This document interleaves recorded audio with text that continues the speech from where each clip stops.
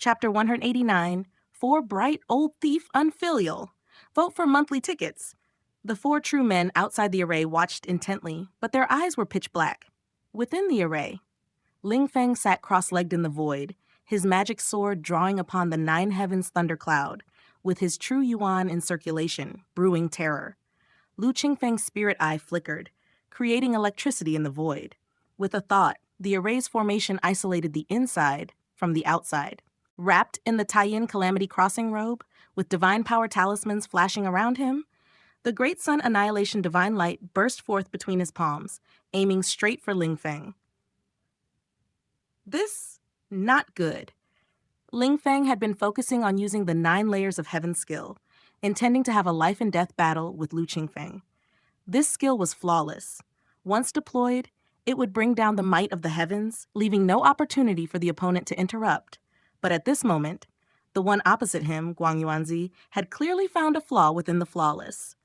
A strike from divine skills was approaching, ready to disrupt his technique and take his life. Impossible. Qingfeng roared, his back breaking into a cold sweat. The body of a formidable true man, his forehead even beaded with sweat. Qingfeng's lips slightly curled. Qingfeng's desperate attempt relied on the 9 layers of heaven skill. As long as his technique was disrupted, he would be of no threat. The Great Sun Annihilation Divine Light was fierce, not only able to disrupt his technique, but also capable of taking his life. This strike was going to be the end of Qingfeng. No. Qingfeng despaired. The magic sword's light grew increasingly brilliant. Qingfeng did not stop. The nature of this young man was obstinate. If not annihilated today, he would surely seek revenge, leading to endless trouble. A decisive kill was needed for a peaceful life afterward. Gaining a profound reputation would ensure that, even if his cultivation stalled and he acted low-key in the future, no one would dare probe. A decisive strike, aiming straight for Qingfeng. But at that moment, Qingfeng felt a sudden chill, looked up, and saw that for some reason, the magic sword in the sky had dimmed its light, looking like ordinary iron, devoid of any visible divine property. However, it was this simple and unadorned sword that inspired infinite fear in Qingfeng. This fear was somewhat familiar.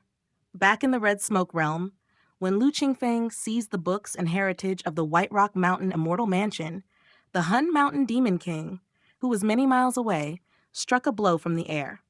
At that time, Qingfeng had just entered the spirit void. Facing a blow from a Jindan Demon King, he felt such fear. At this moment, an 8th rank magical sword, 4 bright Gongbin Yuanjun.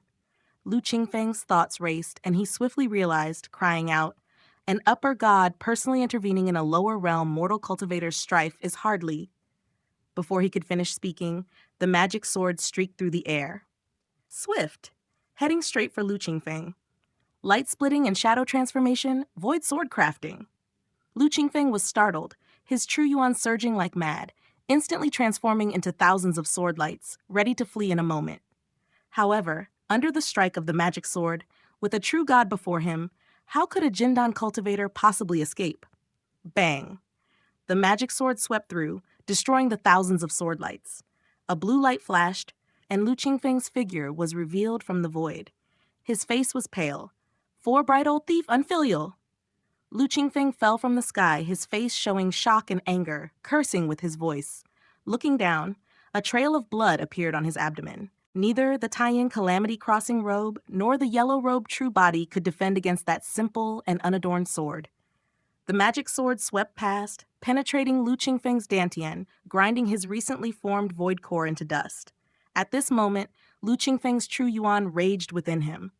200 years of hard cultivation, gone in an instant.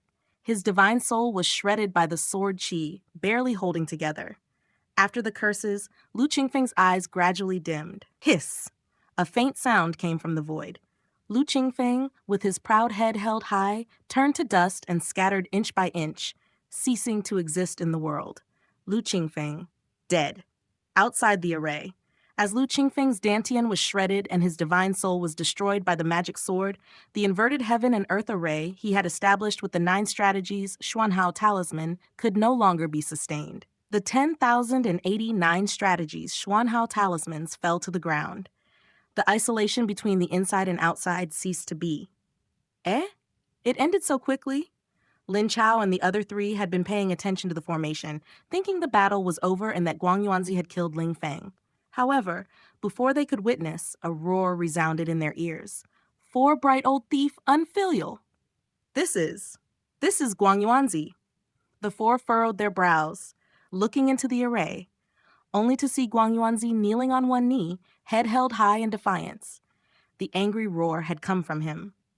Accompanied by the roar that shook the void, a light wind blew, and Guang Yuanzi instantly dissolved into Qingyan, dispersing into the world. Behind Guang Yuanzi, the magic sword hung in the air, landing in front of Ling Feng. Ling Feng was pale.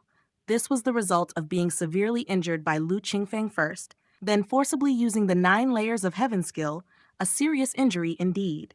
But seeing the magic sword before him, he still respectfully bowed and said, "Disciple is incompetent." The magic sword turned, seemingly emitting a cold snort. Whoosh! It plunged into the ground before Ling Feng, ringing loudly, "This!" The four bright ancestor personally intervened. How could this be? Seeing this scene, Lin Chao, Sima Han, and the other two understood what had happened inside the array.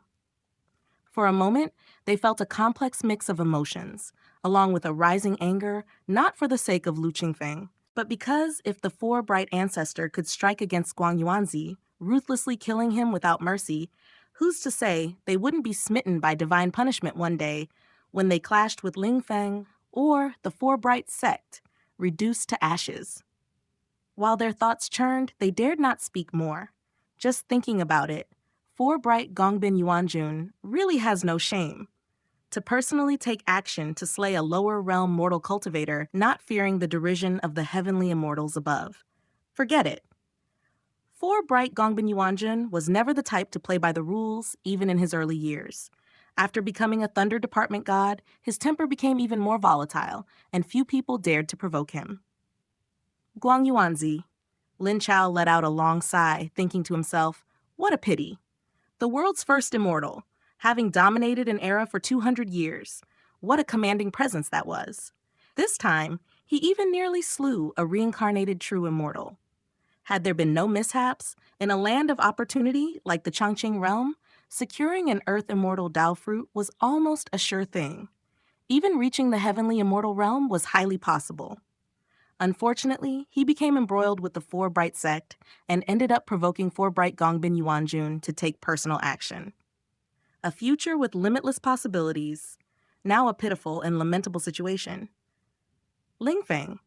Lin Chao looked at Ling Feng, who was rising with the magic sword in his hand, and couldn't help but let out a sneer at the corners of his mouth. Sima Han, Chen Shang, and Luo Ming also cast strange looks toward Ling Feng. To be outclassed and yet seek to provoke. After provocation, even needing the Ancestor Master to clean up the mess, losing face utterly. No one dared to criticize Four Bright Gongbin Yuanjun, but Ling Feng, being so insignificant, need not be concerned. Cradling his sword, Ling Feng, aware of the four gazes on him, inwardly cursed but said, Guang Yuanzi insulted an upper god, deserving endless calamity. The Ancestor Master pitied his hard-earned cultivation and thus banished him to reincarnation. Such an explanation was naturally feeble. Lin Chao and the others were not convinced. Ling Feng didn't care, and after speaking, he waved his hand and picked up the 10,809 Strategies Xuanhao Talisman. With the death of Lu Qingfeng, these 9 Strategies Xuanhao Talismans were also left behind. What a pity that Lu Qingfeng had already ascended to the Jidan realm and opened the Sumeru space. Once someone dies, unless one is a cultivator skilled in divination methods, it is impossible to find the location of their void space. The treasures inside void space, after decades or even centuries without anyone maintaining them, would eventually collapse along with their void space and wander in the void currents. Most would be crushed to dust by the void currents. A few sturdy items, such as the Wind and Fire Pearl and the 9 Strategies Xuanhao Talisman, might one day be encountered by immortals traveling through the void currents, or fall into a small world and become an opportunity for some sect. What a pity, the Wind and Fire Pearl. Ling Feng shook his head quietly. The 9 Strategies Xuanhao Talisman was an array Dao magical artifact, of little use to him, and with only 10,800 of them, they were even more limited in function. The most shameless of all. From a distance, Lin Chao saw Ling Feng shamelessly claiming the 9 strategies Xuanhao talismans as his own, feeling even more disdainful. However, just as Ling Feng waved his hand, about to place the 9 strategies Xuanhao talismans into the Sumeru space, his body suddenly trembled violently. He felt the sense of imminent disaster. Before he could react, he felt a constriction around his divine soul. A Jidan true man's divine soul was already extremely powerful. Yet when he looked within, he saw blood threads entwining around his originally clear and immaculate divine soul. The blood threads tightened more and more, causing his divine soul to feel bound, and intense pain started to surge. A curse? Ling Feng, as a reincarnated true immortal, worldly and seasoned, immediately realized he had been struck by a curse. Who dares to cast such an evil spell on me? Ling Feng exclaimed in shock and anger. This was truly one disaster after another. Just a glance at this curse was enough to tell it was no small matter, and even he couldn't help but feel all sorts of fear. Before he had time to react, he saw layers of blood threads suddenly tighten. From somewhere in the void came countless layers of blood threads, covering his divine soul. His divine soul was wrapped into a bloody figure. Then it tightened fiercely. Ling Feng's eyes bulged with anger, yet his body, bound by the divine soul, trembled continuously from the acute pain, emitting a wave of defeated energy.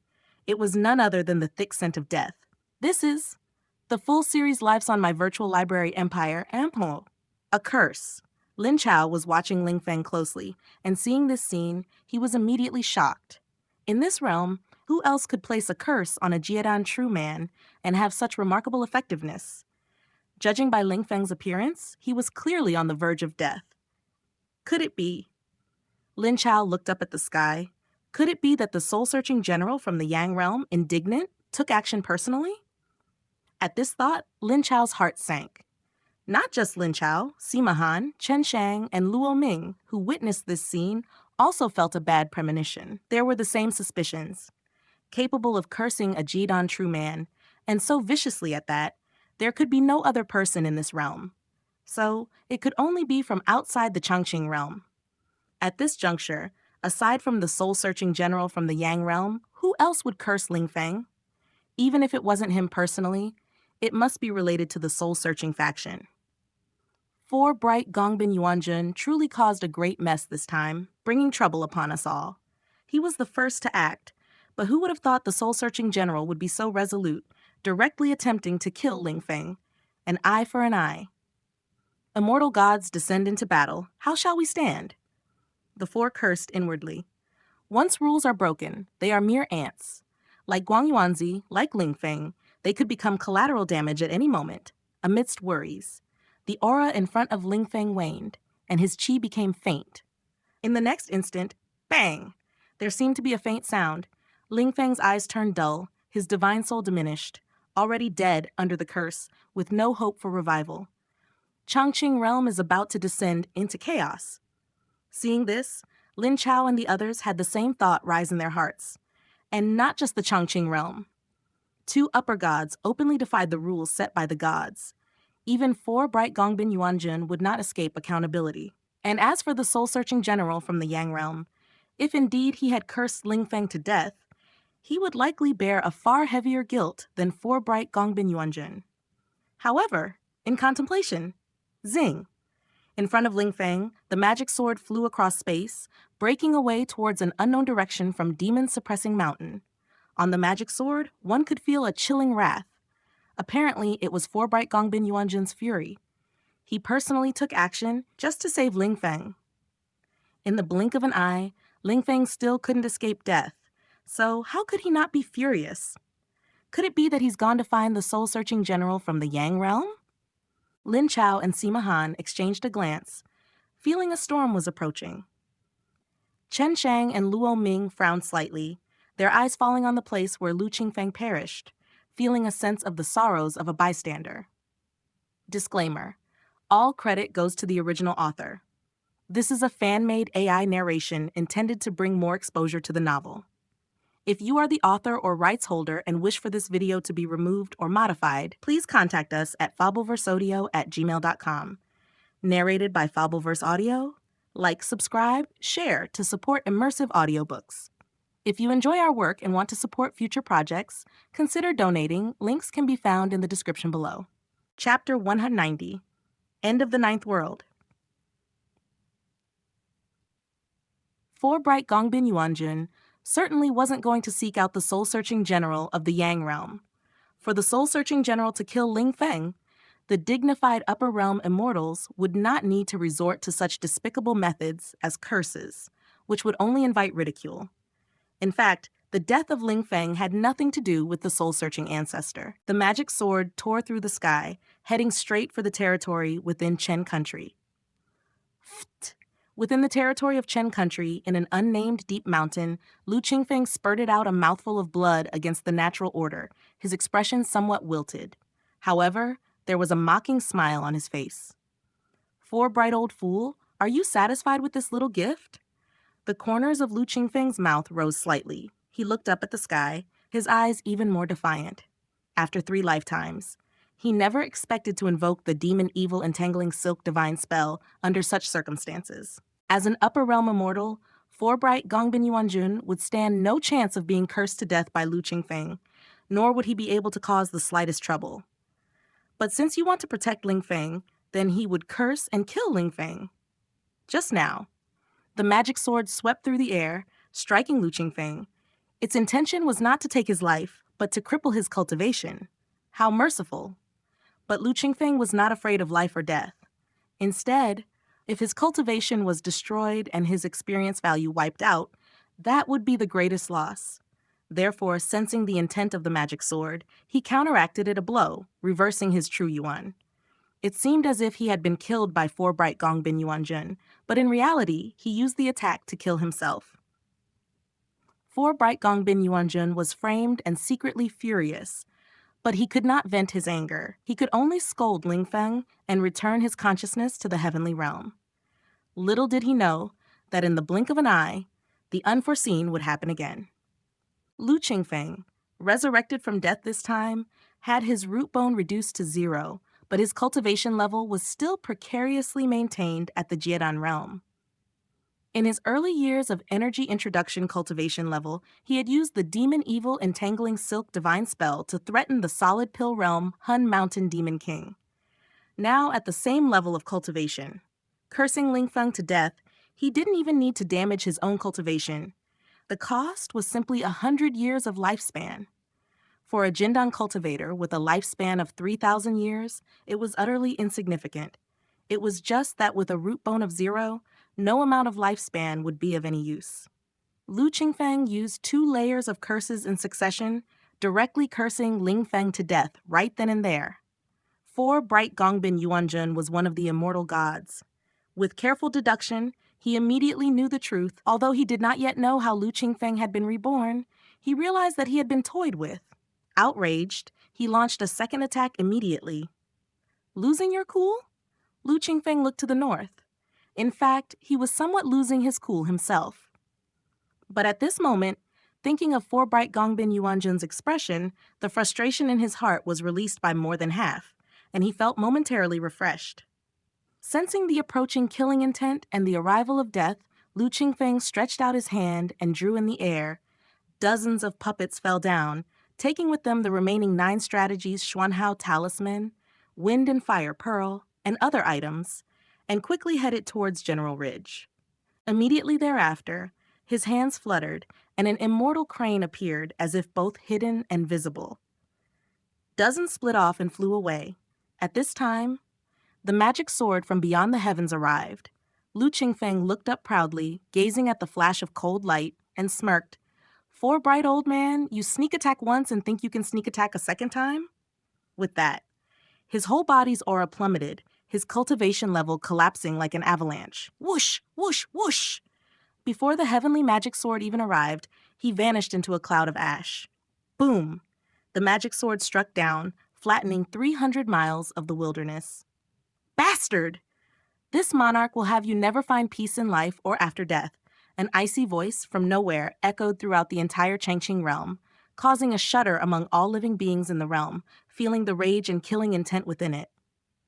Which immortal god is this? Xuan Music was cultivating his mental state through the yin-soul battle formation, invoking heart demons, when he suddenly heard the voice echoing between heaven and earth and was surprised. Ziqi True Immortal also heard it and frowned slightly. It seems to be the voice of Four Bright Gongbin Yuanjun. He had the fortune to have seen this great deity, having witnessed him chastising the gods under the Thunder Department, hence he recognized it. But who exactly had provoked Four Bright Gongbin Yuanjun to such fury? Chang Lin revealed his figure in the sky, his face carrying a solemn expression. Four Bright Gongbin Yuanjun is the ancestor of the Four Bright sect. Qingfeng had intended to provoke my teacher outside demon-suppressing mountain. Upon hearing this, Xuan Music and Ziqi were both startled. Impossible! Ziqi True Immortal shook his head. Although my teacher is strong, even if he killed Qingfeng, why would he provoke such anger from the great Thunder Department god? There must be another reason. Upon hearing this, Xuan Music also felt Ziqi's elder brother's words were more reasonable. This chapter was made possible by the MVL community. However, the next moment, 3 palm-sized paper cranes arrived flapping their wings, falling before the 3 individuals. Teacher? Seeing the paper cranes, Xuan Music and Ziqi looked at Chang Lin simultaneously. Chang Lin's expression changed. He reached out to catch a paper crane, only to hear the cold voice of his teacher from within. Command the followers of Soul-Searching Temple to subdue Four Bright Evil Sect. Never rest until death. The voice reverberated, and the 3 looked at each other, speechless. On Peak Rain Mountain. Inside the cave dwelling, Lu Qingfeng opened his eyes. A bitter smile flickered across his face. Crashed. This was truly unexpected. In the game, he had killed Chang Fengzi of Windfire Temple and Chang Qi of 7 Insect Immortal Mountain, and nothing had happened. Upper realm deities and 2 sect ancestors apparently would not bother with him, a lower realm mortal cultivator. But this time, Four Bright Gongbin Yuanjun. A trace of helplessness flashed through Lu Qingfeng's eyes. This great deity ranked even above the soul-searching ancestor. It was feared he belonged to the ranks of heavenly immortals, with lofty status and profound cultivation. Such a celestial being would, because of Lu Qingfeng's attempt to kill a true immortal descending from Four Bright sect, disregard his prestige and cross realms to act, destroying a person's human Dao foundation. No one had expected this. Protective? Impulsive? Or is it because my existence has harmed the interests of this deity or other deities in the heavens? Lu Qingfeng pondered, but could not fathom it out. Even if he did fathom it, it would be of no use. He could only silently lament that returning to the Changqing realm was out of the question. Disclaimer: all credit goes to the original author. This is a fan-made AI narration intended to bring more exposure to the novel. If you are the author or rights holder and wish for this video to be removed or modified, please contact us at fableverseaudio@gmail.com. Narrated by Fableverse Audio. Like, subscribe, share to support immersive audiobooks. If you enjoy our work and want to support future projects, consider donating. Links can be found in the description below. Chapter 190, End of the Ninth World. Looking back at the Changqing realm, gazing upon my 9th life. Lu Qingfeng rose through the ranks in the Changqing realm, unrivaled under the heavens. He once believed he could ride the winds of fortune, leverage the opportunities offered by demon-suppressing mountain to reach new heights, even to catch a glimpse of the realms of the immortal gods. Who would have thought that the upper realm immortals would stoop so low as to intervene personally? Against the hand of an immortal god, Lu Qingfeng had no chance of escape. He chose death instead. After death, full of fury, he could only seize the unguarded moment to curse Qingfeng to death. Soon after, Four Bright Gongbin Yuanjun came to his senses, tracking the ethereal traces to exact revenge. Lu Qingfeng took advantage of the gap, settling his affairs. He returned the Wind and Fire Pearl, 9 strategies, Xuanhao Talisman, and other 8th-rank magical artifacts back to General Ridge. He then used Fu He to give the order to annihilate the Four Bright sect. Although the Four Bright Gongbin Yuanjun was strong, the Soul-Searching Temple is the mightiest in the Changqing realm. Once they make a move, No immortal sect under heaven can withstand them.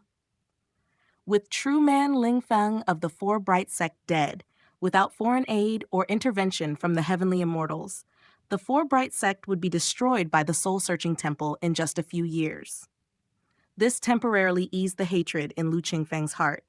As for the future, someday when I ascend to the upper realm, I must seek out that old man from Four Bright and settle the score once and for all.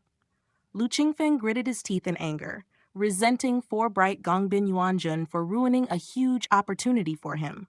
Unfortunately, with his core formation cultivation, even cursing with his life repeatedly, he could not trouble Four Bright Gongbin Yuanjun due to the vast difference in their ranks.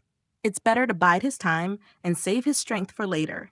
With a vast amount of core formation experience value, he could refine techniques, cultivation method, and pill recipe, and then seek reincarnation. He would not give Four Bright Gongbin Yuanjun any chance to prevail, or else he would lose a great deal of experience value.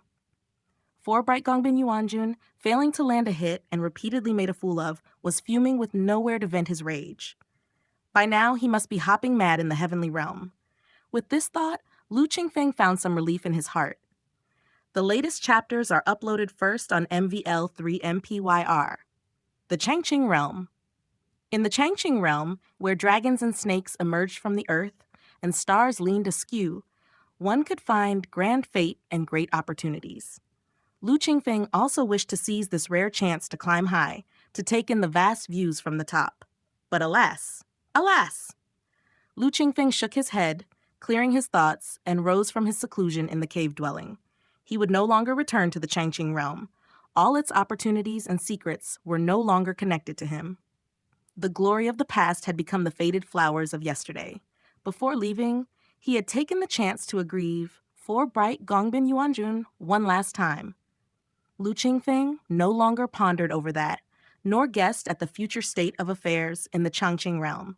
He would quietly wait for the next life to begin in 2 months. Protected by the game system, concealing heaven's secrets, and with Lu Qingfeng's choice being a random reincarnation, even with Four Bright Gongbin Yuanjun's Dao ability and rank, he could not calculate where Lu Qingfeng would reincarnate.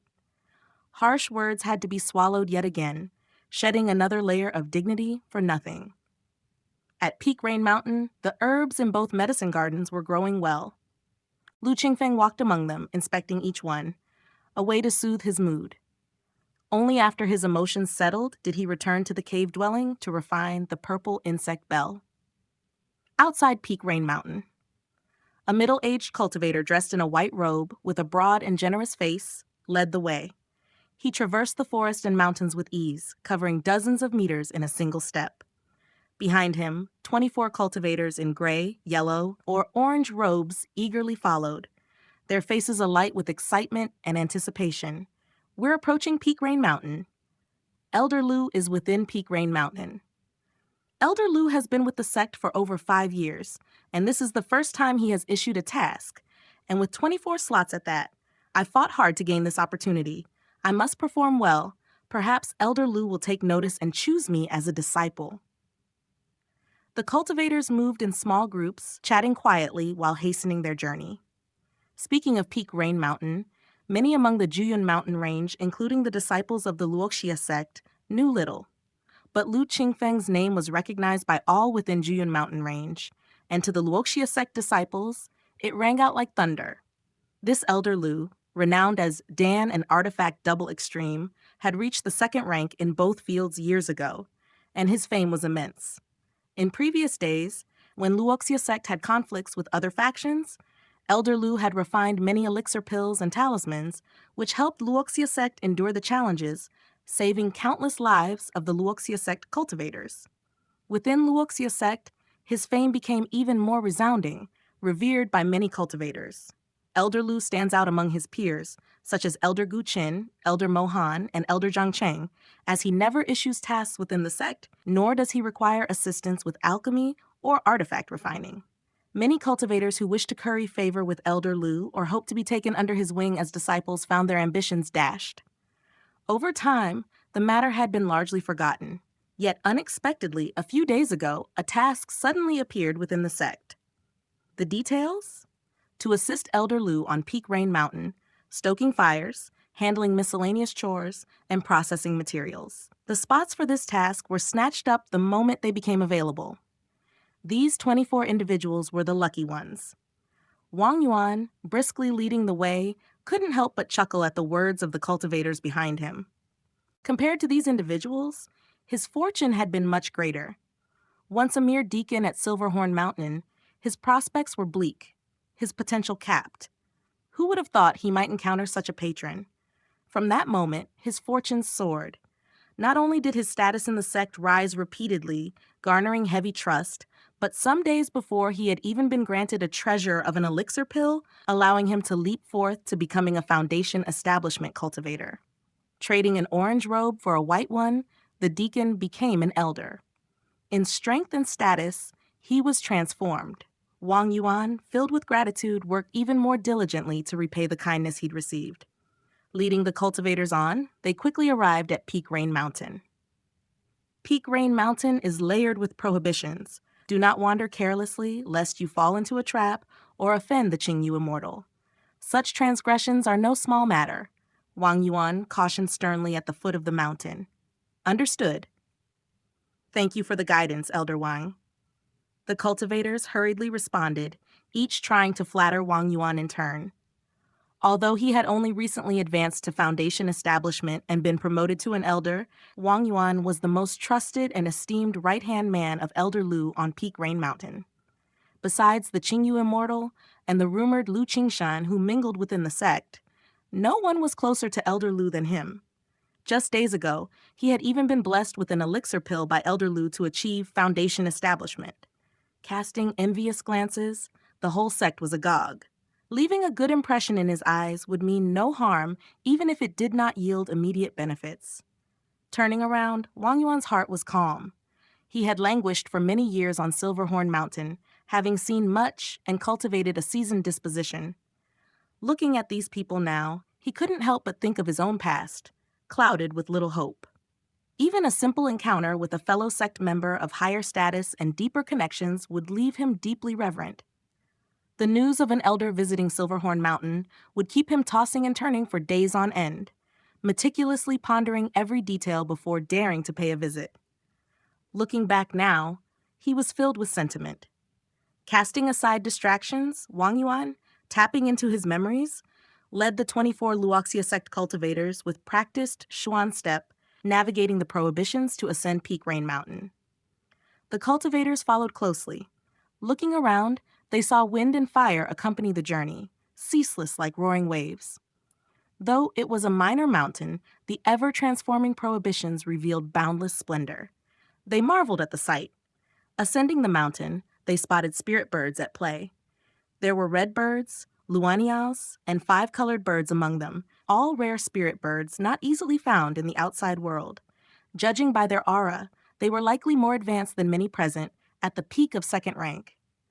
These spirit birds are all fostered by Elder Lu and won't attack us. In the future, if you encounter them on Peak Rain Mountain, you need not fear, but you must show them the proper respect. Wang Yuan spoke up. So these are raised by Elder Lu. I had no idea that aside from the iron-feathered flying eagle and the white crane, Elder Lu had these spirit birds as well. As the people affirmed his words, another wave of discussion arose. Their horizons broadened, and their curiosity about Elder Lu grew boundless. The outside world knew only that Elder Lu fostered an iron-feathered flying eagle and a white crane, both third-rank spirit birds. The former served as Elder Lu's mode of transport, while the latter was the Qingyu immortal's mount.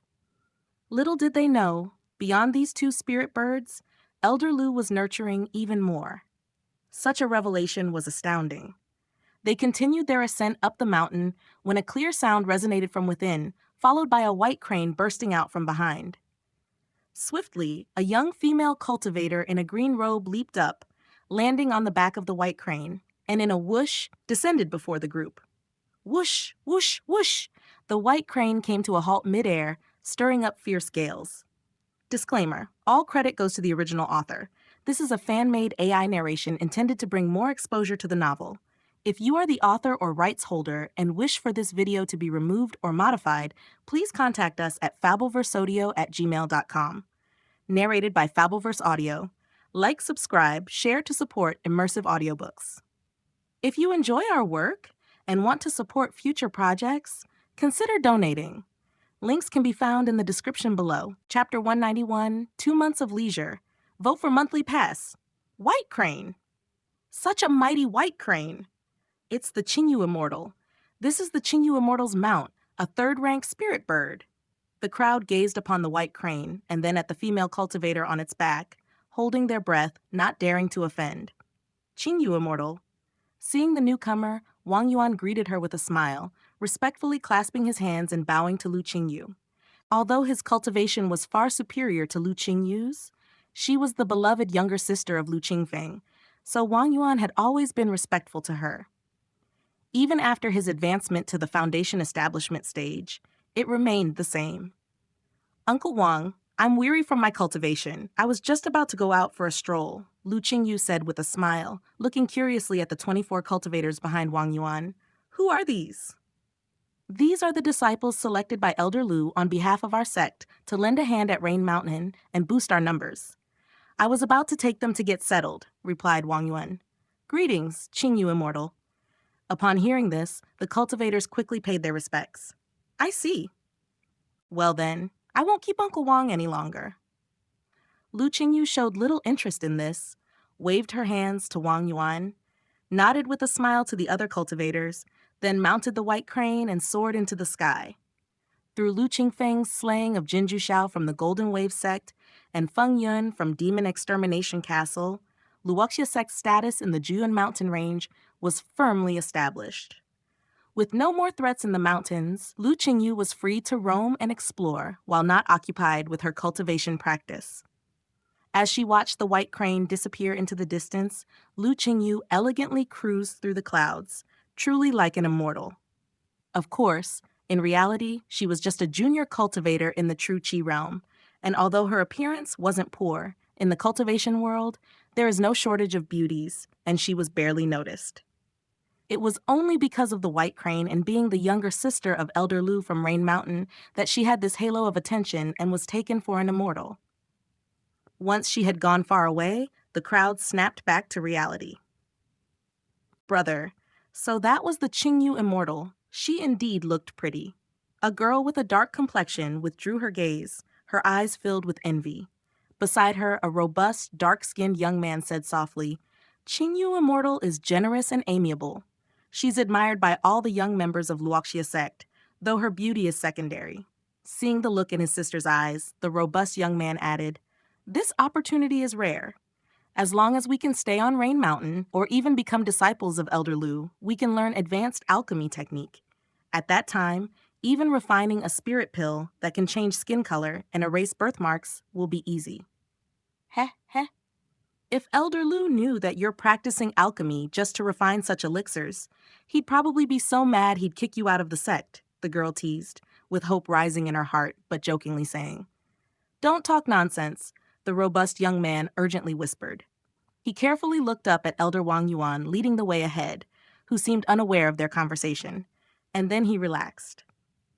Speaking carelessly about Elder Lu had its risks, large or small. It was always inappropriate. The girl realized she had spoken out of turn and shrank back, leaning closer to her brother. The two stood inconspicuously at the edge of the group, daring not to speak again. Wang Yuan led the group to a place ahead. Several buildings had been constructed here, including accommodations as well as alchemy and artifact refining rooms, just large enough to accommodate 30 to 40 cultivators. Upon arrival, Wang Yuan stopped and declared loudly, This place shall be your new residence. Elder Lu and Qingyu Immortal enjoy their peace, and their cave dwellings are not far up the mountain. Do not make noise in the mountains to avoid disturbing them. Elder Lu will later come here to assign tasks and impart techniques. Learning even a thing or two from Elder Lu will benefit you greatly, even if you leave Rain Mountain in the future.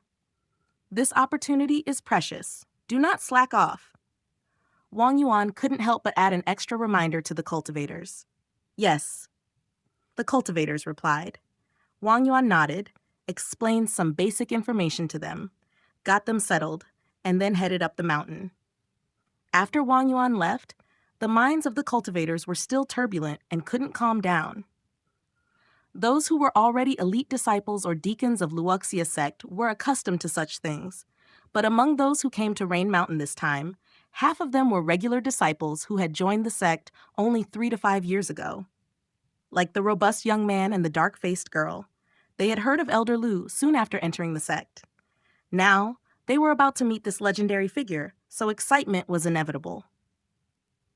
In the cave dwelling, Wang Yuan stood before Lu Qingfeng, reporting, "This batch of disciples, as per the elder's request, includes 6 deacons, all at True Chi 9th layer. 6 elite disciples whose cultivation ranges from True Chi Realm 4th level to True Chi 9th layer. 12 ordinary disciples, all of whom have just entered the sect, still only possessing the fetal breathing realm." Lu Qingfeng stood tall, nodding slightly. Luoxia sect worked efficiently and showed the respect they had for him.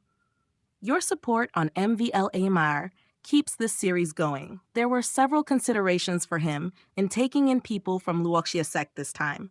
One was his respect for Yue Lingxi's righteousness. Lu Qingfeng also wished to do something for this venerable elder. Yue Lingxi's only wish in life was the prosperity of the sect. For a sect's prosperity, besides the need for powerful experts, alchemy and artifact refining were indispensable. Thus, within the limits of his ability, Lu Qingfeng intended to cultivate some seeds for alchemy and artifact refining masters for Luoxia sect. Moreover, this was also Lu Qingfeng's way of repaying the Luoxia sect before leaving the Juyan mountain range. Secondly, although he now had 100 times more time for cultivation and leisure compared to ordinary people, for cultivators, time was always in short supply. In reality, alchemy and artifact refining took up considerable energy and caused significant delays. Hence, Lu Qingfeng planned to personally mentor a group of disciples. He didn't expect them to have profound achievements in alchemy or artifact refining, but as long as they could handle various refining materials and assist in the process, thereby saving him some time, his efforts would not be in vain. Especially after the longevity trial of the Qingyuan sword sect, Lu Qingfeng needed to prepare a vast quantity of elixir pills, talismans, and magic artifacts. If it all depended on him alone, it might be manageable initially, but decades later, with an increase of Qingyuan sword sect disciples, he feared all his spare time besides cultivating would be dedicated to these tasks. This was not cost-effective. It was better to prepare early and train a batch of alchemists and artifact refiners. They could refine low-level spirit pills, low-level magic artifacts, and handle preparatory work or fire control when Lu Qingfeng was refining elixirs and artifacts. This approach would not only save Lu Qingfeng a vast amount of time, but would also cultivate a strong core of alchemists and artifact refiners for the Luoxia sect. With some luck, 1 or 2 promising students could emerge, ensuring that the Luoxia sect would remain strong in elixirs and magic artifacts, even after Lu Qingfeng's departure. However, with less than 100 years, Lu Qingfeng did not even entertain the thought of training fully fledged alchemists and artifact refiners. His focus was on mass production while selecting promising talents. In this way, even without any standout students, cultivating dozens or hundreds of high-level refining apprentices and top-level artifact refining apprentices would save him a significant amount of time. It would also enhance the foundation of the Luoxia sect. Given the Luoxia sect's current status in the Juyan mountain range and Lu Qingfeng's position within the sect, he no longer had to play it as safe and constrained as before. He could take bold actions within certain boundaries. Right now, this was just the first attempt. If the results were satisfactory, he might even consider going a step further in the future. But that was a matter for later and not something to be considered at the moment. During these 2 months, while my game character is undergoing reincarnation, and I have some rare leisure time, I'll first select 1 or 2 batches of disciples to establish a framework. After that, the senior members can lead the new members, and I will provide guidance when I get the chance. The rest of the time, Wang Yuan can take care of things. Such leisure time over 2 months was precious. Lu Qingfeng spent his time in the north of the mountain, imparting various basic alchemy and artifact refining techniques. Having experienced numerous lifetimes in the game, his proficiency in alchemy and artifact refining had already reached a 4th rank. With a bit more intense effort, a breakthrough to 5th order was always a possibility. A 5th order alchemist and artifact master was capable of rivaling a Jidan true man without relying on cultivation level. To a certain extent, it was a highly esteemed position. Over the years, Lu Qingfeng collected various elixir recipes, elixirs, methods of refining magic artifacts, as well as fundamental books on alchemy and artifact refining, including various techniques and theoretical writings. During his free time, he would ponder and study these, sometimes using the derivation technique feature to integrate them. His foundation was now countless times more solid than in his previous lives. Now, as he began to instruct, he did so with ease, often hitting the nail on the head. The disciples selected to join Peak Rain Mountain were all quick-witted, or had some foundation in handling medicinal herbs and forging. They knew the opportunity was precious. Blessed with the classic texts bestowed by Lu Qingfeng, they studied day and night, continuously refining their understanding, boosted by Lu Qingfeng's occasional guidance. Their progress was remarkably swift. However, whether in alchemy or artifact refining, theoretical knowledge was only the foundation. Actual operation was the true test of skill, not something that could produce results overnight. It required time and effort. Lu Qingfeng was in no rush. He didn't need to enter the game these 2 months. Aside from his regular cultivation, he only had to spare some time for instruction. With his insight, he could discern a person's character and talent in just a few days. In just half a month, disciples came and went from Peak Rain Mountain, and those who remained from the first batch of 24, after half a month, were just half. With new members continuously joining, their numbers did not decrease, but instead increased to 31. In between cultivation and mentoring disciples, Lu Qingfeng also had to refine magic artifacts and elixirs, cultivate iron fire ants and spiritual medicines, and set up enchantments and arrays, among other tasks. Despite the leisure time, he was, in reality, incredibly busy. Only at night, he would enter the game, where time flowed 100 times faster, and silently recite the Yellow Court scripture.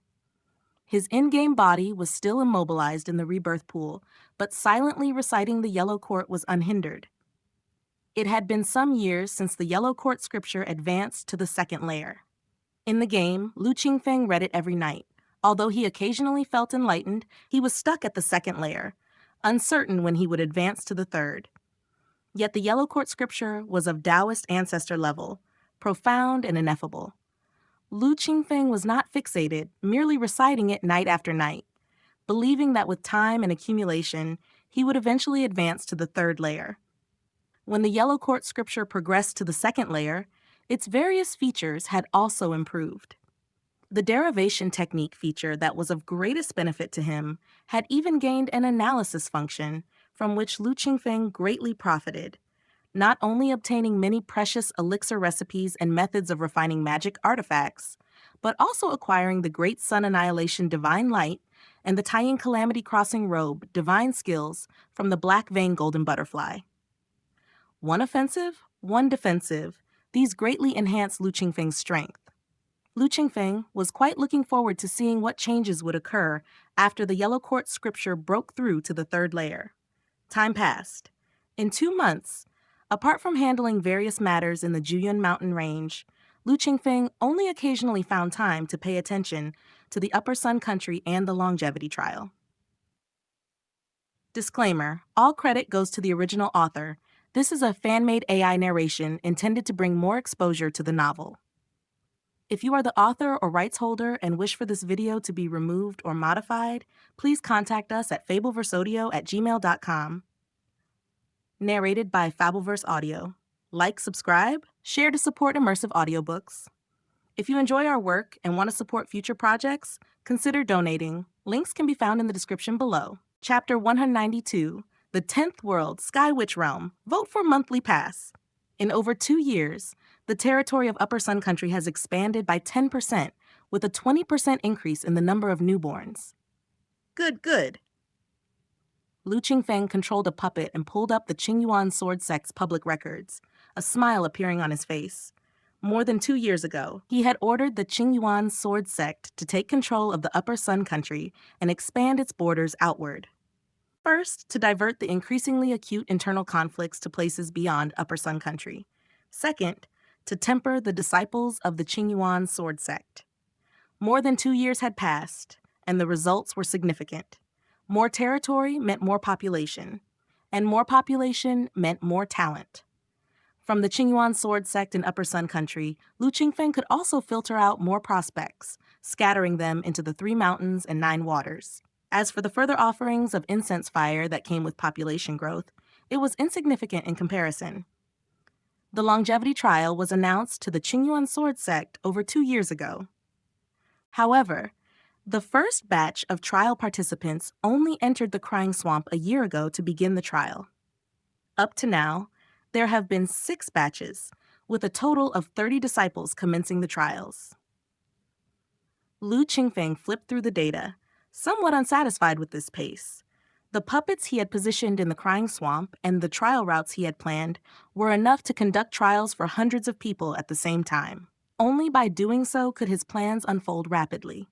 A mere 30 disciples was far too few. Fortunately, this is only temporary. Without a supply of elixir pills, it's no easy feat for disciples of the Qingyuan sword sect to cultivate to the true Qi realm 4th layer in a realm like Upper Sun Country. However, once a number of disciples with alchemy talent grasp the refinement of intermediate and low-level elixir pills, the number of disciples undergoing trials will surely surge. Lu Qingfeng shook his head, knowing that such things could not be rushed. He had stayed in Upper Sun Country and knew the difficulty of cultivation in a land where spiritual energy was scarce. But once Qingyuan Sword Sect's disciples could refine intermediate and low-level elixir pills on their own, improving their cultivation level wouldn't be hellish in difficulty. At the very least, progress before reaching the true Qi realm could be ensured. And the scarcity of resources would push the Qingyuan Sword Sect to explore and expand outward even more vigorously, forming a virtuous cycle.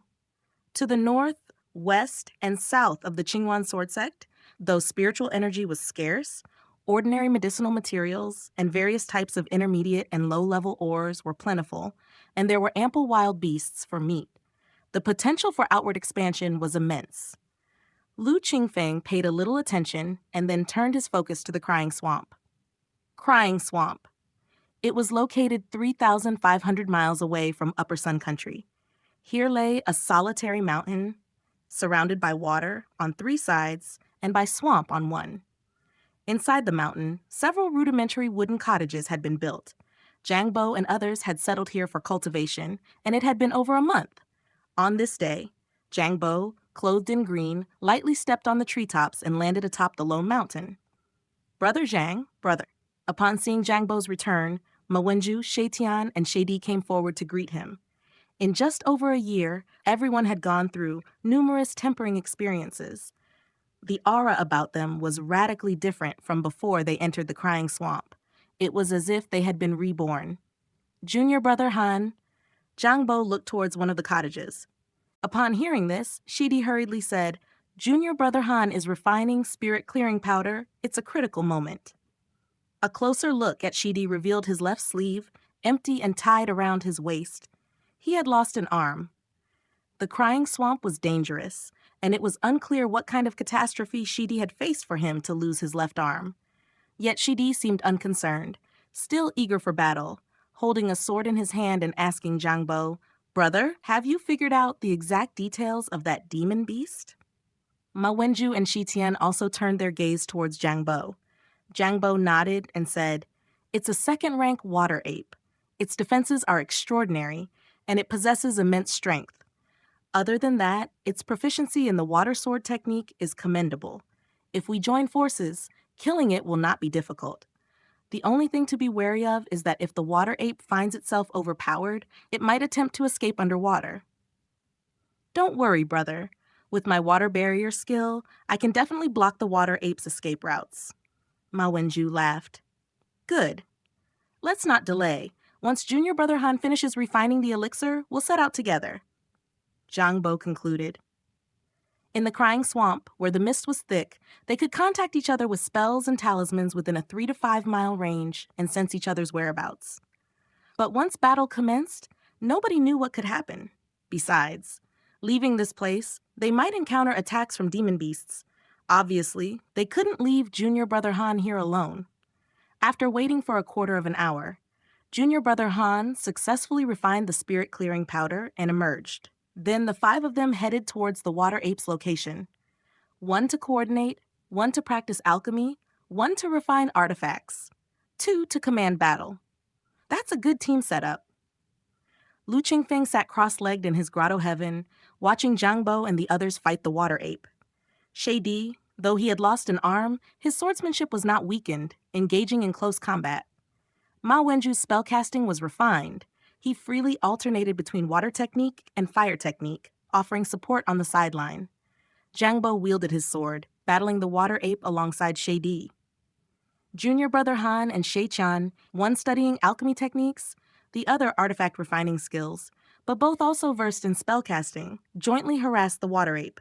Thus, after a battle lasting the time it takes to drink a cup of tea, the water ape, overpowered, tried to flee but was blocked by the water barrier skill.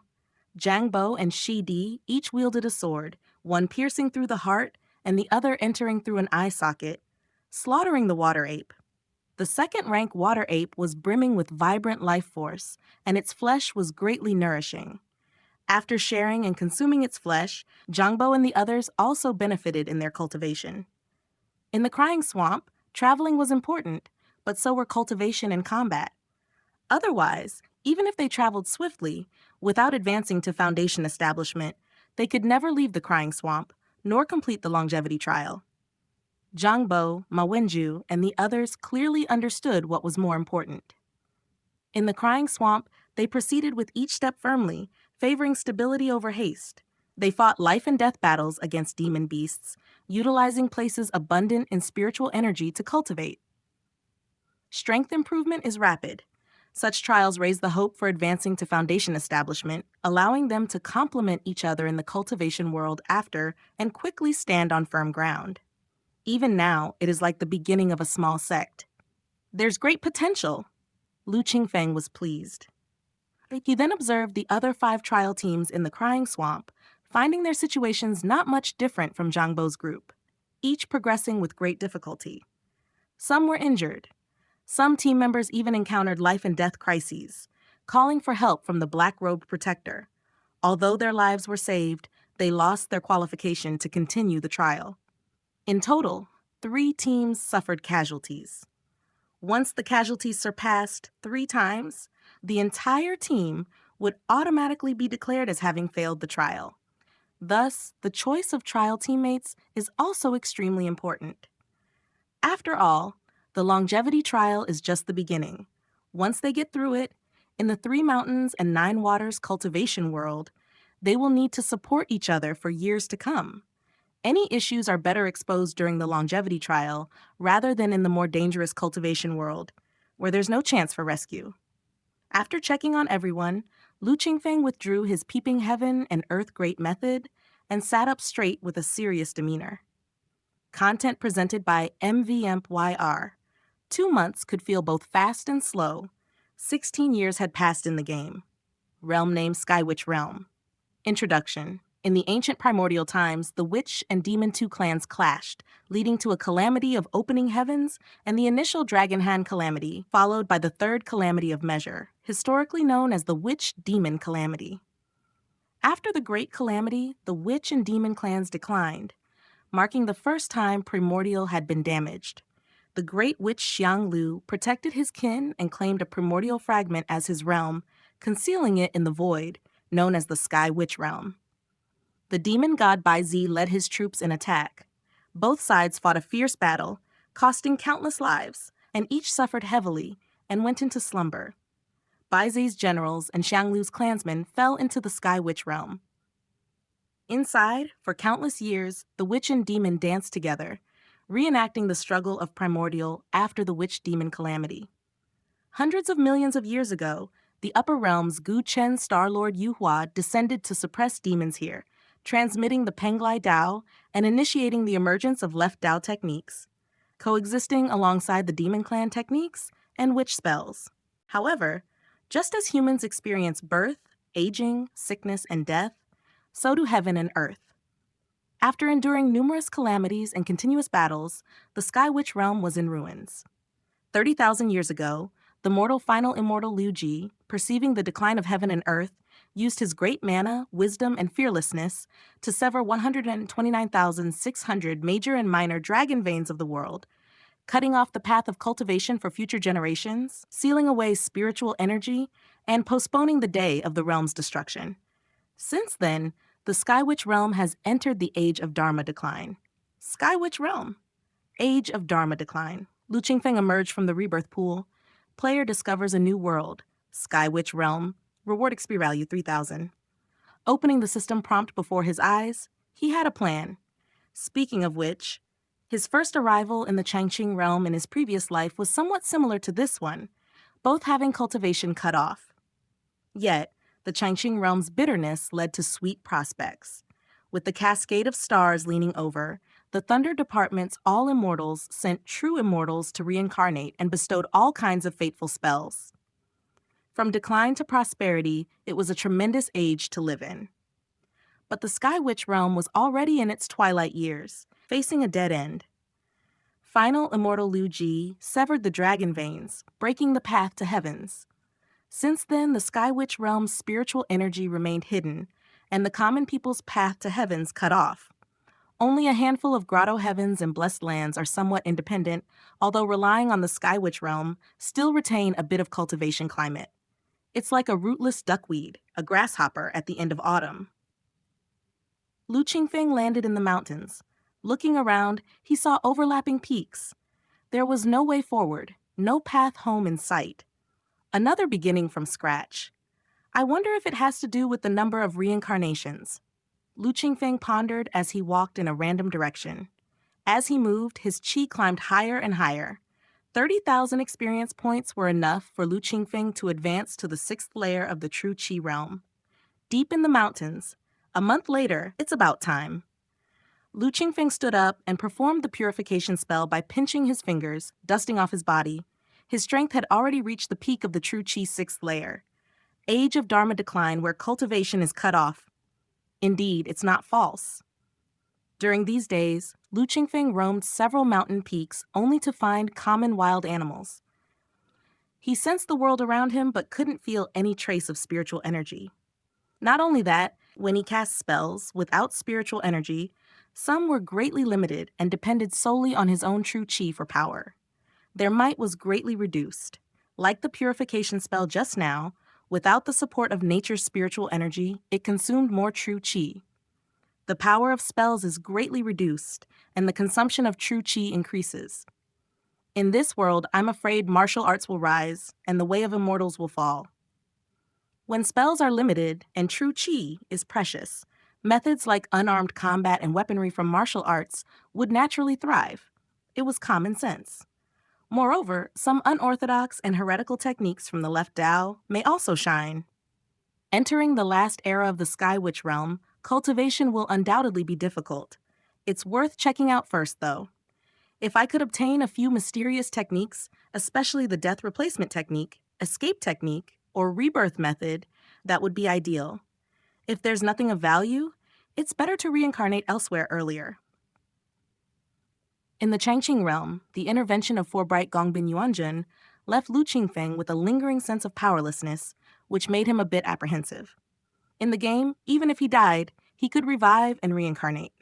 In the future, after ascension to the upper realm, he might even have a chance to avenge himself against 4 bright Gongbin Yuanjun. But if he were to die in reality, that would be the end of everything. If he could find a wonderful technique that allowed him to replace death, escape danger, or even resurrect, even if calamities occurred, he could still preserve himself and not let everything turn into nothing. The blood rebirth technique, within the special features of the Yellow Robe True skill, is a pity though, as this technique can only be practiced after core formation. I haven't had time to condense the Yellow Robe True blood in the game yet, let alone when I might be able to advance to core formation and practice it in reality. Most high-grade body refinement techniques have this feature. With a body connected to the mysteries, whether regenerating a severed limb or blood rebirth, it's all easy. It's hard to be killed. As a mysterious grade body refinement technique, the Yellow Robe True Skill would not be lacking, but distant water cannot quench immediate thirst. Moreover, the blood rebirth technique, despite its mystery, requires a great reduction in cultivation upon use, making it a last resort. Other methods must be sought. Lu Qingfeng left the place of his isolation, looking for signs of life. Having experienced numerous worlds and 9 lives, he was now well-versed in navigating them. Disclaimer: all credit goes to the original author. This is a fan-made AI narration intended to bring more exposure to the novel. If you are the author or rights holder and wish for this video to be removed or modified, please contact us at fableverseaudio@gmail.com. Narrated by Fableverse Audio. Like, subscribe, share to support immersive audiobooks. If you enjoy our work and want to support future projects, consider donating. Links can be found in the description below. Chapter 193, Hu Wei Immortal Master, Purple Pavilion Wanderer. Vote for monthly pass. Beneath Hu Wei Mountain lies Hu Wei Village. Decades ago, ferocious tigers prowled Hu Wei Mountain, often devouring people. Then the Immortal Master descended, subdued the tigers, and Hu Wei Village finally found peace. Over the years, the village has grown to several hundred inhabitants. The villagers, simple and honest, grateful for the Immortal Master's kindness, would dedicate a portion of their crops and hunting yields to the mountain. It was both a sign of thanks and a hope to keep the Immortal Master nearby, shielding Hu Wei Village. Whether the offerings took effect, or the Immortal Master took pity, nobody knew. But for the following decades, the Immortal Master truly made Hu Wei Mountain his residence. Whenever villagers faced untamable beast attacks, he would descend and wield his divine skills to slay the creatures. The villagers' reverence for the Immortal Master grew ever stronger. They honored him with the title Hu Wei Immortal Master. Whenever a newborn arrived, they would consider it a great fortune to be blessed with a name given by the Hu Wei Immortal Master. Some 10 miles away from the village, there lay a low hill, the villagers' burial ground. Living generation after generation within the mountains, outsiders even called them mountain barbarians. They never took burying the dead too seriously. When villagers died of old age, illness, or mauled by wild beasts, they were all discarded on this low hill, buried haphazardly. Thus, it was named Chaotic Burial Mound. At nightfall, yin winds swept through Chaotic Burial Mound with howling gales through the woodland, creating eerie sounds that the villagers believed were the cries of ghosts and spirits, daring not to venture near after dark. But on this night, a lone figure flickered in the pitch dark. Looking closely, this person donned a black robe with disheveled long hair and a face painted with uncanny patterns. Ordinary people would be petrified at a glance. The person was unmoved by the mournful yin winds. Standing before a fresh grave, he seriously burned incense and offered prayers. The incense was strange. It withstood the wind, emitting bursts of an unusual aroma. After the prayers, with the incense still burning, the black-robed man took a vine cut from a tree and stuck it on top of the grave. Once inserted, he muttered an incantation. Suddenly, the vine began to grow naturally at an astonishing rate. When the vine had flourished, the black-robed man, muttering under his breath, wielded a peach wood sword. He then took out a yellow talisman from his chest, chanting a spell and burning the talisman. While chanting, he cut a small section of the vine on the grave with the peach wood sword, took a carving knife, and whittled it into a small wooden puppet about 1.5 inches tall, painting features with ink and cinnabar. All this was done ceremoniously. Just as midnight struck, the black-robed man raised his head, revealing a sinister smirk on his cryptic face. He stored the small wooden puppet within a glass bottle and cried out in a triumphant tone to the 4 directions. 4 gusts of yin wind converged from all directions, swirling around him. The black-robed man extended the glass bottle, and the yin winds, full of elation, plunged inside. Ooh! Soon after, the bottle began to emit eerie and unsettling sounds. Clutching the glass bottle, the corners of his mouth twitched with amusement. Backed by the weird noises, yin winds, and darkness, he appeared exceedingly ominous and intimidating. Just as he was about to leave, "Well, what do we have here?" "Some wonderful method surely, just to find out it's merely a minor technique of cultivating yin ghosts." From deep within the forest, a voice emerged. "Who's there?" The smile on the black-robed man's face vanished instantly as he bellowed toward the source of the voice, his face taut with vigilance. Lu Qingfeng stepped out of the woods, rather disappointed. He had thought it might be some sophisticated method of enslaving ghosts, but found it was just the lowliest craft of cultivating yin ghosts, hardly worthy to be showcased. Not to mention anything else, even the mere 7 evil banner surpassed this technique by countless measures. "Who are you?" The black-robed man looked at Lu Qingfeng and asked sternly. Silently emerging like that, and alone no less, he was not an ordinary person. In the pitch-black night, considering his looks, he seemed just a youth. Inwardly, he grew even more wary. Don't panic. I just want to ask you a few questions." Lu Qingfeng waved his hand, stepping forward to stand before the black-robed man, laughing lightly. "What is it?" The black-robed man gripped the glass bottle tighter, retreating a few steps as Lu Qingfeng approached. Lu Qingfeng chuckled, unconcerned, and directly asked, "Do you happen to know where the exit is among these towering mountains? In this region of the Earth realm, are there others like you, with such extraordinary abilities?" Between layers of mountains and valleys, it was difficult to get anywhere. Ordinary villagers couldn't venture more than a dozen miles from home, and information was scarce. After emerging from the rebirth pool for more than 2 months, Lu Qingfeng had encountered average villages, learning nothing from his inquiries. This black-robed man, however, was the first extraordinary individual he met with some skill. Thus, after some observation, he revealed himself to ask.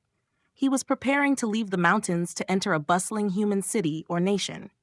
But before that, if he could interact with a few more individuals like the black-robed man before him, to gain insight into and familiarize himself with the combat methods of the Sky Witch realm, it couldn't be better.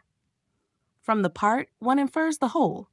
It would allow him to grasp some understanding and be prepared. As Lu Qingfeng asked, the black-robed man, shrouded in darkness, seemed to ponder. For a moment, silence. Only the incessant yin winds and the continued wailing from the glass bottle filled the air. But after a brief silence, Lu Qingfeng saw the black-robed man flash an eerie grin, and the strange noise from the bottle stopped abruptly. He blew into the bottle, and 4 gusts of yin wind emerged, disappearing into the dark. "What's this about?" Lu Qingfeng suddenly laughed. The black-robed man's silence just now must have been him waiting for the small ghost inside the bottle to finish feeding. Clearly, all his skills lay within the glass bottle. As soon as the moment arrived, he swiftly made a move. Quite a ruthless character. Playing ghostly tricks. Let's see how they match up against my technique. The black-robed man's voice was hoarse, like rust scraping, unsettling the mind. Lu Qingfeng watched the black-robed man's eyes flash fiercely, feeling exposed. A sensation of emptiness overcame him, as if his footing was lost, covered in obscurity with nowhere to turn. Then, it felt as though the entire scene before him was about to vanish without a trace. Truly bizarre. This technique is somewhat interesting. Lu Qingfeng's eyes blazed with spirit light, and the veil of nothingness before him shattered. Amidst his heart's movements, countless sword chi surged from within, striking an unknown place within his body fiercely. Crack! The Dao heart freed, regaining sudden clarity. So quickly! As the technique broke, the black-robed man's eyes dimmed, his face revealing shock. This powerful technique had always been his trump card. Against peers, as long as their power didn't greatly surpass his, they would be ensnared by it, allowing him to slaughter as he pleased. Few had ever escaped it. Love this story? Show support at MV2L. Yet Lu Qingfeng broke it so effortlessly, causing the black-robed man great alarm. 4 spirits, aid me in slaughter! He dared not slacken. As the black-robed man's hands formed a seal technique while reciting a spell, 4 gusts of yin wind surged from the glaze bottle, swirling before converging on Lu Qingfeng. Pregnant with thick yin qi, they attacked his divine soul directly. At the same time, the black-robed man's eyes sparked, and in his heart he shouted, "Karma barrier! Heaven covering!" Lu Qingfeng suddenly felt as though a thin veil had draped over him, severing his connection with heaven and earth. Like a rootless duckweed, he couldn't perform any techniques. Interesting. Interesting. Lu Qingfeng was genuinely intrigued. He had thought this man only possessed the technique of cultivating yin ghosts, presenting himself just to inquire about the local situation and thus not interested in his methods. But now, with the Black Robe Man's continuous attacks, Lu Qingfeng was delighted. Aside from the yin ghost techniques, these two techniques alone were indeed wonderful. Vajra spell. Lu Qingfeng's true chi circulated. A faint golden light flickered across his body, as if a Vajra protector, a divine general, was chanting spells. Instantly, the thin veil dissipated, and he reconnected with the world. Karma barrier, earth concealing. The black-robed man, teeth clenched and blood streaking his eyes, cast another spell. Lu Qingfeng's true chi in his dantian rippled, on the verge of quieting. His physical body, his divine soul, seemed on the brink of annihilation. Yet ultimately, the Vajra spell prevailed, churning true chi, strengthening his flesh and soul, breaking the spell. Four spirits pardon. The black-robed man's face soured, aware he had met a tough opponent. His hands danced with seal techniques, his mouth endlessly chanting. Finally, he held back no longer. Lu Qingfeng stood at the center. Four gusts of yin wind bore down on him, manifesting as four yin ghosts. "You petty trickster!" With a fierce glare, Lu Qingfeng stood still, his body radiating golden light. "Ah! Wah!" The four yin ghosts screamed in terror, dissolving like snow under the sun, vanishing into the void. Petty tricks were still petty tricks. Faced with super-level techniques, the difference was unfathomably vast. Puh! Earlier, the breaking of the three techniques had only drained the black-robed man's heart power. But now, with the destruction of the yin ghosts fostered through years of essence and blood, real calamity struck. He spewed a mouthful of blood, sustaining severe injuries. Crack! The glazed bottle in his hand shattered in response, and the black-robed man collapsed to his knees, his face twisted in agony. Decades of refining culminated in a glazed bottle and four yin ghosts. He figured that with them, he could secure a place back at his former sect. But now, all was destroyed, turned to nothing. The blow to his spirit was far more lethal than any physical injury. The black-robed man kneeled, staring blankly at the broken glaze bottle, for a moment forgetting a formidable enemy stood opposite. A pile of junk magic artifacts, a few lowly ghosts unworthy of attention? You mourn them so deeply? Lu Qingfeng shook his head, gaining a deeper understanding of the end of Dharma. The path of cultivation here was cut off. Looking at the level of the black-robed man, his chi perception was meager. If measured by inner breath, he might only compare to a mid-stage fetal breath realm cultivator. But with those decades-refined yin ghosts and the three techniques just used, even against a true chi realm cultivator from Luoxia sect, he might manage to win. This realm indeed has its merits. Lu Qingfeng was pleased. Using weakness to overcome strength was not the way of the righteous sect, but it had its advantages. It seemed this life deserved a longer stay, for a deeper exploration. Junk magic artifacts? Unworthy ghosts? As the black-robed man wallowed in his sorrow, he suddenly heard Lu Qingfeng speak and snapped back to awareness. Such arrogance. Huwei Mountain. Lu Qingfeng strolled with hands clasped behind his back, surveying the Daoist temple on the mountain, imposing with 3 entrances and exits. "You sure know how to indulge," Lu Qingfeng said with a smile to the man before him. "Forgive the laughter at your expense, Upper Master. It's all due to the warm hearts of the villagers at the foot of Huwei Mountain who built this for me. I could not refuse and had to accept." The Purple Pavilion Wanderer replied with a forced smile, somewhat ingratiating, which combined with his pale face and strange patterns, appeared somewhat eerie. Lu Qingfeng glanced at him and chuckled inwardly. This elder in purple robes was none other than the black-robed man whom Lu Qingfeng had subdued in the Chaotic Burial Mound. At the Chaotic Burial Mound, as the Purple Pavilion Wanderer, whether in action or submission, he was decisively quick. Now, so obsequious, truly two-faced. Not short on schemes, but with Lu Qingfeng's strength and his vigilance, this little Purple Pavilion Wanderer's intentions, no matter how crafty, couldn't shake the sky. In the Chaotic Burial Mound.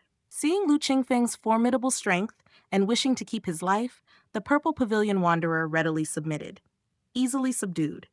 After the submission, Lu Qingfeng learned that this man secretly cultivated yin ghosts, practicing methods that harmed yin virtue. Yet, in public, he was a venerated immortal master of a local village, quite revered and known as Hu Wei Immortal Master, protecting the locality. Though deeds and misdeeds could not offset each other, when the day comes for him to descend to the underworld, the Purple Pavilion Wanderer would face the judges there. Lu Qingfeng would not play executioner. Disclaimer: all credit goes to the original author. This is a fan-made AI narration intended to bring more exposure to the novel. If you are the author or rights holder and wish for this video to be removed or modified, please contact us at fableverseaudio@gmail.com. Narrated by Fableverse Audio. Like, subscribe, share to support immersive audiobooks. If you enjoy our work and want to support future projects, consider donating. Links can be found in the description below. Chapter 194, Observing the 89 Calamities Method, Seeking Monthly Pass. These are a few magic gates of my cultivation, which I fear may not catch Upper Master Lu Qingfeng's discerning eye, but I respectfully ask for your appraisal. The Purple Pavilion Wanderer took several scroll cases from the desk and presented them with reverence. He was indeed shrewd in his thinking, proactively submitting them for favor before Lu Qingfeng had even spoken. However, he also hoped that after Lu Qingfeng had a look, he might offer some guidance.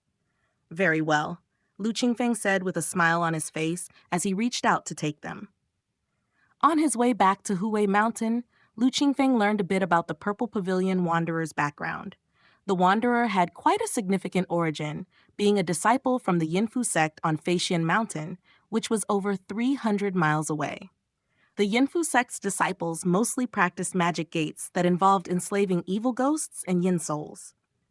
In an age where cultivation had come to a standstill, evil ghosts and yin souls were unpredictable and difficult to guard against. However, by relying on these methods, the Yinfu sect flourished. With dozens of disciples, they dominated hundreds of miles of mountain territory, only just outshined by the Dragon Mountain sect to the north. Back then, the Purple Pavilion Wanderer was also an outstanding member of the sect. Unfortunately, after a fight that left him with a damaged foundation, he chose not to stay and came to Hu Wei Mountain instead, living a carefree life. During that time, he experienced a providential opportunity. Not only did he acquire a rather sophisticated method for cultivating yin ghosts, but he also gained a volume of Daoist scripture. Although the Daoist scripture was incomplete, it recorded quite a few Daoist skills. The 3 Daoist skills he used when he fought against Lu Qingfeng in Chaotic Burial Mound were learned from those incomplete scripts. Yinfu Secret Record, Soul Hooking Technique, Observing 8-9 Tribulation Method. Lu Qingfeng put aside the other 2 scroll cases and started scrutinizing the last one upon settling down in the Daoist temple on Hu Wei Mountain, and he recorded it into his attribute panel. Technique, Observing 8-9 Tribulation Method Incomplete, Grade, Mysterious Level. Description, Demon God Bai Zhe was adept at derivation, able to manipulate the hearts of men, and passed the Observing 8-9 Tribulation Method to his subordinates, which later spread to the Sky Witch realm.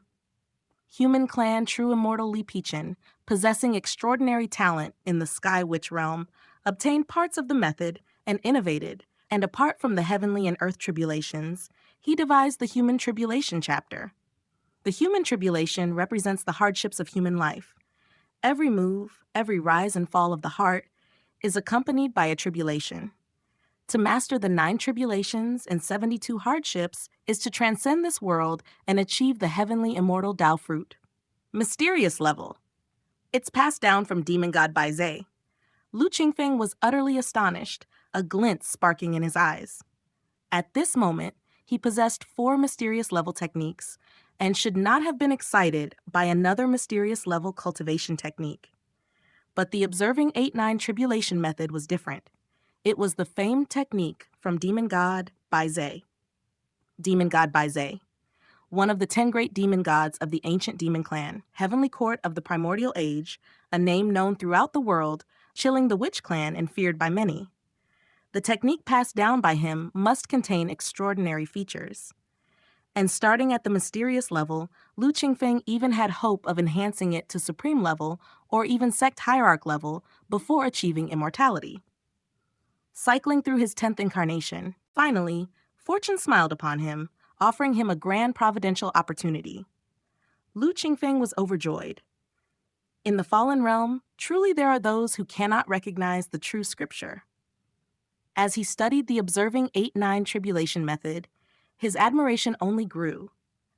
The Purple Pavilion Wanderer had believed that the soul-hooking technique was a great opportunity, yet he was unaware that the 3 Daoist skills derived from it were the true ladder to the heavens. Lu Qingfeng calmed his heart and carefully continued his examination. Although the observing 8-9 tribulation method was said to be derived by demon god Bai Zhe and passed down to later generations, the part that Lu Qingfeng received had little to do with the demon god himself. It was actually a section of the human tribulation chapter derived by true immortal Li Pichen from the Sky Witch realm, based on the demon god's methods. When the demon clan's heavenly court was at its peak, the human clan was still insignificant. Naturally, Bai Zhe, as a demon god, couldn't have specifically derived the method for the human tribulation, so the observing 8-9 tribulation method initially only comprised the heavenly and earth chapters. It was only when it came into the hands of Li Pichen that, with his talent that could thread the heavens and pattern the earth, he derived the human tribulation chapter, essentially completing the formidable demon god's method to a certain extent.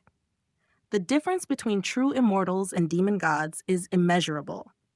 This Li Pichen was indeed extraordinary, and it would be difficult to find someone with such talent within the vast primordial world. Li Pichen. This name is strange. Logically, with such a genius, even after ascending to the upper realm, he should have made a striking figure. Lu Qingfeng pondered, but could not recall any great power among the many in the primordial age named Li Pichen. Perhaps he rose to prominence too late, remained inconspicuous. Or perhaps he met his demise early, fading into obscurity. Putting aside such thoughts, Lu Qingfeng collected his thoughts and looked down at the script in his hands. After Li Pichen completed, or rather added a scroll to the Observing 8-9 Tribulation method, it consisted of 3 chapters: Heaven, Earth, and Human. Lu Qingfeng had obtained the incomplete part of the Human Tribulation chapter at this moment. The whereabouts of the Heavenly Tribulation and Earth Tribulation chapters were completely unknown.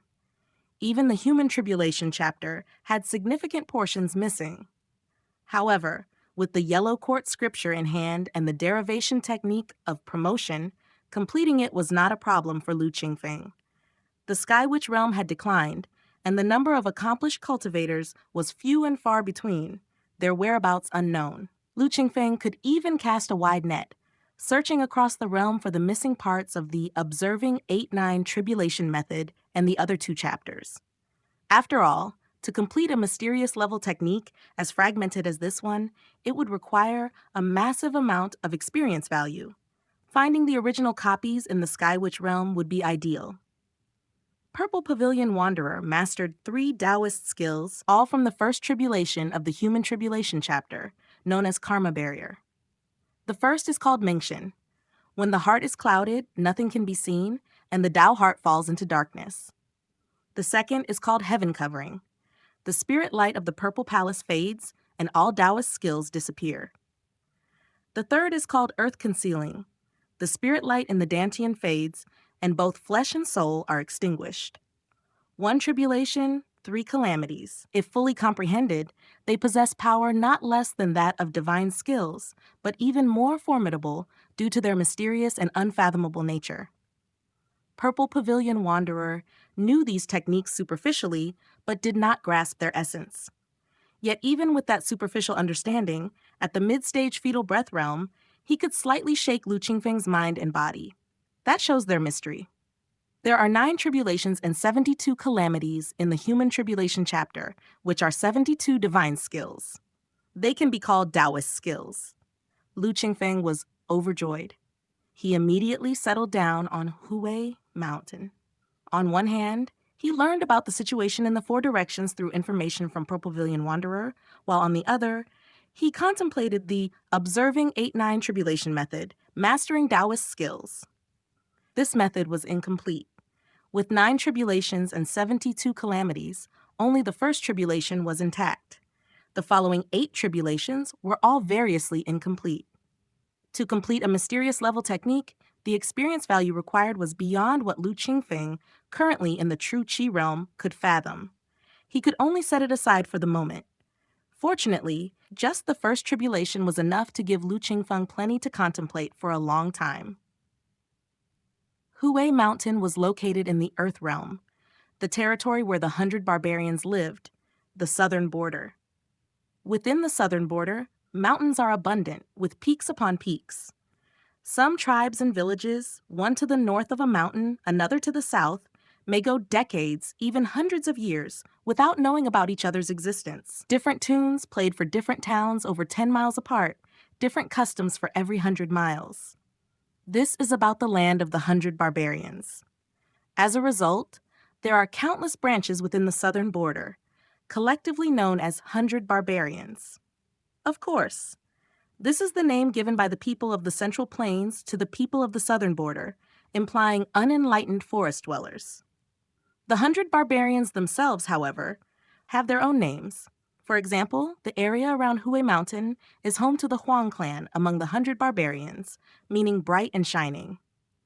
However, among the Huang clan, the tribesfolk are adept at rearing poison insects, using goo, enslaving ghost skills, taming beasts methods, and are particularly difficult to guard against. Even a master of the Dragon Tiger realm, if not careful, could lose their life. The people of the 100 barbarians, and even the entire Sky Witch realm, because their cultivation has been cut off, have limited achievements. As a result, many turn to study various heterodox methods. Like the aforementioned rearing poison insects and goo, enslaving ghosts, taming beasts, as well as curses, sacrifices, and various other magic gates. They shine in their trickery. If we talk about strength, in reality, they cannot break out of the limitations of heaven and earth and always have a limit, besides these heterodox magic gates. In the Sky Witch realm, the practice of martial arts is widespread. In the Sky Witch realm, the path to heaven is broken, and the spiritual energy is buried within the earth, hidden and not manifesting. Thus, apart from Cave Heaven Blessed Lands, it is impossible to achieve energy introduction for foundation establishment. Over thousands and tens of thousands of years, the postnatal paths of fetal breathing and true Qi, which tend toward Qi cultivation, have gradually transformed into a path that leans more toward body refinement. Lu Qingfeng gathered information about the local strengths of the Sky Witch realm and had a certain understanding of the division of martial force. Among mortals, this chapter was made possible by the MVL community. Those who wield martial power are called martial artists.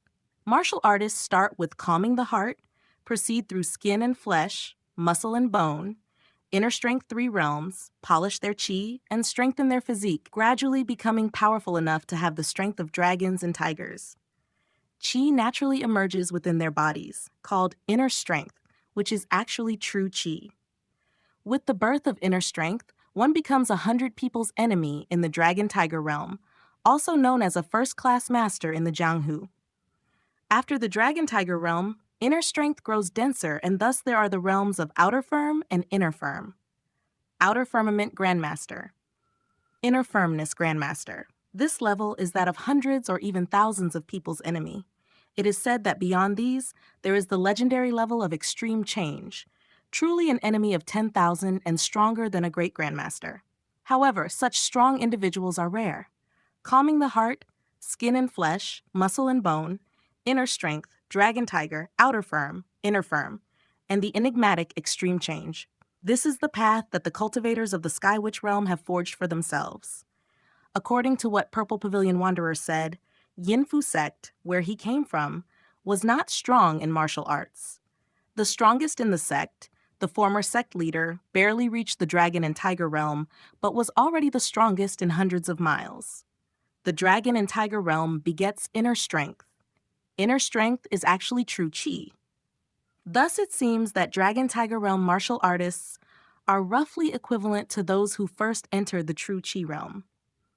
But because their path is more geared toward body refinement, and they are well versed in close combat and killing techniques, if a cultivator from the Luoxia sect or other realms who has just entered the true Qi realm were to come here, I'm afraid they would still be no match for those in the Dragon Tiger realm.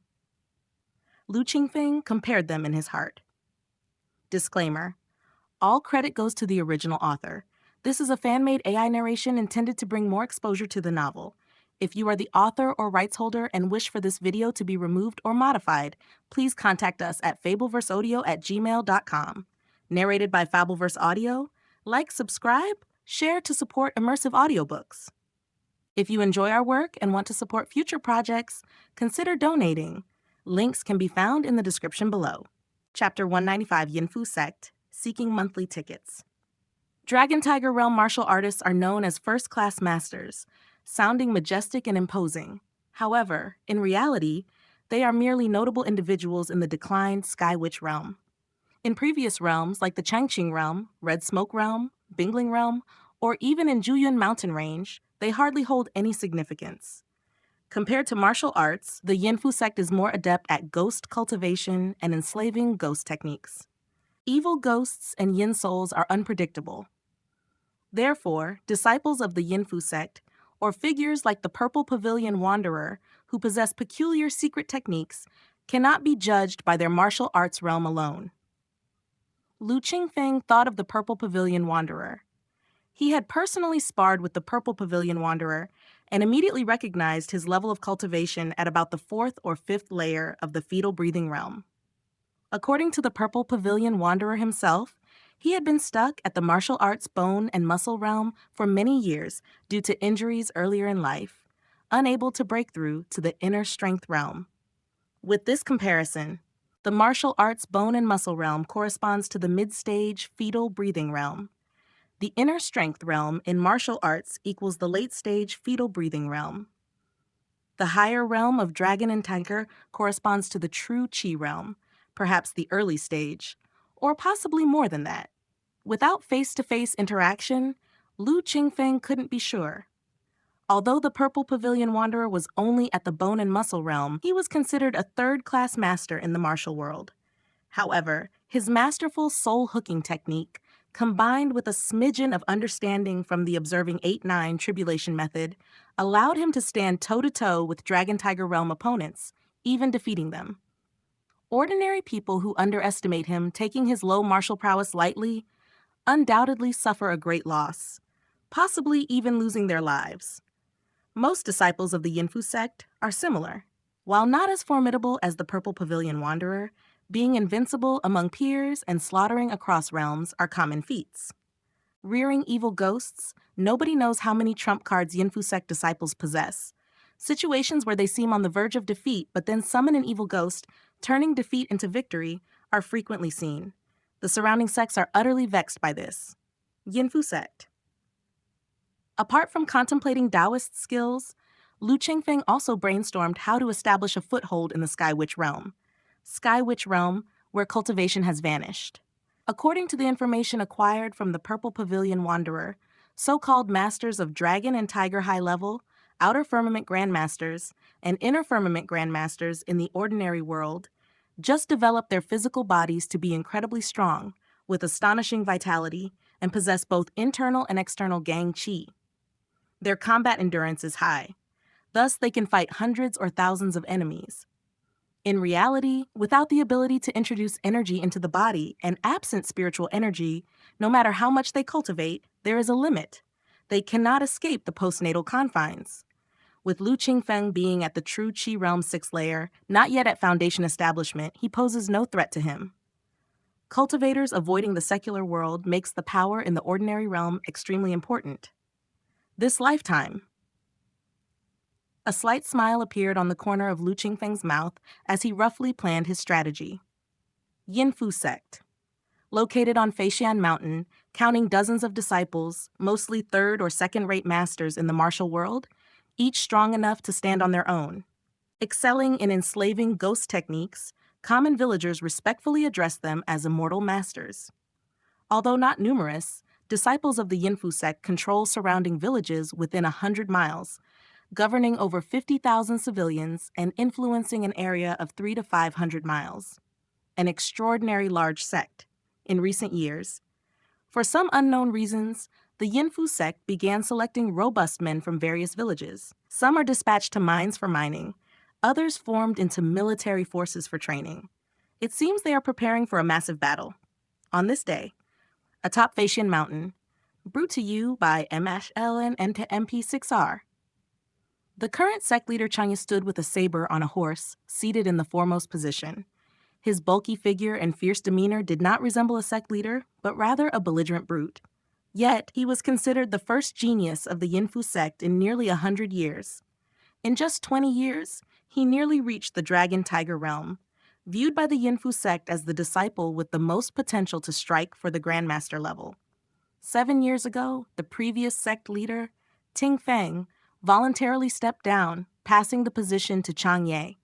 Chang'e looks barbaric and indeed is exactly that. Whether mobilizing troops or forcing civilians to mine, all are done through harsh methods. In just 7 years under his rule, countless barbarians of the Yinfu sect have died or been injured. Yet the power of the Yinfu sect is overwhelming, and the barbarians dare not voice their anger. They can only endure. However, the Yinfu sect has never been benevolent. A sect that rears and enslaves ghosts isn't expected to be gentle. Only that in recent years, since Chang'e took over, the cruelty intensified. Chang'e sat in the foremost seat. Qingfeng sat beside him. This former sect leader of Yinfu sect appeared amiable, always smiling. At about 60 or 70 years old, his face began to show signs of emaciation. The cultivation of martial artists ultimately struggles to break through barriers. Even practicing up to the Dragon Tiger realm or Outer Firmament realm, a lifespan is just a little over 100 years at best. Once this time ends, they all turn to dust. Chang'e and Qingfeng were at higher seats. Below were gathered 8 elders and protectors, all second-level masters from the inner strength realm, either showing cruel looks or bearing inscrutably dark gestures. Clearly, none were benevolent. Chang'e looked at a plump elderly figure sitting below, resembling a smiling Buddha, and vociferously asked, "Elder Feihu, have the investigations clarified how the battle with the Dragon Mountain sect is going?" The plump elder, Elder Feihu, with a smile on his face, cheerily replied, "The situation is dire. The snake extermination technique of Dragon Mountain sect has been thoroughly countered by 100 Poison sect's poison mist technique. 2 Dragon Mountain sect protectors perished in the poison mist. Currently, 100 Poison sect is advancing forcefully, removing Dragon Mountain sect strongholds one by one, pressing towards Wanshi Mountain.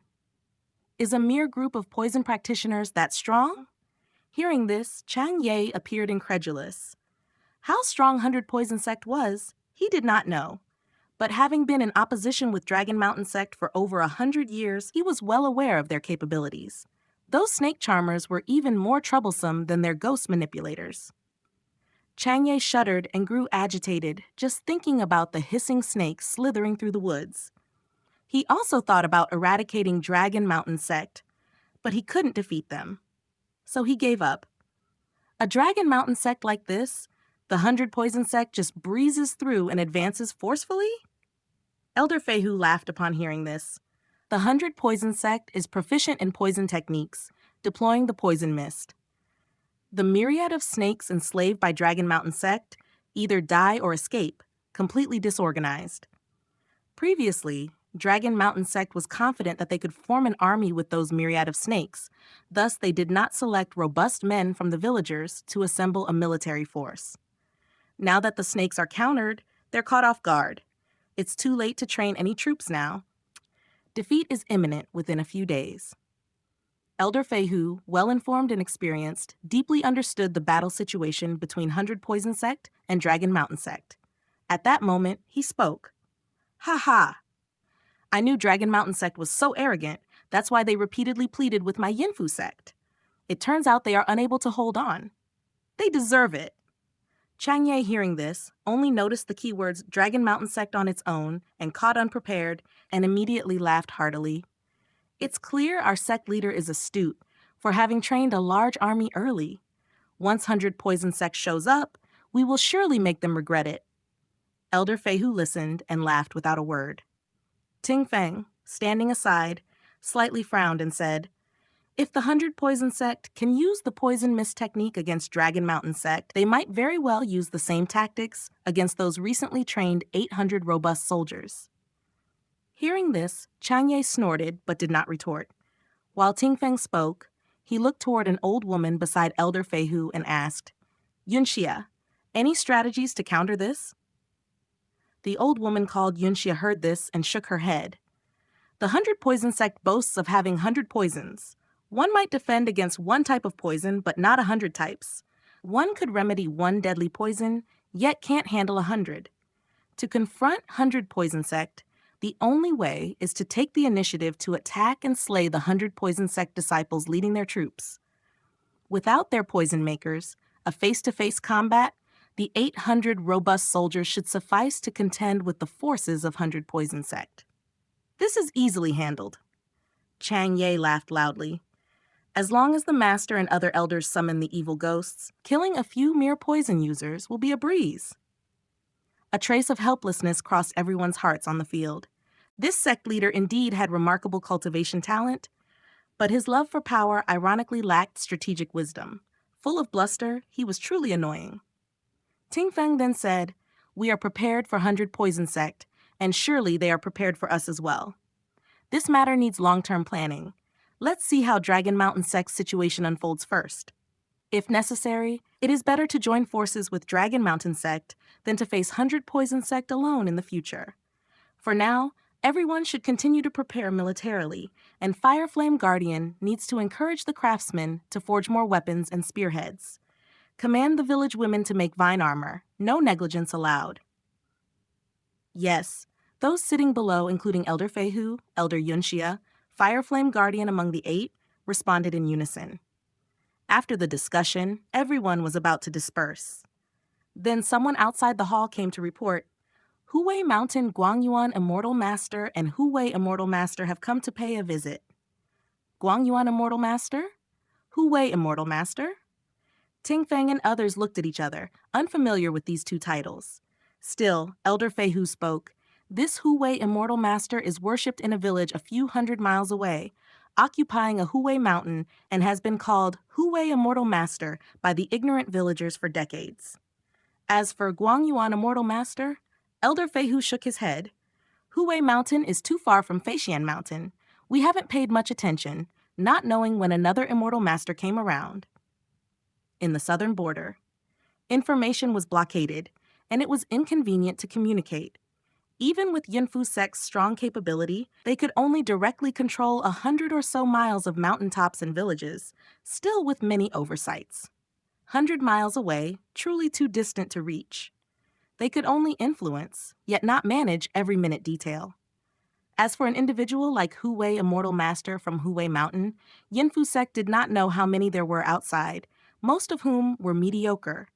Although Yunfu Sect had some records, they were merely approximate titles. There was no energy to delve into detailed backgrounds. Thus, they were unexpectedly unaware that this Huwei Immortal Master was once a disciple who had left from Yunfu Sect. Why bother with so much? Let those two dogshit Immortal Masters in. Changye bellowed at the reporting disciple. Yes. The disciple acknowledged and was just about to leave, but then laughter came from outside the hall. Ha ha! No need to welcome. A rumbling from outside, then several figures crashed into the hall like wrecked kites. Subsequently, 2 individuals stepped into the hall, one front, one behind. The one in the front wore a blue long robe, a youthful starry-eyed appearance. The latter, old yet still robust, dressed in purple. Courting death. The people in the hall saw the 2 individuals, and before reacting, Changye was the first to bellow, rising from his seat and dashing towards them like a cannonball. His fist clenched, like a heavy sandbag being hurled out, extremely ferocious. This punch wasn't mere brute strength, but one of the external martial arts recorded in Yinfu's secret record from Yinfu Sect, named Killing Wind Fist. It claimed that when cultivated to the extreme, even the omnipresent winds of heaven and earth could be defeated. This was, of course, an exaggeration. However, Changye had excellent cultivation talent and unparalleled martial arts aptitude. This killing wind fist was indeed well practiced by him. With a punch thrown, a bang-bang resounded in the air, directly aiming for the face of the youth in blue. However, the next moment, Bang! Changye felt as though he had hit a wall, a mountain even. As if struck hard, his fist and arm felt like they were about to break. Even faster, he was sent flying back. You! Spurt! Changye kneeling on the ground, looking up angrily, yet a mouthful of fresh blood spewed out, and his words were swallowed back. Disclaimer: all credit goes to the original author. This is a fan-made AI narration intended to bring more exposure to the novel. If you are the author or rights holder and wish for this video to be removed or modified, please contact us at fableverseaudio@gmail.com. Narrated by Fableverse Audio. Like, subscribe, share to support immersive audiobooks.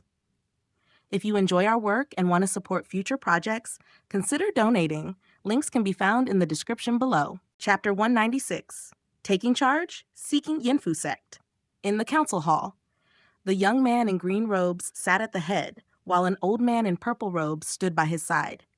Beneath them, the former sect leader of Yinfu Sect, Qingfeng, lay paralyzed on the ground, his face pallid. Sect leader Changye's right arm hung limply as he knelt on the ground. Elder Feihu and Elder Yunsha had blood spilling from the corners of their mouths, their faces wearing a grim expression. Beside them, Fire Flame Guardian's face showed shifting expressions, uncertain and flickering. The other 5 protectors showed fear in their eyes as they stood aside. Yet, the bodies of several protectors seemed uninjured.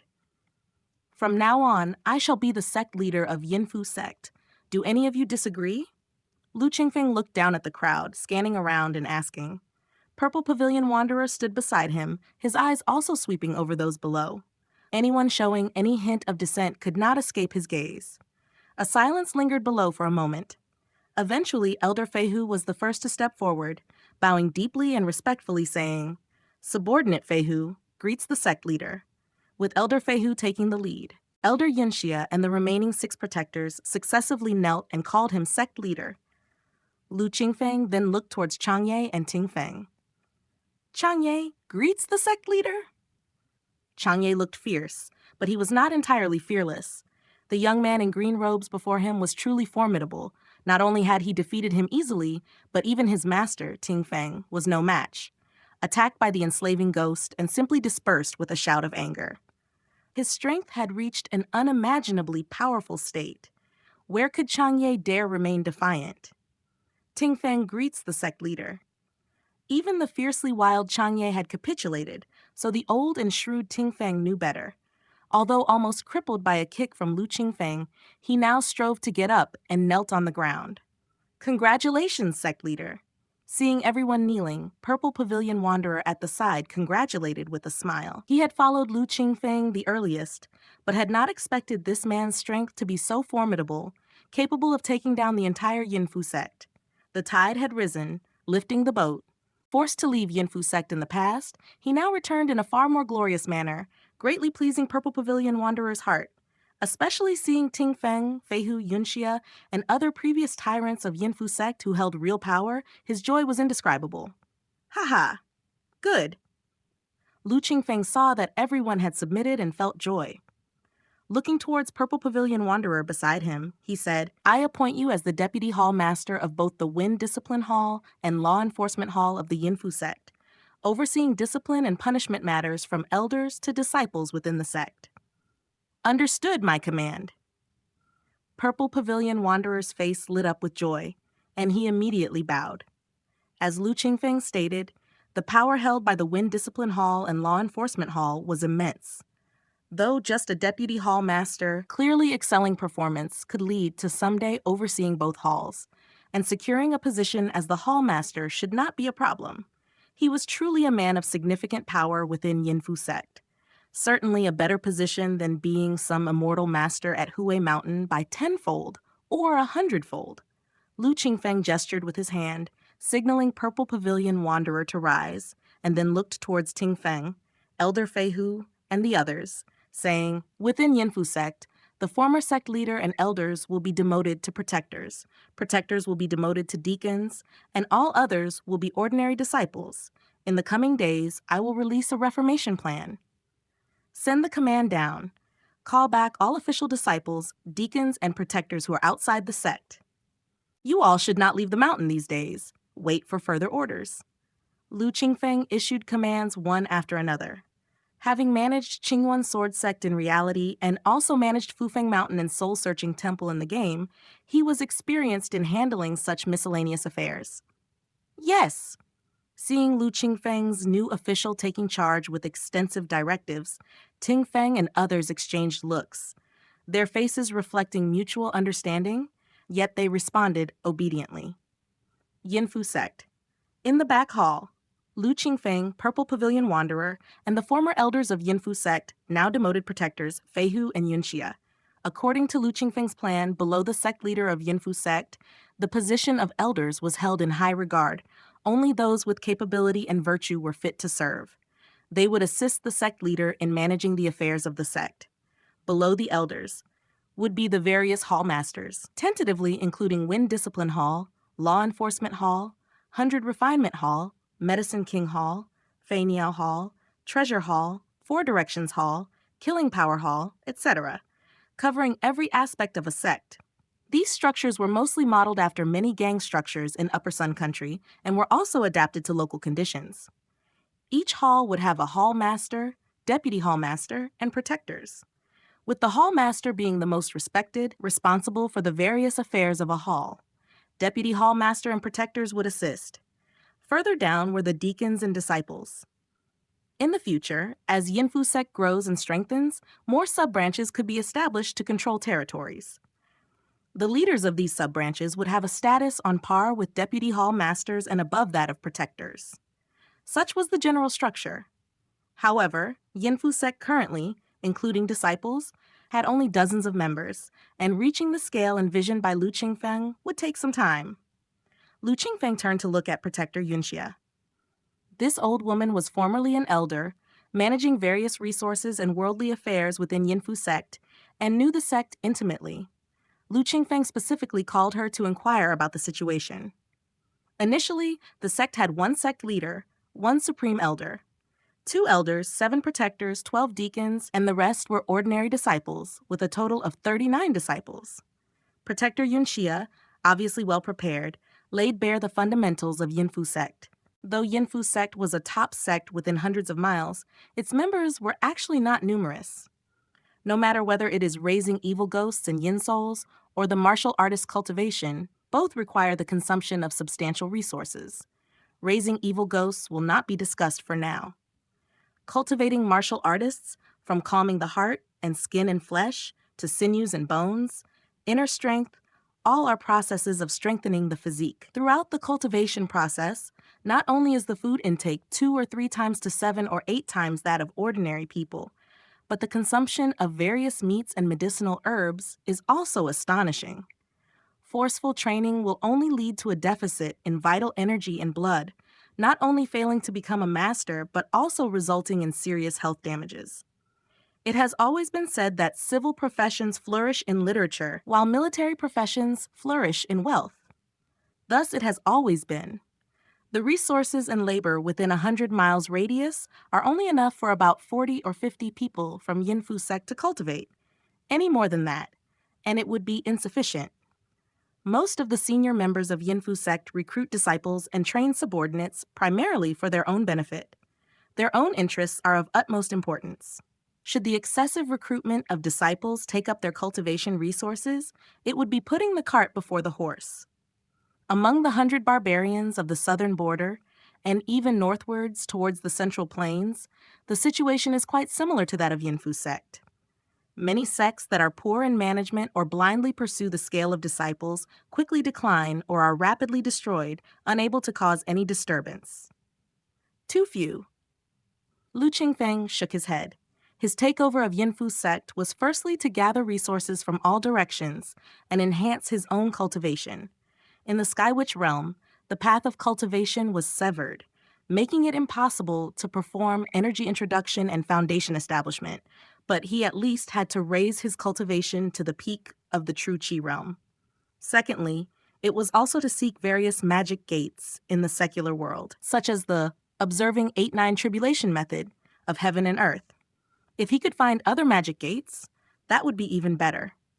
The Sky Witch realm was once splendid, and Lu Qingfeng did not expect to encounter another magic gate comparable to the observing 8-9 tribulation method. However, even if they were several levels inferior, as long as they had some merit, it was worth his journey in this world.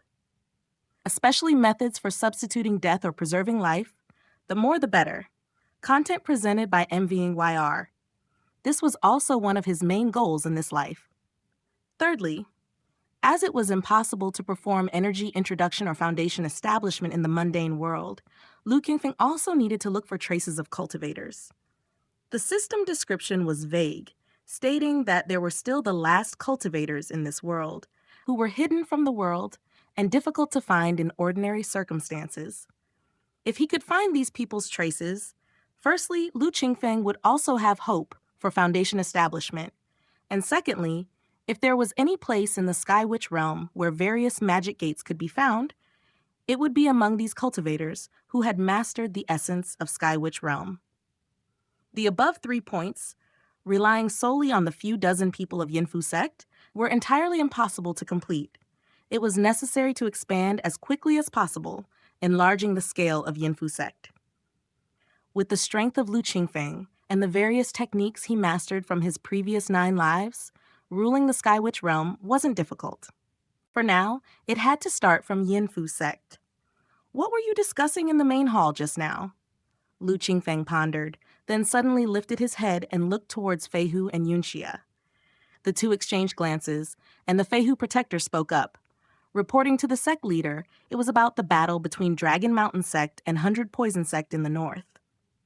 Oh, elaborate.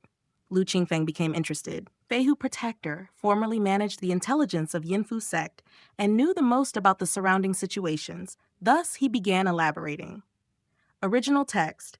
The position of Yinfu sect was already on the edge of the 100 barbarians of the southern border, located at the border between the Central Plains and southern border, less than 1,000 miles from the Central Plains. Recent years, with the increasing population in the 1,000 miles of barren land between the Central Plains and southern border, the traffic between the two places gradually increased. News from unknown sources claimed that within southern border there were various opportunities: divine techniques, secret methods, divine weapons, spiritual medicines. If one could find any of them, they could rise in the martial world and become a leading expert. Most people naturally knew that such claims were exaggerated, but given the multitude of martial artists in the Central Plains, no matter how bizarre the stories, some believed them and ventured into the southern border in search of them. In the southern border, the 100 barbarians were unruly. These mountain dwellers were barbaric, and there were quite a few entities like Yinfu sect or Purple Pavilion Wanderer who mastered strange magic gates, such as enslaving ghosts or goo poison. Most of the Central Plains martial artists who entered met their end in the mountains of the southern border, with the majority never returning. But there were also those who fortuitously made it out. The mysterious veil of the 100 barbarians of the southern border was lifted slightly in the Central Plains martial world. The Central Plains then realized that although there were no various so-called divine techniques and secret methods in the southern border, the mountains there concealed veins and medicinal materials, with vast lands and sparse population. As long as one could occupy several mountain peaks, they could support the development of a small sect. If the entire southern border could be conquered, generating a dozen holy lands or top-notch major sects would be trivial. Thus, the Central Plains found an excuse, convened a martial arts conference, selected 10 alliance hierarchs, integrated most of the sects and martial artists of the martial world and almost half of the territories of the Central Plains. Using a fabricated pretext, they launched an offensive against the southern border. Once the great battle began, misery spread across thousands of miles. Along the border of the Central Plains and southern border, thousands of miles were engulfed in the flames of war. Yinfu sect was still on the periphery of the battlefield, and further east, it was said that the 3 great holy lands and the 6 great sects of the Central Plains were leading the charge deep into enemy territory, having already occupied much land. However, due to the great distance and numerous mountains acting as barriers, Yinfu sect was able to gather very little intelligence. But even at the edge where Yinfu sect was located, the flames of war were affecting them. It was imaginable how fierce the central battlefield was. Disclaimer: all credit goes to the original author. This is a fan-made AI narration intended to bring more exposure to the novel. If you are the author or rights holder and wish for this video to be removed or modified, please contact us at fableverseaudio@gmail.com, narrated by Fableverse Audio. Like, subscribe, share to support immersive audiobooks. If you enjoy our work and want to support future projects, consider donating. Links can be found in the description below. Chapter 197, Dragon Mountain Sect. Thanks to Zixuan Modai for the 100,000 reward. The 100 Poison Sect is just a small sect in the Central Plains, unable to gain a foothold in the eastern region with the current tide. They can only come to such a remote Earth realm to attack and seize mountain strongholds, having already destroyed 2 small sects. Now the Dragon Mountain Sect is barely holding on, and we, the Yinfu Sect, will be next. Feihu Protector explained the situation of the 100 Poison Sect and Dragon Mountain Sect in one breath, then extended the discussion to the rumored conflicts between the Central Plains and the 100 barbarians of the southern border. Upon hearing this, Lu Qingfeng felt as if darkness before his eyes had been swept away, revealing sudden clarity.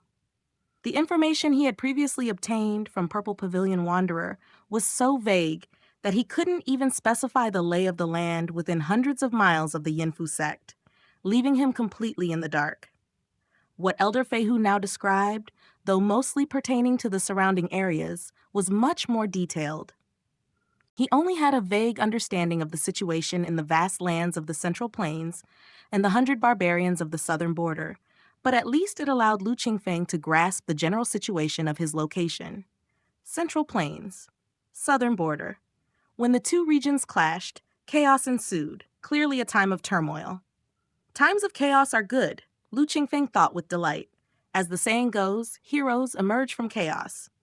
Taking advantage of the conflict between the Central Plains and the southern border, the Yinfu sect could rise more swiftly than through quiet cultivation and growth. It would save a great deal of time. I wonder which is weaker and which is stronger, the Central Plains or the southern border. After the initial joy, Lu Qingfeng pondered. Logically, since the martial world of the Central Plains initiated the war against the 100 barbarians of the southern border, they should be stronger.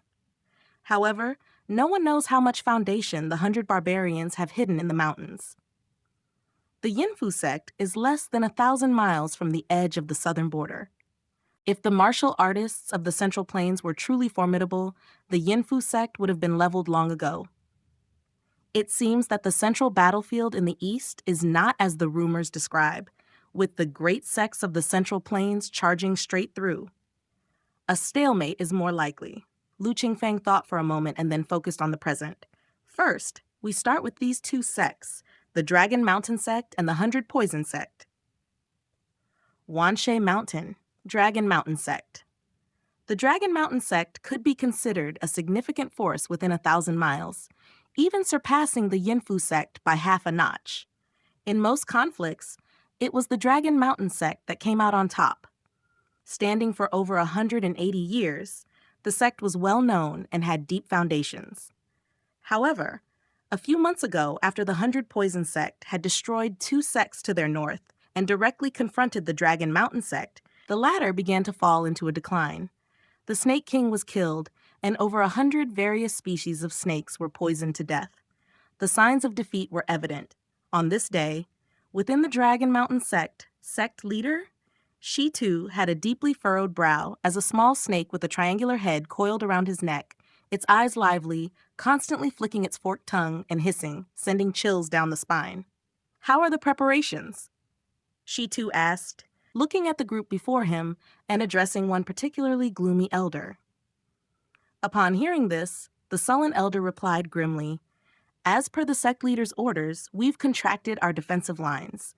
The mineral mines at a distance have been abandoned. Some of the young snakes from the East Forest and West Forest Snake Mountains have been moved, but there's still a large number of young snakes without the ability to move, and we have to give up the Snake Mountains that we've operated for many years." Villages and hamlets are being forcibly relocated, and from them, we've selected 300 sturdy individuals who can barely hold off the 100 Poison sect for a brief period. However, these able-bodied folks have limited strength and haven't been trained. Forced into battle hastily, if the casualties are too high, they're likely to scatter immediately. The gloomy elder was an elder of the Dragon Mountain sect, known as Ironwood. Ironwood was very pessimistic about the situation ahead, and even within his heart, he harbored thoughts of leaving. The vastness of the southern border, Lu Qingfeng's unique skill of controlling countless snakes combined with his inner strength cultivation, made him a notable figure wherever he went.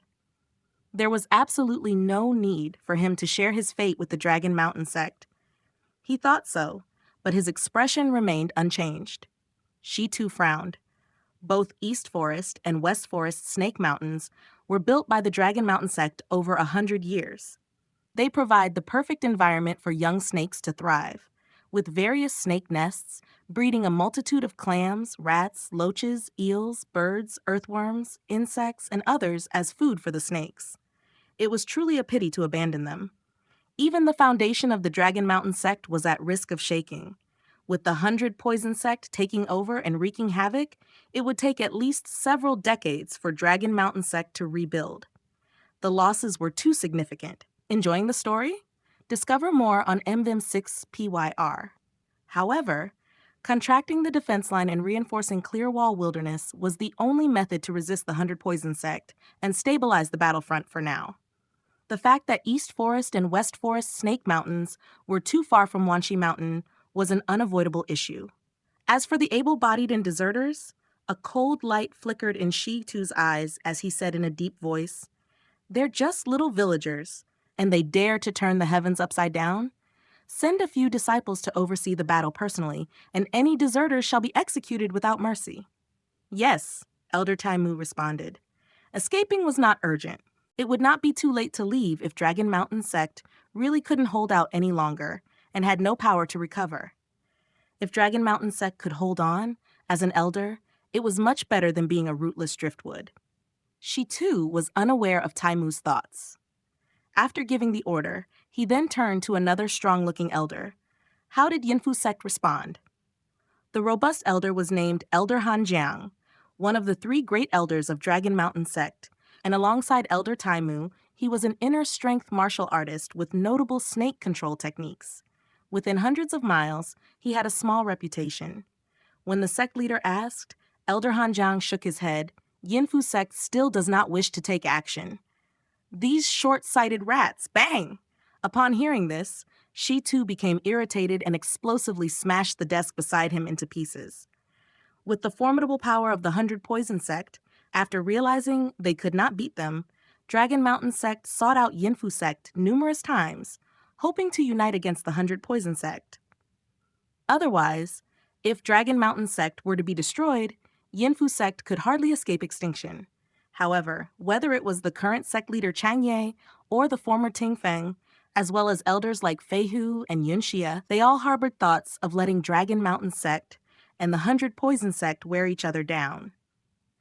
They had been waiting and watching before Lu Qingfeng took charge, not willing to make a move. She too was frustrated and felt powerless. However, Elder Hanjiang didn't even glance at the shattered desk, a trace of confusion in his eyes as he continued. According to the disciple sent to Yinfu sect, there seems to have been a significant change within. The person who came forward was neither the bruiser Chang Ye nor the old codger Qingfeng, but a quite youthful young man. Both elders Fei Hu and Yunxia were extremely respectful towards him, even addressing him as sect leader. I don't know his background. Elder Han Jiang was puzzled by the report from the disciples sent to Yinfu sect. Another change of sect leader? She too was surprised, but then sneered. Yinfu sect is getting worse and worse. Qingfeng had some ability, but Chang Ye was nothing but a brute. Now they've picked a young kid to be sect leader. It seems they really don't want to prosper. Having Chang Ye as a precedent, she too was initially surprised by the news of Yinfu sect choosing a young kid as sect leader, but soon he started to scoff. Had it been another sect appointing a young sect leader, it might have raised some curiosity. But Yinfu sect, If a barbarian like Chang'e could become sect leader, what was impossible? Elder Han Jiang also laughed. This kid is young, barely grown, but he sure talks big. He even sent a message with the disciple, telling our Dragon Mountain sect to surrender and join his ranks. Really? Elder Han Jiang shook his head. It could only be said that youth knows no fear. It is quite the coincidence. It seems you all are discussing me? Amidst the mockery from the Dragon Mountain sect, a mocking voice resonated throughout the hall. Who is there? Elder Tai Mu glared, looking towards the hall entrance. She too and Elder Han Jiang similarly turned their gaze to the doorway. Yet, as the voice still echoed within the hall, a young man clad in a green Daoist robe slowly entered. With each step that seemed to weigh upon the hearts of those present, his approach was uncannily eerie. I am Guang Yuan, humble sect leader of the Yinfu sect. Greetings, everyone. Lu Qingfeng bowed with a cupped fist salute, a smile present on his face. So, you're the new sect leader of the Yinfu sect? A little kid dares to run wild in our Dragon Mountain sect. Elder Timu was initially hesitant, but then he barked out loud. From within his embrace, a gray-white small snake, sensing its master's anger, poked its head out from his garment, its gaze fiercely fixated on the young man ahead. However, fierce as it may seem, Elder Taimu internally stayed on guard. He had thought the Yinfu sect was up to their usual nonsense, and the young sect leader was but a joke. Still, the fact that the youth had arrived here alone and unnoticed suggested there was something more to him. There are 3 people not to provoke in the Jianghu: old men, children, and young ladies. The young man before them was enigmatic, his bearing not to be underestimated, just as peculiar as the aforementioned 3 types. Elder Timu talked a tough game, but he dared not advance. She too and Elder Han Shan watched Lu Qingfeng, sharing a similar caution to Elder Timu. Lu Qingfeng scanned the 3 men and finally settled his gaze on Shitu. Among them, this one was the strongest, having reached the Dragon Tiger realm. His appearance matched the description given by the Feihu Protector and others. Surely this must be Shitu, the sect leader of the Dragon Mountain sect. Sect leader Shitu, the message I asked your disciples to deliver previously, I wonder what you have decided? Lu Qingfeng looked towards Shitu, advancing slowly as he spoke. Elder Taimu and Elder Han Shan prudently chose not to speak. The small snake around Shitu's neck grew increasingly agitated, fixating its gaze on Lu Qingfeng, ready to strike at any moment. Yet Shitu held back, refraining from attacking, and sneered, "Such a tender age and yet so ignorant of the immensity of heaven and earth. Our Dragon Mountain sect has stood proudly on Wanshi Mountain for 200 years. How could we ever submit to your trifle Yinfu sect?" As he spoke, he assessed the young man's physique. Martial artists either showcase skill in their hands or proficiency with their legs. With as much experience as Shitu, even if the newcomer did not make a move, he could generally discern their ability. But this youth, a heavy feeling settled in Shitu's chest. He couldn't see through him. So be it. My apologies. Lu Qingfeng shook his head, having anticipated Shitu's reluctance to submit. He said no more, stepping forward and launched a kick. Impudence! Shitu, having contained his anger, finally erupted as he saw Lu Qingfeng's casual kick approach.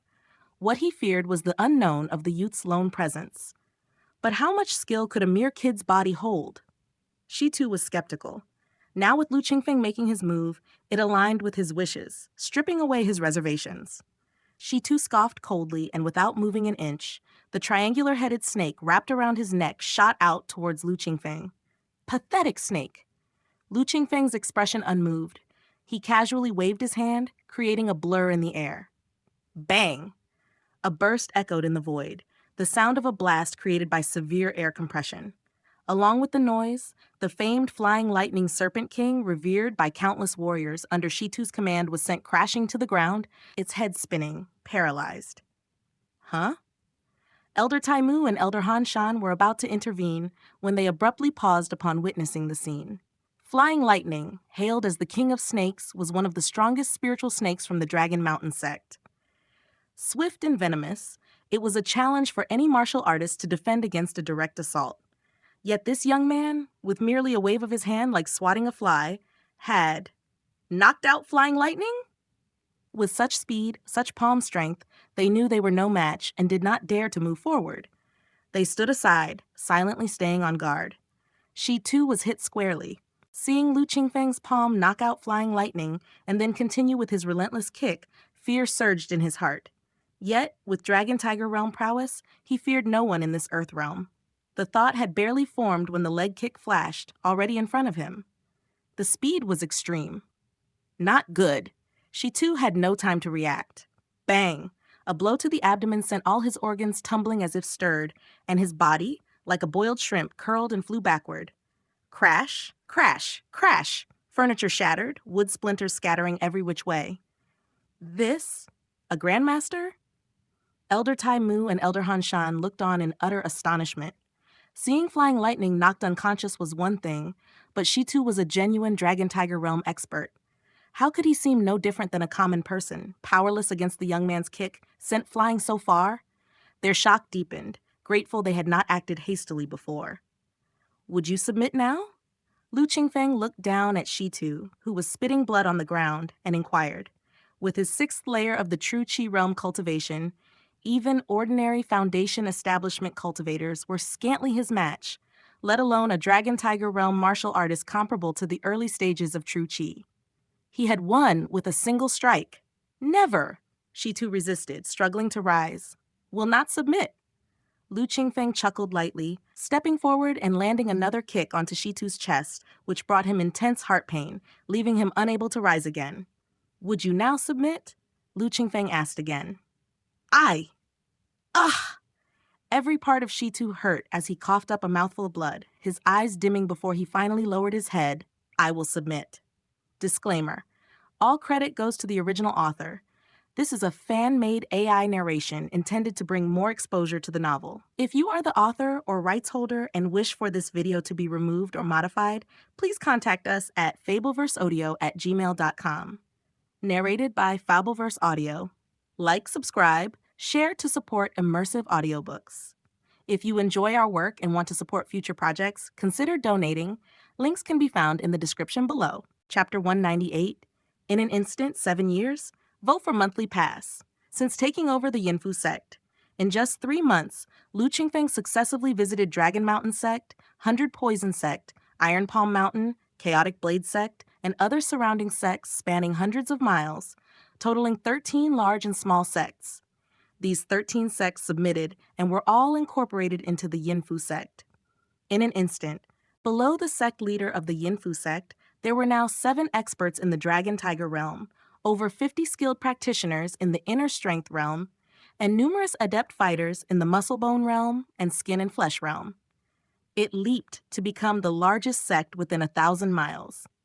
All large and small sects, including independent immortal masters, were subdued one by Lu Qingfeng.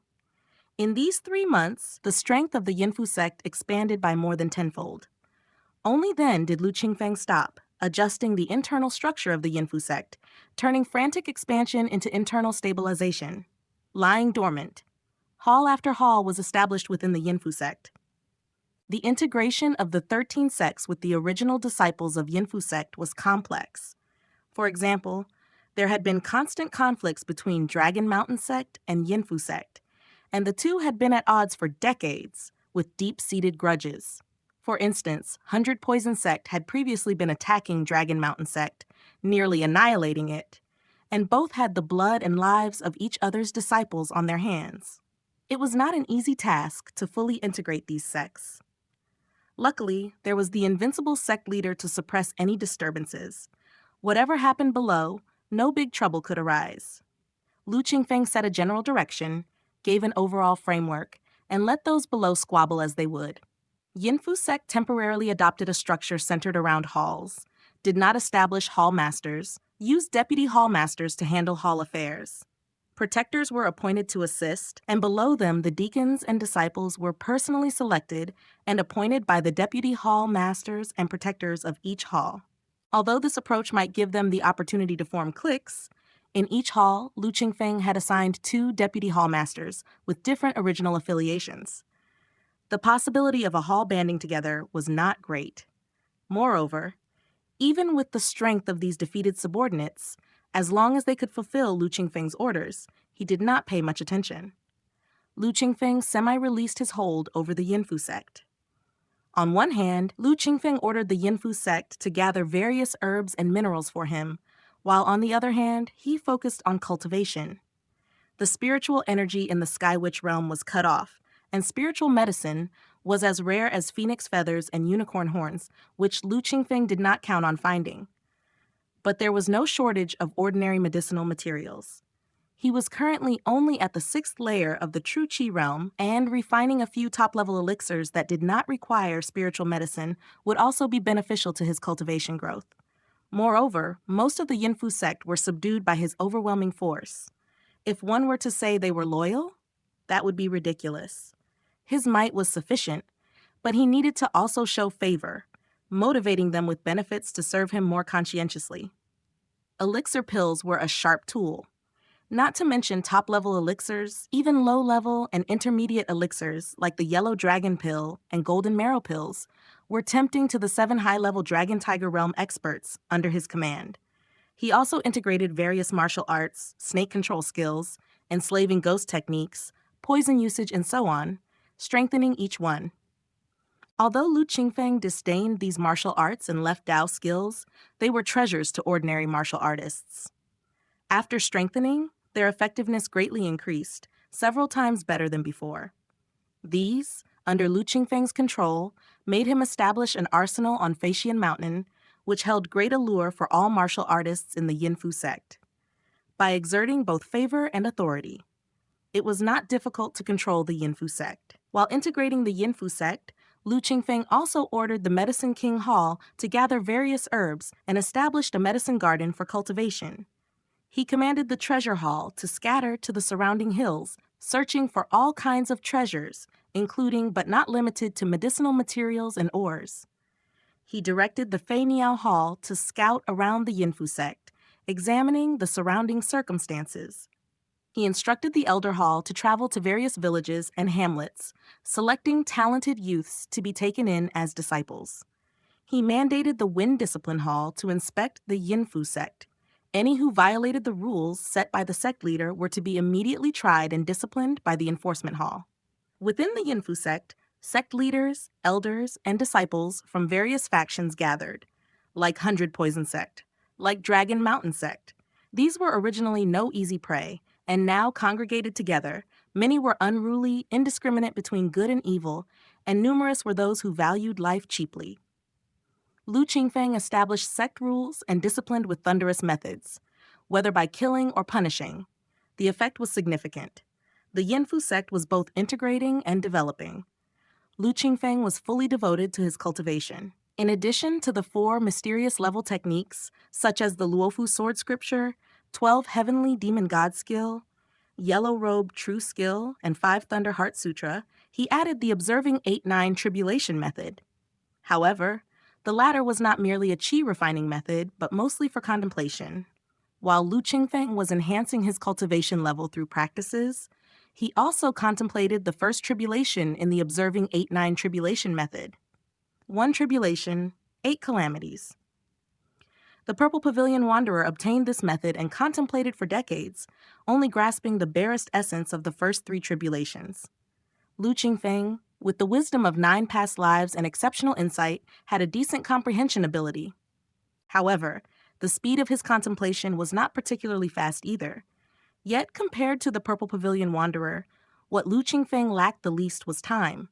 Whether it took 10 years, 100 years, or even 1,000 years of contemplation, as long as he could master this method, he would immediately gain a killer move. Time flew by. In the blink of an eye, 7 years passed. In the southern border, within the territory of the Huang clan, located at the northwest edge of the southern border, it was the most remote. From the Huang clan eastward, neighboring the territory of the Xiao clan. The land spanned 800 miles, with countless hills. In recent years, the Central Plains martial world invaded, destroying more than half of the 20-plus large and small sects of the Xiao clan by the firm hand of the Changjie sect, a great sect from the Central Plains.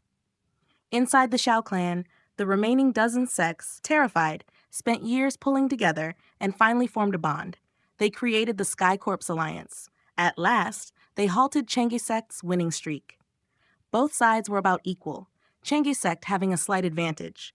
But as the Sky Corps Alliance consolidated from more than 10 sects and fought on their home turf, they also held numerous advantages. Chang'e Sect could not advance. The Sky Corps Alliance could not regain lost territory. Thus, the two sides used Guilan River as the boundary, dividing the original territory of the Xiao clan. They were at a stalemate for more than a dozen years. Chang'e Sect kept a low profile for many years, gradually establishing a foothold in the southern border. Absorbing their winnings, the number of disciples and experts in the sect increased significantly. Slowly, there were signs of stirring up the conflict again. Friction with the Sky Corps Alliance grew day by day. Looking at the Sky Corps Alliance. After all, it was a loose alliance. Internally, factions banded together, dividing into a dozen or so large and small sects. Cohesion in battle, self-governance when not. Over more than a decade, they had made little progress. One side digesting the spoils of war, gaining significant strength.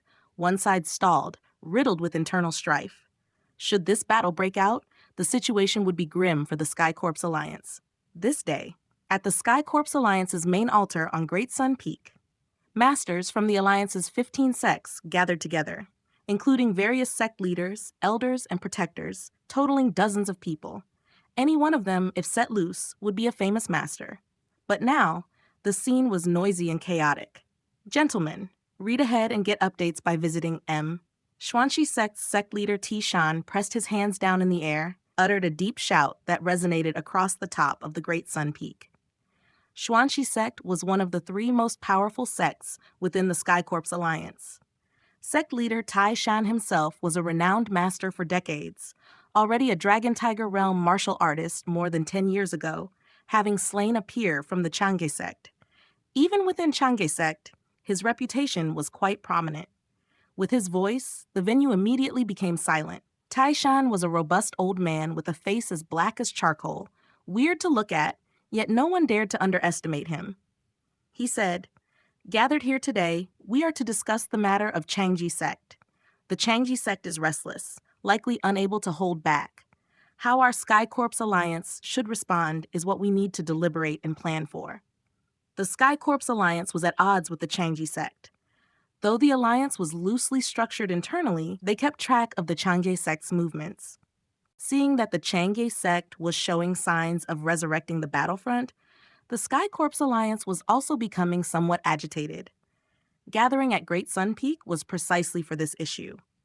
Those Chang'e Sect brats can't seem to keep to themselves. I think there's no need for discussion.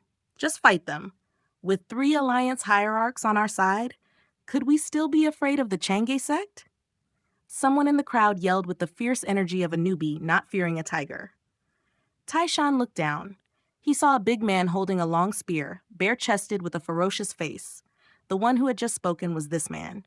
Tai Shan saw him and immediately grinned. "Ah, so it's the Iron Spear Sect sect leader Lian Ta. Iron Spear Sect. Lian Ta." The former was a minor sect within the Sky Corps Alliance, while the latter was the sect leader, a newly risen genius in recent years. His strength had reached the Dragon Tiger realm. Under his leadership, the Iron Spear sect had gained a reputation, and it was now considered a middle-ranking power within the Sky Corps Alliance. Sect leader Lian Ta. Tai Shan looked at the big man and shook his head. The Chang'e sect has been operating low-key for 13 years. Now that they dare to start the war, they must have confidence. To rashly engage in battle, we may fall into their trap. We need long-term planning. Compared to Lian Ta, Tishan was more cunning and far-sighted, unwilling to engage in battle too hastily. Lian Ta opened his mouth but said no more. Taishan was one of the 3 great alliance hierarchs of the Sky Corps Alliance, and although Lian Ta was now also a Dragon Tiger Realm martial artist, he was definitely no match for Taishan. Moreover, the Iron Spear sect couldn't compare to the Xuanxi sect. Having little say, further debate was pointless. Next to Taishan was a white-haired and bearded old man who now spoke, "I have an idea, but I'm not sure if it could work." Oh, please share, Priarch Hun-Hee. Taishan hurriedly urged. Hun-Hee, the Iron Corps sect leader of the Sky Corps Alliance at the advanced age of 80, Even Taishan had to address him as a senior. This man, along with Taishan and the Whitebone sect leader Firecloud, were the three great alliance hierarchs of the Sky Corps Alliance. The trio were among the strongest in the alliance, immersed in the Dragon Tiger realm for many years, responsible for countless lives, even cutting down peers. Beyond their own strength, they also excelled in the art of refining corpse, with refined corpses to aid them, even daring to fight against an Outer Firmament Grandmaster. Compared to new Dragon Tiger realm martial artists like Lian Ta of the Iron Spear sect, they were several notches stronger. All eyes were on him. Hun He stroked his beard, slowly said, "The Changi sect has been dormant for 13 years, silently accumulating strength. It is said that in these years, they have produced several Dragon Tiger Realm Masters and even a new Outer Firmament Grandmaster. 13 years ago, we could barely fend off the Changi sect, but 13 years later, I'm afraid we might not be able to withstand them." Such words greatly boosted the morale of others while diminishing their own prestige. But some in the audience knew these words were true. Some felt aggrieved. Yet with Hun He's strong influence and high position, they could only grumble internally without retorting. Everyone looked at Hun He, wanting to know his strategy, since he was speaking so negatively. Only to hear Hun He continue, "In the Western region, the Huang clan's realm has seen the rise of the Yinfu sect in recent years. Even if some of you may not be clear on the details, you've likely heard about them." "The Yinfu sect?" "Indeed." "Yes, I've heard of them." The people nodded. The Shao clan was adjacent to the Huang clan. With the rise of the Yinfu sect, even if the Sky Corps Alliance sects didn't pay much attention, they all more or less knew of it. It is said that the Yinfu sect's sect leader Guangyuan is unmatched in this era, with strength no less than that of a great grandmaster. Personally taking action, he used strong measures to subjugate all large and small sects within the Huang clan's realm, incorporating them into the Yinfu sect. Furthermore, he is skilled in alchemy and making elixirs, enabling the sect members to quickly increase their strength. In just 7 years, the Yinfu sect's muscle bone and inner strength backbone martial artists have increased tenfold. There are over a dozen Dragon Tiger Realm Masters in the sect, and it even rumored that there is a newly advanced Grandmaster. Among the three great alliance hierarchs, the last to speak was Firecloud, dressed in a red robe with a square face. Listening to Hun He mention the Yinfu sect, he couldn't help but interject. From his words, it was obvious that he had a deep understanding of the Yinfu sect. A Grandmaster? A Grandmaster? Dozens of Dragon Tiger Realm Masters? Some people in the audience, knowing only the name but not the strength of the Yinfu sect, were shocked upon hearing this. Let alone Grandmasters and Great Grandmasters, the mere mention of over a dozen Dragon Tiger Realm Masters was already superior to the Sky Corps Alliance on the surface. If Grandmasters and Great Grandmasters indeed existed, not to mention the Sky Corps Alliance, even the Changi sect might not be able to compare. After Firecloud's introduction, he looked at Hun He and asked with a frown, "Is Patriarch Hun He suggesting we seek assistance from the Yinfu sect?" "Yes." Hun He nodded. "The Yinfu sect is, after all, a sect of our southern border. Naturally, we should be allied. If the Changi sect invades and our Sky Corps Alliance cannot hold them off, the next target will surely be the Yinfu sect. Send someone there, explain the pros and cons. As long as the Yinfu sect dispatches a few Dragon Tiger Realm Masters to support us, the threat from the Changi sect will be instantly resolved." This? Firecloud and Taishan exchanged glances, their faces showing hesitation. Others were contemplative. Some were tempted. Some were disdainful. For a moment, silence fell. Disclaimer, all credit goes to the original author. This is a fan-made AI narration intended to bring more exposure to the novel. If you are the author or rights holder and wish for this video to be removed or modified, please contact us at fableversodio@gmail.com. Narrated by Fableverse Audio. Like, subscribe, share to support immersive audiobooks. If you enjoy our work and want to support future projects, consider donating. Links can be found in the description below. Chapter 199, Refining Corpse. In the Sky Corps Alliance, the Xuanxi sect, Iron Corps sect, and Whitebone sect are the strongest. The leaders of these three sects also hold the position of the Sky Corps Alliance leader. Each of these three sects possesses the techniques for refining and controlling corpses. The Xuanxi sect specializes in refining black stiffs. Although black stiffs move slowly, they possess immense strength and contain potent toxins, making them easy to refine. Once organized on a large scale, even an outer firmament grandmaster would not dare to recklessly enter the black stiff formation. Under Iron Mountain, the sect leader of Xuanxi sect, there are 3 black stiffs, which have slain masters of the Dragon Tiger realm. The Iron Corpse sect excels in refining fur corpses. Fur corpses grow hair on their bodies and are renowned for their sturdy copper skin and iron bones. The longer they are refined, the sturdier their bodies become. They are agile, able to leap onto roofs and trees, and jump as if flying, not fearing mortal fire or even sunlight. In conflicts, the sudden appearance of fur corpses from the Iron Corpse sect often results in extraordinary achievements. The White Bone sect is adept at refining undecayed bones. Unlike black stiffs and fur corpses, the White Bone sect has a unique method that allows normal corpse flesh to nourish bones during refinement. Upon completion, only a skeleton remains, known as the undecayed bone. These contain toxins and have bones as hard as Vajra. They walk like common people, tremendously eerie. Feishian Mountain Yinfu sect headquarters. Feihu stands in front of Lu Qingfeng, reporting intelligence regarding the Sky Corps Alliance. The Sky Corps Alliance pays attention to the Yinfu sect, and naturally, the Yinfu sect does not overlook the Sky Corps Alliance either. Feihu, having been responsible for intelligence in the Yinfu sect in earlier years, sees the timely and highly obedient nature of Feihu, thus promoting him from a protector to Hall Master of Fei Niao Hall.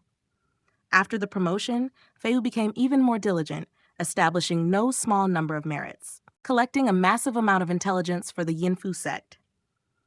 Lu Qingfeng bestowed golden marrow pills to assist him in breaking through to the Dragon Tiger realm. Feihu, who had long been stuck in the inner strength realm due to bottlenecks and limited resources, could not break through.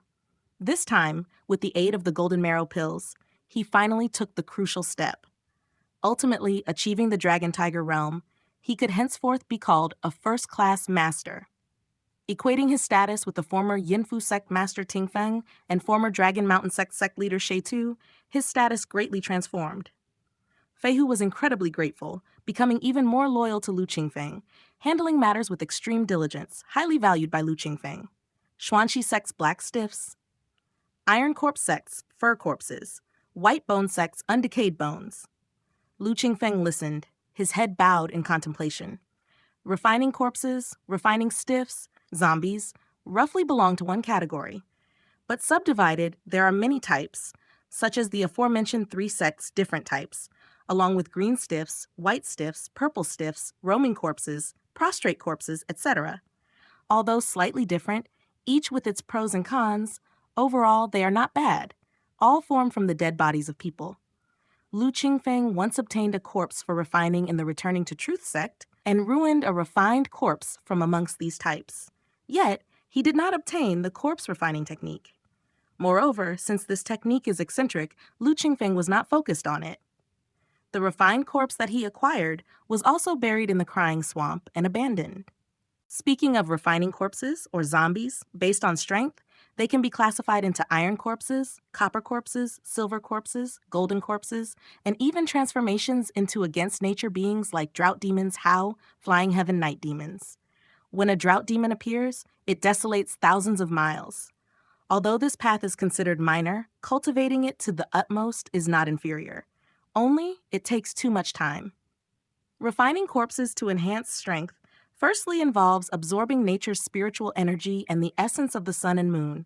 Secondly, assembling in places with condensed yin qi to absorb yin qi and evil qi. And thirdly, blood-sucking, absorbing yang qi, and so on. The first 2 consume a long time. The latter is against heaven and harms reason. Lu Qingfeng has other paths to pursue, to strengthen himself. There is absolutely no need to waste time on such a minor path like refining corpses. However, in the Sky Witch realm, where spiritual energy has ceased, mastering the corpse refining technique, with a bit of refining, yields formidable power. Like the Xuanxi sect's black stiffs, though definitely not surpassing the Iron Corpse stage, allowing Xuanxi sect to dominate one side, enabling Iron Mountain to possibly fight on par with an Outer Firmament Grandmaster as a breakthrough. For them, spending a decade or several decades, as long as they could obtain a refined corpse of Dragon Tiger Realm level, or even just Inner Strength Realm level, would be sufficient to demonstrate their power. But for Lu Qingfeng, spending several decades to obtain a true Qi Realm refined corpse would be laughable.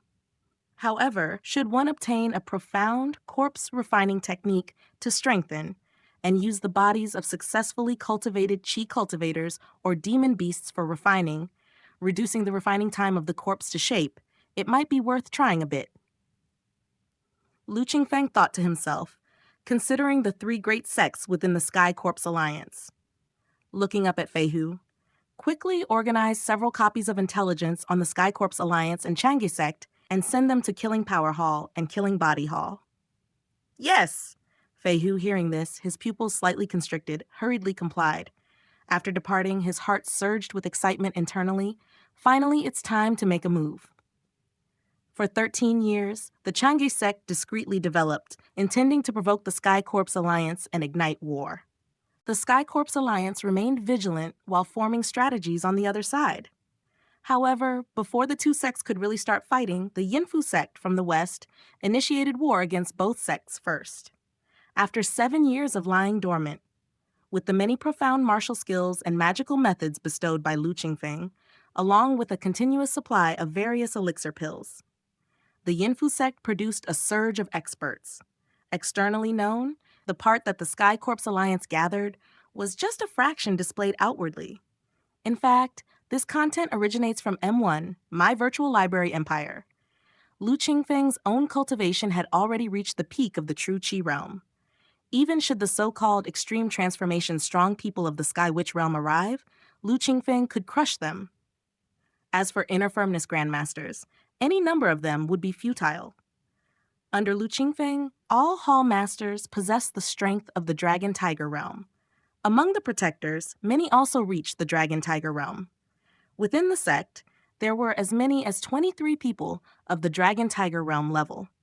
Among them, most not only had their own combat power, but also nurtured yin ghosts, or enslaved venomous snakes, fierce beasts, or practiced poison techniques, insect spells. Their methods were unpredictable, and their true capabilities could not be judged by common sense. Besides, over the past 7 years, a large number of disciples, cultivated mostly, reached the muscle bone level. Including the old people of the Yinfu sect, their abilities further advanced, mostly to the inner strength realm. Overall strength far above Changi sect and the Sky Corpse Alliance. Lu Qingfeng could not wait for the two sides to transition from testing to small-scale combat, then to full-scale battle, directly leading the Yinfu sect in a thunderous manner, pressing towards the Shao clan territory. Killing Power Hall, Killing Body Hall lead the way. Lu Qingfeng follows behind. Once an enemy expert emerges, they are either subdued or slain directly.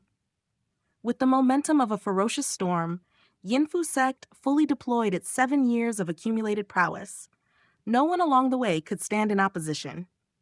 In less than half a year, they had seized control over the Sky Corpse Alliance and Changi sect.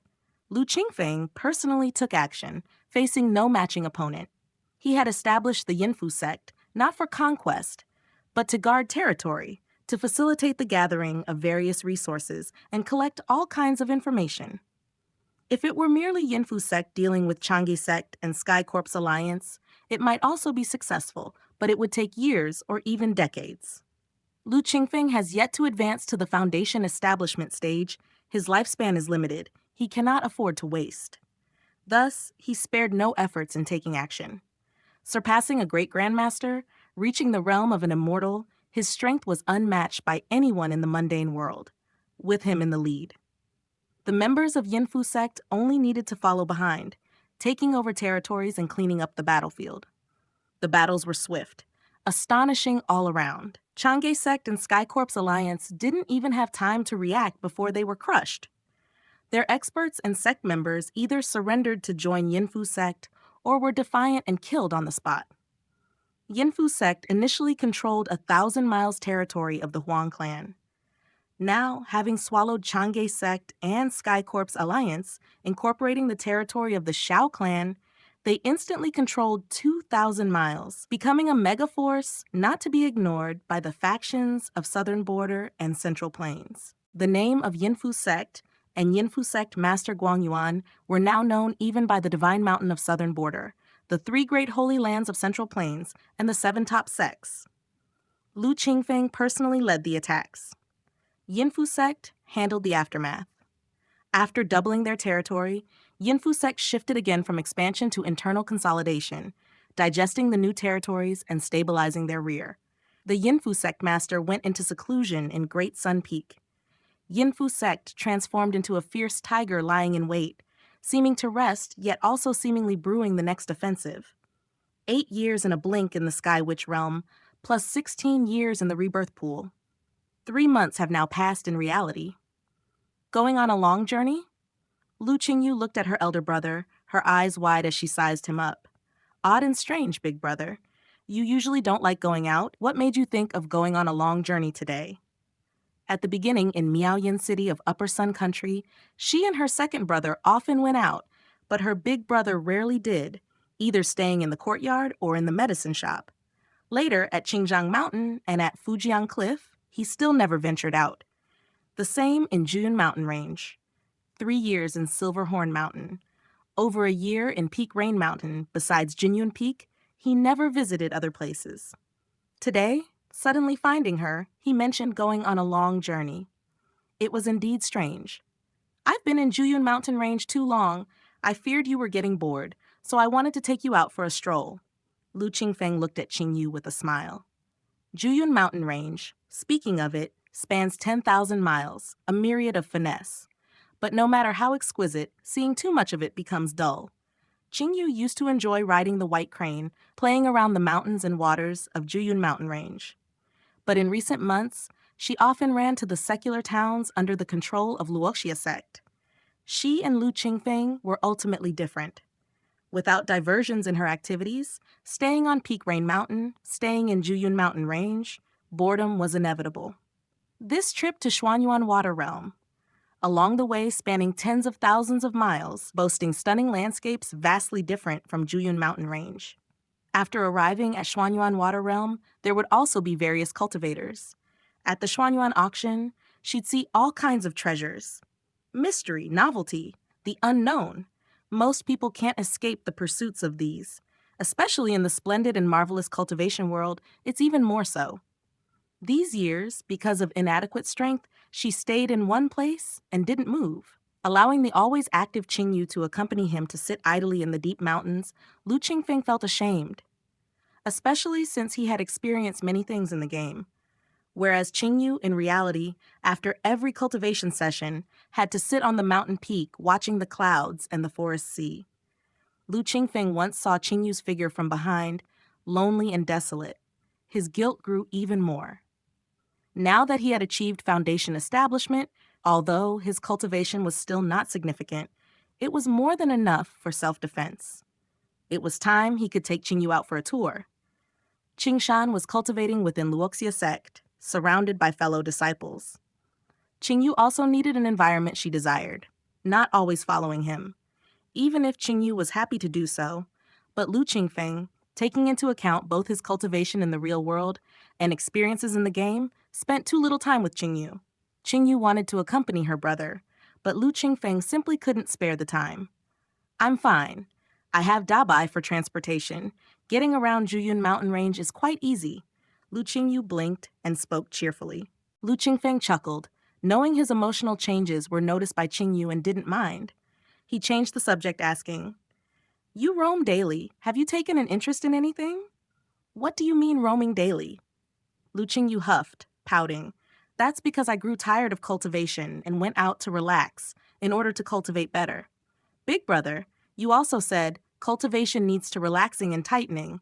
I'm doing exactly as you said, otherwise I wouldn't be willing to go out. Roaming daily. That sounded like idling away. Lu Qingyu was somewhat displeased. All right. I misspoke. Lu Qingfeng shook his head, smiling wryly. Disclaimer. All credit goes to the original author. This is a fan-made AI narration intended to bring more exposure to the novel. If you are the author or rights holder and wish for this video to be removed or modified, please contact us at fableverseaudio@gmail.com. Narrated by Fableverse Audio. Like, subscribe, share to support immersive audiobooks. If you enjoy our work and want to support future projects, consider donating. Links can be found in the description below. Chapter 200 Discredit. Discredit. Seeing Qingyu offer no direct response, Lu Qingfeng continued on his own. The Luoxia sect has a marketplace on Bullhead Mountain. After the decline of the Red Rainbow sect and its 3 branches, the Luoxia sect expanded the scale of the market. Nowadays, most cultivators throughout the Juyun mountain range conduct their trade at the Bullhead Mountain Market. Even the loose cultivators around the mountain range are commonly seen there. You seem pretty interested in spirit stones, so as your big brother, I'll pass on a divine skill to you and help you start a shop in the Bullhead Mountain Market. I guarantee you'll make a fortune. How about it? During the trip to the 100 Herbs Garden years ago, Qingyu seemed to have a special fondness for spirit stones, something Lu Qingfeng noticed and silently took to heart. The Bullhead Mountain Market accommodates cultivators from all directions. With the expansion of the Luoxia sect, the market has become increasingly bustling. Every day it sees new faces and an array of novel secret techniques, talismans, elixir pills, and more, dazzling to the eyes. Opening a shop in the market means meeting a plethora of people and encountering a vast array of items for cultivation. It's an excellent opportunity to greatly broaden one's horizons and knowledge.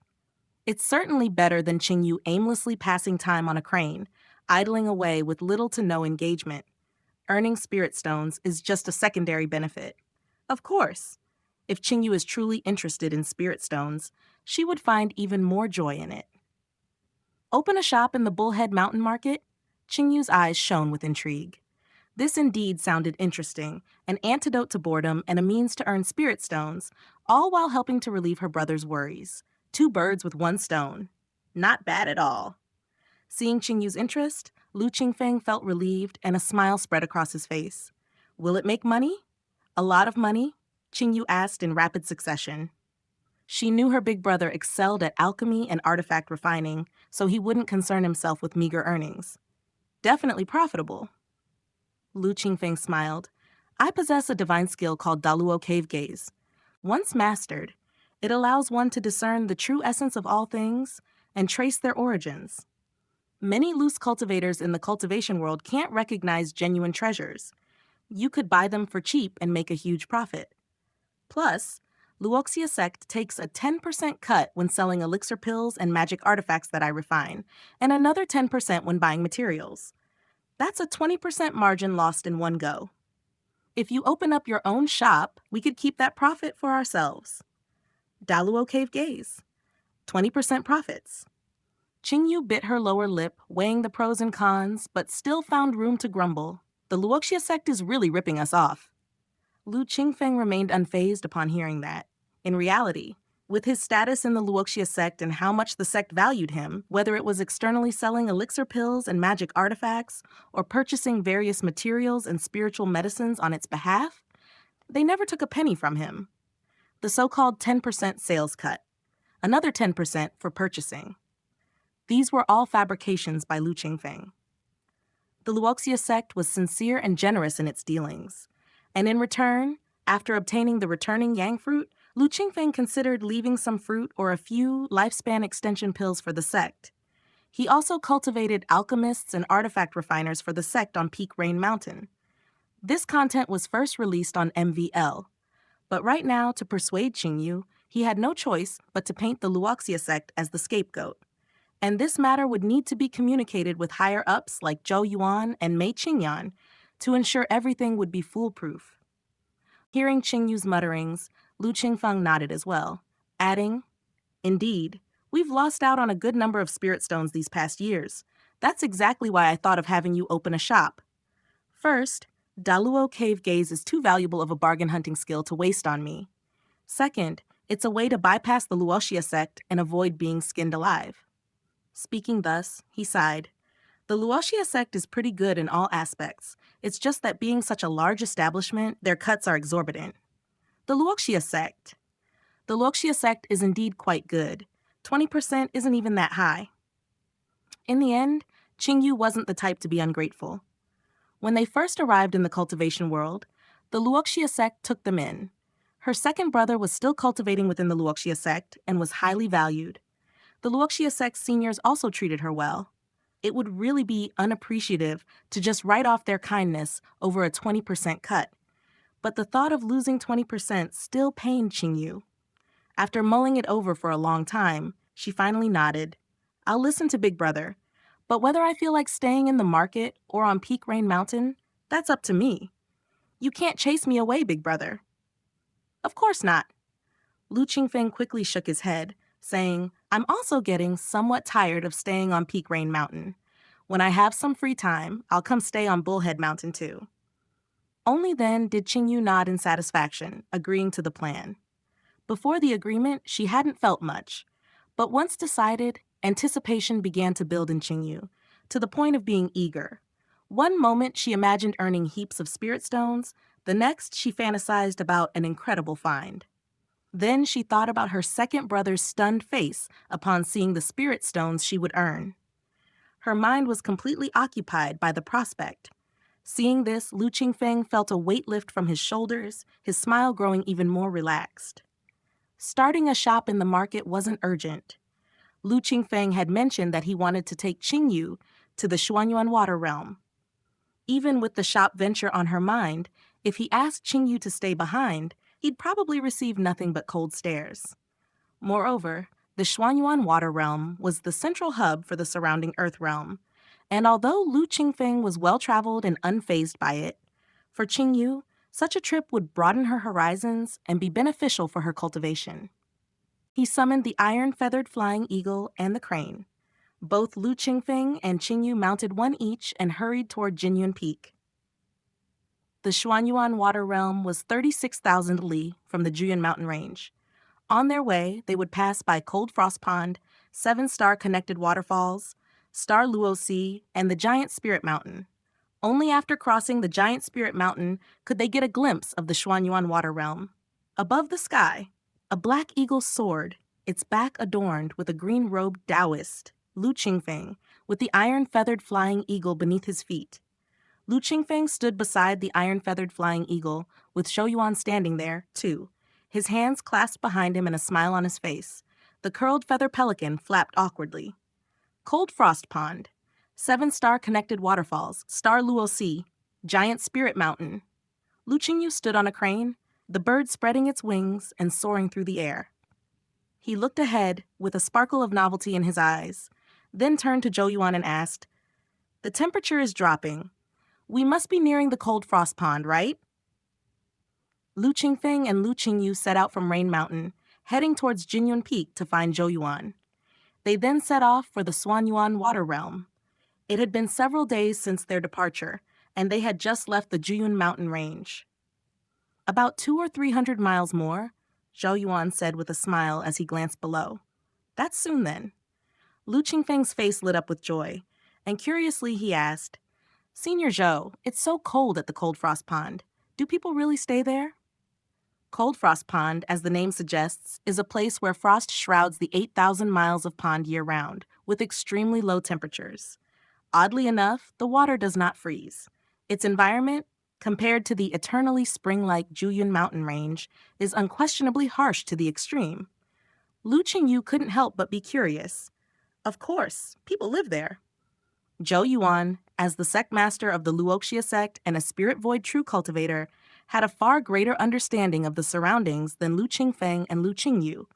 He stroked his beard and said with a laugh, Despite its severe winter-like cold, the Cold Frost Pond is blessed with strong spiritual energy. It's a prime spot for cultivators who practice water element, ice element, or cold techniques. In earlier years, it even sparked a round of contention, causing a bloody storm. After hundreds of years of strife, a pattern of 3 sects and 4 slots was finally established. Numerous loose cultivators also scattered across the myriad of islands in the pond. The 3 sects and 4 slots control the spirit islands, the spirit stone veins, as well as the large shell fields and cold light fish farms, rich in assets. Many loose cultivators mainly make a living by diving for spirit shells, hunting for cold light fish, and ice skin fish. The bounty of the cold frost pond is rich. Within the unique cold frost spirit shells are nurtured cold frost spirit pearls, containing dense, pure cold frost attribute spiritual energy, benefiting cultivators practicing such techniques immensely. And within the belly of the cold light fish are also nurtured spirit pearls, their value not inferior to that of the cold frost spirit pearls. Moreover, the meat of the cold frost spirit shells, cold light fish, and ice skin fish, having grown in the cold frost pond under special conditions, is particularly savory and favored by many major sects and advanced cultivators. The 3 sects and 4 slots and the loose cultivators of the pond rely on this industry for their livelihoods, far wealthier than the Juyun 4 sects and the host of loose cultivators in the central plains of the Juyun mountain range. With the Xuanyuan auction nearing, if immortal Qingyu is interested, she can certainly stay at the Cold Frost Pond for some time on her way back to enjoy the local delicacies, especially the Cold Frost spirit shells, cold light fish, and ice skin fish. These 3 in particular are top-tier delicacies even in the surrounding Earth realms.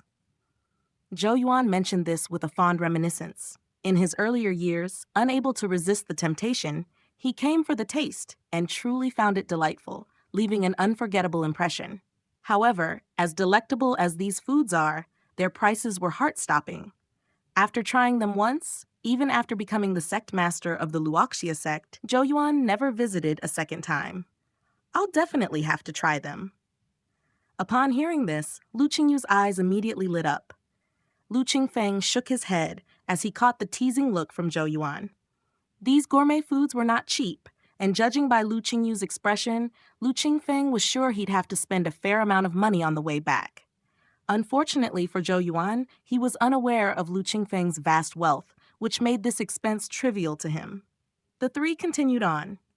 Zhou Yuan had visited the Xuanyuan water realm multiple times before and knew the path well. Passing through the cold frost pond, then 7-star connected waterfalls, Star Luo Sea, and Giant Spirit Mountain.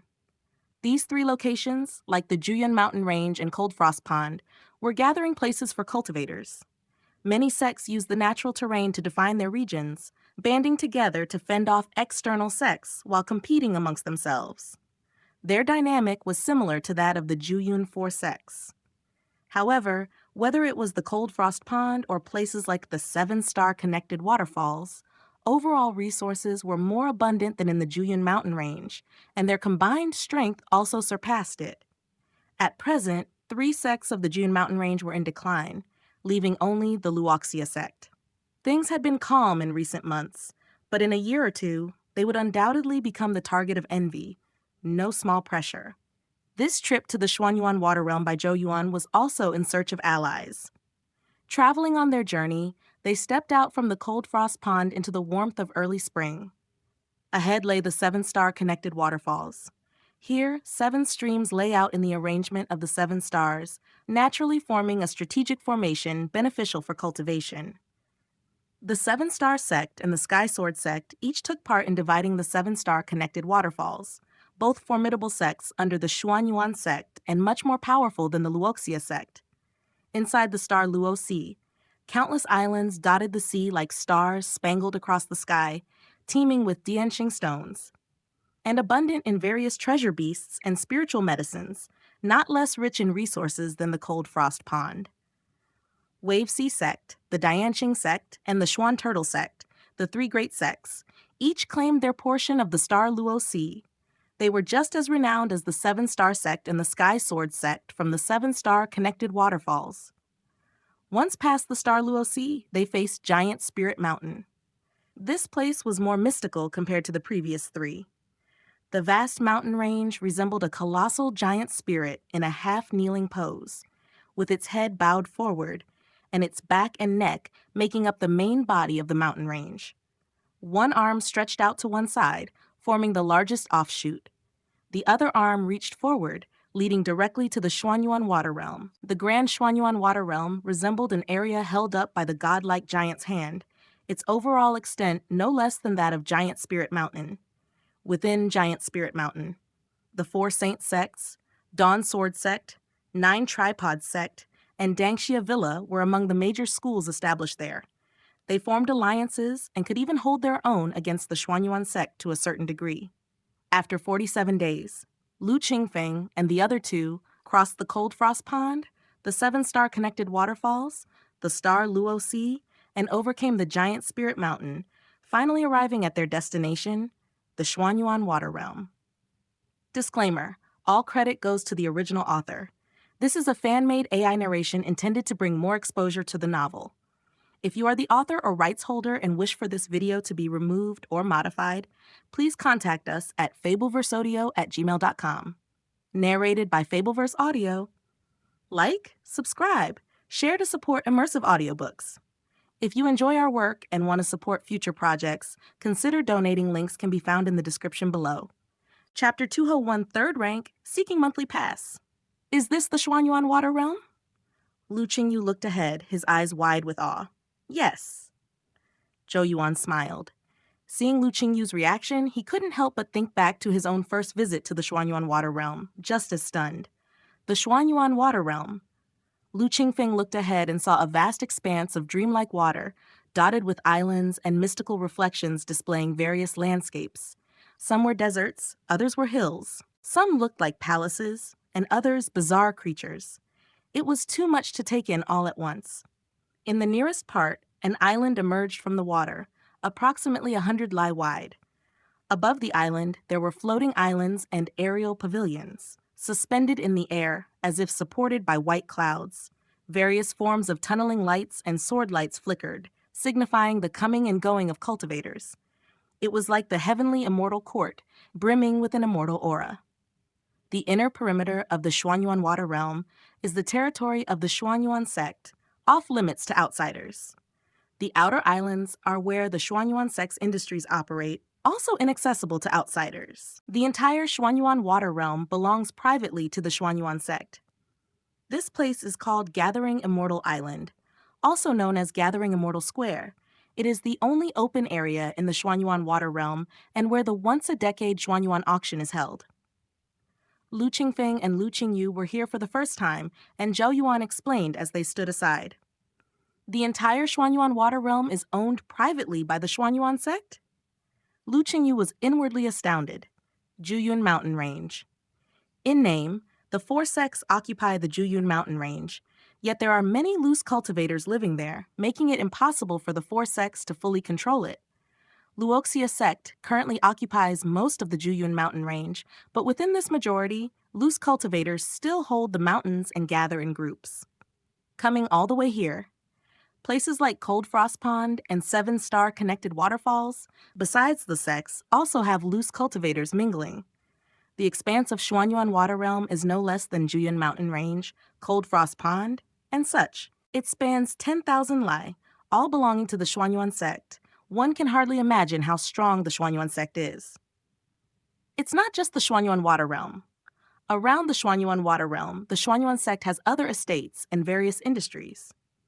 The true scale, apart from the sect leader True Man, is perhaps unknown to anyone else. Zhou Yuan also felt a bit of emotion.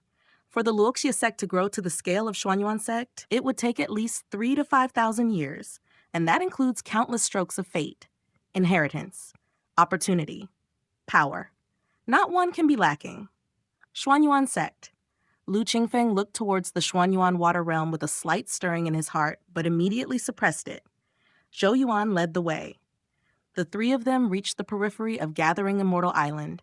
The island gathered various loose cultivators, and spiritual beasts could not be brought inside, but had to be placed in spiritual beast bags or left at the perimeter under the watch of the Xuanyuan sect. Spiritual beast bags are rare, and the materials to make them even rarer. Fortunately, Mei Qingyan and Yue Lingxi had previously come to Gathering Immortal Island and purchased a large amount of refining materials for Lu Qingfeng. These included materials for refining Purple Insect Bell, 9 Strategies Xuanhao Talisman, and also for making spiritual beast bags. Lu Qingfeng casually refined a few spiritual beast bags, which proved to be very convenient. He stored the iron-feathered flying eagle and white crane in spiritual beast bags. Zhou Yuan also stored the curled feather pelican in a spiritual beast bag. Then they entered the gathering immortal island. Besides the many shops operated by the Xuanyuan sect, there are also shops run by other sects or loose cultivators. Various magical artifacts, materials, spirit pills, and spiritual medicines, most can be found here. The prices are quite fair. Every 10 years at the auction, Gathering Immortal Island will set up additional stalls, specifically for various loose cultivators to use for transactions. If Elder Lu is interested, you might want to visit later. Zhou Yuan lead Lu Qingfeng and Lu Qingyu forward while introducing the place. Lu Qingfeng looked around intensely. The size of Gathering Immortal Island surpassed 100 li, seemingly a market square but actually vast. Amidst mountains and waters, many shops were nestled, different from mortal cities, everywhere revealed an immortal essence. Only a few distant mountaintops, where numerous loose cultivators traded, were relatively noisy, yet they were at the edges of Gathering Immortal Island. Zhou Yuan led them familiarly to a certain stop. Lu Qingfeng looked up. It was a beautiful green mountain. The mountain wasn't remarkable, but the scenery was quite good. The spiritual energy was rich, and even auspicious clouds floated about. This is Chuyin Mountain. The scenery is quite decent, considered an average place for cultivation. There's half a month until the auction starts, and the auction will last a month. In these days, we can settle and cultivate here. Zhou Yuan led them in and negotiated with the mountain administrator. Soon, he held 3 jade tokens in his hand. Isn't this just like the mundane inns? Lu Qingyu took the jade token, clicking his tongue.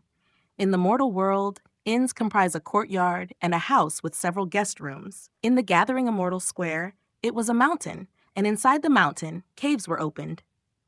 Though the Xuanyuan sect isn't renowned in Biang Lake, within tens of thousands of li around here, it is unarguably a great sect. Gathering Immortal Square was painstakingly built by the Xuanyuan sect. Naturally, it cannot be compared with the mundane. Zhou Yuan said cheerfully. Speaking lightly, but in reality, this Chuyun Mountain was a gathering place for spiritual energy. Even the least prestigious caves cost 10 spirit stone fragments a month. He requested 3 caves, all of earth grade, each costing a whole spirit stone. Expected to stay in the Gathering Immortal Square for a month and a half, that totaled 1.5 spirit stones. Only because Zhou Yuan was a sect leader and he need to meet and visit friends later, did he afford such luxury. Your support at MV Lemp YR keeps the series going. Otherwise, he would not come here. Handing 2 jade tokens to Lu Qingfeng and Lu Qingyu, Zhou Yuan said to Lu Qingfeng, "It's been a tiring journey. Elder Lu and Qingyu Immortal, you can rest in the caves for now. I will go out and see if some old friends have arrived." The Luoxia sect was currently prosperous and had a bright future. But they must anticipate danger in times of safety. Although the power of the Luoxia sect was rapidly increasing, to assume control over the entire Juyun mountain range was wishful thinking. It was likely that neighboring realms would soon set their sights on it. Zhou Yuan came to Xuanyuan Water Realm largely to invite a few friends to help keep the Luoxia sect stable for some time. At the moment, not a second was to be wasted. After speaking, he turned to leave. Lu Qingfeng saw this and called out to Zhou Yuan. "Elder Lu, is there anything else?" Zhou Yuan turned back. "Nothing major. It's just that a few days ago I made some progress in alchemy and artifact refining and advanced to 3rd rank. If the sect master and other seniors need any alchemy or artifact refining, just prepare the materials, and I, Lu, can do it on your behalf." Lu Qingfeng smiled. "3rd rank?" Elder Lu. Zhou Yuan's beard bristled, and his eyes fixed on Lu Qingfeng. Lu Qingfeng stood calmly, allowing Zhou Yuan to size him up. When he first arrived from Upper Sun Country and Crying Swamp, unfamiliar with the surroundings, Lu Qingfeng, to be cautious, only revealed his skills as a 1st-rank alchemist and artifact refiner. After a year of acclimatization, he then revealed to Luoxia sect that he had advanced to 2nd rank. Before this disclosure, Luoxia sect did not know how long Lu Qingfeng had stayed at the 1st rank, so although they were surprised, they were not overly shocked. Instead, they were mostly delighted. But this time, Zhou Yuan knew very clearly. Elder Lu had only been at the 2nd rank for just over 4 years, and he had advanced both his alchemy and artifact refining to the 3rd rank? Zhou Yuan's eyes widened, and he stood there dumbfounded for a long time before managing a bitter smile. Elder Lu, truly a genius indeed. More than 4 years, from second rank to third rank, and advancing in both alchemy and artifact refining at the same pace. Such talent, beyond genius, could only be described as an unrivaled genius.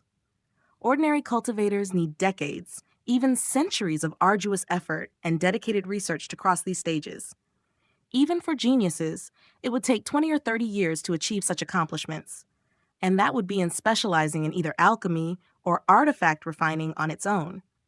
Yet Lu Qingfeng was proficient in both, ascending from second rank to third rank in just 4 short years. Zhou Yuan was astounded. The sect master flatters me. Merely luck. Just luck, Lu Qingfeng modestly said. After spending over 5 years in the Juyun mountain range and getting familiar with the surrounding circumstances, it was time to advance. Especially in a place like Gathering Immortal Square, where cultivators converge, being a second-rank alchemy and artifact master wasn't poor, but certainly wasn't noteworthy. But as a third-rank alchemy and artifact master, one can hold a place of distinction. This was an opportunity to advance, leveraging the identity of a third-rank alchemy and artifact master to network with numerous spirit void practitioners and expand connections. The broader the network, whether for a cultivator or a sect, one would need to think twice before causing trouble, considering if it's worth provoking a third-rank alchemy and artifact master and facing the consequences of antagonizing someone with such extensive connections. Once famous, it could reduce many troubles. Of course, also to lend a hand to Luoxia sect. Elder Lu, with peerless talent and virtue as high as the clouds, this old man thanks you in advance. Zhao Yuan, wise and discerning, also guessed one of the reasons why Lu Qingfeng revealed his identity as a third-rank alchemy and artifact master and thanked him sincerely from his heart.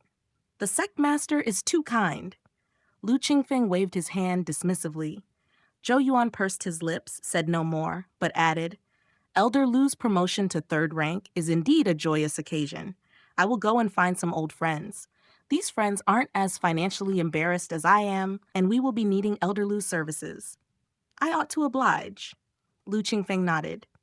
Zhou Yuan, with a look of joy on his face, bid farewell and left Chuyun Mountain. Outside Chuyun Mountain, Zhou Yuan hurried along, his facial expression of joy faded, revealing deep worry.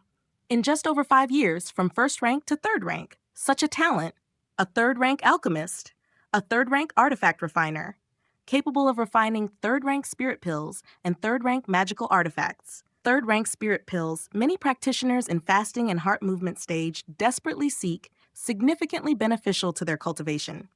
Various types of healing and recovery. Third-rank spirit pills are also greatly useful to spirit void practitioners, even potentially turning desperate situations into survival. Not to mention third-rank magical artifacts. Within the 4 sects of Juyun, Jinju Xiao, and Feng Yun, as sect masters and spirit void true cultivators, their strongest magical artifacts are only second rank. Imagine the value of a third-rank magical artifact to a sect.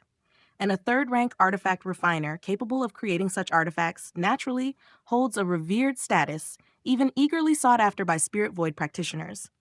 A third-rank alchemist and a third-rank artifact refiner. Even if one struggled ordinarily to achieve this, Luoxia sect couldn't have expected to possess them, let alone someone with limitless potential like Lu Qingfeng. Upon first hearing this, Zhou Yuan was initially shocked beyond belief, then overjoyed, but upon reflection he felt apprehensive. As a second-rank alchemy and artifact master, Luoxia sect treated him with sincerity and could keep him. But a third-rank alchemy and artifact master, within the modest Luoxia sect and humble Juyun mountain range, what could they offer to retain him? Sincerity? Merely a joke. Moreover, even if Lu Qingfeng stayed for now, with his talents in alchemy and artifact refining, who knows when he might advance to 4th rank? By then, Luoxia sect definitely wouldn't be able to keep him. Enough. Don't overthink it. Elder Lu with such talent, staying in our Luoxia sect is truly a case of a bright pearl covered in dust. Seeing what he expressed just now, he has the intention to help our Luoxia sect through difficulties. That's enough. Zhou Yuan shook his head and smiled wistfully. If he makes a name for himself, With stately status and considering previous favors, it helps Luoxia's sect as much as if we had 3 or 5 more Spirit Void practitioners defending us. Let's not demand too much to avoid ruining our relationship. His thoughts were clear. The crisis facing Luoxia's sect could be resolved. Zhou Yuan's steps lightened considerably as he went to visit friends. Disclaimer: all credit goes to the original author. This is a fan-made AI narration intended to bring more exposure to the novel. If you are the author or rights holder and wish for this video to be removed or modified, please contact us at fableverseaudio@gmail.com. Narrated by Fableverse Audio. Like, subscribe, share to support immersive audiobooks. If you enjoy our work and want to support future projects, consider donating. Links can be found in the description below. Chapter 202, Soul Capturing Technique, Golden Silkworm Gu Chuyun Mountain. Lu Qingfeng watched as Zhou Yuan left. The Luoxia sect had treated him well, and he would help when he could. As for leaving the Luoxia sect, leaving the Juyun mountain range, that still required careful consideration. Congratulations to Big Brother on his advancement to 3rd rank. Lu Qingyu winked at her big brother, a sly smile on her face. She knew. Her big brother had been capable of refining level 6 puppets long ago, clearly already a 3rd rank artifact refiner. Seeing Zhou Yuan's astonishment earlier, she couldn't help but find it amusing. If Zhou Yuan knew that Big Brother had advanced to 3rd rank long ago, she wondered what kind of expression he would have. Congratulations in words isn't enough. Do you have a congratulatory gift? Lu Qingfeng was in a good mood and teased Qingyu in return. Big Brother is already a 3rd rank alchemist and an artifact refiner, and you're still asking me for a gift? Isn't that bullying? Lu Qingyu pouted. Ha! Lu Qingfeng laughed out loud upon hearing this. This fellow Daoist is courteous. Just as Lu Qingyu was about to speak, someone approached to greet her big brother with a cupped fist salute, prompting her to halt. Lu Qingfeng turned to the newcomer with curiosity, but said, "I am Lu Qingfeng, and I have met the Chuyun manager." The person was plump with a large head, tiny eyes that were nevertheless bright and spirited, and appeared to be in his 40s or 50s. His cultivation was already at the foundation establishment level. He was indeed the manager of Chuyun Mountain. Just before, Zhou Yuan had rented 3 earth-numbered cave dwellings from him. However, it was unclear why the manager approached to strike up a conversation now. So it's fellow Daoist Lu. My apologies for any disrespect. I am Wang Hui, serving as Chuyun Mountain's manager. Wang Hui repeatedly cupped his fists, his attitude quite respectful. Lu Qingfeng was even more perplexed now. Seeing his reaction, Wang Hui initiated the exchange. Wang has been presumptuous. Please do not take offense, fellow Daoist Lu. I overheard by chance that you've advanced to 3rd rank in both alchemy and artifact refining skills, and I've come to offer my congratulations. Next to him, Lu Qingyu blinked, looking at the fat manager before her, and then back at her big brother, secretly chuckling to herself. Fellow Daoist Wang is too kind. Lu Qingfeng realized he had come to curry favor with the newly promoted 3rd rank alchemy and artifact master. His conversation with Zhou Yuan had not been hidden, and Wang Hui had heard everything clearly. As the manager of Chuyun Mountain, even in the presence of Spirit Void practitioners like Zhou Yuan, leaders of their own sects, he maintained only a friendly attitude. But now in the presence of Lu Qingfeng, not only was he quite friendly, but he also showed a degree of respect and flattery. Undoubtedly, he valued the identity of Lu Qingfeng as a 3rd rank alchemist and artifact refiner even more. He had approached to make a connection, to ingratiate himself. After exchanging greetings and names and a brief exchange of pleasantries, Wang Hui did not linger overly, congratulated him once more, and then took his leave. Truly worthy of being the manager overseeing over 100 cave dwellings on a mountain. Lu Qingfeng nodded in approval. He had seen many characters in Primordial, great figures, minor characters. He had even come into contact with reincarnated true immortals. Wang Hui might just be a foundation establishment cultivator, a mere manager, but his conduct was smooth, knowing when to advance or retreat. It didn't give rise to any dislike. By exchanging names with Lu Qingfeng this time, should they meet again, it would deepen their relationship. After a few times, it wouldn't be surprising if he could ask Lu Qingfeng to refine elixir pills or magic artifacts for him. As a manager of Chuyun Mountain, Handling guests and managing relations, having keen judgment, discretion, and appropriate manners was important. If done well, a good network of connections could be built. In the future path of cultivation, this could open many doors and reduce many obstacles. Snakes have snake paths, rats have rat paths. Love this story? Show your support on M9. It can't be any other way. After Wang Hui left, Lu Qingfeng reflected in his heart. He and Wang Hui were not so different. Both were networking, seeking a more secure path of cultivation, and having support in times of need. But with his status as a third-rank alchemist and artifact refiner, if he were to seriously network, his connections and their caliber would be far beyond what Wang Hui could compare to. It was a world of difference. Shaking his head, Lu Qingfeng, accompanied by Qingyu, hurried towards their cave dwelling. The dwellings for the two of them, as well as Zhou Yuan's, were all next to each other for convenience. Along the way, Lu Qingyu glanced at Lu Qingfeng and muttered as if to herself, "Strange that when that man came to offer his congratulations, I did not see Big Brother asking him for a gift." Lu Qingfeng simply smiled silently, choosing not to comment, but internally, he was reminding himself that he should not have teased Qingyu. The girl held a grudge. Zhou Yuan visited a friend. After chatting idly with Lu Qingfeng and Lu Qingyu for a while, they returned to their respective cave dwellings to rest. Traveling for more than a month indeed took its toll. Earth's 17th cave dwelling. Lu Qingfeng sat cross-legged. His consciousness delved into primordial, leaving only a sliver of spiritual awareness outside to sense movements and dangers in reality. While on the road, Lu Qingfeng had used the iron-feathered flying eagle for travel, traveling by day, resting at night. Also, frequently entering the game. In the Sky Witch realm, time flew, 12 years passed. Adding the 16 years in the rebirth pool, Lu Qingfeng had been in this world for 36 years, holding the position of Yinfu Sect Master for 20 years. In those 20 years, with Lu Qingfeng leading the charge and the Yinfu Sect following, they conquered territories and captured strongholds. From the southern border eastwards, they swept through, toppling countless sects, subduing numerous experts, acquiring innumerable martial arts and secret techniques, like a snowball rolling. They grew into a massive force, dominating the northwest of the southern border, casting eyes towards the Central Plains and the heart of the southern border battlegrounds. Neither the Holy Lands and top sects of the Central Plains, nor the Divine Mountains and great sects of the southern border could afford to ignore them. Yinfu Sect Master, Guangyuan Daoist. His name echoes across the land, turning heads in all corners.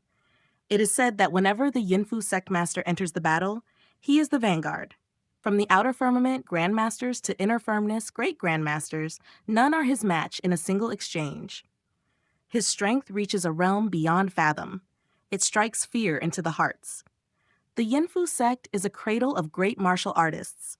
Many are subdued masters from all over, who are left with no choice but to serve or die by the sect master's superior martial prowess. Once part of the Yinfu Sect, they are bound by elixir pills, powerful martial arts, and mystical secret techniques, and even mighty magic artifacts.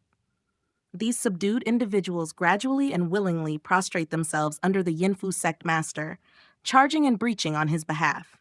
Besides them, there are also elites trained from scratch by the Yinfu Sect.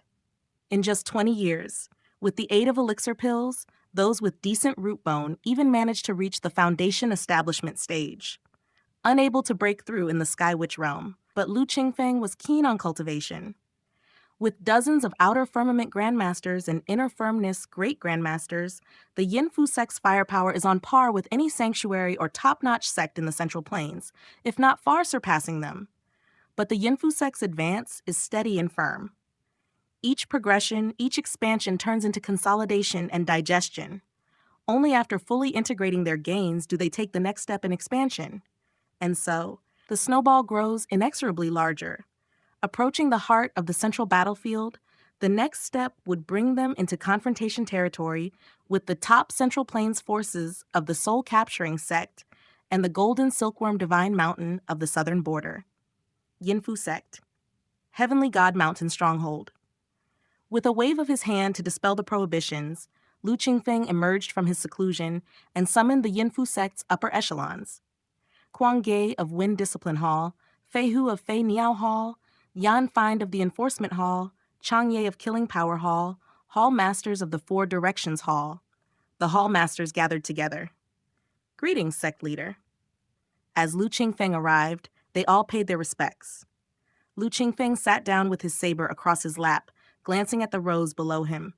The assembled hall masters represented the highest echelon of the sect, each wielding immense authority over their jurisdictions. Especially when Lu Qingfeng was frequently in seclusion, these hall masters became the de facto leaders and decision-makers of the Yinfu sect. Their reputations were formidable, not just within, but even beyond the Yinfu sect. Their strengths were mainly of Outer Firmament Grandmasters, with a few exceptionally talented ones who were Inner Firmness Great Grandmasters. They were the strongest in the mundane world. Now, even without Lu Qingfeng's personal intervention, their power was enough to confront minor and medium-sized sects. However, forces like the Soul-Capturing Sect and Golden Silkworm Divine Mountain, only Lu Qingfeng's personal oversight would suffice. Today's assembly concerns the Soul-Capturing Sect and the Golden Silkworm Divine Mountain. Lu Qingfeng got straight to the point and looked at Fei Hu. Fei Hu understood and stepped forward, pronouncing clearly, Fei Niao Hall has long been gathering intelligence on the Soul-Capturing Sect and Golden Silkworm Divine Mountain, and we now have detailed reports. The Soul-Capturing Sect is known for its soul-capturing technique, being one of the Central Plains' 7 great sects, only surpassed by the 3 great Holy Lands. Their technique, coupled with profound martial arts, poses a peculiar danger. Any equal martial artist who faces them could inadvertently fall under their control and turn against their allies. It's quite insidious. There are 3 Inner Firmness Great Grandmasters and 12 Outer Firmament Grandmasters in the sect, with over 100 practitioners in the Dragon Tiger realm. With over 3,000 disciples in the Musclebone realm and Inner Strength, they are a force to be reckoned with. The Golden Silkworm Divine Mountain, one of the 4 divine mountains and 5 great sects of the southern border, specializes in the art of goo poison. Their unique golden silkworm goo is impervious to blade and flame, capable of killing invisibly and tricky to deal with. Due to these venomous creatures, even other divine mountains and sects dare not provoke them. Strong as it is, the soul-capturing sect is hesitant before the Golden Silkworm Divine Mountain. As the next formidable opponents for the Yinfu sect, Featherhall had deployed numerous spies to gather comprehensive intelligence on these 2 factions. Soul-capturing technique, Golden Silkworm goo. Unpredictably mystical, they are the primary concerns for the Yinfu sect's impending assault. The hall masters seated below each reacted differently after listening. Some furrowed their brows, some appeared worried, yet some showed no fear. Chang Ye stepped forth, a brute in appearance, but much more skilled than before. He had become one of the rare Inner Firmness Great Grandmasters within the Yinfu sect. Even across the southern border, he was a top-tier expert. He spoke in a deep voice. To hell with their goddamn soul-capturing technique and golden silkworm goo. First let them taste my triple blow with the axe. Speaking thus, Chang Ye waved his hefty bintai axe, the flesh of his face quivering fiercely. Others wanted to speak, but Chang Ye's blunt words left them speechless, thinking to themselves what a brute he was. Yet, that was exactly why Lu Qingfeng valued Chang Ye's disposition.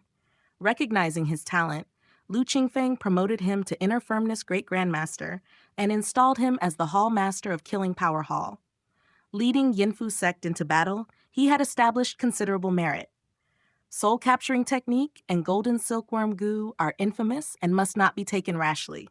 Lu Qingfeng, with a plan in mind, gestured for Chang Ye to step back. This fellow was indeed adept at charging into battle, but strategizing was clearly not his forte.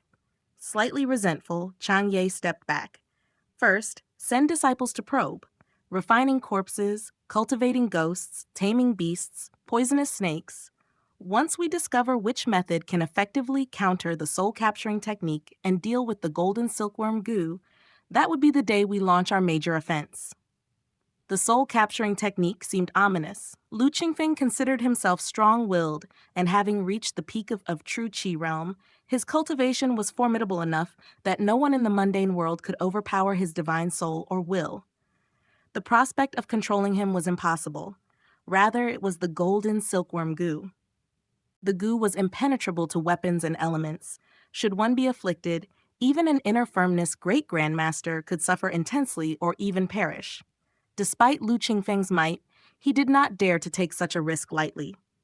Better to probe first than act accordingly. The Yinfu sect had conquered countless sects and collected a myriad of cultivation techniques and secret techniques. There had to be something that could counter the soul-capturing sect and golden silkworm divine mountain. He waved, dismissed the hall masters to prepare for war. Lu Qingfeng rose to his feet, heading towards the cave dwelling in the back mountains. His cultivation had reached the peak of true Qi realm and was halted due to the restrictions of heaven and earth. Only occasionally would he use experience value to cultivate further, which didn't require much time.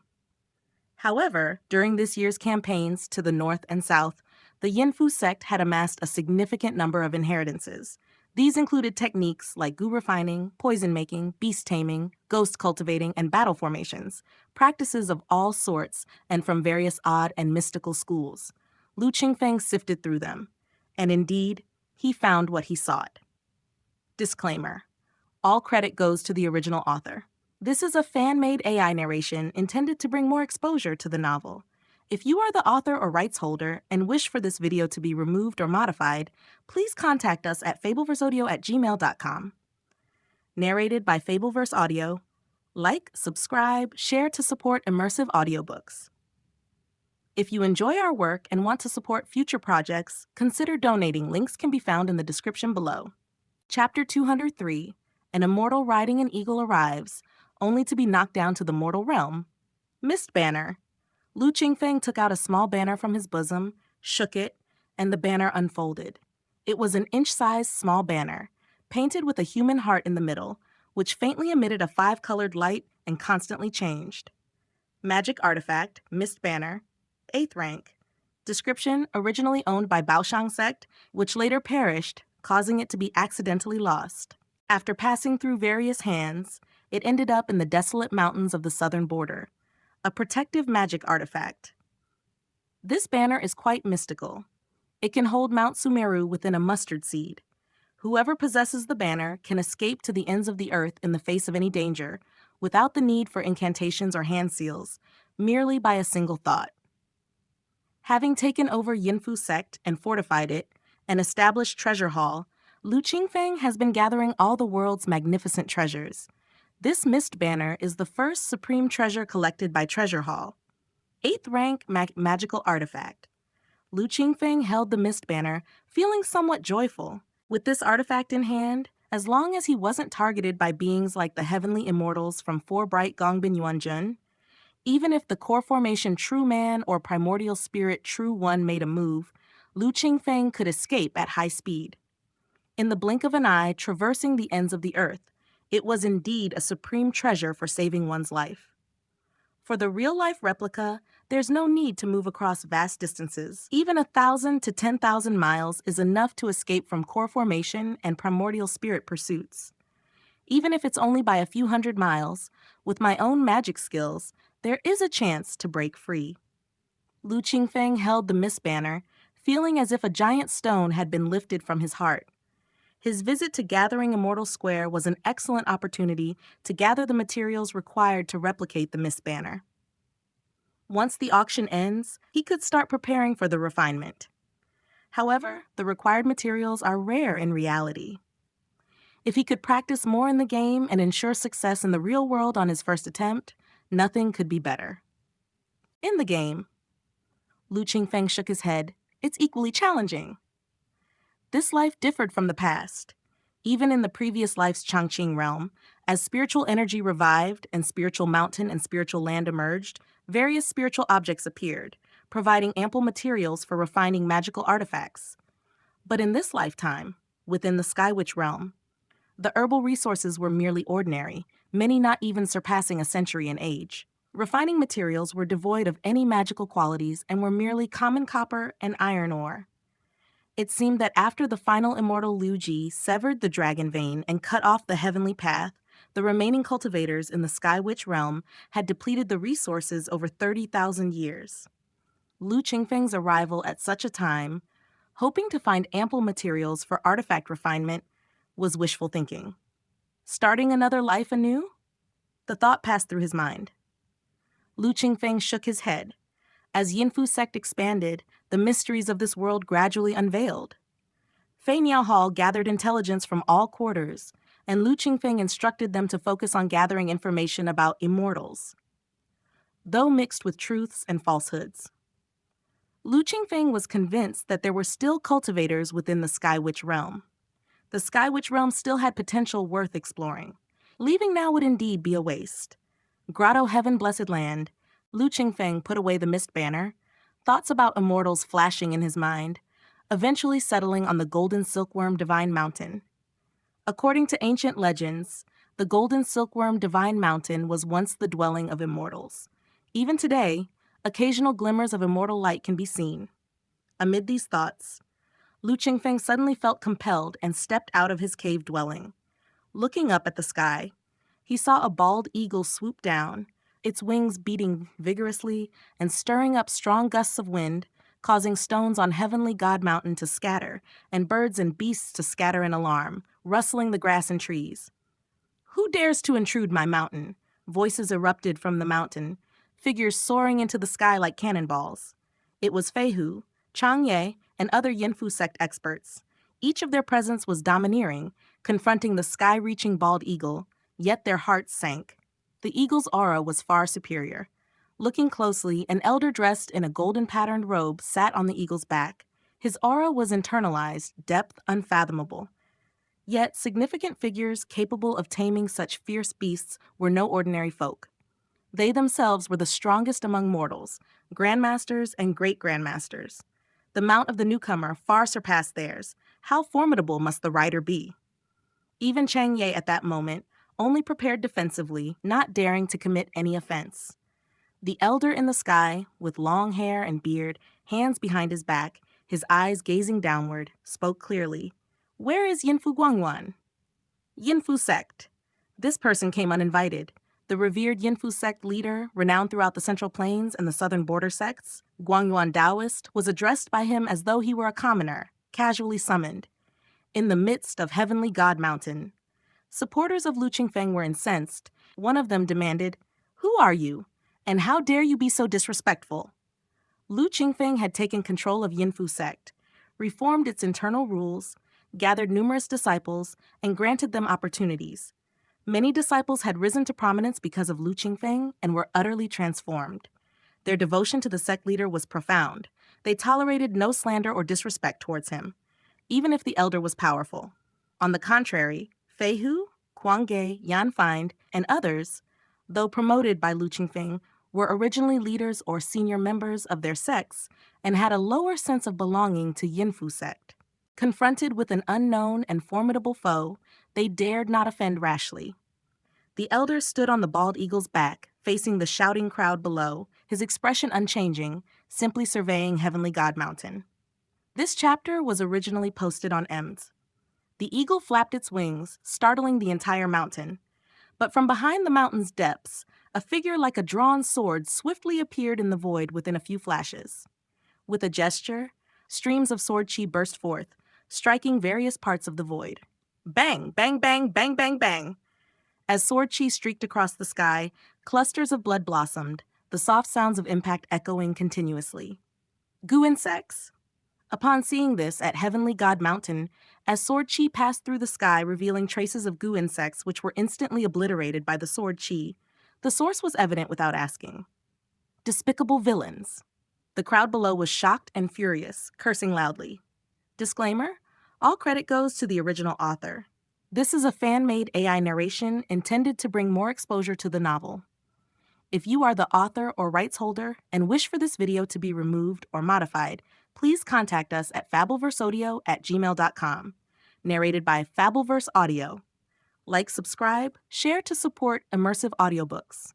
If you enjoy our work and want to support future projects, consider donating. Links can be found in the description below. Chapter 203. The immortal rides the eagle, knocked down to the mortal dust too. Clearly, they verbally defied the old man in the sky, and while his face showed no reaction, He secretly scattered poisonous goo worms to take their lives. A display of power through murder. Thankfully, the sect leader saw through the scheme, eradicated the goo worms with a swift strike, and saved their lives. Thank you, sect leader. The sect leader is invincible. The loyal supporters of Lu Qingfeng, one by one, their faces flushed with excitement, shouted loudly. Their cries carried relief from narrowly escaping death, gratitude, and perhaps also admiration for Lu Qingfeng's formidable abilities. After destroying the goo worms, Lu Qingfeng landed on the canopy, facing the old man in the sky from a distance. Sect leader. Fei Hu and Kuang Ge were stunned by Lu Qingfeng's prowess. They quickly came forward to pay their respects, hoping that the sect leader hadn't witnessed their earlier actions to avoid a reckoning come autumn. Lu Qingfeng simply nodded indifferently. These people were only temporary. Loyalty was not a major concern. When a new generation within the Yinfu sect grew up, these followers would eventually be replaced. Those diligent and devoted might find a good future, a fitting end. But the two-faced, the lazy, would inevitably live to regret their actions. Yinfu Guangyuan? After the goo worms were exterminated, the old man in the sky did not show any anger, but his gaze towards Lu Qingfeng carried a hint of surprise. Come down, and we can talk. Lu Qingfeng was not in the mood for conversation. This person used goo worm techniques the moment there was a disagreement, attempting to harm others. Ill-intentioned. Malicious. No need for talk. A direct fight was the answer.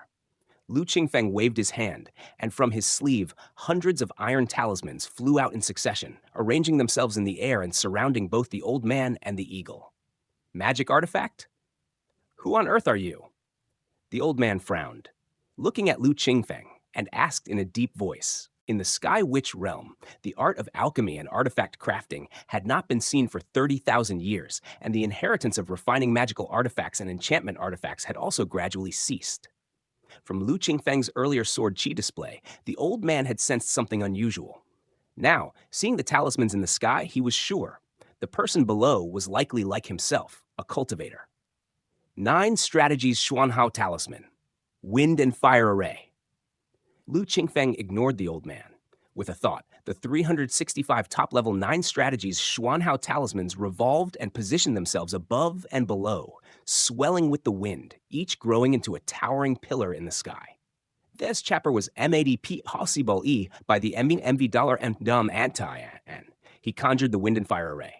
These 9 strategies. Xuanhao talismans had taken Lu Qingfeng 20 years to gather and barely refined to a total of just over 400 by mobilizing the Yinfu sect. In this life, he had only refined this set of magic artifacts. Though only top-grade talismans, with Lu Qingfeng's expertise in arrays, once activated, even normal Foundation establishment cultivators could not withstand them. As soon as the wind and fire array formed, winds and flames surged, covering a section of the sky, encapsulating the old man and the eagle. Screech! The eagle cried, flapping its wings, trying to sweep aside the wind and fire to break out of the surrounding array. However, engulfed in the raging gales and fierce fire within the array, it struggled futilely, its feathers charred black. The eagle's agonized cries were ceaseless. Damn it! The old man riding the eagle appeared powerful and arrogant, but Lu Qingfeng could see at a glance that his cultivation was merely at the Foundation establishment Qi introduction stage.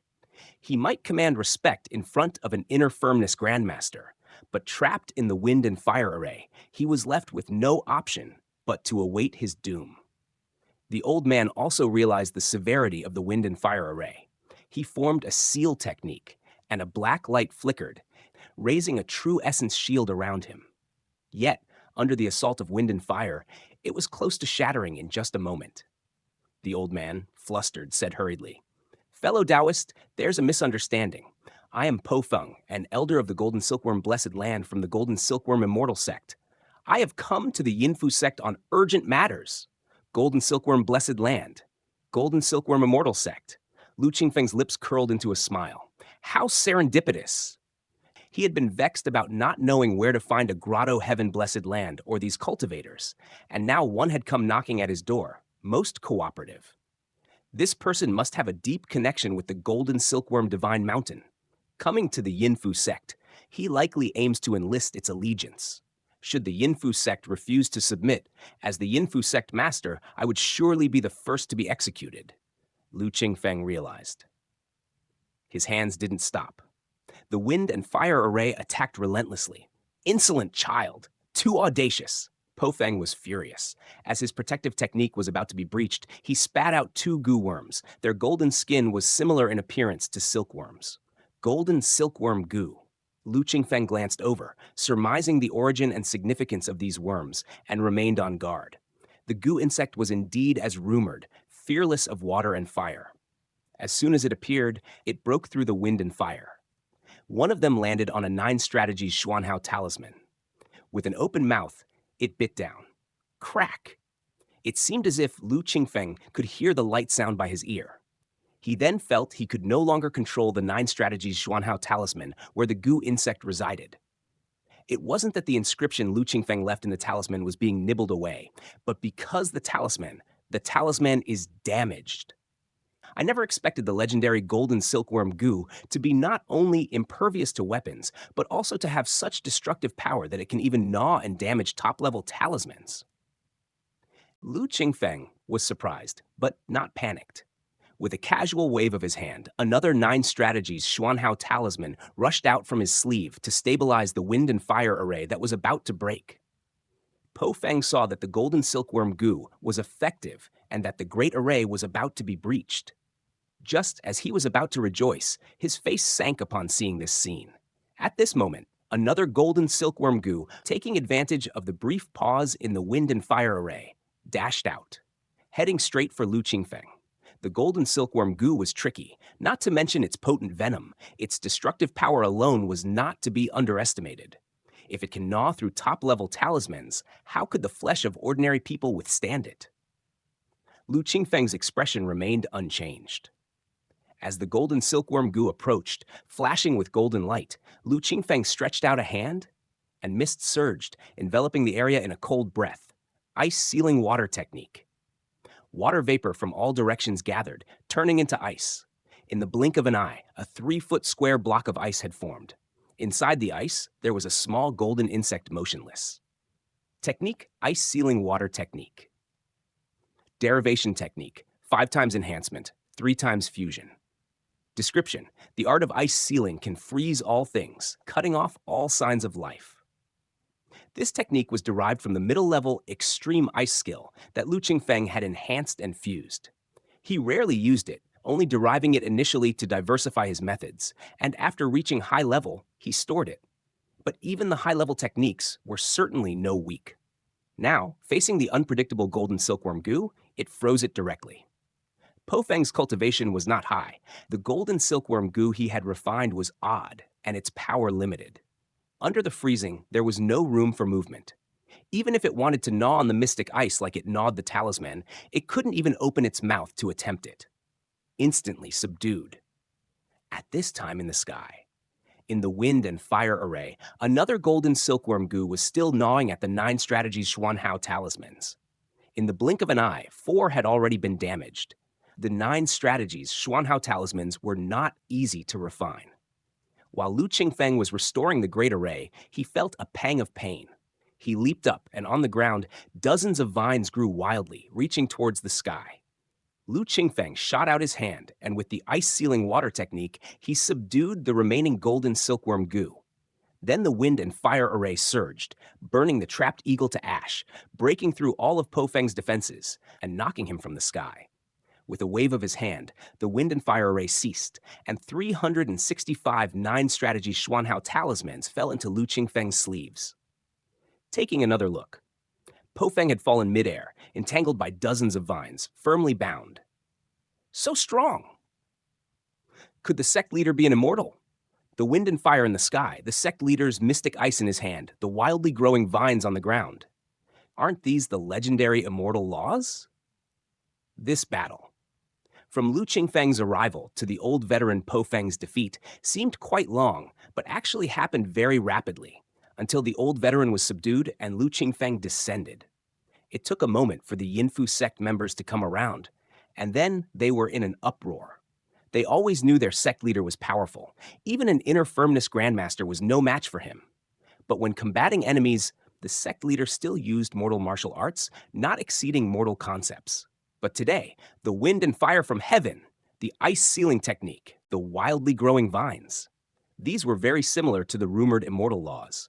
Thinking back carefully, people instantly understood. So our sect leader is actually the legendary immortal. In that case, the sect leader's strength and Yinfu sect's rapid rise were all justified. With an immortal descending, naturally, things are different from the mundane world. In a moment, those who worshipped Lu Qingfeng worshipped him even more. Even those originally unconvinced and subjugated factions were shocked, their expressions changing, also pondering many thoughts. Disclaimer: all credit goes to the original author. This is a fan-made AI narration intended to bring more exposure to the novel. If you are the author or rights holder and wish for this video to be removed or modified, please contact us at fableverseaudio@gmail.com, narrated by Fableverse Audio. Like, subscribe. Share to support immersive audiobooks. If you enjoy our work and want to support future projects, consider donating.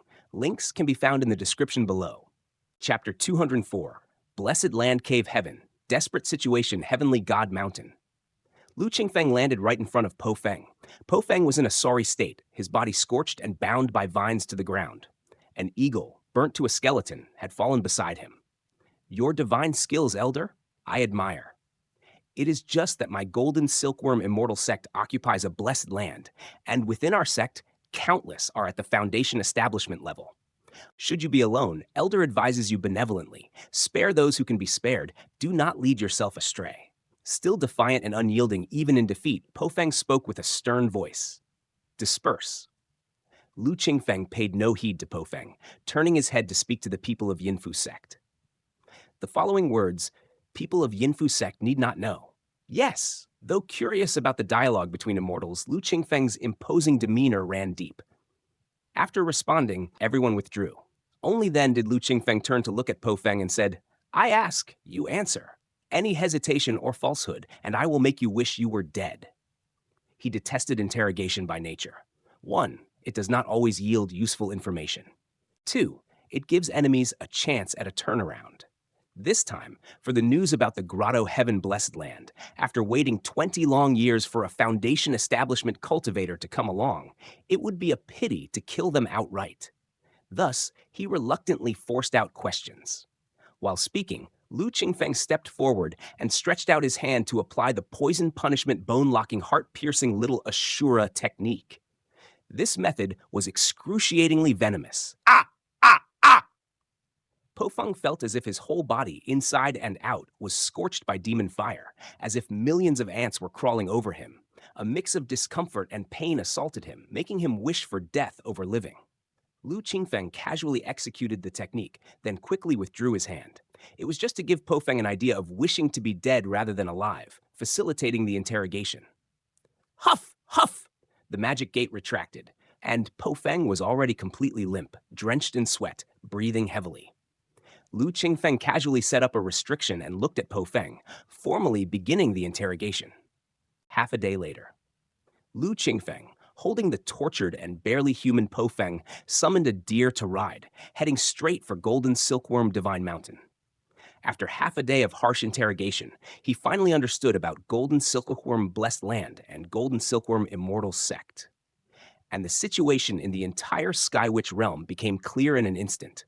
The entrance to the Golden Silkworm Blessed Land is within the Golden Silkworm Divine Mountain. Lu Qingfeng continued his journey while organizing the information. Golden Silkworm Divine Mountain in Golden Silkworm Blessed Land is the worldly force supported by the Golden Silkworm Immortal Sect to control worldly resources. In the Golden Silkworm Blessed Land, the Golden Silkworm Immortal Sect has 1 body refining cultivator, 2 Pei Yuan realm cultivators, 2 condensed liquid realm cultivators, 5 energy introduction cultivators. Countless foundation establishments? Just a bluff. Lu Qingfeng chuckled. Captured, Po Feng thought to intimidate Lu Qingfeng by citing the Golden Silkworm Immortal Sect, hoping it would save his life, claiming countless in the sect at foundation establishment. After Lu Qingfeng applied the poison punishment bone-locking heart-piercing little Ashura technique, breaking his will and defenses, he spilled everything. Golden Silkworm Immortal Sect. only 10 at Foundation establishment, himself included, merely 9 others. Lu Qingfeng finally understood why Po Feng was so arrogant and proud. Controlling a blessed land as an immortal sect, having only 10 Foundation establishment cultivators, could be called immortal in the mortal world, inevitably changing their mindset over time. Merely Foundation establishment cultivators, not cultivating their temperament, eventually developing an aloof mindset, thus becoming unchangeable, unaware of their own issues. This was indeed the path to death. Cultivation in the end times, indeed no exaggeration. Musing, Lu Qingfeng felt a relaxation in his heart, also in lamentation. After all, it was an immortal sect occupying a blessed land, yet now only had a handful of Foundation establishment cultivators, lacking even spirit void practitioners, truly a pitiful and lamentable sight. Earth immortal derived blessed land, heavenly immortal creation cave heaven. If it were a thriving cultivation era, those occupying a blessed land would at least have an earth immortal true monarch presiding. An earth immortal Dao fruit can generate a piece of blessed land with great divine powers within the cosmos. Independent yet attached to the cosmos, it is an ideal place for cultivation. Within the blessed land, it's excellent for earth immortals to cultivate and defend against enemies. Uploaded by the MVL team. A sect, as long as it produced an earth immortal true monarch with a blessed land as the sect's base, would immediately continue prosperously for myriad ages. What a pity. Whether grotto heaven or blessed land, although independent, they ultimately rely on a piece of cosmos and have not transcended. If one ascends to the upper realm and then advances to heavenly or earth immortal, then primordial will not extinguish, grotto heaven blessed land will not decline.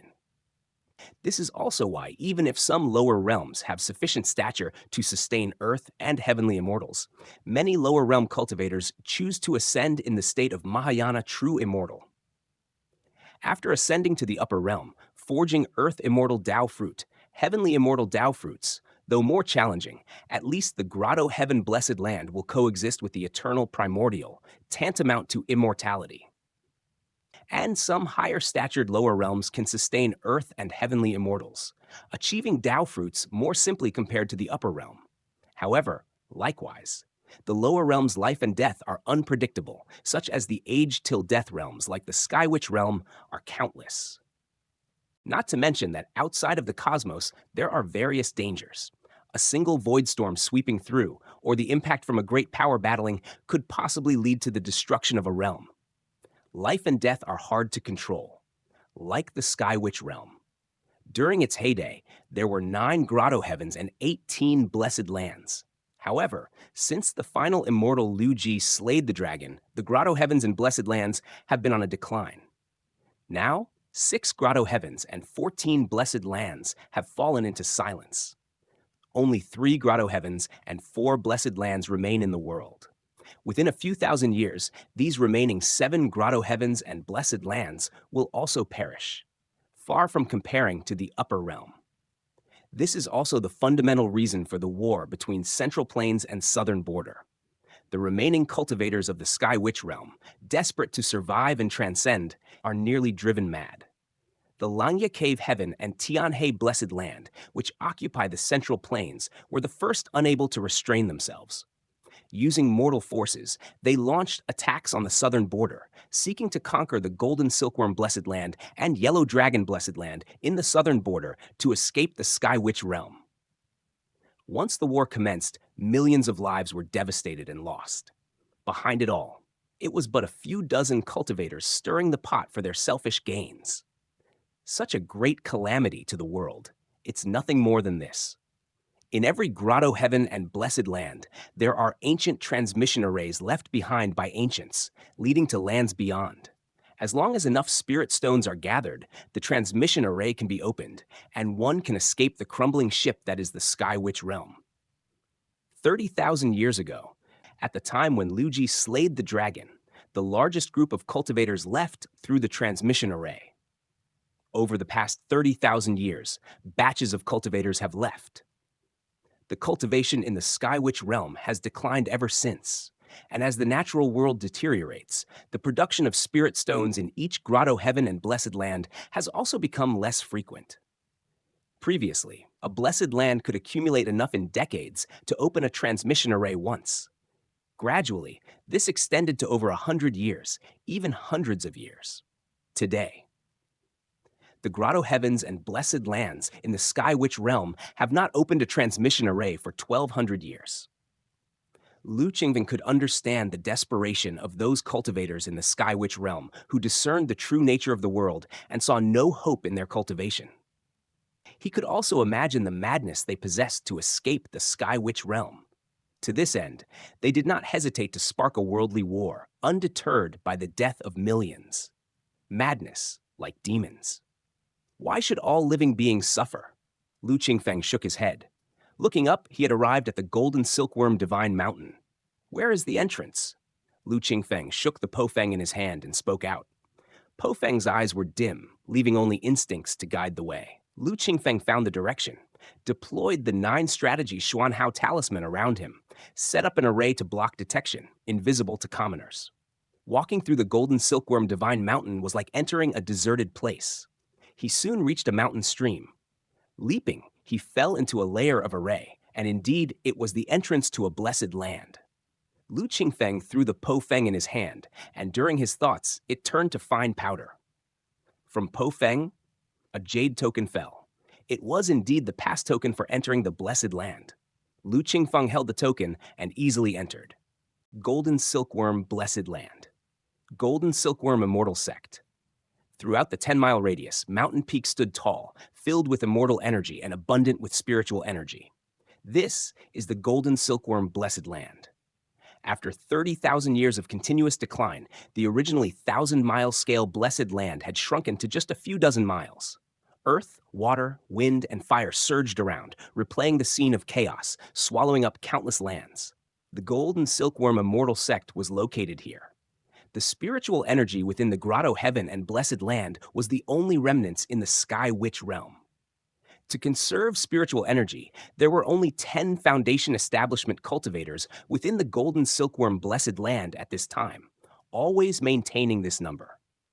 Only if a Foundation Establishment cultivator perished would they select highly talented inner firmness grandmasters, or even extreme transformation strong people from the secular world to assist in breaking through to Foundation Establishment to ensure the foundational power of the Blessed Land was not diminished, preventing other Grotto Heavens and Blessed Lands from exploiting any weaknesses. At other times, they absolutely do not cultivate more cultivators to dilute the spiritual energy and various cultivation resources.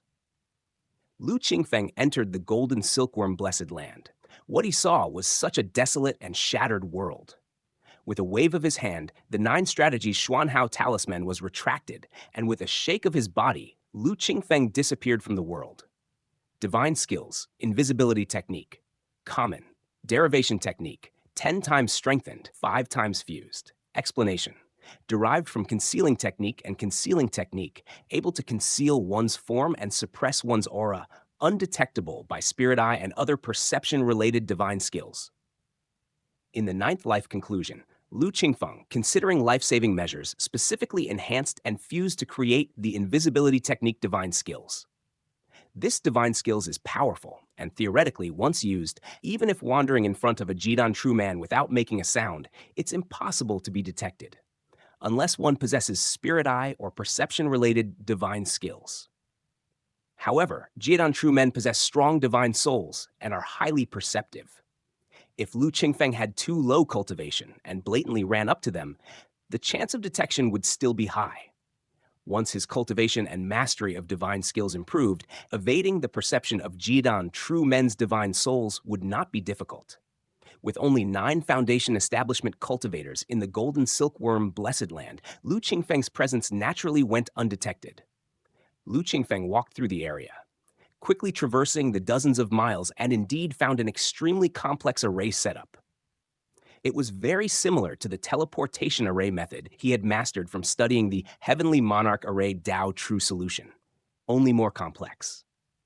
Clearly, it was the ancient transmission array described by Pofeng. Cultivators of the Sky Witch realm left through such transmission arrays. However, activating the transmission array required a large number of spirit stones. The 1,000 years accumulation of spirit stones in the golden silkworm blessed land was not enough for one activation. Similar situations occurred in other grotto heavens and blessed lands. The alliance of Langya Cave Heaven and Tianhe Blessed Land in the Central Plains was precisely to conquer the Golden Silkworm Blessed Land and Yellow Dragon Blessed Land and gather all the spirit stones to accumulate enough to activate the transmission array. As long as there are enough spirit stones, one can leave the Sky Witch realm. Lu Qingfeng's eyes twinkled. He approached a cave residence. Disclaimer: all credit goes to the original author. This is a fan-made AI narration intended to bring more exposure to the novel. If you are the author or rights holder and wish for this video to be removed or modified, please contact us at fableverseaudio@gmail.com. Narrated by Fableverse Audio. Like, subscribe, share to support immersive audiobooks. If you enjoy our work and want to support future projects, consider donating. Links can be found in the description below. Chapter 205, Defying the Heavens to Change Fate. Fate is the root bone. The grotto mansion was situated deep within the mountains, wherein an old cultivator was cultivating. His cultivation had already reached the point of foundation establishment and body tempering, but constrained by the size of the blessed land and the resources available, he could not make a breakthrough. This man was Mohan, the current strongest in the Golden Silkworm Immortal sect.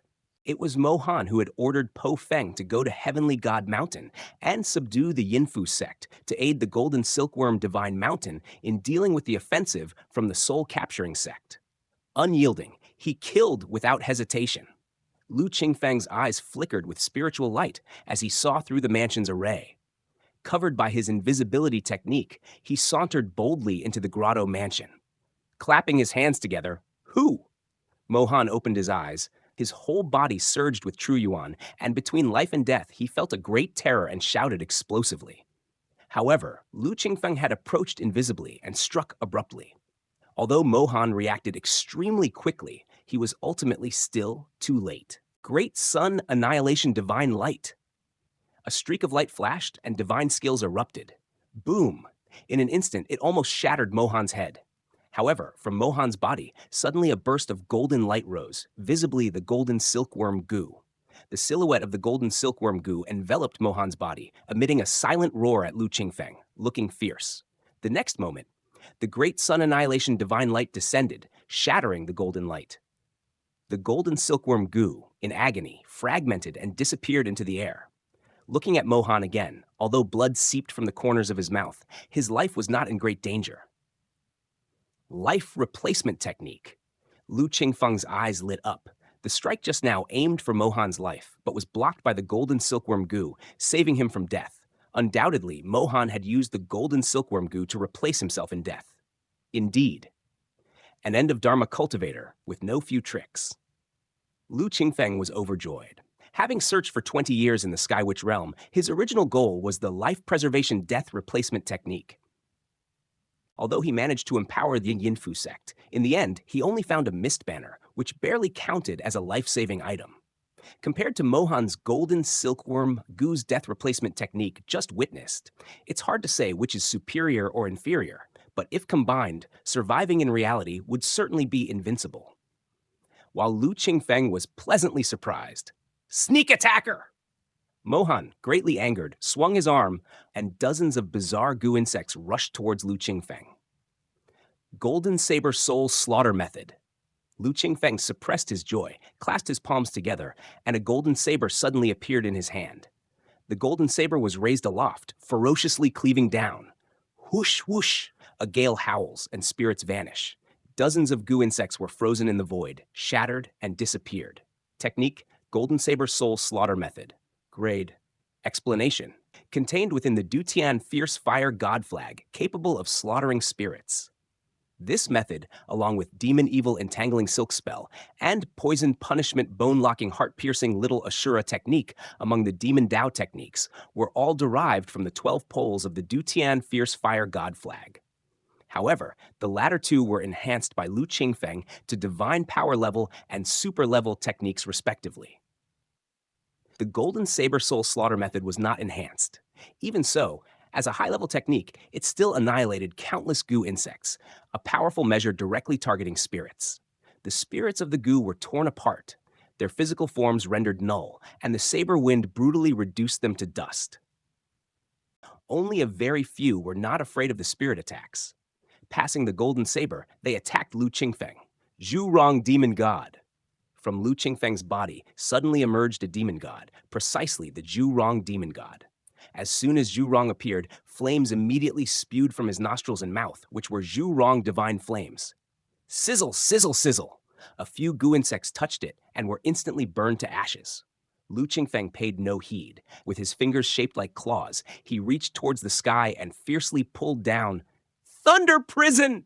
Heavenly Thunder Prison descended, engulfing Mohan, who was seeing the bad situation and attempting to flee. Simultaneously, from Lu Qingfeng's sleeves flew out 365 9 strategies, Xuanhao talismans, setting up the Thunder Roar formation, enhancing the power of the Thunder Prison. For a moment, electricity coursed like dragons and snakes, and thunder roared loudly. Mohan was trapped within, his face showing great urgency. His strength, based entirely on goo insects, was now reduced by at least half with the insects destroyed, leaving him no power to resist. After the time it takes half an incense stick to burn. Boom, boom, boom. Thunder Prison dissipated, and the 9 strategies Xuanhao talismans returned to Lu Qingfeng's sleeve. Looking at the formation center, only a charred corpse remained. A slight breeze later, all that was left was a charred skeleton. Mohan, dead! The assassination using invisibility, especially against a mere Foundation establishment cultivator, was indeed easy. If not for Mohan's golden silkworm goo substituting his death, this battle would have ended long ago. Nevertheless, despite some twists, Lu Qingfeng's heart was filled with more surprise rather than distress. Stepping forward, Zhurong demon god approached, returning to Lu Qingfeng's body. Lu Qingfeng's true chi surged, rolling Mohan's skeleton around. Several jade scrolls, jade dishware, and golden books fell into his hands. Lu Qingfeng casually checked them, his eyes growing even brighter. He made an effort to suppress his excitement. Lu Qingfeng stored them away, then scanned the grotto mansion and found many unhatched insect eggs, still full of vitality. Additionally, deeper in the mansion, he saw areas Mohan had cleared for raising goo, survival of the fittest among the poison insects.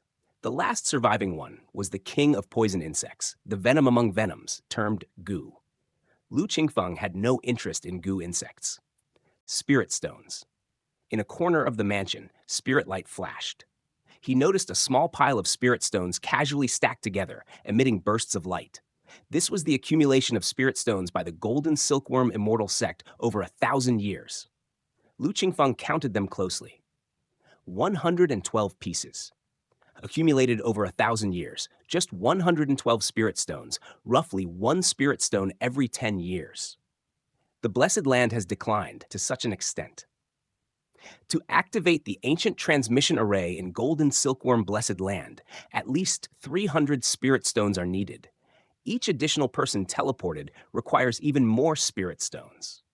At this rate, it will take at least 2,000 years for the Golden Silkworm Immortal sect to gather enough spirit stones.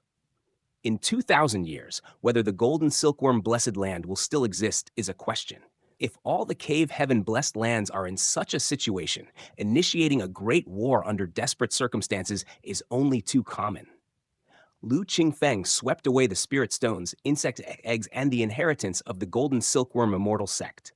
Then he replicated the process. He killed the remaining 8 Foundation establishment cultivators of the Golden Silkworm Immortal sect one by one, obtaining a small number of spirit stones, peculiar goo insects, and various secret techniques. Only then did he decisively leave. The ruined Blessed Land, apart from the spiritual energy barely assisting Foundation establishment cultivators in their cultivation, had nothing worth lingering for. As for the ancient transmission array, other Cave Heaven blessed lands all have one. The world is in decline, and it's difficult to gather the spiritual medicines required to refine Foundation establishment pills. However, with my current strength, I am capable of sweeping through the Sky Witch realm. Even for the Cave Heaven blessed lands, as long as I find the entrance, I can come and go as I please.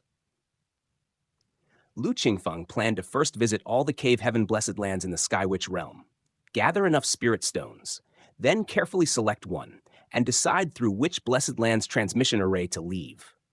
Different Cave Heaven Blessed Lands, transmission arrays undoubtedly lead to corresponding sects on the other shore. Choosing the right path can reduce troubles and increase opportunities. Time passes. Lu Qingfeng tasked the Yinfu sect to search for legends of various Cave Heaven Blessed lands and calculate their entrances, and became more fierce in attacks, gathering various exotic items and methods. Golden Silkworm Immortal sect was annihilated by Lu Qingfeng, followed by the battle that took down Golden Silkworm Divine Mountain. Perhaps because Lu Qingfeng subdued Po Feng too easily on Heavenly God Mountain, revealing powerful divine skills, that the Tianhe Blessed Land behind the soul-capturing sect did not send out any Foundation Establishment cultivators. Until Yinfu sect took over Golden Silkworm Divine Mountain and pointed their spears directly at the soul-capturing sect, there was still no sign of Tianhe Blessed Land cultivators appearing. It seems they have abandoned the soul-capturing sect. Tianhe Blessed Land decided so decisively, beyond Lu Qingfeng's expectations. Since that was the case, he immediately ordered the Yinfu sect to attack the soul-capturing sect. He personally led the charge, and in just half a month, took down the soul-capturing sect, swallowing 2 top forces in succession. The Central Plains and Southern Border were all silenced. It seems like the once humble Yinfu sect had unexpectedly become the strongest force outside Central Plains and Southern Border.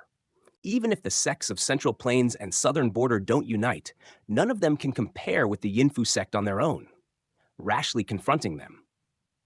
The fate of Golden Silkworm Divine Mountain and soul-capturing sect is a testimony. The 2 forces immediately halted their war, guarded against the Yinfu sect, and even showed a tendency to turn their spears around. However, at this time, the Yinfu sect entered a period of dormancy, assimilating the gains from the 2 top forces. As for Lu Qingfeng, he fell into ecstasy. Golden Silkworm Destiny Reversal Technique. Golden Silkworm Destiny Reversal Technique. Golden Silkworm Destiny Reversal Technique. Lu Qingfeng's eyes were exceedingly bright, holding a golden book in his hands. He blinked slightly, trying hard to calm his emotions. He had annihilated the Golden Silkworm Immortal sect and swept through the Golden Silkworm Immortal sect's inheritance. This included the basic skills, side door level, Golden Silkworm 9 transformations, various middle and low level techniques, various goo insect refining methods, including Gan goo, Swelling goo, Madness goo, Yin snake goo, and Golden Silkworm goo, and more. Compared to techniques, goo insects are the foundation of the Golden Silkworm Immortal sect, and also their reliance for confronting enemies and deploying various techniques. Like Po Feng, his entire strength relied on the 2 Golden Silkworm Gus. His own strength could even be inferior to that of a same-level energy introduction cultivator. But once the Golden Silkworm goo was employed, even practitioners of the condensed liquid realm had to be extremely cautious. If caught, it'd inevitably lead to death and soul dispersion. Golden Silkworm goo is quirky, powerful. It is considered one of the most powerful goo insects in the world, and is also the first reliance of the Golden Silkworm Immortal sect to stand in the Sky Witch realm. Unknown many eons ago, in the Golden Silkworm Immortal sect, there was an astonishingly talented Mahayana true immortal who fell in love with a mortal woman. The 2 loved each other, but the mortal woman had poor root bone and couldn't cultivate. The Mahayana true immortal went through the Sky Witch realm with his wife, finding age-sustaining spiritual medicine to preserve his wife's beauty eternally. He also searched everywhere for spiritual medicine that could enhance root bones. Unfortunately, even in such a vast Sky Witch realm, such against the heaven spiritual medicines could not be found. Seeing his wife's life nearing its end and being powerless, the Mahayana true immortal blamed himself. The most up-to-date version is on M4EMP4YR. But despite traveling far and wide, he couldn't find the spiritual medicine that could enhance root bones. His wife died in his arms, turning to dust and buried. Right before her death, the mortal woman gave birth to a son, also a root bone waste. The Mahayana true immortal was heartbroken for losing his wife. Not wanting to see the final creation he had with his wife follow the same fate, he secluded himself. With great resolution and wisdom, combining various secret techniques and goo insects of the heavenly silkworm immortal sect, he eventually created the golden silkworm destiny reversal technique. Unfortunately, on the day he emerged from seclusion, his only son had already aged, forcibly using the golden silkworm destiny reversal technique, but failing to withstand the backlash, he passed away. The Mahayana true immortal, unable to accept this fate, left behind the golden silkworm destiny reversal technique and tore through space to forcefully enter the underworld, aiming to reclaim the souls of his wife and child. He never returned. In the years that followed, many cultivators in the Golden Silkworm Immortal sect took interest in the Golden Silkworm Destiny Reversal technique, successively studying and refining it, leaving behind various insights and passing down the story of the Mahayana true immortal. Fate turns by coincidence. Eventually, the Golden Silkworm Destiny Reversal technique ends up in Lu Qingfeng's hands. We cultivators never lack those with utmost sincerity and love. After reading the deeds of the Mahayana true immortal, Lu Qingfeng's emotions calmed down, couldn't help but sigh. A mighty Mahayana true immortal fell in love with a mortal woman, even willing to use his Mahayana cultivation to venture into the underworld for his mortal wife and child. Cultivation is never devoid of emotions and love. After learning about the Mahayana true immortal, thinking of Qing Mountain and Qingyu, warmth filled his heart. Cultivation is important, and longevity is the eternal pursuit. But if there's loved ones to accompany, a place for the heart, it is not in vain to cultivate in one's lifetime. After achieving longevity, that is the true freedom Lu Qingfeng seeks. Golden Silkworm Destiny Reversal Technique. Defying heaven to change fate. Fate is the root bone. Lu Qingfeng gathered his thoughts, grabbed the golden book, and clapped it with both hands, importing it into his attributes panel. Disclaimer: all credit goes to the original author. This is a fan-made AI narration intended to bring more exposure to the novel. If you are the author or rights holder and wish for this video to be removed or modified, please contact us at fableverseaudio@gmail.com. Narrated by Fableverse Audio. Like, subscribe, share to support immersive audiobooks. If you enjoy our work and want to support future projects, consider donating. Links can be found in the description below. Chapter 206, Golden Silkworm Destiny Reversal Technique. Technique: Golden Silkworm Destiny Reversal Technique. Incomplete. Description: defy the heavens to change one's fate and enhance one's root bone. Incorporate the heavenly and earthly supreme goo, golden silkworm goo, into oneself. Endure the suffering from the goo poison. Bear the pain from the goo's bites. Reshape the root bone and reverse one's destiny. Note: this magic gate provokes the envy of the heavens. Once activated, it will be met with backlash from the heavens and earth. The golden silkworm goo perishes, and the user's lifespan is reduced by half. Reversing the root bone is indeed no easy feat. Lu Qingfeng read through the text carefully and sighed deeply. After 10 lifetimes, this golden silkworm destiny reversal technique was the first technique Lu Qingfeng acquired to alter root bone. The ideal is beautiful, but the cost is unbearable for ordinary people. No need to mention how precious the golden silkworm goo is. It is not the mediocre goo refined by Golden Silkworm Divine Mountain, nor the incomplete goo cultivated by Po Feng. Golden silkworm goo is acclaimed as the supreme goo between heaven and earth. True cultivators cannot host 2 golden silkworm goos at once. Po Feng has 2 on him, and it is clear to the discerning eye that he has only mastered the basics. Golden silkworm goo's might is more apparent than real, with limited power. The genuine difficulty of refining the true golden silkworm goo is unimaginable, a secret passed down within the Golden Silkworm Immortal sect. What Po Feng and other disciples of the Golden Silkworm Immortal sect refined are debilitated versions. These reduce the difficulty, making them easier to master and refine. However, in terms of power, they are far inferior to the original Golden Silkworm goo. The original Golden Silkworm goo requires a complicated and time-consuming refining method and needs collecting extreme poisons from around the world. Even after successfully refining the Golden Silkworm goo and executing Golden Silkworm Destiny Reversal Technique, one must endure unimaginable pain and torment. Having overcome all these, changed one's fate against the heavens, one still provokes heavenly envy. The lifespan is greatly damaged, only half remaining. One can't defy their destiny lightly. Changing it requires bearing the corresponding price. Countless preparations, endless suffering, half of one's lifespan, all ultimately exchanged for an increase in root bone. Each individual must weigh the gains and losses themselves. Lu Qingfeng's eyes flickered, deep in thought. Executing the Golden Silkworm Destiny Reversal technique is naturally better sooner than later. Once executed, half of the lifespan is consumed. If Lu Qingfeng uses this method in the true Qi realm, it consumes 50 years of lifespan. If he uses it in the Foundation Establishment stage, it consumes 150 years.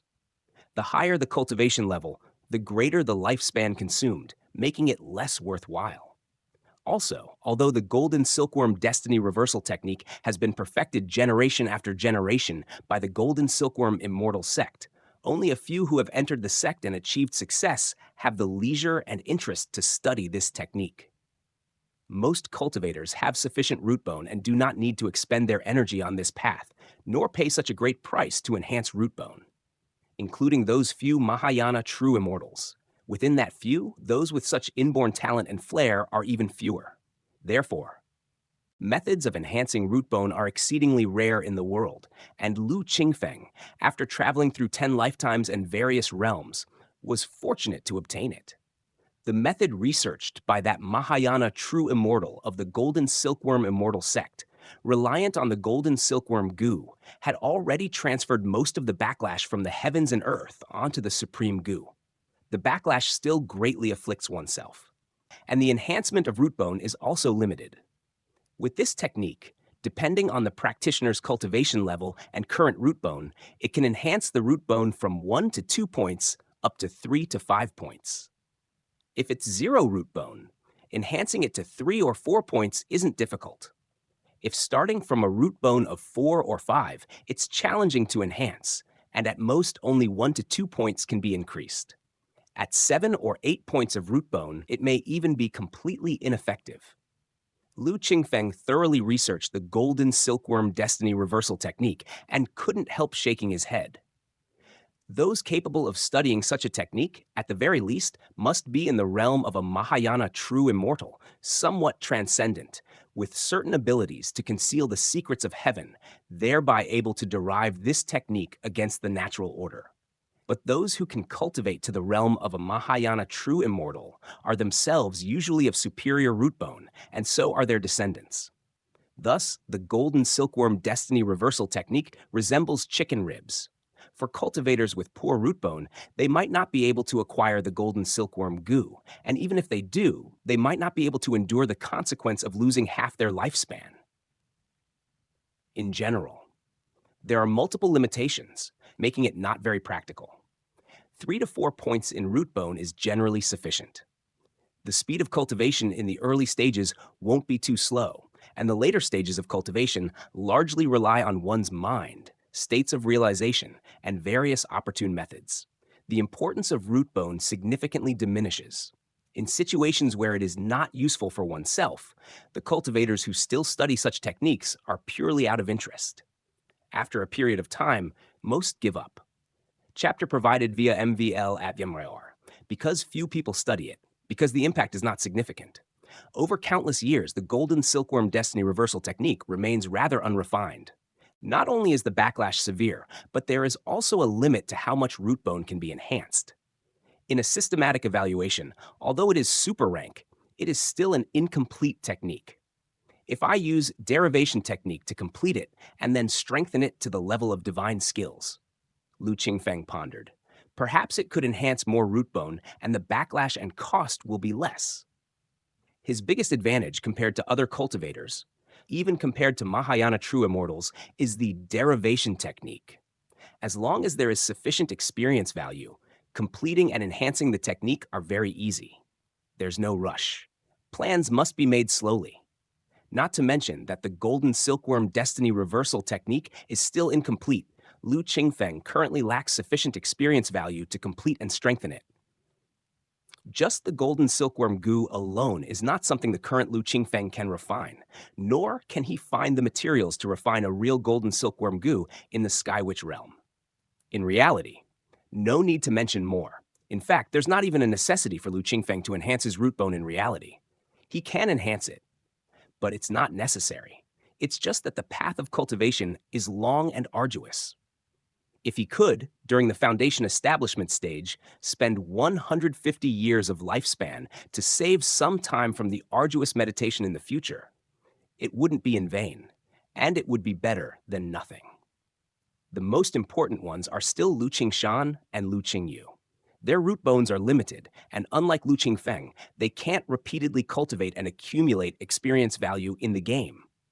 Even with Lu Qingfeng's guidance and the aid of various elixir pills, the cultivation path becomes more challenging, especially before reaching the core formation stage, due to limitations of their root bones. If it's possible to enhance their root bones to the standard of ordinary or even genius cultivators before their foundation establishment, using 50 years of lifespan or even less after perfecting and enhancing the Golden Silkworm Destiny Reversal technique. In the future, facing various cultivation barriers, they could have more ease and flexibility. Before foundation establishment, Lu Qingfeng stared at the golden books, having made a firm decision.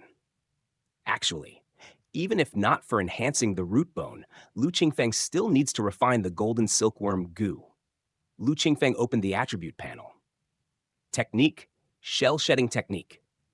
Description, refining the golden silkworm goo, integrating it within oneself, and regularly using this method to refine, the golden silkworm goo can replace one lethal attack.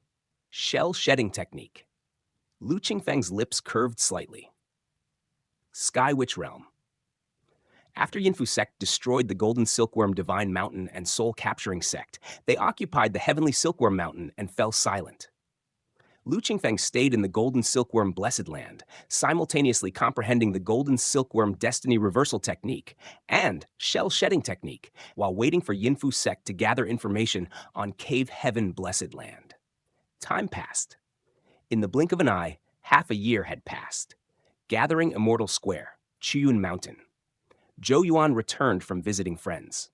When he left, Zhou Yuan was alone, but now he returned with several cultivators of outstanding presence.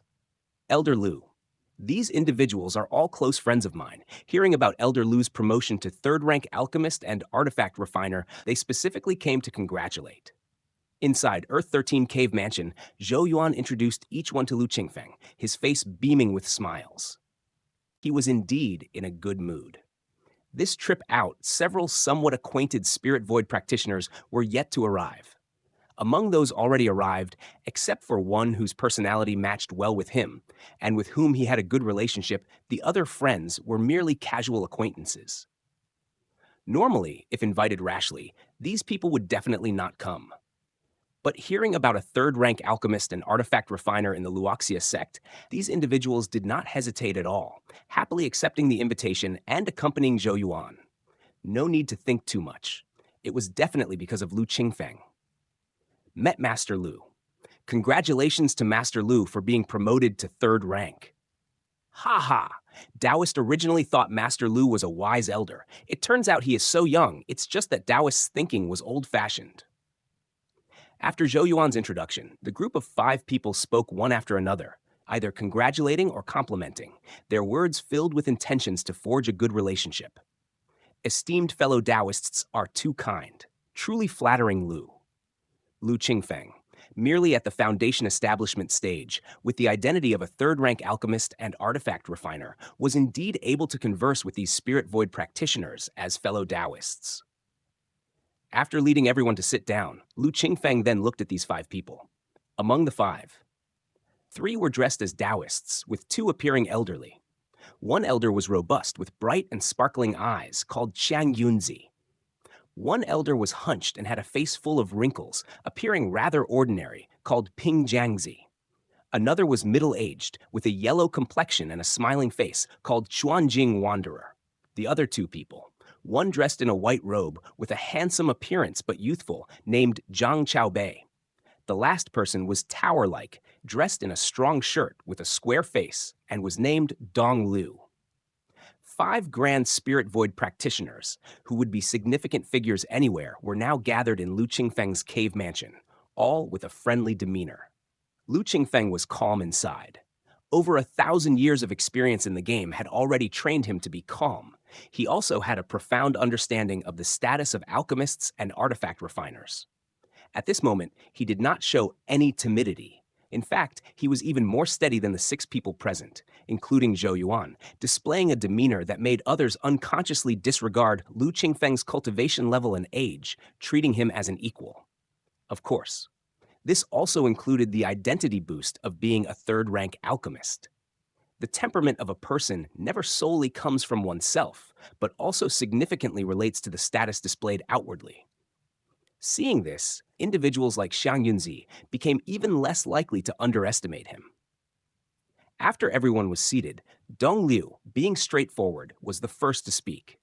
I had earlier heard that the Juyan mountain range has a Dan and artifact double extreme, not only reaching second rank in Dan and artifact, but also uniquely skilled in both alchemy and artifact crafting, producing spirit pills and magic artifacts that are unparalleled by ordinary second-rank alchemists and artifact refiners.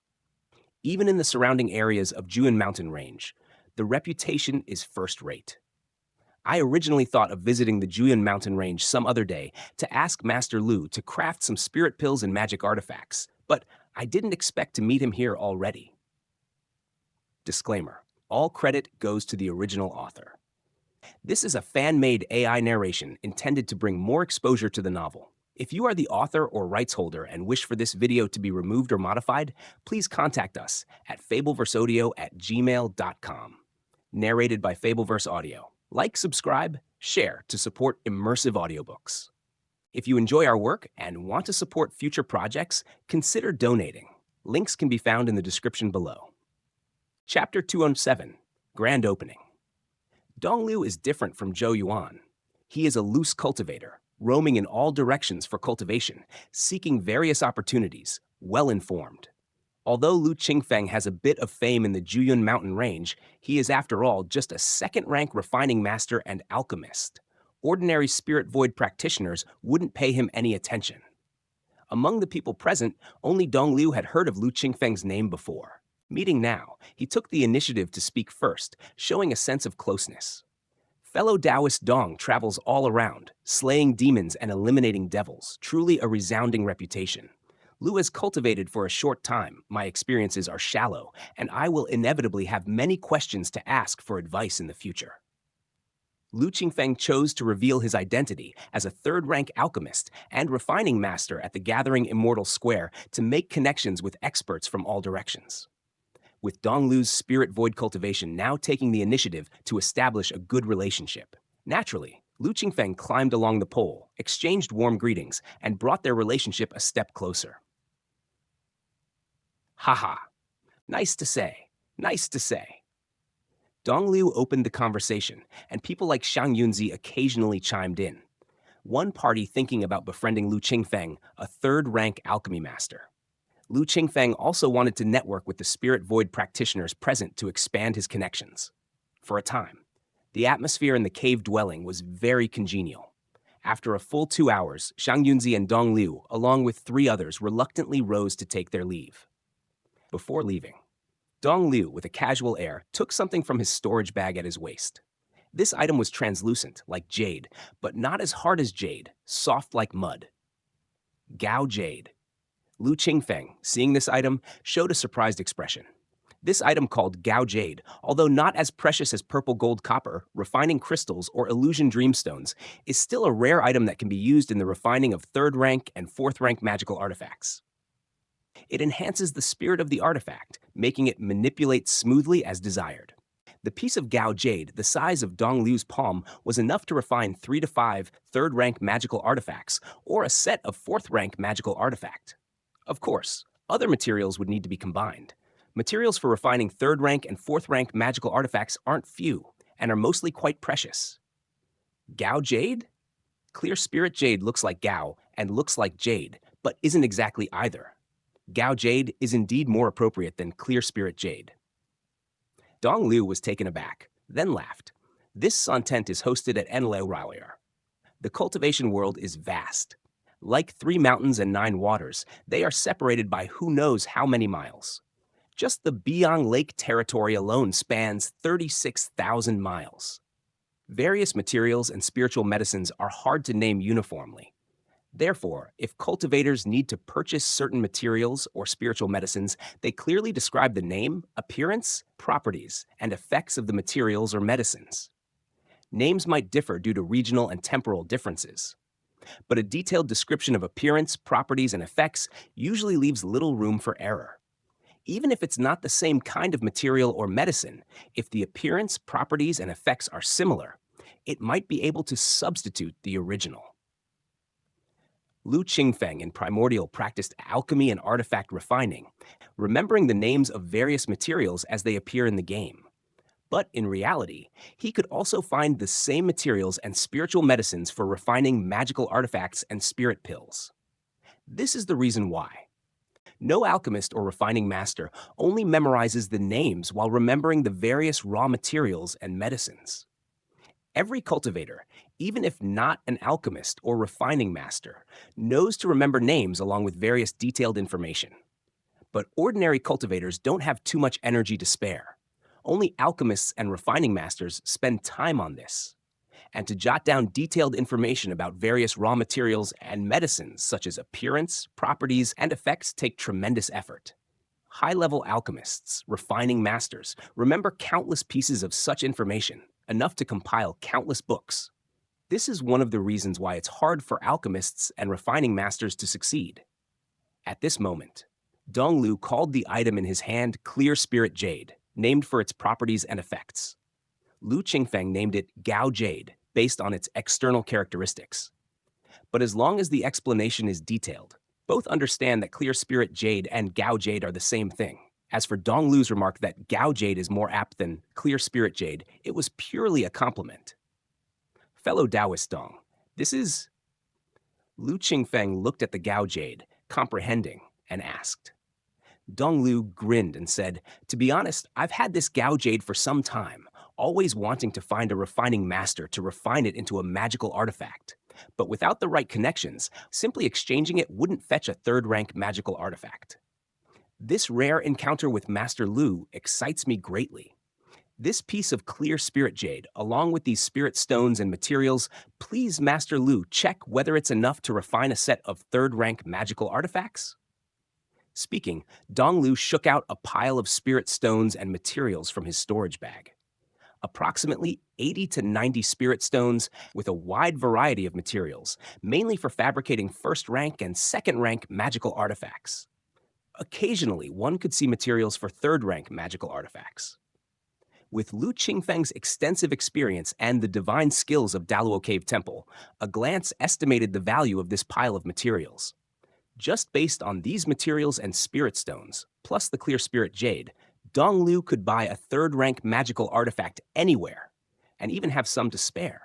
However, the magical artifacts sold in various markets are mostly standard issue, very common.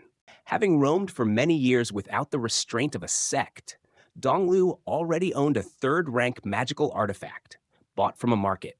Although it is much stronger than a second-rank magical artifact, it always felt somewhat awkward to use. This time, gathering all the materials, he didn't wish to buy them from the market, but thought to find a refining master to custom make it for him. However, finding a refining master capable of crafting a third-rank magical artifact is not something that can be done at random. Even if one is found, it's not certain they would have time to craft for a Spirit Void Stage independent practitioner without any past acquaintance. Thus, all these materials and spirit stones, including the Gao Jade, remained hoarded with him.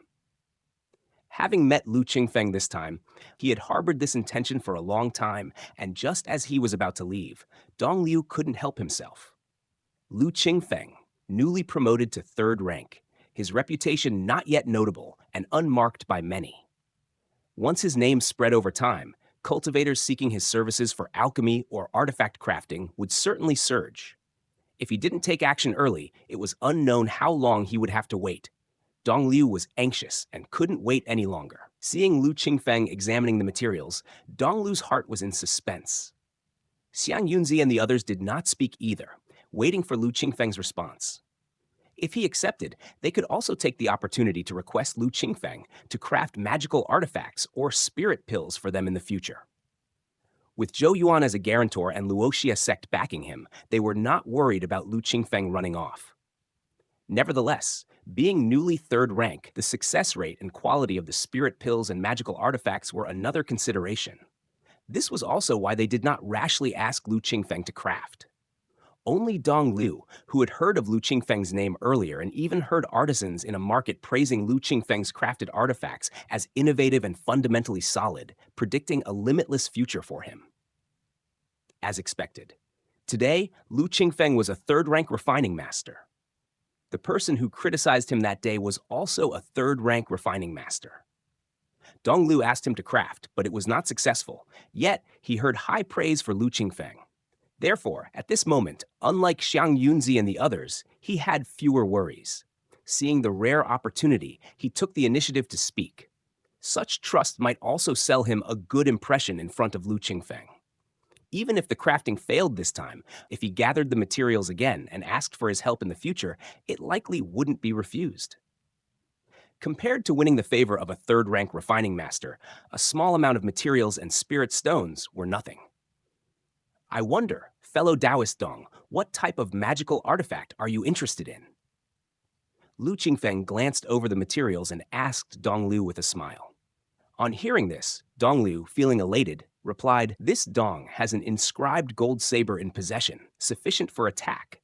But the defensive magical artifact I possess is a Xuan turtle shield from years ago, merely a low-end, second-rank magical artifact. This time I want to craft another shield, not too big, just agile." Saying this, Dong Liu took out a golden saber magical artifact and a thick, heavy Xuan turtle shield from his storage bag. This wealth of Brother Dong, Zhou Yuan was impressed.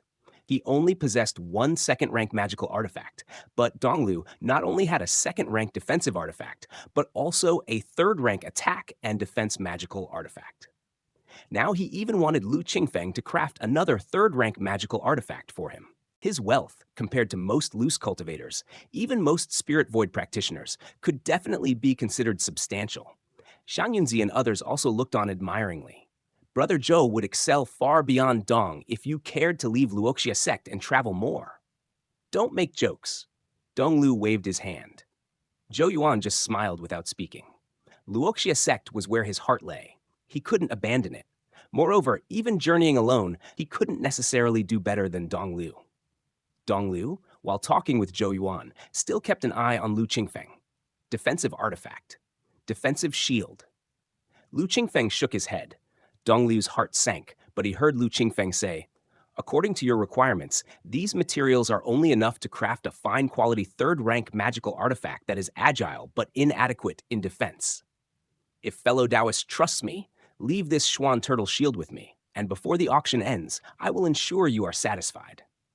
The path of crafting entirely relies on talent, no need for concealment. This wasn't like cultivation or divine skills, which might attract covetous attention. The more proficient the artifact refining skill, other cultivators would merely think it's due to innate talent and effort. Rarely would they think otherwise. Thus, Lu Qingfeng decided to step up slightly. Xuan turtle shield? Dong Liu was startled, then swiftly pushed the shield forward, laughing heartily. "Master Lu can take it. The crafting matter is completely up to the master." A Xuan turtle shield was, after all, a second-rank defense magical artifact. If this crafting session failed, Dong Liu would still have the Xuan turtle shield for defense. If he handed over the Xuan turtle shield to Lu Qingfeng and the crafting failed, he would lose this rare second-rank defensive artifact. For a loose cultivator like Dong Liu, this had a great impact. Yet there was not a hint of hesitation in Dong Liu's face, and right after hearing it, he immediately handed the Xuan turtle shield to Lu Qingfeng. This decisiveness was far beyond ordinary people.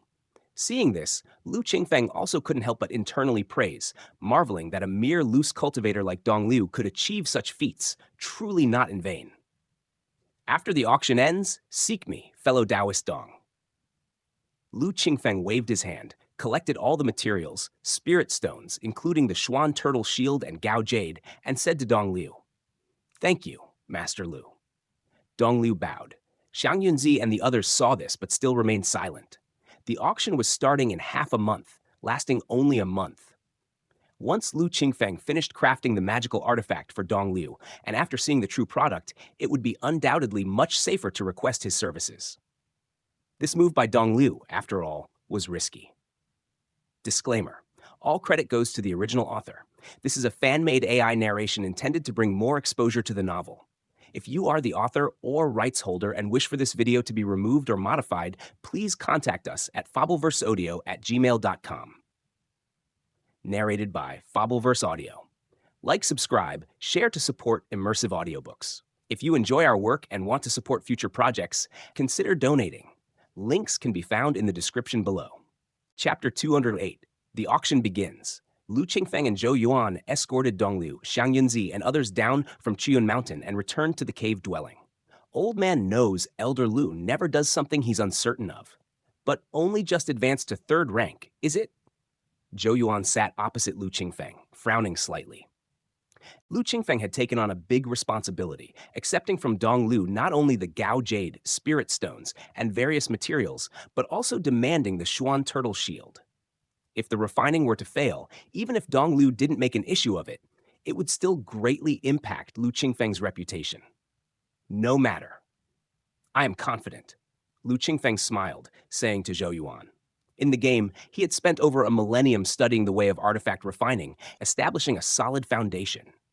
He had lingered at the stage of a 4th rank artifact refiner for a long time, almost reaching the 5th order. With such expertise, if he were to fail in refining a mere 3rd rank magical artifact, it would indeed be a disgrace to the years he had toiled. It was because he was absolutely confident that Lu Qingfeng dared to take it on, even demanding the Xuan Turtle Shield from Dong Liu's hands. Refining it successfully would not be a problem. Pleasing Dong Liu would be effortless. Lu Qingfeng could even make a small profit. Not to mention the remaining materials, just the bulk of the Gao Jade was enough for Lu Qingfeng to make a move for Dong Liu. Plus, there were 80 to 90 Spirit Stones. Even for a 3rd rank artifact refiner, to have such a yield from one job was considered plentiful. Elder Lu being confident is good. Seeing this, Zhou Yuan felt slightly relieved. Zhou Yuan stayed in Lu Qingfeng's cave dwelling for a while, before immediately departing. With less than half a month left until the auction, Zhou Yuan needed to move around, gathering Immortal Square more, making connections with masters from all quarters. Meanwhile, promoting Lu Qingfeng's name, Lu Qingfeng stayed in his cave dwelling, either delving into the game to comprehend wonderful methods or cultivating in reality. As for alchemy and artifact refining, the 3rd rank magical artifact that belonged to Dong Liu was completed by Lu Qingfeng in less than 3 days, casually tossed into a storage bag. As Zhou Yuan visited friends outside, Lu Qingfeng's reputation gradually spread. More and more cultivators sought Lu Qingfeng for alchemy and artifact refining, mostly for 3rd rank spirit pills. Fewer sought 3rd rank magical artifacts. Compared to spirit pills, magical artifacts were more precious, their materials harder to come by. Entrusting them to a recently promoted 3rd rank artifact refiner inevitably caused some worries. Even for spirit pills, they were relatively rare. Only after Lu Qingfeng refined 1 or 2 furnaces of 3rd rank spirit pills did those seeking alchemy gradually increase. Time quickly passed, another 10 days gone. Only 3 days left until the start of the Xuanyuan auction. On this day, Lu Qingyu led Qingyu down from Qiyun Mountain, heading towards Purple Pouch Mountain, where loose cultivators gathered. Purple Pouch Mountain was filled with jacaranda trees, their bluish-purple blossoms covering the branches, a spectacular sight. Plus, the shape of the mountain resembled a lotus pod. Hence, it was named Purple Pouch Mountain.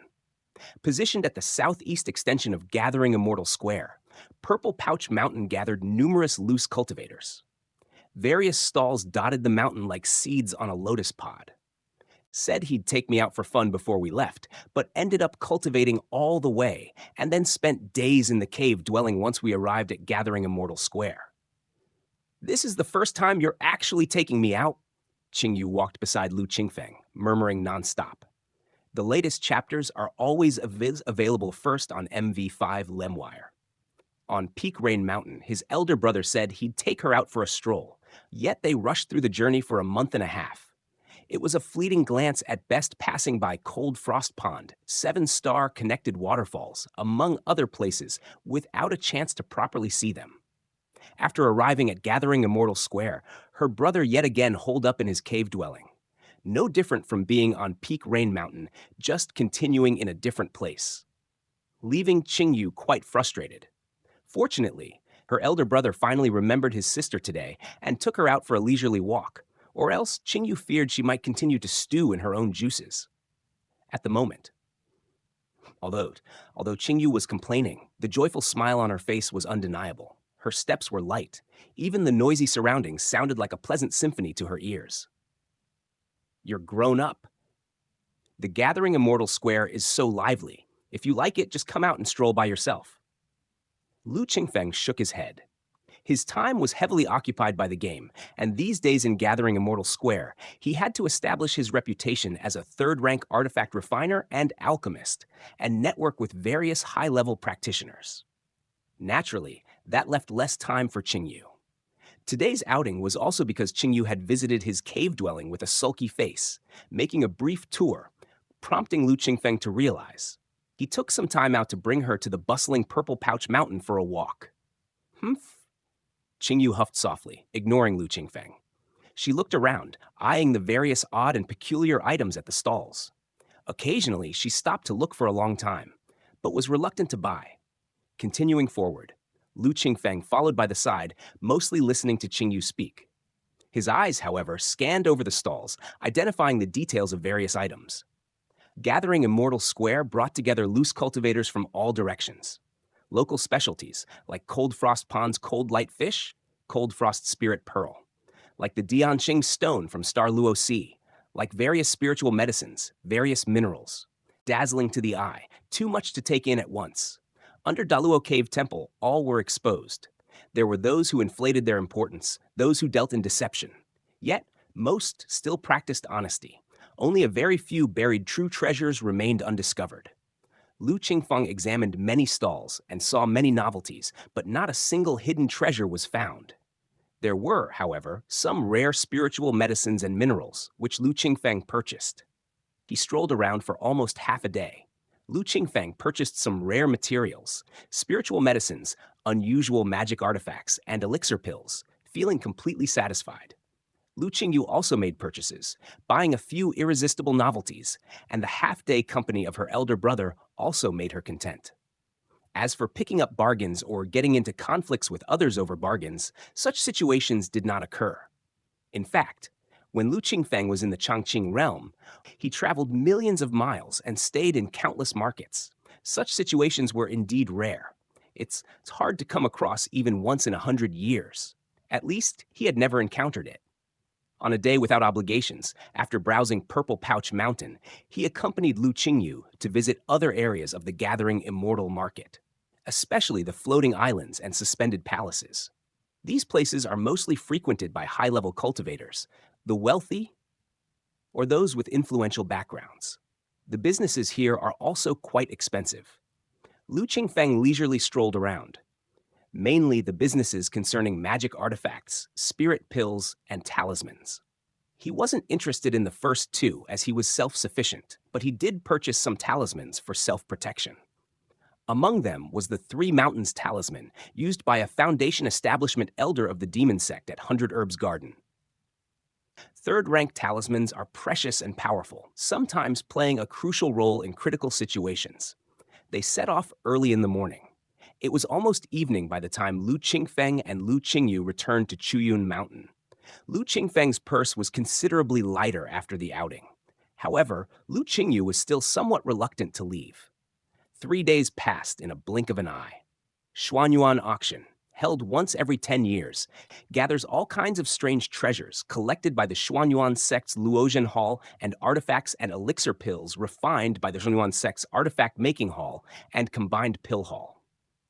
Items consigned by numerous great sects and thousands of loose cultivators from tens of thousands of miles around are also auctioned off. There's a variety of items in large quantities. There are 10 auctions in total. Every 3 days, one auction is held, each lasting at least 2 hours. Zhou Yuan walked side by side with Lu Qingfeng, explaining to him. Xuanyuan auction is considered the most prestigious and reputable super auction in the surrounding realms. Xuanyuan sect also aims to expand its influence through the Xuanyuan auction, or to collect various treasures and secret techniques. In past auctions, 3rd rank and 4th rank magical artifacts were common, and there even appeared 5th order magical artifacts that incited frenzied competition among Jiden true men. Various clever uses of spirit pills kept emerging, and their ranks were generally not low. There were also many strange and wonderful methods, many rare materials, many precious spiritual medicines. A total of 10 stages, each lasting at least 2 hours. Lu Qingyu calculated on the side. Assuming 15 items are auctioned off per quarter hour, at least 800 items would be up for auction. 800 items of Xuanyuan auction level, that's certainly not a small number. After all, there were existence like 5th order magical artifacts among them. Before each auction starts, Xuanyuan sect intentionally spreads some information about the items to attract more cultivators to come. Like purple gold copper, which is a precious material for refining high-level magical artifacts, is to attract nearby artifact refiners or high-level cultivators. In addition, there is Dust Lowering Pill, which can enhance the chances for Spirit Void practitioners to reach core formation, aimed at attracting great sects and even Jiedan true men. Zhou Yuan, who was more informed than Lu Qingfeng, knew the reason Lu Qingfeng attended the Xuanyuan auction and discussed it on the side. Lu Qingfeng listened quietly. He felt that Xuanyuan sect indeed had a business mindset. Hosting the auction, besides expanding influence, the month-long event also brought countless popularity and revenues to Gathering Immortal Square. Even Lu Qingfeng spent a good amount in the market purchasing numerous talismans. Other cultivators, lacking the abilities to refine elixir pills and artifacts, had to buy even more items. A single visit could deplete a decade's worth of savings. Xuanyuan sect certainly made a huge profit. One auction event, multiple gains acquired. The three headed towards the auction venue. Whoosh, whoosh, whoosh! They saw above Gathering Immortal Island, the floating islands in the void shifting places, changing positions. For a moment, immortal music played continuously, with a scene of immortals dancing and divine generals guarding.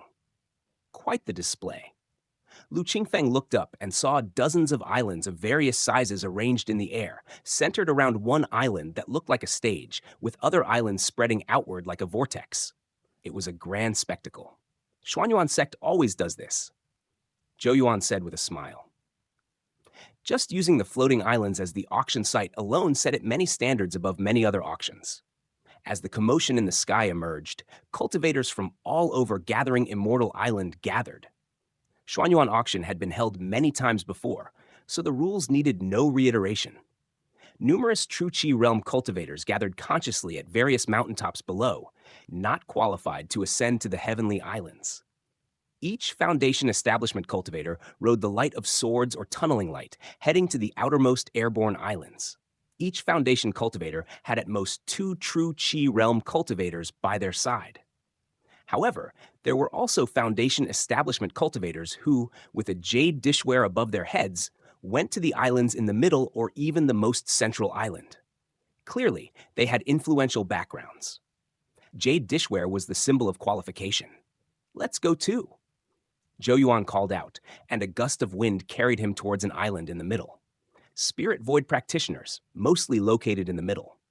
As for the most central island, it has always been reserved by the high-ranking officials of Xuanyuan sect, as well as prominent figures from various great sects, renowned alchemists, artifact refiners, Jiedan true men, and others. Disclaimer: all credit goes to the original author. This is a fan-made AI narration intended to bring more exposure to the novel. If you are the author or rights holder and wish for this video to be removed or modified, please contact us at fableverseaudio@gmail.com. Narrated by Fableverse Audio? Like, subscribe, share to support immersive audiobooks. If you enjoy our work and want to support future projects, consider donating. Links can be found in the description below. Chapter 209, Net Worth. Lu Qingfeng brushed his sleeve, and 36 9 Strategies Xuanhao talismans formed a flat boat, carrying him and Lu Qingyu along with Zhou Yuan. He was not relying on Zhou Yuan. Above Lu Qingfeng's head, a green jade disc appeared, enveloping him and Lu Qingyu. As they passed over the restrictive formations on Spirit Void Island, they were not intercepted. Xuanyuan Sect holds an auction, not only for various previously mentioned objectives, but also to collect information about rising talents and surrounding sects and loose cultivators. Having landed on Spirit Void Island with Zhou Yuan, the green jade disc was hooked at his waist. Lu Qingfeng thought to himself. The jade disc was sent by Wang Hui, the manager of Chuyun Mountain, 2 days earlier as a credential for entering and exiting Spirit Void Island. With Lu Qingfeng's identity as a third-rank artifact refiner and alchemist, it would have been a joke for Xuanyuan Sect to send a third-rank alchemy and artifact master to Foundation Establishment Island if he had no intention to conceal his status, and they knew about it. Places like Chuyun Mountain, where cultivators settle down, collect more than just spirit stones. Their greater purpose is probably gathering information about various cultivators, like Lu Qingfeng, and other unfamiliar faces with notable cultivation levels. It's likely that Xuanyuan Sect will investigate thoroughly, not with any malicious intent, but simply as a precaution. Lu Qingfeng landed. He faintly felt gazes from around him, surely trying to guess his identity at the sight of the jade disc above his head. Staying on Chuyun Mountain had not made this evident, but now that the auction was about to begin, Lu Qingfeng realized that there were so many Spirit Void practitioners congregated in the gathering Immortal Square. Dozens were visible at a glance. Most likely, there were several hundreds in total. Thinking of the Juyun Mountain Range. Juyun Mountain Range borders the Crying Swamp with ordinary spiritual energy and mediocre products, so naturally, there are very few noteworthy cultivators that come from there. Lu Qingfeng understood this well. Elder Lu, Zhou Yuan called out, and Lu Qingfeng stepped forward only to see Zhou Yuan's true yuan flickering on and off his body. Immediately, barriers rose around, forming an extremely spacious hall with complete sets of seats and snacks. Looking around, he could see buildings on Spirit Void Island, transformed by illusionary barriers without seeing the inside. The same was likely true for others. Looking further, other islands were also in view. Directly ahead, however, one could clearly see the central island. This was the auction stage. Big brother, is this an array? Lu Qingyu looked around, finding it all quite novel. Islands suspended in midair, barriers descending from the sky. These sights far surpassed her knowledge, giving her a sense of enlightenment. Indeed, Xuanyuan Sect has really made an effort. Lu Qingfeng nodded in agreement. Even in games, creating such a refined auction was rare. Filled with curiosity, Lu Qingyu walked around the hall, looking all around. After a while, she returned to sit next to Lu Qingfeng and asked, "When does the auction start?" Lu Qingfeng looked towards Zhou Yuan. Zhou Yuan seemed to be lost in thought, then slapped his head and said apologetically, "I almost forgot." With a wave of his sleeve, Zhou Yuan sent forth a stream of true yuan that formed a square scene in the air in front of him, listing various items. Magic artifacts, spirit pills, refining materials, spiritual medicines, golden books, jade scrolls, and so on. This was Lu Qingfeng's first time at the Xuanyuan auction, and he was unfamiliar with it. Lu Qingyu turned to Zhao Yuan, only to hear Zhou Yuan saying, "The people of Xuanyuan Sect haven't arrived yet, and there's still some time before the auction starts." Since the auction has limited time, aside from the items auctioned on the central stage, Xuanyuan Sect will also auction a large number of treasures that are suitable for the auction grade, but not quite on par with other items in a different way. This serves as an interlude during the auction process. As Zhou Yuan provided his introduction, Lu Qingfeng finally came to a realization. It turns out, the Xuanyuan auction had 2 modes, which ran concurrently during the auction. The first was the most traditional form of bidding. Experienced auctioneers introduced treasures to the cultivators participating in the auction at the center stage, followed by a competitive bidding process. The highest bidder wins. This method was the most lively and intense. The second was the one Zhou Yuan just introduced. Xuanyuan Sect collated information on many consigned goods that didn't meet the standards for the first mode of auction, and allowed those participating in the auction to review them. These items were displayed in full detail, with comprehensive information authenticated by Xuanyuan Sect's senior appraisers. If one is interested, they can leave a price. Above each item, there's a real-time highest bid displayed. If someone is uninterested in the currently auctioned items, they can browse the second category of goods, find what they are interested in, and bid accordingly. At the end of each auction session, the highest bidder wins. Though silent and discreet, sometimes the competitiveness of the bidding can rival that of the former. Details about the auction are all inside the green disc. Elder Lu must have not looked, said Zhou Yuan with a smile after explaining. Indeed. Lu Qingfeng was taken aback, then nodded in agreement. When Wang Hui from Chiyun Mountain sent the green jade disc, he mentioned detailed introductions about the auction inside. But Lu Qingfeng, being busy and having Zhou Yuan to guide, had not looked closely and casually put it away.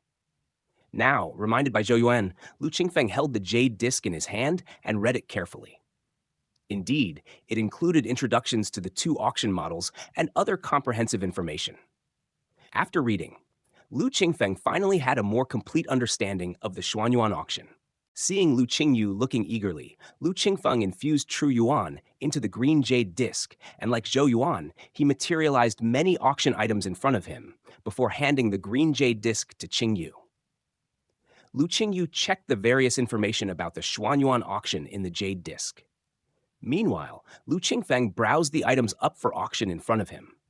These items all had a reserve price and the current bid. Lu Qingfeng noticed that even before the auction officially started, many items were already being bid on. Some popular ones even had their bid prices changing frequently, far exceeding the reserve price. The auction accepts spirit stones, jade dew, and spiritual pearls and other cultivators' necessities as the general equivalent for bidding. If you're short on spirit stones, you can also bid with your personal magic artifacts, spirit pills, or other items. Xuanyuan sect has specialized appraisers who can appraise on the spot and provide an estimated price. There are also items that don't bid in spirit stones and only require specific goods. Lu Qingfeng browsed one by one. Enjo at Dying, the Sturi N, Finmore E at M Vlemp Y He found that most of these items were still priced in spirit stones. The prices. In the cultivation world, there are indeed countless people with substantial fortunes. Lu Qingfeng chuckled wryly. He was interested in a first-rank magic artifact named Sensing Bead. This magic artifact could use the opponent's aura to sense their presence within 100 miles, alerting and approximately indicating their direction. If used well, it could have unexpected effects. However, there were quite a few cultivators eyeing the Sensing Bead. The Sensing Bead, with a reserve price of 30 spirit stones, kept climbing in price and didn't stop even after doubling. Dozens of spirit stones were not much for Lu Qingfeng, but after all, this was only a first-order auxiliary magic artifact. It was hard to imagine how intense the bidding would be later at the auction if a fifth-order magic artifact appeared. It's best to save the spirit stones to bid on purple gold copper. As for this sensing bead, Lu Qingfeng placed his palm on it and thought. A jade scroll fell from his sleeve, entering the object and disappearing. In no time, a row of large characters appeared in front of him. Technique, Water Dragon Chant. Grade, middle level. Estimated price, 200 spirit stones. Agreed. Lu Qingfeng nodded, and immediately the characters dimmed. 200 spirit stones landed in front of Lu Qingfeng. Elder Lu. Zhou Yuan, who was also looking through the many auction items, saw the movement here and couldn't help but look over. Sold something. Lu Qingfeng said with a smile. Techniques are precious. Initial level techniques are fine. Only a few excellent or side door ones are valuable. But middle level techniques are quite rare. Luoxia sect is neither big nor small, yet there are only 2 middle level techniques in the sect, which shows the rarity of middle level techniques. What Lu Qingfeng had just produced was a middle level technique. At the Xuanyuan auction, someone evaluated it, found that the technique was not in their possession, and thus gave a high estimated price. Lu Qingfeng nodded in agreement, and 200 spirit stones were his. The Xuanyuan sect could then break the seal. Lu Qingfeng left in the Jade Scroll. Before that, the Xuanyuan sect appraisers could only see the detailed introduction to Water Dragon Chant and a part of the spell, enough to verify the value and authenticity, but not enough for cultivation. Only by breaking the seal could one view the entirety. Given the scale of Xuanyuan sect, they naturally wouldn't forcefully break the seal before settling on a price, as it would damage their reputation. Lu Qingfeng wasn't worried either. Just an ordinary middle-level technique. 200 spirit stones. 200 spirit stones could buy a second-rank magic artifact of ordinary quality. Only a sect like Xuanyuan could afford such an expense. If it were Luoxia sect with 2 middle-level techniques, they definitely would not spend 200 spirit stones to buy a third middle-level technique. A general loose cultivator with a middle-level technique wouldn't be willing to spend so many spirit stones to purchase another middle-level technique. But Xuanyuan sect, with its extensive business, gathers various techniques and secret techniques to enhance their foundation. With countless disciples in the sect, if only a year or two disciples choose this technique for cultivation, after hundreds or thousands of years, 200 spirit stones would be worth the investment. 200 spirit stones for a middle-level technique might seem excessive to small sects and loose cultivators, but Xuanyuan sect finds it worthwhile. This is the difference caused by varying status and aspirations. But for Lu Qingfeng, it was a good deal. Indeed.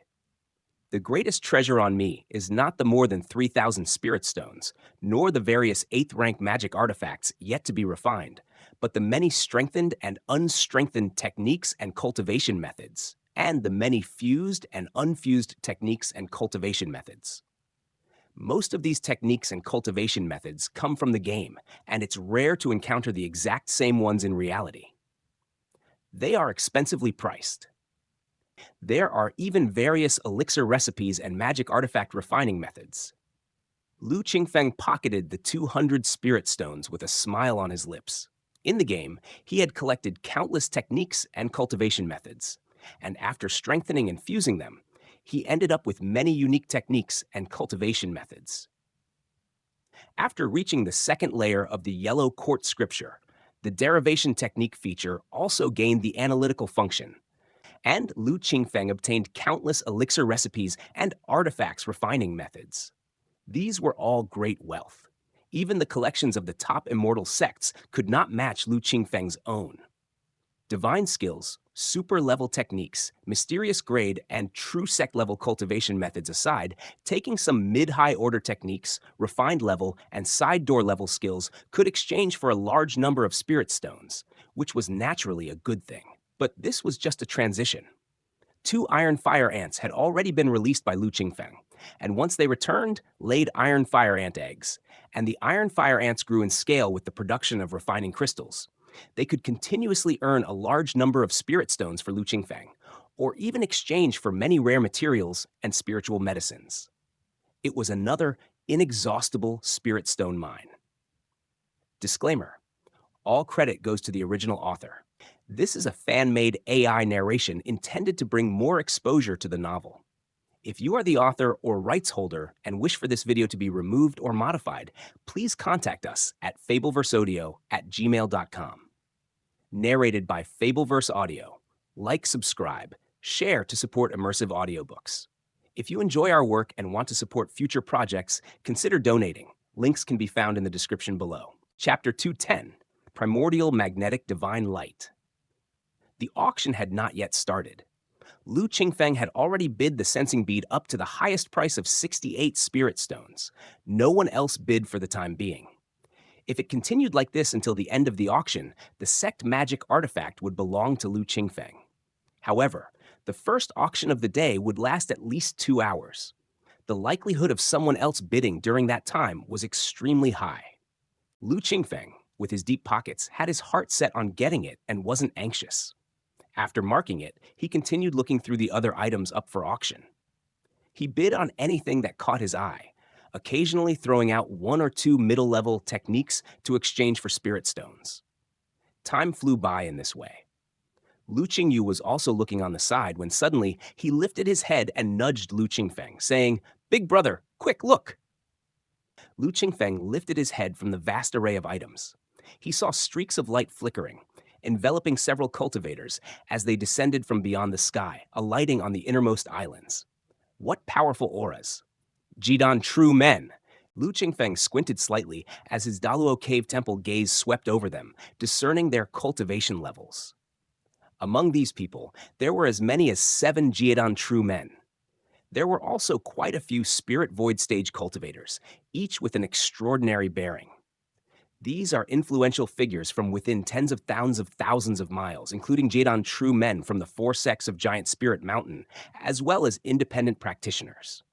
Zhou Yuan also noticed the commotion up front and spoke up. Having ventured out from the Juyan mountain range, Lu Qingfeng was also familiar with the situation in the surrounding tens of thousands of miles. This Earth realm, located to the southwest of Biang Lake, was also known as the Xuanyuan realm, largely owing to the Xuanyuan sect's strength. Of course, this was simply what some cultivators and sects referred to it as, with no real territorial or boundary demarcations. It was merely a convenient, customary designation. Within Xuanyuan realm, the righteous force saw the Xuanyuan sect as the most esteemed, with numerous Jadon true men within their ranks. Besides the Xuanyuan sect, there were the four saint sects of Giant Spirit Mountain, Dawn Sword Sect, Nine Tripod Sect, and Dangxia Villa, four major sects, each with Jidon true men in residence, competing yet interconnected. Together, they managed to keep the Xuanyuan sect from underestimating them. The 7 Jidon true men that just alighted included 4 belonging to the 4 sects of Giant Spirit Mountain. The other 3 were well-known independent practitioners from far and near. The Xuanyuan auction held once every 10 years, apart from surefire participation from the 4 sects of Giant Spirit Mountain, also attracted independent practitioners. The full series lives on My Virtual Library Empire, MVL0. However, righteous and demon sects do not stand together. Humans and demons do not coexist. Despite the Xuanyuan auction's great influence, it would not attract the participation of demon sects, demon clan forces, or cultivators. The aforementioned sects that refer to the area as the Xuanyuan realm exclude another part which constitutes the demon sects and demon clan. Biang Lake was divided into humans, demons, and spirits, with chaos and disorder, and none of them got along. It all comes back to the Xuanyuan sect. Lu Qingfeng shook his head, preparing to withdraw his gaze when he noticed another array of spirit lights. The Xuanyuan sect. The Xuanyuan sect has arrived. As soon as Zhou Yuan saw the direction of the newcomers, he immediately spoke. Lu Qingfeng glanced towards them and saw that the 2 people leading them were a man and a woman. The woman was dressed in white, with a slender figure, carrying a silver frost treasure sword on her back, looking to be in her early 30s. The man was tall and burly, with a righteous face, wearing a manglong robe. His aura was unmatched, a middle-aged appearance.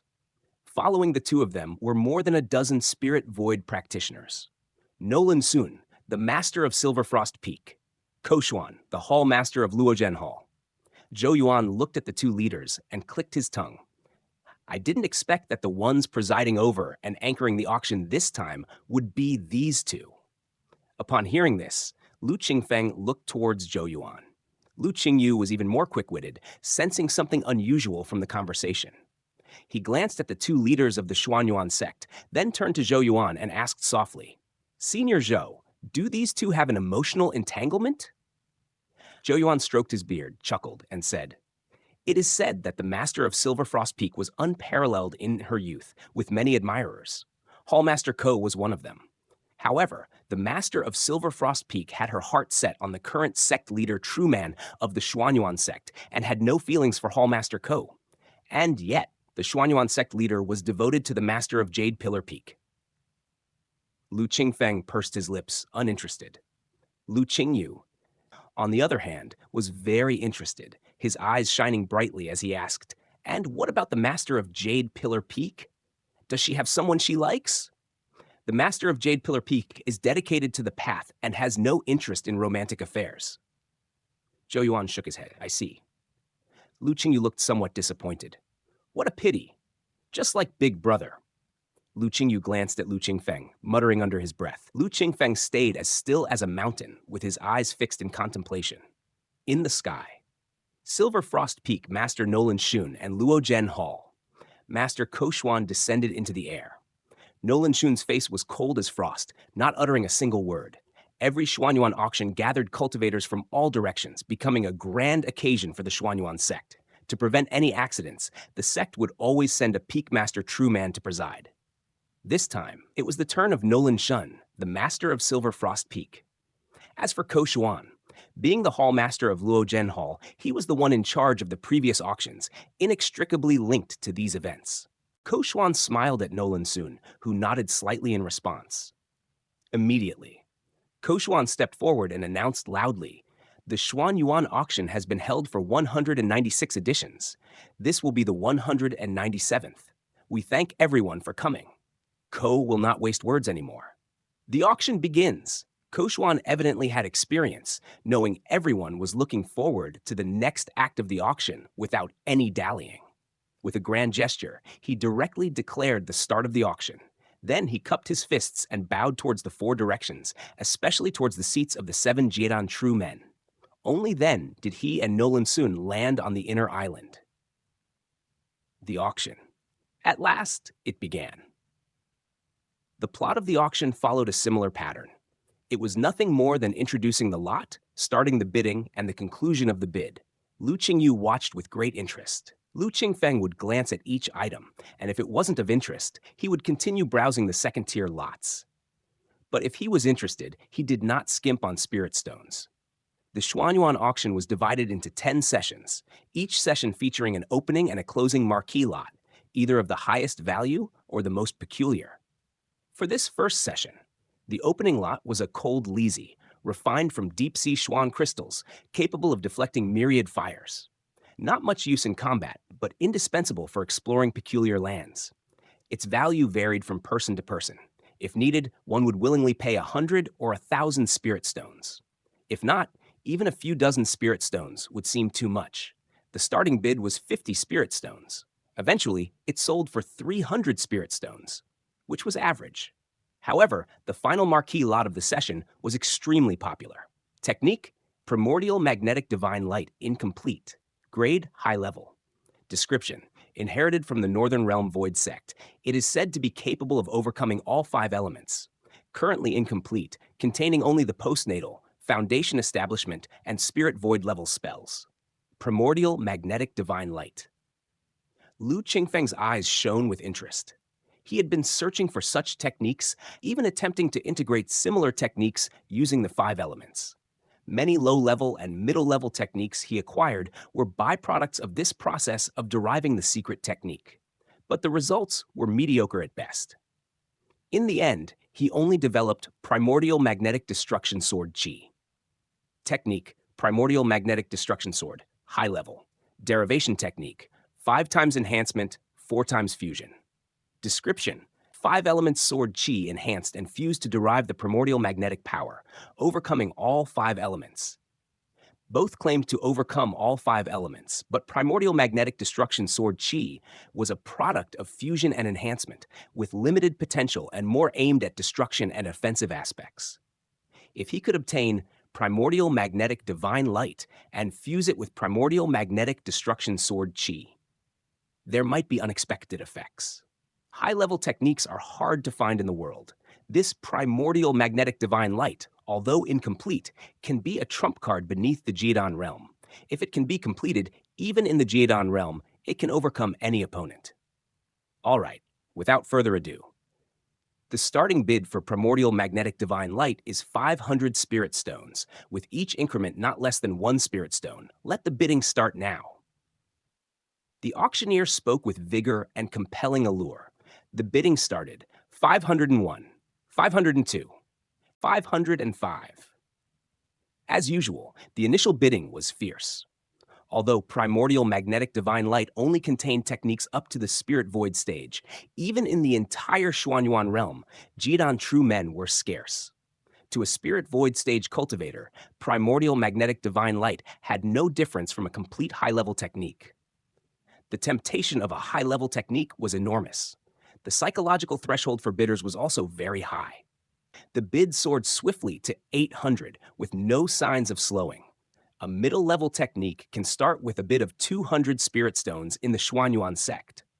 Even if this primordial magnetic divine light is incomplete, it's no problem to fetch 800 or 900 spirit stones. Lu Qingfeng pondered and ultimately decided not to bid. Compared to cultivation techniques and abilities, there are places where spirit stones should be spent more in reality, such as various spiritual medicines and refining materials. The former can be sought from the game and benefit real-life practices, but the latter cannot be brought out from the game at all. Put good steel to good use. Although primordial magnetic divine light is rare, after all considerations, there was no need to bid. Lu Qingfeng restrained himself. Primordial magnetic divine light was finally sold for 920 spirit stones to Danxia Villa of Giant Spirit Mountain. Danxia Villa is famous for its alchemy technique and all sorts of profound techniques, with many gifted individuals in techniques. Securing primordial magnetic divine light this time not only gives more options to Spirit Void stage cultivators, but if they could complete this high-level technique, it could become another sect-suppressing technique for Danxia Villa. Zhou Yuan looked on enviously. With only 2 middle-level techniques in the Luoxia sect, an incomplete high-level technique like this would have been a significant boost to both his strength and that of the Luoxia sect. Yet, the astronomical price of 920 spirit stones was daunting. There were quite a number of sects and cultivators like the Luoxia sect, wanting to buy but unable to afford it. On the contrary, it was Danxia Villa that managed to bid successfully for primordial magnetic divine light. The incomplete high-level technique didn't strongly impact its capabilities, but with its wealth and expertise in alchemy, Danxia Villa ultimately won the bid. The first session of the auction concluded perfectly. The cultivators dispersed and left the venue. Lu Qingfeng stared at the list in front of him for a moment, executed a series of operations, and then waved his hand to sprinkle over 1,000 spirit stones. The spirit stones disappeared, and then numerous items fell from the sky. All were items that Lu Qingfeng won from the second-tier lots. Disclaimer, all credit goes to the original author. This is a fan-made AI narration intended to bring more exposure to the novel. If you are the author or rights holder and wish for this video to be removed or modified, please contact us at fableverseaudio@gmail.com. Narrated by Fableverse Audio. Like, subscribe, share to support immersive audiobooks. If you enjoy our work and want to support future projects, consider donating. Links can be found in the description below. Chapter 2 Focus. Hiss! Elder Lu is truly lavish! Zhou Yuan watched Lu Qingfeng scatter thousands of spirit stones. His eyelids twitched, sucking in a breath of cold air. Just during the auction process, Zhou Yuan saw Lu Qingfeng occasionally place jade scrolls and obtain about 200 spirit stones each time. 5 times in total, he gained a little over 1,000 spirit stones. He thought it was to prepare for purple essence copper. Who would have thought that as soon as he got it, he plunged it all back in? Easy come, easy go. Lu Qingfeng waved his hand, collected the items he had bid for, and smiled at Zhou Yuan. These items, mainly rare medicinal pills and strange magic artifacts, could be analyzed by Lu Qingfeng to learn the methods of refinement, allowing mass production. Besides, there were some refining materials and rare spiritual medicines. As for cultivation techniques and spells, he still adhered to his principles, and even if he was somewhat tempted, he did not make a move. In reality, unless it was an extremely rare and special spell or cultivation technique, Lu Qingfeng would not spend even a single spirit stone on them. The auction ended, and everyone dispersed. Lu Qingfeng bought all the second-class auction items he had his eye on and left the auction venue with Zhou Yuan and Lu Qingyu. The next month. The Xuanyuan auction was in full swing. Hundreds of auction items were sold one by one, and even the least valuable item did not sell for less than 200 spirit stones. Lu Qingfeng was interested in some of the items and casually secured 2. However, his main focus remained on the second-class items. Let's not talk about magical artifacts and spirit pills for now. Various refining materials, 3rd rank and 4th rank spiritual medicines he gained quite a lot. All materials for the 3rd rank imitation, Wind and Fire Pearl, are gathered. All materials for the 2nd rank imitation, Duty and Fierce Fire Divine Banner, are gathered.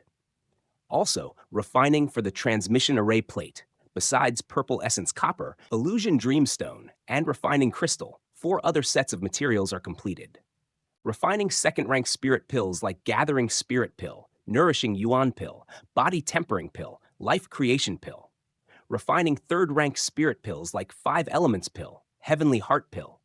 Check my virtual library empire, MV1 ELIP1YR, for the latest updates. Lu Qingfeng was pleased with his haul, feeling this trip to the Xuanyuan auction was indeed worthwhile. Many materials and spiritual medicines that were rare in the past were gathered all at once. With this haul, there would be no need to worry about refining materials for many years to come. Dudian Fierce Fire Divine Banner, 9 Strategies Xuanhao Talisman, along with the Wind and Fire Pearl, were sufficient for Lu Qingfeng to establish himself from Foundation Establishment to Spirit Void Stage. To secure these materials, Lu Qingfeng struck again, releasing 5 middle-level techniques and 1 refinement-level technique. The 5 middle-level techniques traded for a total of 1,080 spirit stones. The 1 refinement-level technique traded for a total of 3,700 spirit stones. Nearly 5,000 spirit stones plus the 1,000 spent at the first auction, Lu Qingfeng, by selling techniques and cultivation methods, obtained a total of 6,000 spirit stones. Most of these spirit stones were used by Lu Qingfeng to bid on second-class auction items. He nearly got all the rare medicinal pills, peculiar magic artifacts, and refining materials, spirit medications. Deep pockets. To avoid stirring up Zhou Yuan, Lu Qingfeng started separating from him from the second auction onward. The Xuanyuan auction was rare. Missing it meant waiting another 10 years. Lu Qingfeng couldn't wait. He simply listed all the materials he needed for future refinement and swept them all up at once.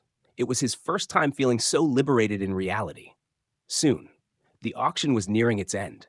The much-anticipated Purple Essence Copper by Lu Qingfeng finally appeared. The next item, as many friends here have awaited. Indeed, I present to you Purple Essence Copper. The auctioneer's voice rose and fell dramatically, and the officials brought the Purple Essence Copper to the display stage. Big brother, the Purple Essence Copper. Lu Qingyu had been watching, and as soon as the Purple Essence Copper appeared, he quickly notified Lu Qingfeng. Lu Qingfeng looked up from the second-class items, gazing into the center of the room. In front of the auctioneer, a fist-sized piece of purple ore sparkled faintly, the long-sought Purple Essence Copper. Some friends here might not know. Please allow me to introduce. Purple Essence Copper, a variant of refined copper. While it may not be as valuable as 10,000 or 100,000-year-old copper mother, it remains a dream material for many sects and artifact refining masters. For artifact refiners, Purple Essence Copper is a main material for making 5th order or even 6th order magical artifacts. This piece of Purple Essence Copper is entirely enough to refine 2 or 3 5th order magical artifacts, or used entirely to refine a single 6th order magical artifact. For sects, Purple Essence Copper is even more precious. This is a necessary material for setting up transmission arrays. The significance of a transmission array for a sect does not need further explanation. All right, let's start the bidding now. The starting price for this piece of Purple Essence Copper is 1,000 spirit stones. A starting price of 1,000 spirit stones. Though not the highest starting price in this auction, it was still notable. Purple Essence Copper can be used to refine 5th order or even 6th order magical artifacts. And even a 5th order magical artifact costs at least 10 to 20,000 spirit stones. While Purple Essence Copper is only one of the materials for refining 5th order or 6th order magical artifacts, it is the most valuable. A starting price of 1,000 spirit stones is not high. Considering the importance of Purple Essence Copper to transmission arrays, the final price will at least reach 2,000 to 3,000 spirit stones. Lu Qingfeng came prepared. The over 3,000 spirit stones he had obtained from the 100 Herbs Garden were all reserved for this day. The bidding begins. People in the know were not few. The price quickly soared, reaching the mark of 2,000 spirit stones soon after, and each subsequent bid became more cautious but still continued to climb. Lu Qingfeng occasionally placed a bid or two. He noticed that those bidding for the Purple Essence Copper were primarily from the 4 sects of Giant Spirit Mountain. Besides, there were 3 Jiedan True Men and several renowned artifact refiners. For the 4 sects of Giant Spirit Mountain, it was presumably to establish a transmission array, strengthening the control over the external industries of Giant Spirit Mountain. The 3 independent practitioners aimed to secure the Purple Essence Copper for crafting magic artifacts. At their level, a handy magic artifact was exceedingly rare. Ordinary 3rd rank or 4th rank magical artifacts could hardly bring out their real strength and did little to enhance their combat capability. However, 5th order and 6th order magical artifacts were not common as cabbages. Not to mention the high prices. Even if one encountered them, they might not be suitable. Only by collecting materials from all over and seeking an artifact refining master could one possibly obtain a desired magical artifact. Purple essence copper, being the main material for crafting 5th and 6th order magical artifacts, was definitely a wise acquisition. After the price climbed to 2,000 spirit stones, those who participated in the bidding gradually dwindled down to the 4 sects of Giant Spirit Mountain, the 3 great independent practitioners, and 2 famous 5th order artifact refiners within the Xuanyuan realm. And Lu Qingfeng. 2,300, 2,320, 2,400. Lu Qingfeng's bids mixed in among them. Initially, many wealthy Spirit Void practitioners participated in the bidding, and no one noticed. As the number of bidders lessened, Lu Qingfeng became conspicuous. His decisiveness in bidding was in no way inferior to others. Each time he raised the bid, it was by at least several tens of spirit stones. Who is this person? I don't know. He's from Spirit Void Island. Where would a Spirit Void practitioner get such financial support unless there's someone or a force behind him? Lu Qingfeng. Master Lu. Finally, some noticed Lu Qingfeng, and speculations began. Many eyes swept towards Spirit Void Island where he was. Some recognized Lu Qingfeng's voice and were astonished. Master Lu comes from the Juyun Mountain Range and is just a newly advanced 3rd rank artifact refiner. How does he have such financial capability? Somewhere on Spirit Void Island, Dongliu's brow furrowed in thought. Not just Dongliu, Lu Qingfeng had made numerous acquaintances among the Spirit Void practitioners at the Gathering Immortal market, who now also recognized the identity of the bidder. They shared Dongliu's doubts. Lu Qingfeng was unconcerned and continued to bid. The purple essence copper was crucial to the plans of the Qingyuan sword sect, and missing this opportunity could mean an indefinite wait and might even hinder major events. For that reason, even though he attracted some attention, he did not care. But he had made some preparations beforehand. Even if winning the purple essence copper would bring serious consequences or implicate Luoxia sect, Lu Qingyu, and Lu Qingshan, that wouldn't be the case. At the auction. The Inner Islands. Ko Xuan and Nolan Jun were seated together, presiding over the auction. Upon Lu Qingfeng's participation, Nolan Jun's expression slightly changed, seemingly curious. Ko Xuan, keenly observant, was the first to speak. This man is called Lu Qingfeng, a guest elder from the Luoxia sect of the western Juyun Mountain Range, with astonishing talent. Unknown where he came from 5 years ago, when he first arrived at the Juyun Mountain Range, he was just a 1st rank alchemist and artifact refiner. 1 year later, he advanced to 2nd rank in both alchemy and artifact refining. Over a month ago, when he came to the Juyun Mountain Range, he advanced to 3rd rank in both. 5 years. Advanced to 3rd rank in both alchemy and artifact in 5 years? Nolan Soon's expression shifted slightly. If true, he truly can be considered a genius. Even within the Xuanyuan sect, going back thousands of years, such a talent could not be found. This person's origin, Nolan Zoon pondered. To the Xuanyuan sect, the Juyun Mountain Range was completely an obscure, insignificant place. That such a genius could come from there was somewhat surprising. Master Wen is already handling the investigation. Junior Master Gu and Grandmaster Gai have been pressing, and Master Wen must be quite troubled by now. Ko Xuan said with a clear laugh. Both Grandmaster Gai and Junior Master Gu have been alerted? Nolan Soon's eyes shifted slightly. Then, thinking about the personalities of the 2 Grandmaster Gai, she felt it was reasonable. Indeed. Especially Junior Master Gu, the combined pill hall has lacked good candidates in recent years. Junior Master Gu's lifespan is nearing, and in recent years, he has always been urging Master Wen and Jiying Hall to search for alchemy talents everywhere. This Lu Qingfeng appearing at our doorstep was spotted by the deacon of Jiying Hall early on. The magic artifacts and spirit pills he refined were sent to Combined Pill Hall and Artifact Making Hall respectively, and the Grandmaster of both halls praised this youngster highly and personally urged Jiying Hall to swiftly clarify his background. It looks like, even if his background cannot be thoroughly clarified, Both, especially Junior Master Gu, are determined to forcibly include him in the combined pill hall.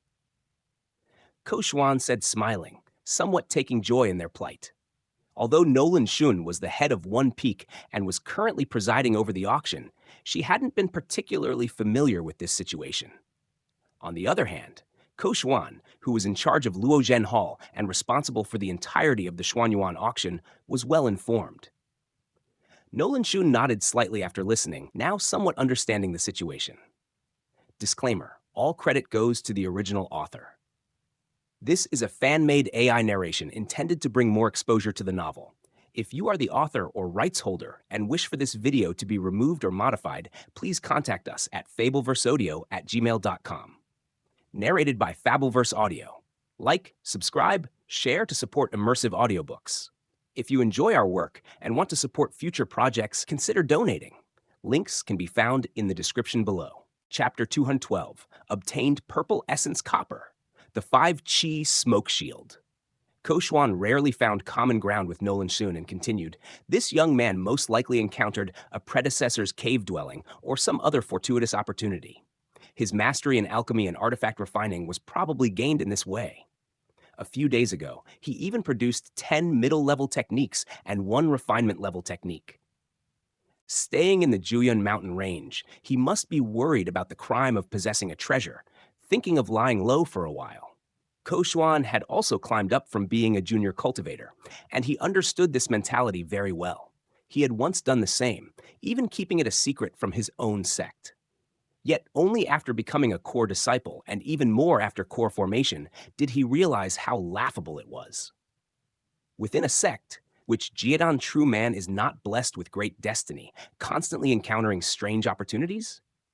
To a Jiedan true man, the fortunes of juniors are truly nothing of interest. Even what you think is a fail-proof concealment is as clear as a mirror to them. He was early on a disciple of Xuanyuan sect, and still had acted this way. Lu Qingfeng apparently had no backing, so it's not surprising that he was even more cautious. Ko Xuan actually quite admired it. So that's how it is. Thank you, Brother Ko, for the clarification. Nolan Jun clearly lost interest in the conversation. Ko Xuan, who had been talking non-stop, realized this and stopped, smiling sheepishly. The auction continued. The bidders from all sides called out their prices. Lu Qingfeng raised his bid time after time. 2,500. 2,600, 2,700. Soon, the price soared to 3,000 spirit stones, almost reaching Lu Qingfeng's prior estimated value. Finally, whether it be the 4 sects of Giant Spirit Mountain, the 3 independent practitioners, or even the 2 fifth-order artifact refiners, they all gave up on the bidding in succession. It's not that they didn't have the financial power to outbid Lu Qingfeng, but a piece of purple essence copper, 2,007 to 800 spirit stones, were still within the acceptable range. Over 3,000 was clearly too much of a loss. Lu Qingfeng was determined to win it, and they could see that continuing to bid was clearly not cost-effective. Moreover, these people were different from Lu Qingfeng. Lu Qingfeng needed the purple essence copper for the Qingyuan sword sect's plans, and had to obtain it within 10 years. Hence, he was resolute. Whereas the 4 sects of Giant Spirit Mountain and others either represented a great sect or were high-level loose cultivators, even 5th-order artifact refining masters. They had seen much, attended many auctions, and had long passed the stage of competing over pride. Although purple essence copper was precious, since this time they encountered such a straightforward youth like Lu Feng, they could simply wait for the next time. The future of the sect is long. The lifespan of independent practitioners is vast.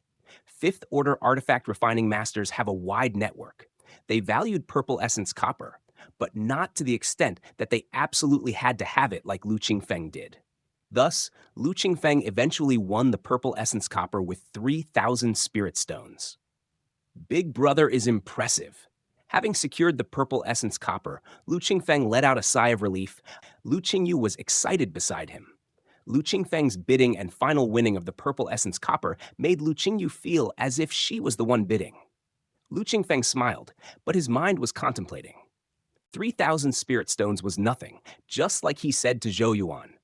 Easy comes, easy goes. Him competing against the 4 sects of Giant Spirit Mountain, the 3 independent practitioners, and the 2 fifth-order artifact refiners wasn't much. With their stature, if they were to do something to Lu Qingfeng, a Foundation Establishment junior due to the auction's bidding, they would probably become a laughingstock in the Xuanyuan realm. But King Yan is easy to meet. Little devils are troublesome. Showing off wealth this time, the 4 sects and Jidan true men won't mind. But those at the Foundation Establishment and Spirit Void stage, the rabble, might view me as a fat sheep. If there is a chance, they would not hesitate to strike. Wealth should not be exposed. That's the principle. However, Lu Qingfeng looked towards the island where the 2 Jiedan true men of Xuanyuan sect were, gathered the 7 bird's feather within his sleeve, and a slight smile appeared on his face. The appearance of the purple essence copper was already at the tail end of the auction. After securing the purple essence copper, about half an hour later, this Xuanyuan auction came to a perfect end. The final item of the auction also pushed the auction hall to its highest climax. 5th Order Magical Artifact, 23,000 Spirit Stones. On the return journey back from Chuyun Mountain, Lu Qingyu was still reminiscing about the bidding of that 5th Order Magical Artifact and its final transaction price, smacking her lips, wondering when she would be able to earn so many Spirit Stones after opening a shop in the Bullhead Mountain Market upon returning to Juyun Mountain Range. In the game, Lu Qingfeng had come across quite a few 8th rank magical artifacts, so he remained calm. Lu Qingyu kept talking beside him, and Lu Qingfeng found it entertaining as well. T have since CNsta, Tier was at CN on MV $R. When they returned to Chuyun Mountain, they happened to meet Zhou Yuan, Dong Liu, and Xuanjing Wanderer at the foot of the mountain. Dong Liu came for the magic artifact. Xuanjing Wanderer had entrusted Lu Qingfeng to refine a batch of spirit pills some days before, and now the auction was over. It was time to collect them. Master Lu.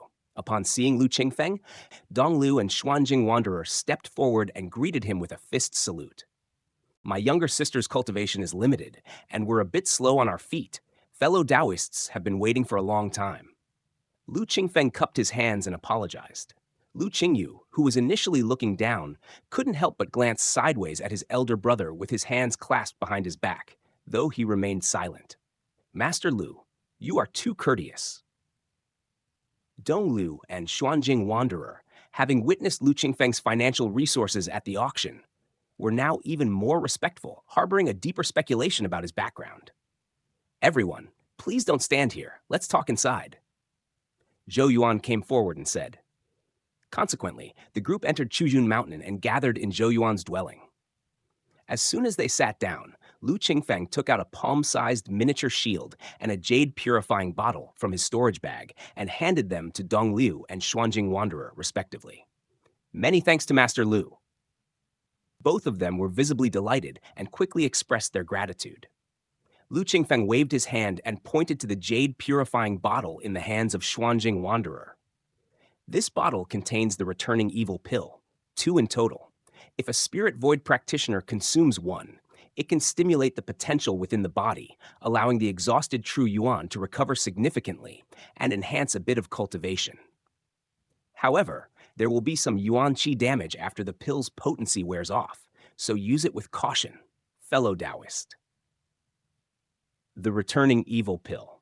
This was a secret elixir obtained by Lu Qingfeng in the Changqing realm from a sect known as the Heavenly Slaughter Sect. After analyzing it through the derivation technique, he obtained the elixir recipe and proficiently refined it. Xuanjing Wanderer had sent some spiritual medicine a few days ago, expressing a wish to refine spirit pills that could recover true yuan.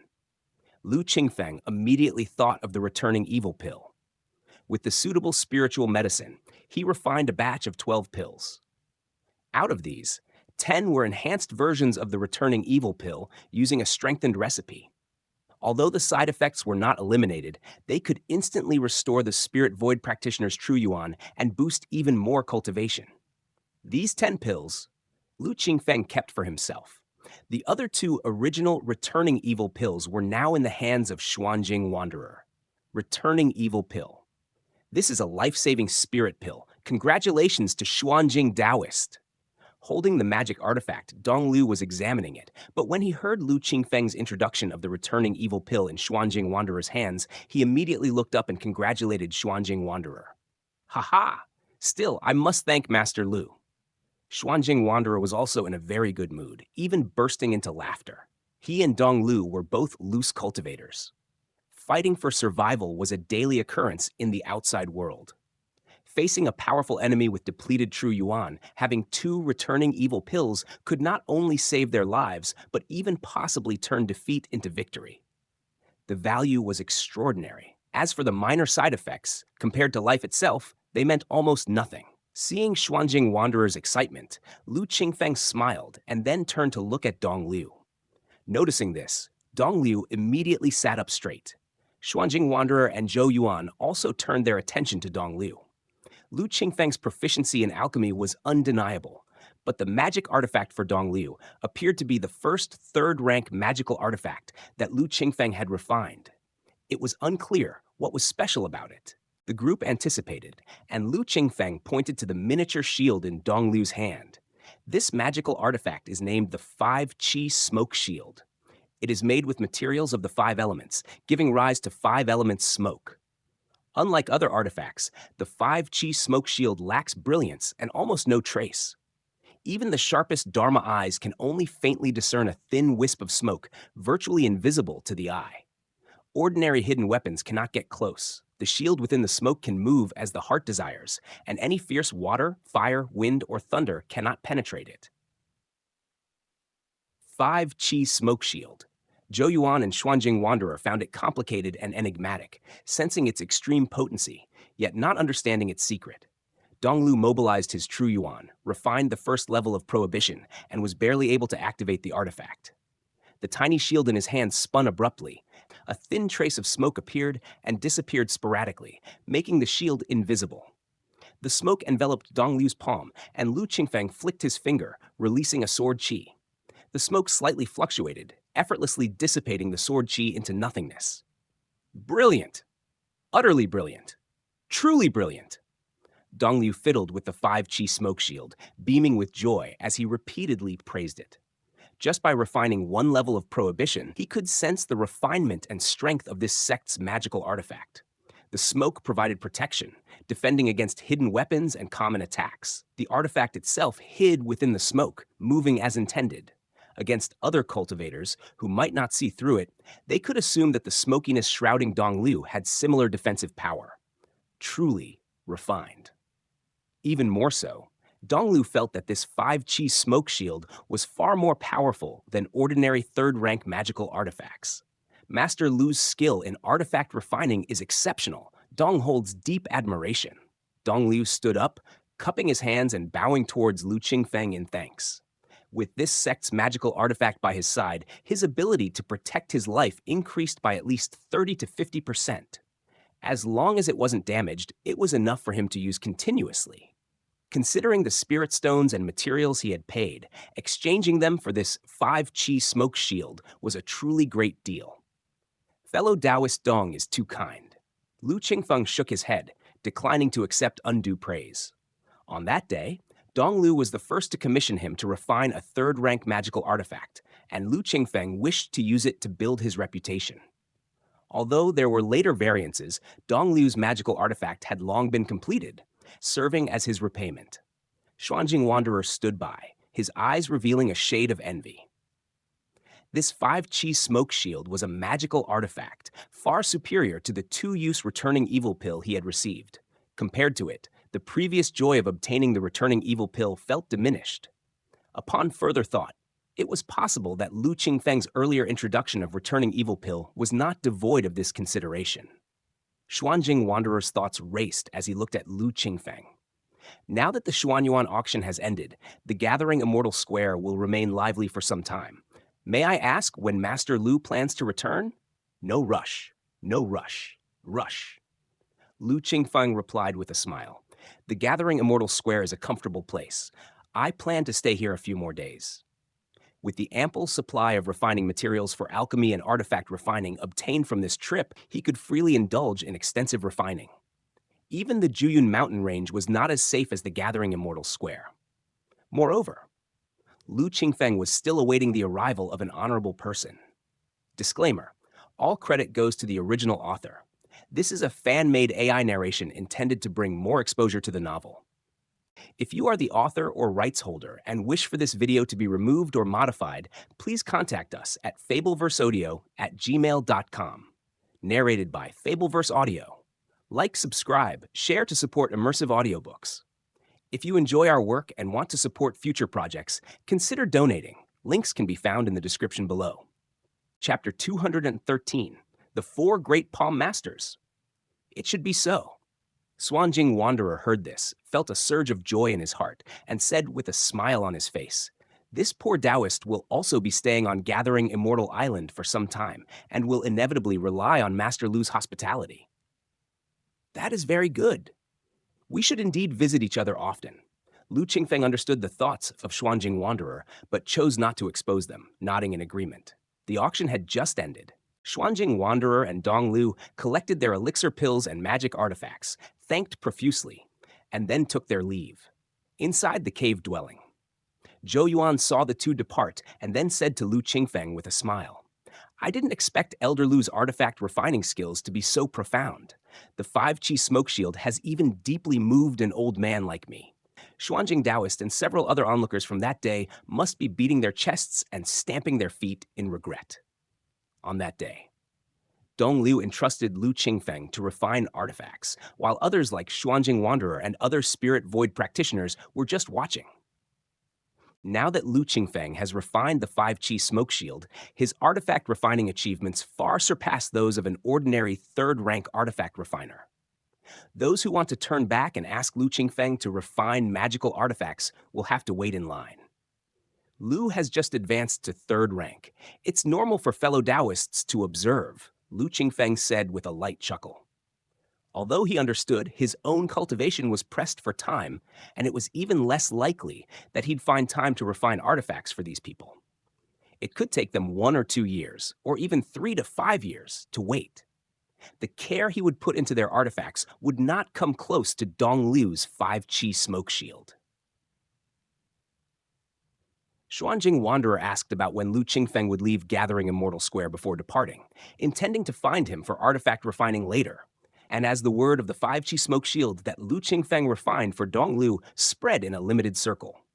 Gradually, many came to request Lu Qingfeng to refine magical artifacts. On this day, Elder Deng Zhuo of the Ice Jade sect emerged from Chuyun Mountain with a displeased expression. A mere Foundation establishment cultivator has just luckily advanced to a 3rd-rank artifact refiner, and he's already getting carried away. "I want to see when you will die." Deng Zhuo was not feeling good. The Ice Jade sect is located within Cold Frost Pond and is one of the 3 sects and 4 sects. Since Cold Frost Pond neighbors the Juyan Mountain Range, Deng Zhuo was also familiar with the Luoxia sect. It was just a sect guarded by one spirit void practitioner. Although the Ice Jade sect has no Jidan true men, it has been operating for thousands of years, and each generation has several spirit void true cultivators in command. Its strength far surpasses the Luoxia sect. Deng Zhuo is one of the spirit void practitioners of the Ice Jade sect. Today, he came to Chuyun Mountain, wishing to find Lu Qingfeng to refine a 3rd-rank magical artifact for his sect. But he was refused by Lu Qingfeng. Publi Aeon Sort C of Meli, MPYR. Although Master Lu's words were tactful, Deng Zhuo's pride was still not satisfied. The Luoxia sect was nowhere near the Ice Jade sect. Even if Lu Qingfeng had become a 3rd-rank artifact refiner, how could he dare to slight his dignity? Deng Zhuo kept a polite appearance as he said farewell, yet he was quite dissatisfied in his heart. Some incident occurred in the Juyun Mountain Range recently, and now only the Luoxia sect remains of the Juyun 4 sects. Before he could finish his thought, he saw a group of people arriving from the foot of the mountain. The 2 leading persons both had white hair, one having a face like a child, and the other truly looked elderly. Beside the 2 elders, there were 2 cultivators. One was wearing a long robe, tall and burly, with an aura of rectitude. The other was more refined and scholarly, sporting a pair of traditional Chinese 8-shaped mustaches. Seeing them, Deng Zhuo was taken aback and hurried forward to greet them with folded fists. Ice Jade Sect's Deng Zhuo greets Master Wen and Master Ko and the two senior predecessors. The latter two nodded slightly, then passed by, treating Deng Zhuo as if he were a stranger. The two elders did not even bother to engage with him. Deng Zhuo quickly made way, and as the elders passed, he heard the more decrepit one say, "The 5-Chi smoke shield is nothing. You haven't seen that youngster's refining of the heavenly heart pill. Layer upon layer of illusions, evolving heart demon environments. One heavenly heart pill consumed, and a spirit void practitioner's chance of crossing the heart movement stage and enduring the heart demon tribulation increases at least by 50%. As the voice dropped, one of the elders commented, "My brother is being unreasonable.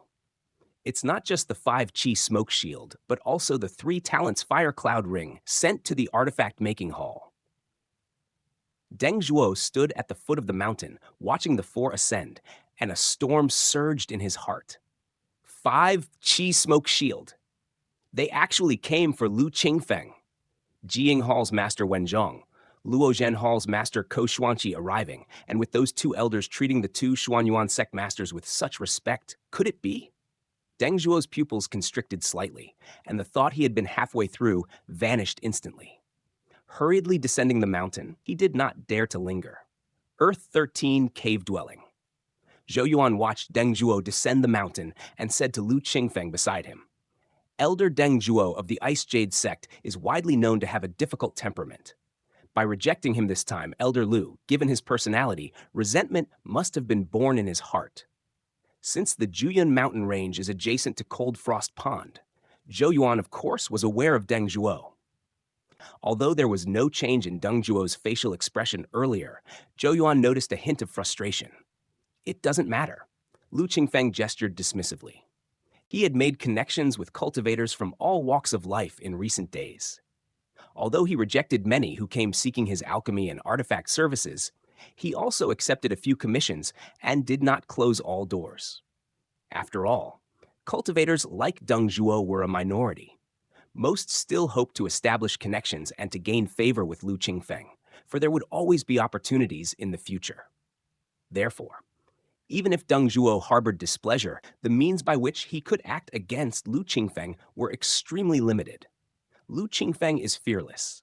Seeing that Lu Qingfeng is unconcerned, Zhou Yuan says no more, only thinking to keep an eye out for him more in the future. Next, Zhou Yuan sees that Lu Qingfeng is about to resume cultivation. Seizing the opportunity, he says, "Elder Lu is occupied with crafting magic artifacts and elixir pills for several spirit void practitioners and cannot leave for a while. But the chaos in Juyun mountain range has just settled, and the Luoxia sect has not yet stabilized. I am planning to return to Juyun mountain range in the next few days." Sect Master.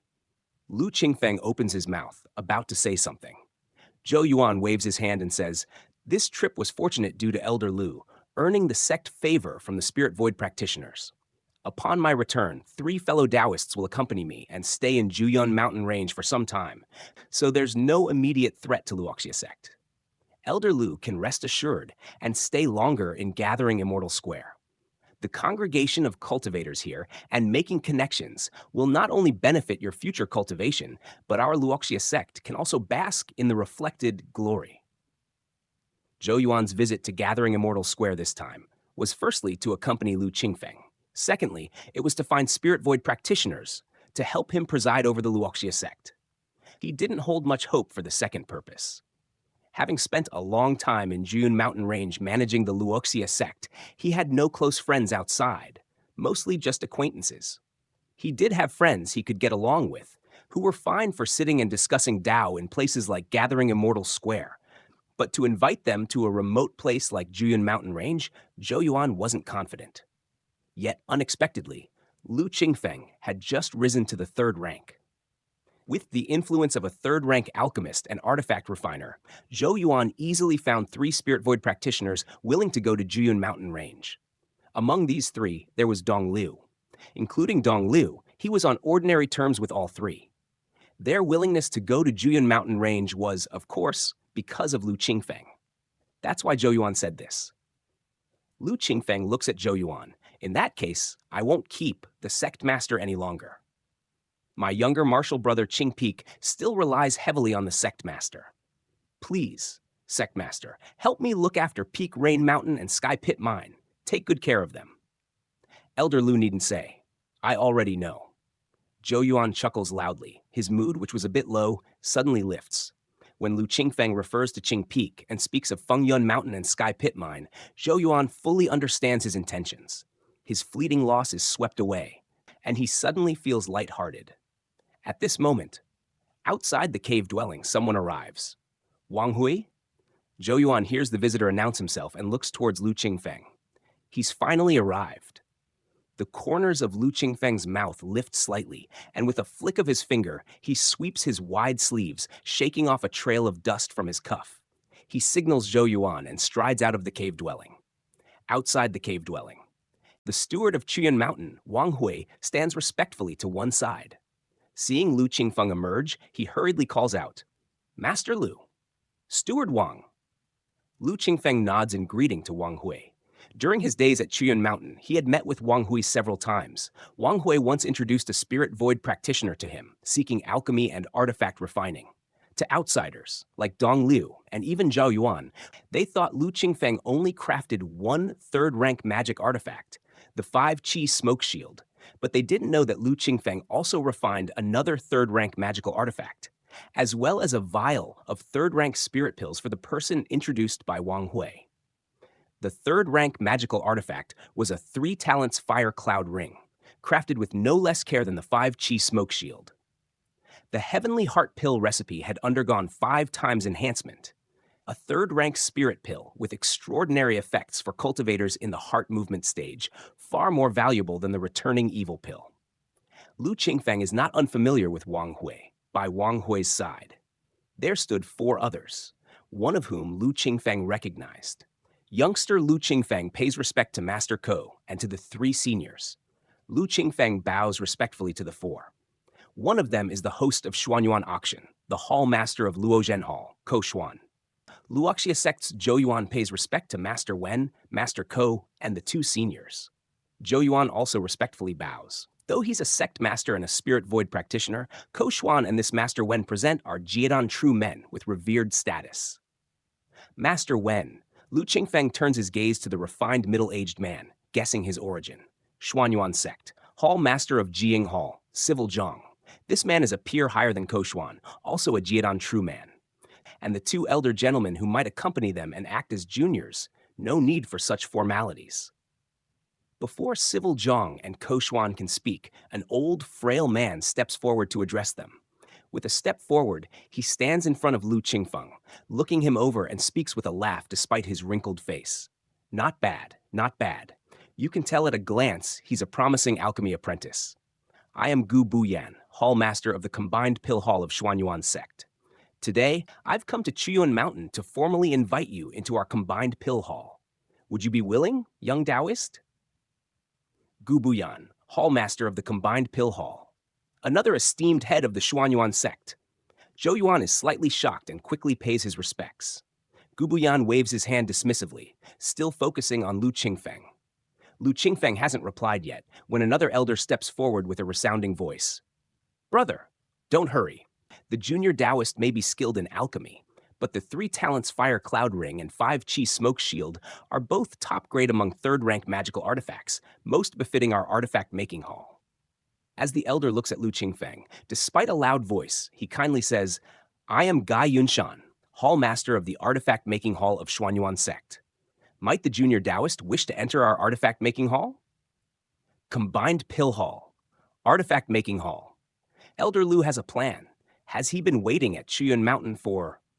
Zhou Yuan gazes at the 2 elders, stunned by Xuanyuan Sect's 2 heads personally vying for Lu Qingfeng, to the point of almost fighting over him. He's both shocked and amazed. Considering Lu Qingfeng's demeanor these past few days, he is even more astonished. Disclaimer, all credit goes to the original author. This is a fan-made AI narration, intended to bring more exposure to the novel.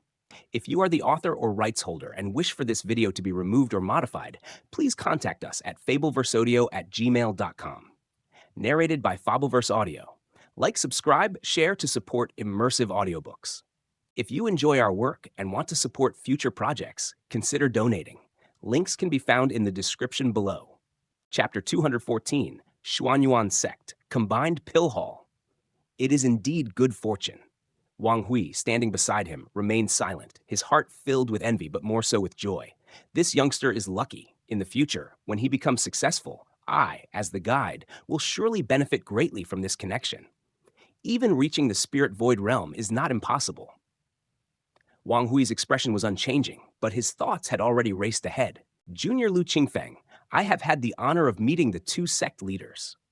Lu Qingfeng hastily paid his respects to the two, his face showing signs of being flattered, but his heart remained calm.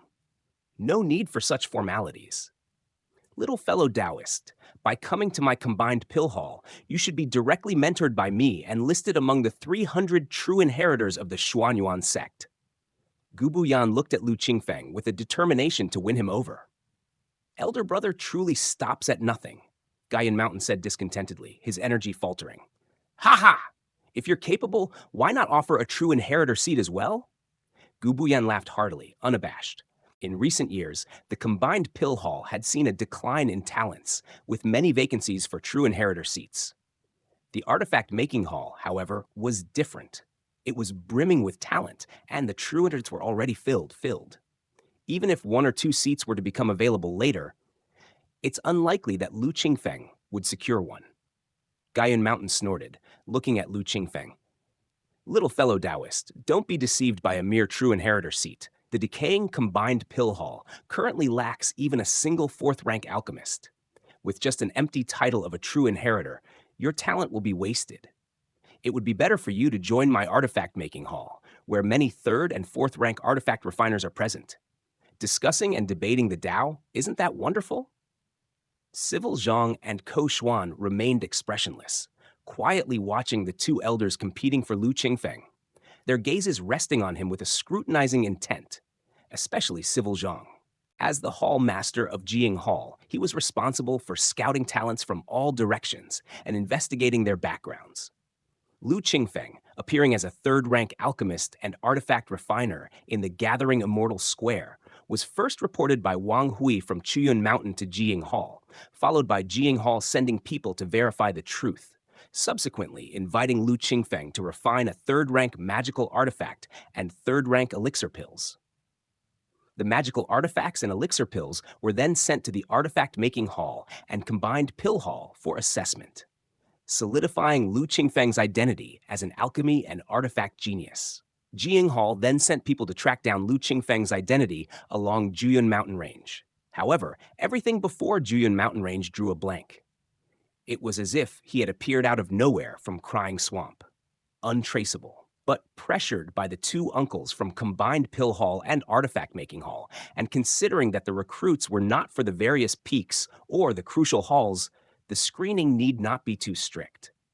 Civil Zhang loosened the reins. Gu Buyan and Gaiyun Mountain rushed to Chuyun Mountain at once, intending to take Lu Qingfeng under their wing. Standing in front of the mansion, with his foundation establishment Cultivation, Lu Qingfeng felt immense pressure under the gaze of 4 Jiedan true men. Seeing that Gu Buyan and Gaiyun Mountain were still arguing, he cautiously responded, "Thank you both seniors for your profound affection. I have always had a deeper passion for alchemy and only dabbled a bit in artifact refining. So you are just eyeing the empty title of true inheritor of the combined pill hall. This chapter was made possible by the community at MV Lem Puayar. Gaiyun Mountain, known for his fiery temper, immediately interrupted Lu Qingfeng and, with a face red with anger, said, "You just wait. Once you join the combined pill hall, you'll regret it." After speaking, Gaiyun Mountain swung his sleeves and left. This... Lu Qingfeng smiled awkwardly, frozen in place. "Ha ha! Don't mind his temper." Gu Buyan laughed heartily, not even glancing at Gaiyun Mountain. Hands behind his back, he said to Lu Qingfeng, "As it said, there's no day better than today. Since Civil Zhang and Ko Xuan are here, let them be witnesses, right here and now. I will take Lu Qingfeng as my 4th disciple and grant him the true inheritor seat of the combined pill hall." Gu Buyan truly acted with swift decisiveness. Civil Zhang and Ko Xuan looked at each other and respectfully agreed. Lu Qingfeng was stunned, hurriedly stepping back 3 paces, kneeling to the ground. Disciple Lu Qingfeng pays respects to Master. Master Lu actually became a disciple under the Master of the Combined Pill Hall? Donglu widened his eyes in disbelief. Could it be false? Zhou Yuan, with a face full of joy, vividly recounted yesterday's events of the 4 great leaders of the Xuanyuan sect visiting and the masters of the Combined Pill Hall and Artifact-Making Hall competing for recruits. Listening made Donglu and 2 other spirit void practitioners show a myriad of expressions. This is truly. With Master Lu's accomplishments in alchemy and artifact refining, he would excel whether in the Combined Pill Hall or Artifact-Making Hall. But the fact that all 4 great leaders visited and both masters competed for him, this will surely make a great tale. Zhu Ye and Luo Han, both shocked, remarked. Dong Liu burst into laughter, repeatedly saying, Dong has always seen that Master Lu was no ordinary individual.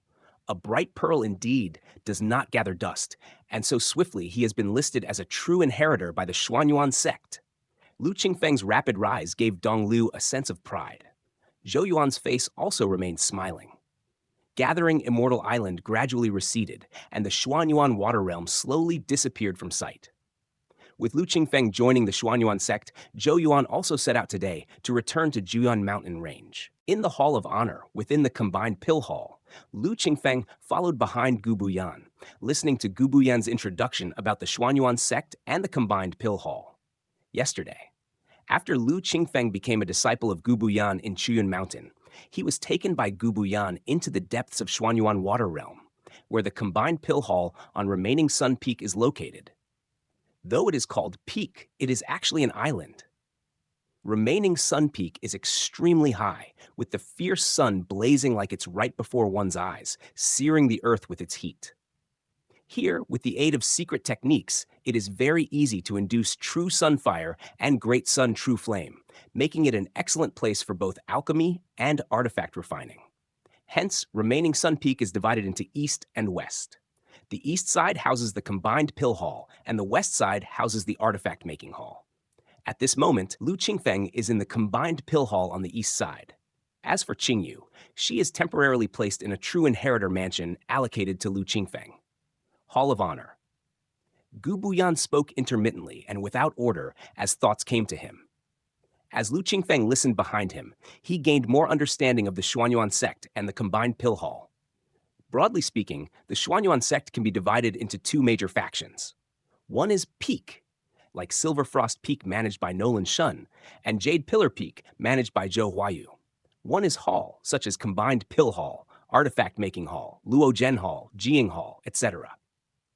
Within the Xuanyuan sect, the former is known as Clear Stream. Disciples of the Peaks focus solely on cultivation, specializing in cultivation level and techniques, generally possessing higher cultivation levels and stronger combat power. The latter is known as Muddy Stream. In contrast to the Clear Stream, the various halls are mainly responsible for managing mundane sect affairs. For example, Luo Zhen Hall, which gathers various treasures, controls Medicine Mountain, Shell Field, Spirit Ore, and markets, etc. Xuanyuan Auction is hosted by the Master of Luo Zhen Hall. Jiying Hall scouts various talents in the southern territory of Biang Lake. This includes talents in cultivation, as well as skills in alchemy and artifact making like Lu Qingfeng. It's responsible for selecting newcomers and other related matters. Though it seems that Gu Buyan single-handedly facilitated Lu Qingfeng's entry into the Combined Pill Hall as a true inheritor, without the tacit approval of Civil Zhang, not to mention a true inheritor position, even entrance would have been fraught with obstacles. The power of each hall is immense, responsible for one part of the sect's mechanisms and holding significant authority. In contrast, each peak in Xuanyuan sect has a peak master stationed, with Dharma transmission elders focused solely on guiding the disciples in cultivation, not dealing with mundane duties. The status of the peak master and hall master are equal. The former possess higher cultivation levels and numerous strong subordinates in charge of teaching and combat. The latter are better at management, handling mundane affairs. The distinction between clear and muddy is not adversarial. Many disciples from the peaks come to serve in various halls. If there are cultivation talents within the halls, they can also switch to the main peaks to focus on cultivation. Jiying Hall gathers talents from all over, which are then distributed to various peaks and even to Combined Pill Hall, Artifact Making Hall, Spirit Mechanism Hall, etc. They integrate with each other. You should never truly divide boundaries based on the distinction between clear and muddy.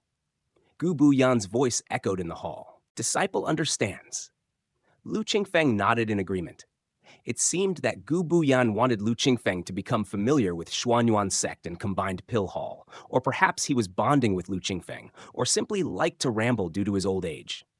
Nevertheless, Gu Buyan toured the Combined Pill Hall with Lu Qingfeng for an entire day, talking incessantly. These tasks could have been delegated to any disciple to inform Lu Qingfeng. There was no known reason why Gu Buyan had to do it personally. It was somewhat overly idle for a hallmaster. However, after a day of touring, Lu Qingfeng finally understood why the master of Combined Pill Hall valued him so highly, even promising a seat as a true inheritor. So vast, and yet the Combined Pill Hall has only one fifth-order alchemist, the master. The rest, including the 3 senior brothers, were all third-rank alchemists. This, Lu Qingfeng couldn't help but shake his head. During his casual conversation with Wang Hui in Chuyun Mountain, this manager of Chuyun Mountain had hinted to Lu Qingfeng about the decline of Combined Pill Hall. At that time, Lu Qingfeng only thought, even if the Combined Pill Hall of prominent Xuanyuan sect is in decline, it wouldn't be too bad. But now that he saw it firsthand, he realized that Wang Hui was truthful.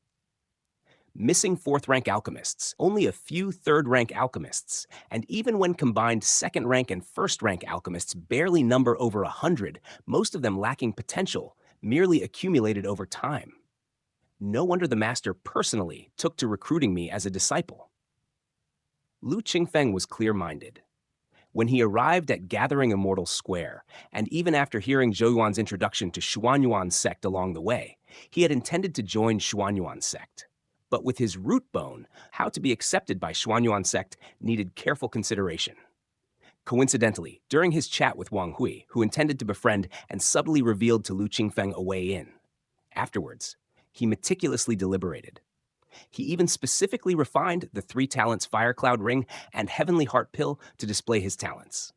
Indeed, there were discerning people in the Xuanyuan sect who recognized Lu Qingfeng's proficiency in both elixir pills and artifact disciplines, even causing a rivalry between the masters of Combined Pill Hall and Artifact Making Hall to recruit him, which was beyond Lu Qingfeng's expectations.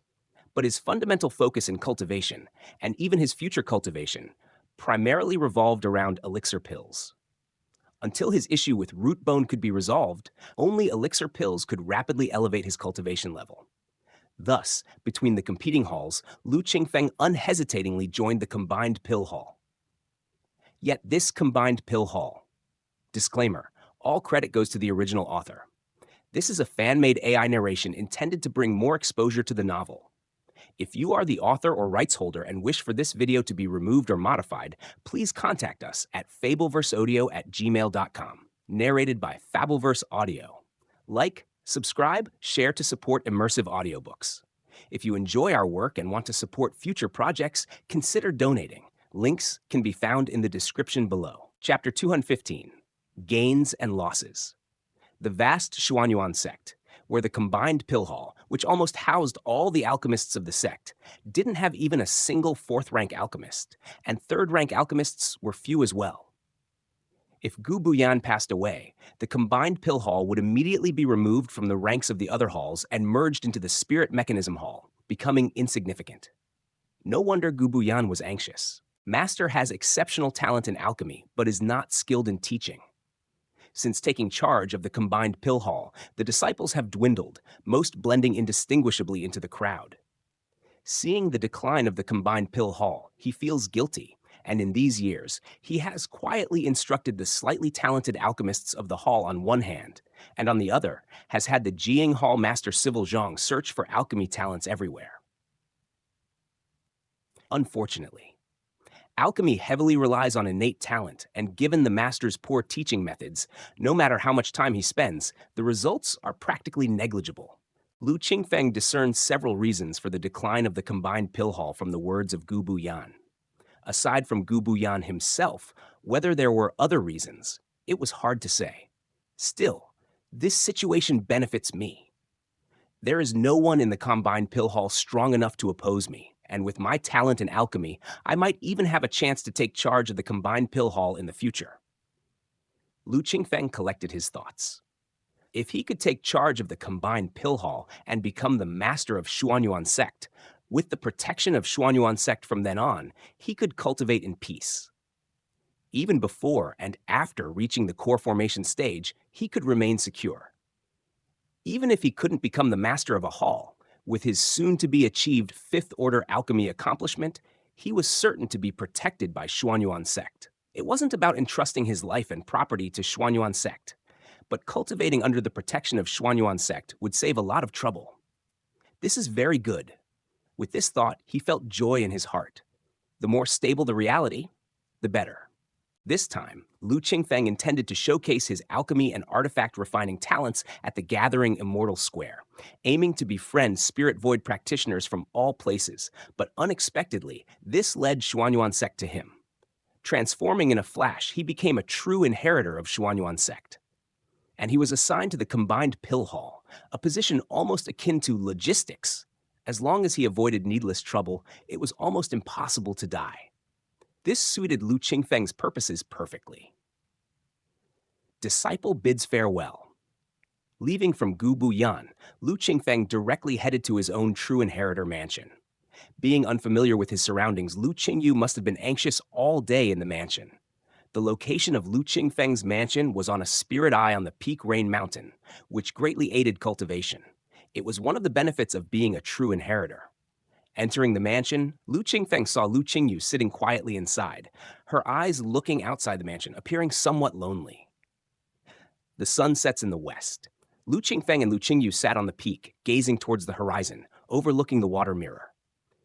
Big brother, aren't we going back to Luoxia sect? Lu Qingyu looked up at Lu Qingfeng. I am now a true inheritor of Xuanyuan sect, and I will be spending most of my time in the Xuanyuan water realm. The Xuanyuan water realm is much safer than the Juyun mountain range. Xuanyuan sect is also much more suited for cultivation than Luoxia sect. For Lu Qingfeng, there really was no choice. But Lu Qingyu, but our second brother is still at Luoxia sect. Lu Qingyu said, frowning, without responding to Lu Qingfeng. Although she often made light of her second brother, she felt close to him at heart. While in the Juyun mountain range, Lu Qingfeng often went into seclusion. Mainly, Lu Qingshan would visit them at Silverhorn Mountain or Peak Rain Mountain periodically. However, Lu Qingyu often rode a white crane to find her second brother, completing sect missions together or chatting. She spent even more time with him than with Lu Qingfeng. If they settled in the Xuanyuan water realm, tens of thousands of miles away, they wouldn't be able to see each other often. Lu Qingyu hesitated. Your second brother has grown up. He's independent.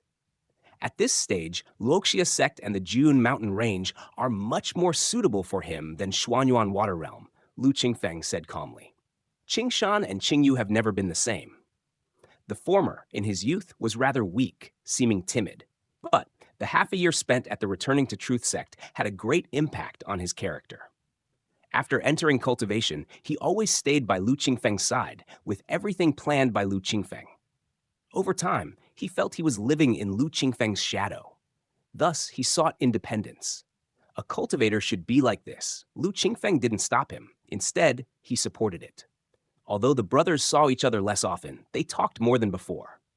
Lu Qingshan gradually appeared spirited, and every time he went to Silverhorn Mountain or Peak Rain Mountain to see his older brother and younger sister, he had endless things to say. He was spirited. Even his progress in cultivation was much faster than just following Lu Qingfeng. This was a good thing.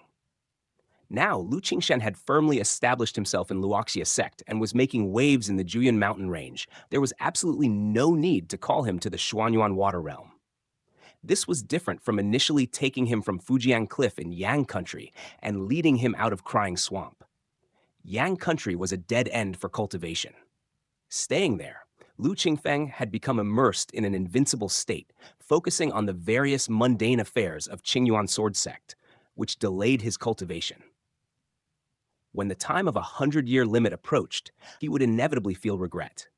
After coming to Luoxia sect, having seen many cultivators, he was in pursuit of longevity. To force Lu Qingshan to come to the Xuanyuan Water Realm with a choice between choosing Luoxia sect or staying with me and Big Brother was completely unnecessary. Moreover, the current Lu Qingshan certainly wouldn't be easily swayed by Lu Qingyu's words as before, blocking his path.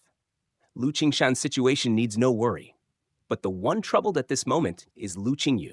Spot an error? Visit the original post on MMORPG. If Big Brother agrees to call Second Brother over, he will definitely not refuse. Lu Qingyu said with a stubborn look and pursed lips, her eyes fixated on Lu Qingfeng. Lu Qingfeng shook his head. You want the Second Brother to leave the Luoxia sect and come to the Xuanyuan Water Realm. Why not let the Big Brother give up the Xuanyuan sect and return to the Juyun Mountain Range? It's not the same. The Xuanyuan sect is safer, Lu Qingyu insisted. For me and your second brother, it's all the same. I am not willing to leave the Xuanyuan sect and return to the Juyun Mountain Range, thus I have no right to ask your second brother to do so. Lu Qingfeng sat Lu Qingyu down and slowly explained, Your second brother has never been dependent on me. He is highly valued in the Luoxia sect and has many good friends. His connections are all in the Juyun Mountain Range. Forcing him to come to the Xuanyuan Water Realm would be unfair to him. Lu Qingyu lowered her head. She understood all these reasons. But being made to choose between her big brother and her second brother was heart-wrenching. Big brother, can't we continue to be together like when we were in the Upper Sun Country? Sa! Lu Qingfeng sighed internally. Lu Qingyu moved closer, leaning against her big brother. She rested in his arms, silent. The evening sun gradually sunk beneath the water surface. The world darkened. Cultivation is just like this. With gain, there comes loss. If we continue as before, the three of us siblings would have only decades to live, perhaps not even decades. But now, Big Brother has advanced to foundation establishment and can live 300 years. You and Qingshan will soon also reach foundation establishment, each having 300 years to live. In the future, advancing to Spirit Void, advancing to core formation, we will have even longer lifespans. Though we are apart for now, this is the loss. But the time we can spend together in the future will be longer. This is the gain. Lu Qingfeng's words were meant for both Qingyu and himself. He now spends all day engrossed in games, experiencing many splendid sights, with half a day in games translating to 2 or 3 months. Upon returning to reality, aside from cultivating, refining alchemy, and refining artifacts, the time he could spend with Lu Qingyu was minimal. Sometimes he would wonder if it was worth it. In the games, 1,000 years pass in a blink. Some memories in reality even become a bit blurry. Thankfully, in reality, he could see Lu Qingyu every day, and in the games every month or two, rekindling Lu Qingfeng's earliest memories. At Blackwood Village, under the mountain forest wooden house, in the middle of Fujian Cliff, at Crying Swamp. Seeing Qingyu brought a flood of memories, dispelling the trance from the games and pulling Lu Qingfeng back to reality. Games, primordial, though realistic, they were indeed illusory to Lu Qingfeng. Only the 3 mountains and 9 waters, with Lu Qingyu and Lu Qingshan entwined by blood and affection, were the reality. Yet, in a vague instance, his relationship with Qingshan and Qingyu had inevitably grown distant. Like Lu Qingyu. Before leaving the Upper Sun Country, Lu Qingyu would not have hesitated between her big brother and second brother. But now, Big Brother is always secluded in cultivation. Once into the Xuanyuan sect, he will be even busier. Your cultivation progress is too slow. In a while, Big Brother will send you back to the Luoxia sect to have a tough training with your second brother, lest you fall too far behind in cultivation and lose face. How about that? Lu Qingfeng sat up straight, trying to push Lu Qingyu from his side to sit properly. Lu Qingyu looked up at her big brother and felt for a moment as if he had sunk with the sunset into the horizon, becoming extremely distant, untouchable, slowly fading. Big Brother. Lu Qingyu clung to Lu Qingfeng's arm, burying her head with a bit of fear, her eyes filled with timidity. What's wrong? Lu Qingfeng looked down at Qingyu, unable to see her expression or the timidity in her eyes. Only hearing Lu Qingyu huff, saying, I don't want to be with second brother. He is now all chummy with a bunch of bad influences. He hardly has time for me. While talking, Lu Qingyu lifted her head from Lu Qingfeng's. Her eyes widened. Is Big Brother trying to welch? You said you were going to help me open a shop in the Gathering Immortal Square, and now you're sending me to suffer with Second Brother. Ha ha! Men are all pigs! Lu Qingfeng pressed his lips together, somewhat embarrassed and annoyed. Regretting, he had told Qingyu too many stories and internet catchphrases when she was young. With a slight smirk of triumph, Lu Qingyu sat up straight.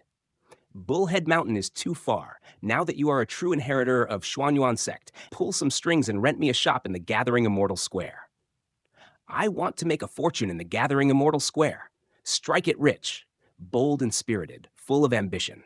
Suddenly, a cloud of sorrow was swept away. All right. Lu Qingfeng nodded incessantly. A warm sunshine in his heart, shining from within all the way to his face, blossoming into a spring-like smile. Disclaimer: all credit goes to the original author. This is a fan-made AI narration intended to bring more exposure to the novel. If you are the author or rights holder and wish for this video to be removed or modified, please contact us at fableverseaudio@gmail.com. Narrated by Fableverse Audio. Like, subscribe, share to support immersive audiobooks. If you enjoy our work and want to support future projects, consider donating. Links can be found in the description below. Chapter 216, Decline. Joined Xuanyuan sect. Lu Qingfeng was initially taken by Gu Buyan to familiarize himself with the combined pill hall. Afterward, he met the sect leader True Man and paid homage to the past ancestor masters. Then he was truly considered as initiated. Each hall is different from each peak. The true inheritors of the peaks are eligible to compete for the position of the chief of the peaks and even the sect leader. The true inheritors of the halls at most hold the title of Hall Master. Therefore, becoming a true inheritor of the combined pill hall is far more relaxed than becoming a true inheritor of any peak. Jiying Hall's Hallmaster Civil Zhang nodded in agreement. The combined pill hall's Hallmaster Gu Buyan single-handedly supported him. Without any ripples, without any twists and turns. Lu Qingfeng thus became a true disciple of Xuanyuan sect, ranked among the 300 true disciples known within and outside the sect. Hall of the Hall Master. Lu Qingfeng cast the last danjue, extinguishing the furnace flames. With a wave of his hand, a burst of brilliance immediately rushed out of the pill furnace. The brilliance radiated. There were 12 beams in total. Lu Qingfeng, holding a jade bottle, collected the spirit pills and approached Gu Buyan. 5 elements pill has formed. Please, master, evaluate it. Elixir pills. 3rd rank. Derivation technique, 5 times enhancement. Explanation: contains the essence of the 5 elements spiritual energy, suitable for spirit void stage cultivators to enhance their cultivation.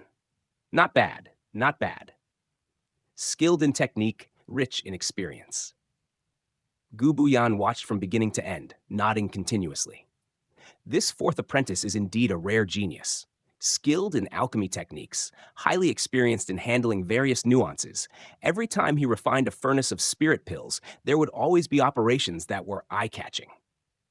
Receiving the jade bottle, Gu Buyan poured out a spirit pill to observe. A moment later, a hint of astonishment appeared on his face. He then poured out the other 11 elixir pills, checking them one by one. Almost fully tapped into all the medicinal power, this furnace of 5 elements pills is nearly of 4th rank. How did you do it? The look Gu Buyan gave Lu Qingfeng suddenly changed. Lu Qingfeng said respectfully, "Disciple enjoys alchemy and often muses over it. I have delved into various medicinal theories and alchemy techniques. When refining pills, it naturally just turns out this way. Disciple also does not know the specific reasons." Of course, it was because the elixir recipe of the 5 elements pill was enhanced through the derivation technique. But Gu Buyan would never expect that this newly accepted disciple had a cultivation technique like the Yellow Court scripture, and he certainly didn't expect him to be able to directly enhance the elixir recipe, making the combination of medicinal herbs within the elixir recipe more rational. Only then could one completely tap into the medicinal power of various spiritual medicines, bringing the potency of 3rd rank spirit pills nearly up to 4th rank standards. Oh?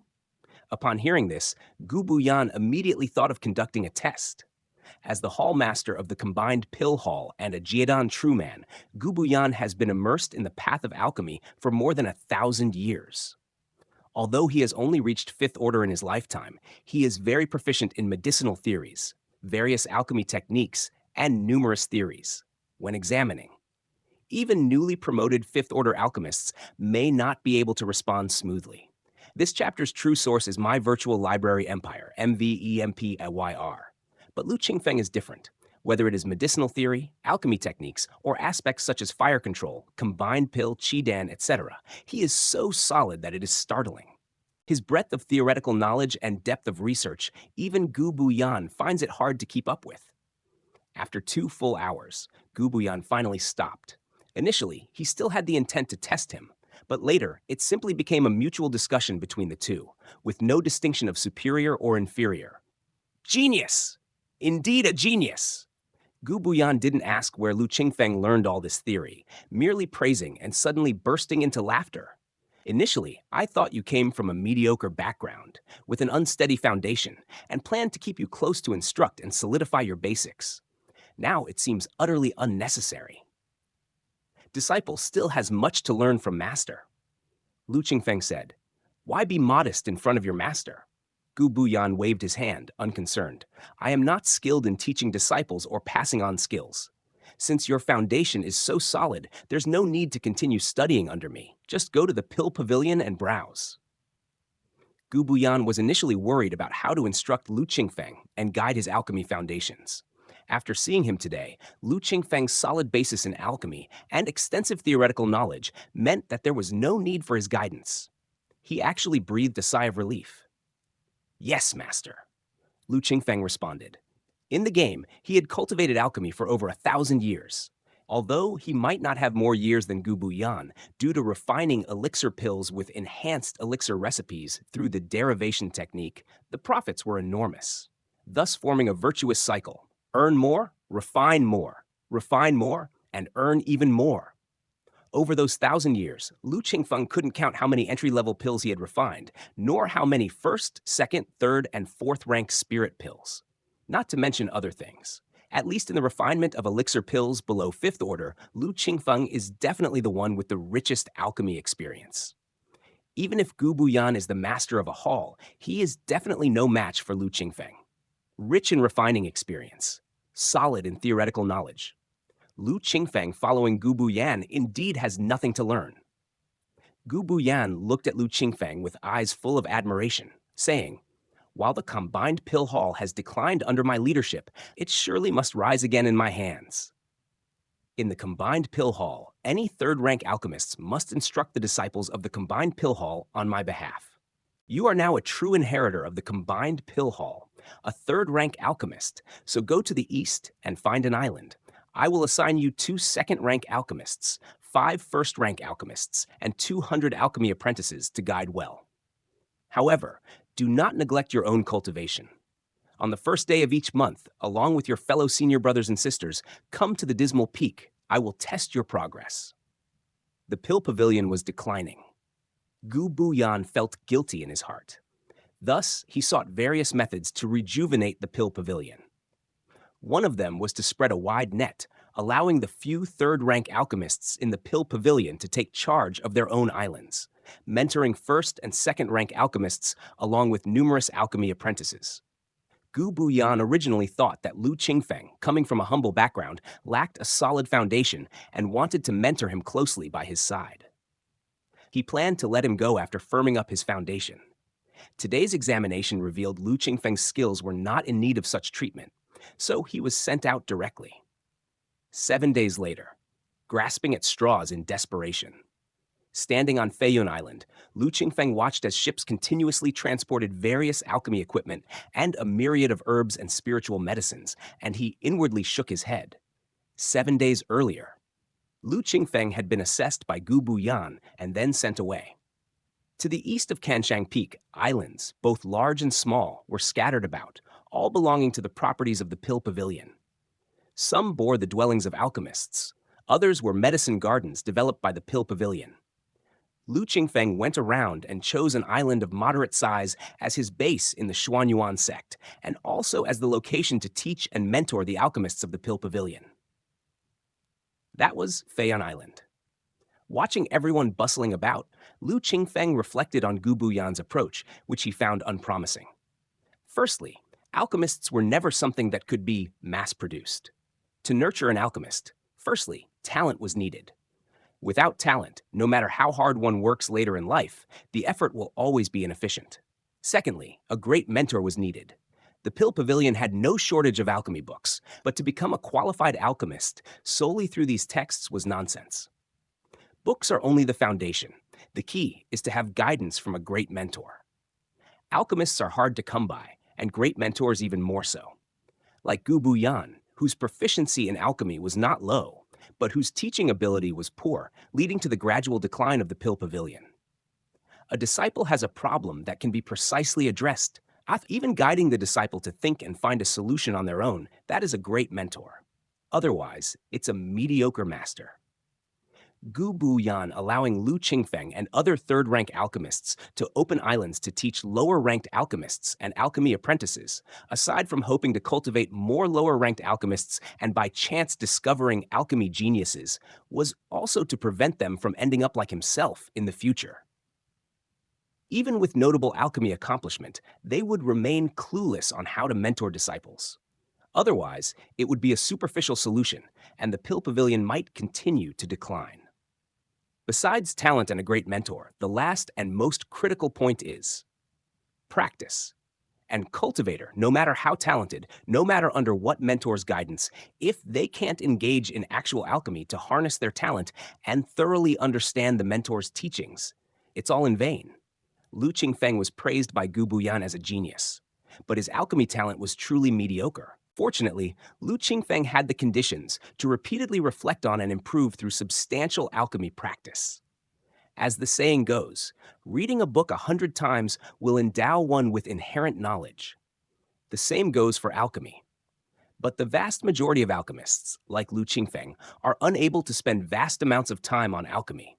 Even fewer can earn a large number of spirit stones through the refining of elixir pills to support their alchemy practice. Alchemy. It burns money. They are actually the same. Especially in the initial stages of studying alchemy, failure after failure, resulting in the needless waste of countless herbal ingredients and copious amounts of energy. Those with good talent may quickly see results and thereby persist. Those with lesser talent, through repeated setbacks and losses, may gradually doubt themselves and abandon the path of alchemy altogether. Even those with natural talent in the early stages may only succeed in producing elixir pills from 1 out of several or even a dozen batches. Still, it is hard to achieve a balance of income and expenditure. Most loose cultivators who are fond of alchemy even have to supplement their livelihood in other ways to support the expenses of alchemy. Those who cannot support themselves, even with talent, ultimately give up on alchemy. This is the biggest reason why alchemists are scarce among loose cultivators. Even within the Xuanyuan sect and within the Pill Pavilion, there would never be an endless supply of herbal ingredients to squander.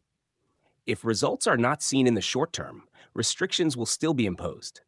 This was Lu Qingfeng's main reason for being pessimistic about the Pill Pavilion's future.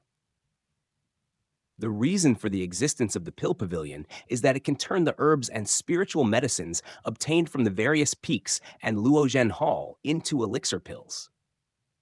Being self-sufficient and not reliant on outsiders is one reason. Eliminating the middlemen to avoid markup is another. But with the Pill Pavilion in decline, most high-level elixir pills have become reliant on the sole production of master. Now that they are so eager to train disciples, their budget has long been unbalanced. For 10-20 years, it's manageable, given the foundation of the Pill Pavilion. And considering Master's seniority and prestige in Xuanyuan sect, nobody would question it. But after 30-40 years, the foundation of the Pill Pavilion will eventually be depleted. The various peaks and halls of Xuanyuan sect would also not allow the Pill Pavilion to continue draining in such a manner.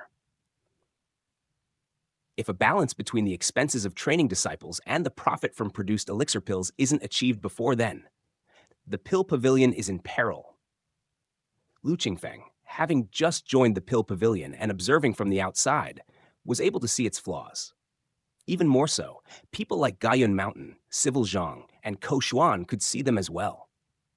Only Gu Buyan. He was single-mindedly intent on restoring the Pill Pavilion to its former glory, quite desperate, blinding himself and unable to see the situation clearly. Or rather, even if he could see clearly, he had no other choice. Such a vast Pill Pavilion can't be said to be in decline just because of Master alone. It's just that. Lu Qingfeng did not know what secrets lay within. But to claim that the entire Pill Pavilion was in decline solely due to Gu Buyan's poor mentorship seems far-fetched. The causes behind it were something Lu Qingfeng could not probe at the moment. With Master supporting the Pill Pavilion, there shouldn't be any immediate issues. As long as the income and expenses are balanced, aggressively cultivating disciples is not an issue. Lu Qingfeng contemplated. Disclaimer: all credit goes to the original author. This is a fan-made AI narration intended to bring more exposure to the novel.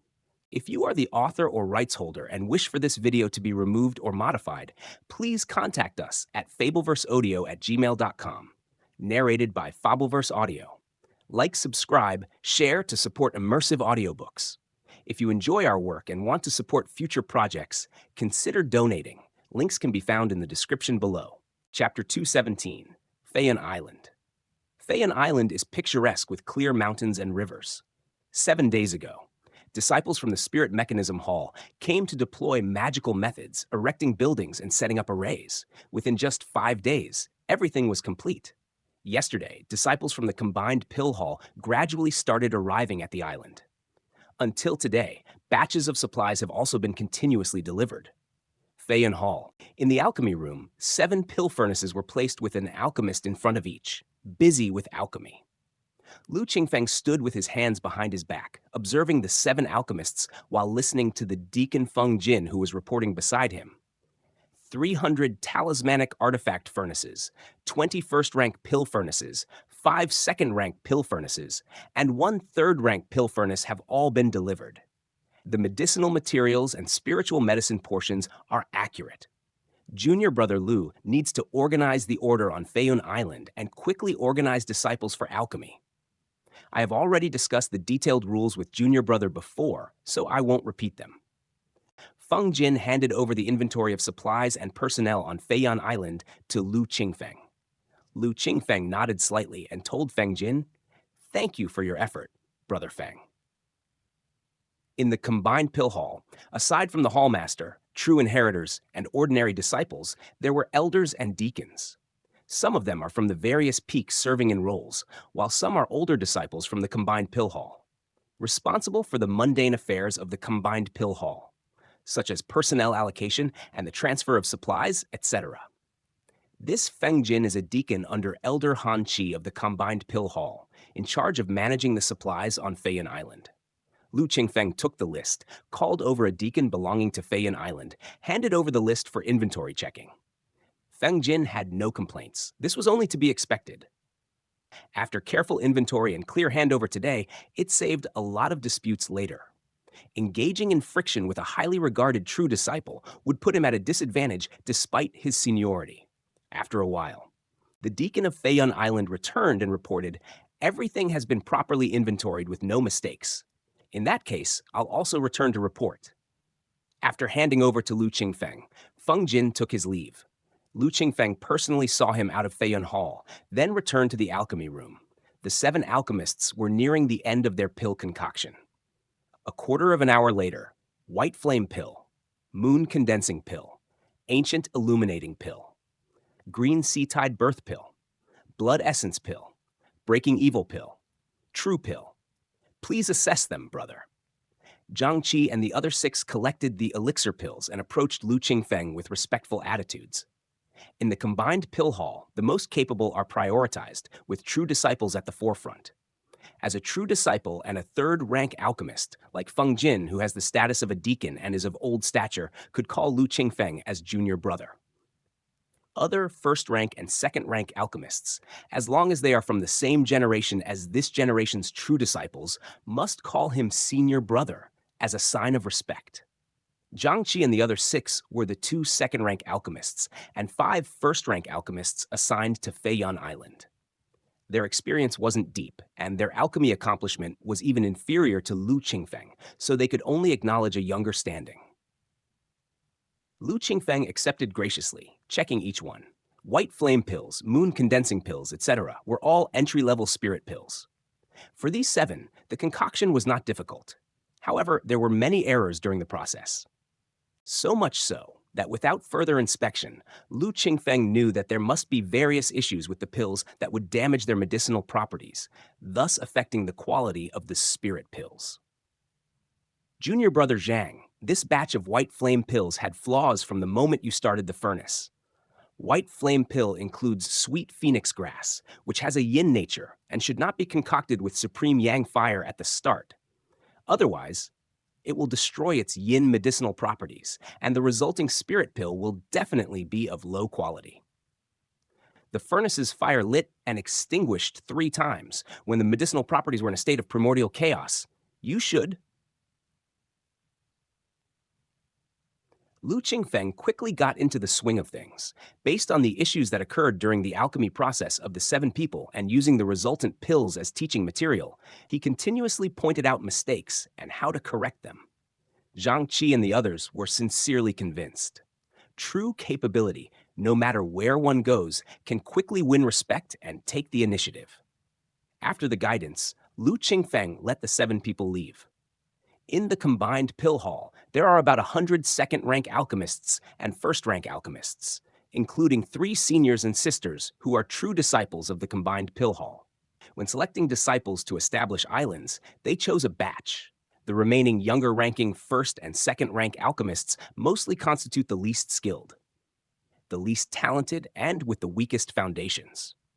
Even the 200 alchemy apprentices were those left over after their selections. Their quality is not considered good.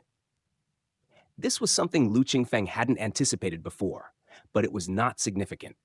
He was confident in his solid foundation and sound theoretical knowledge, and his level of teaching disciples was quite good. Plus, in alchemy, practice is most important.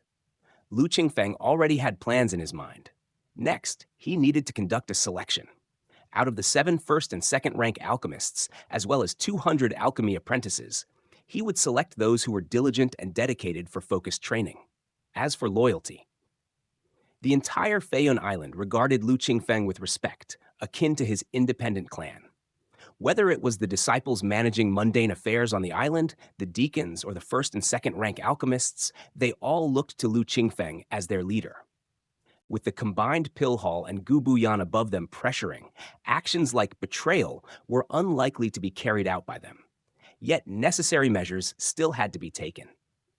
Apart from supplying the disciples, deacons, and elders of various peaks and halls in the combined pill hall, if there are surplus elixir pills, they should be sent to the markets controlled by the Xuanyuan sect for sale.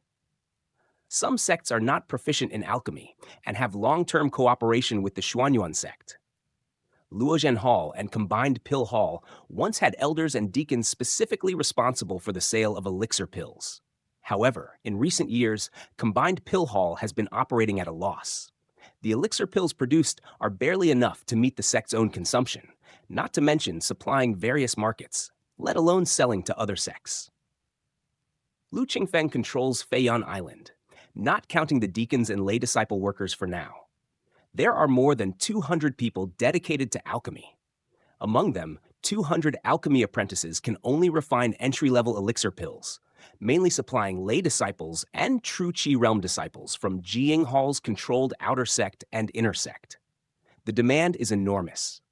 These assignments are distributed per capita, and Feiyun Island has as many alchemists as there are alchemy tasks to perform.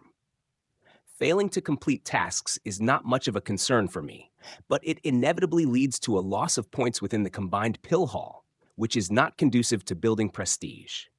Lu Qingfeng aspires to become the hallmaster of Combined Pill Hall. He even dreams that one day he could convert Combined Pill Hall for his own use, making it an important part of the Qingyuan sword sect system.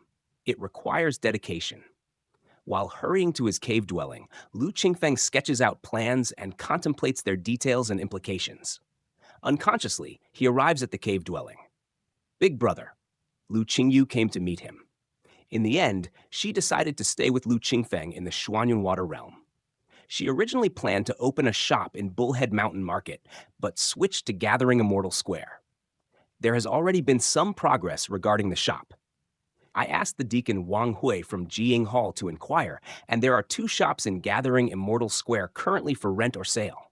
Although the prices are not low, as long as we can start the business, we will definitely earn a lot of spirit stones.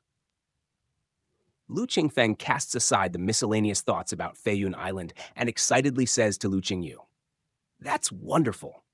A sparkle immediately appeared on Lu Qingyu's face. Having stayed in Combined Pill Hall for a few days with her brother, she always felt bound. After all, Lu Qingfeng is a true inheritor of Combined Pill Hall, while Lu Qingyu has no official status there, making her feel somewhat out of place. Now that the shop she has been eagerly thinking about is settled, she can finally divert her attention and not just focus on cultivating on Feiyun Island. Moreover, when Lu Qingyu left the Jiyun mountain range, she was already thinking about how to manage the shop, what industries to run, and how much profit to make. Filled with anticipation, she now feels excited all over, ready to make a big move. These past few days, being new to the locale, Lu Qingfeng has been occupied with many tasks and couldn't take care of Qingyu, feeling somewhat guilty. Now seeing Qingyu's lively expression, Lu Qingfeng's mood also brightened. He slapped his waist, and the iron-feathered flying eagle flew out from the spiritual beast bag, screeching as it landed in front of Lu Qingfeng. Let's go. Big Brother will take you to Gathering Immortal Square right now to finalize the shop. Lu Qingfeng said to Lu Qingyu as he climbed onto the back of the iron-feathered flying eagle. Okay. Lu Qingyu responded crisply, her face full of joy. She released a white crane and followed Lu Qingfeng to Gathering Immortal Square. To report errors, please visit the original post on Gathering Immortal Island, Chuyun Mountain. Lu Qingfeng and Lu Qingyu descended and found Wang Hui. Greetings, Senior Brother Lu. As soon as they met, Wang Hui greeted with a fist and palm salute. He is a deacon of Jiying Hall, managing Chuyun Mountain. But Lu Qingfeng is a true disciple of a hall, a status far above him. Wang Hui quickly adjusted his address. Wang's senior brother is a few years older than me. Just calling me junior brother will do. Lu Qingfeng, not asserting seniority, likewise addressed him as senior brother. Wang Hui felt appreciated, repeatedly declining at first, but reluctantly accepted after some insistence. His face warmed up. Junior brother, are you here for the 2 shops on Feiwang Mountain? Indeed. Please, senior brother, make the introduction. Lu Qingfeng nodded.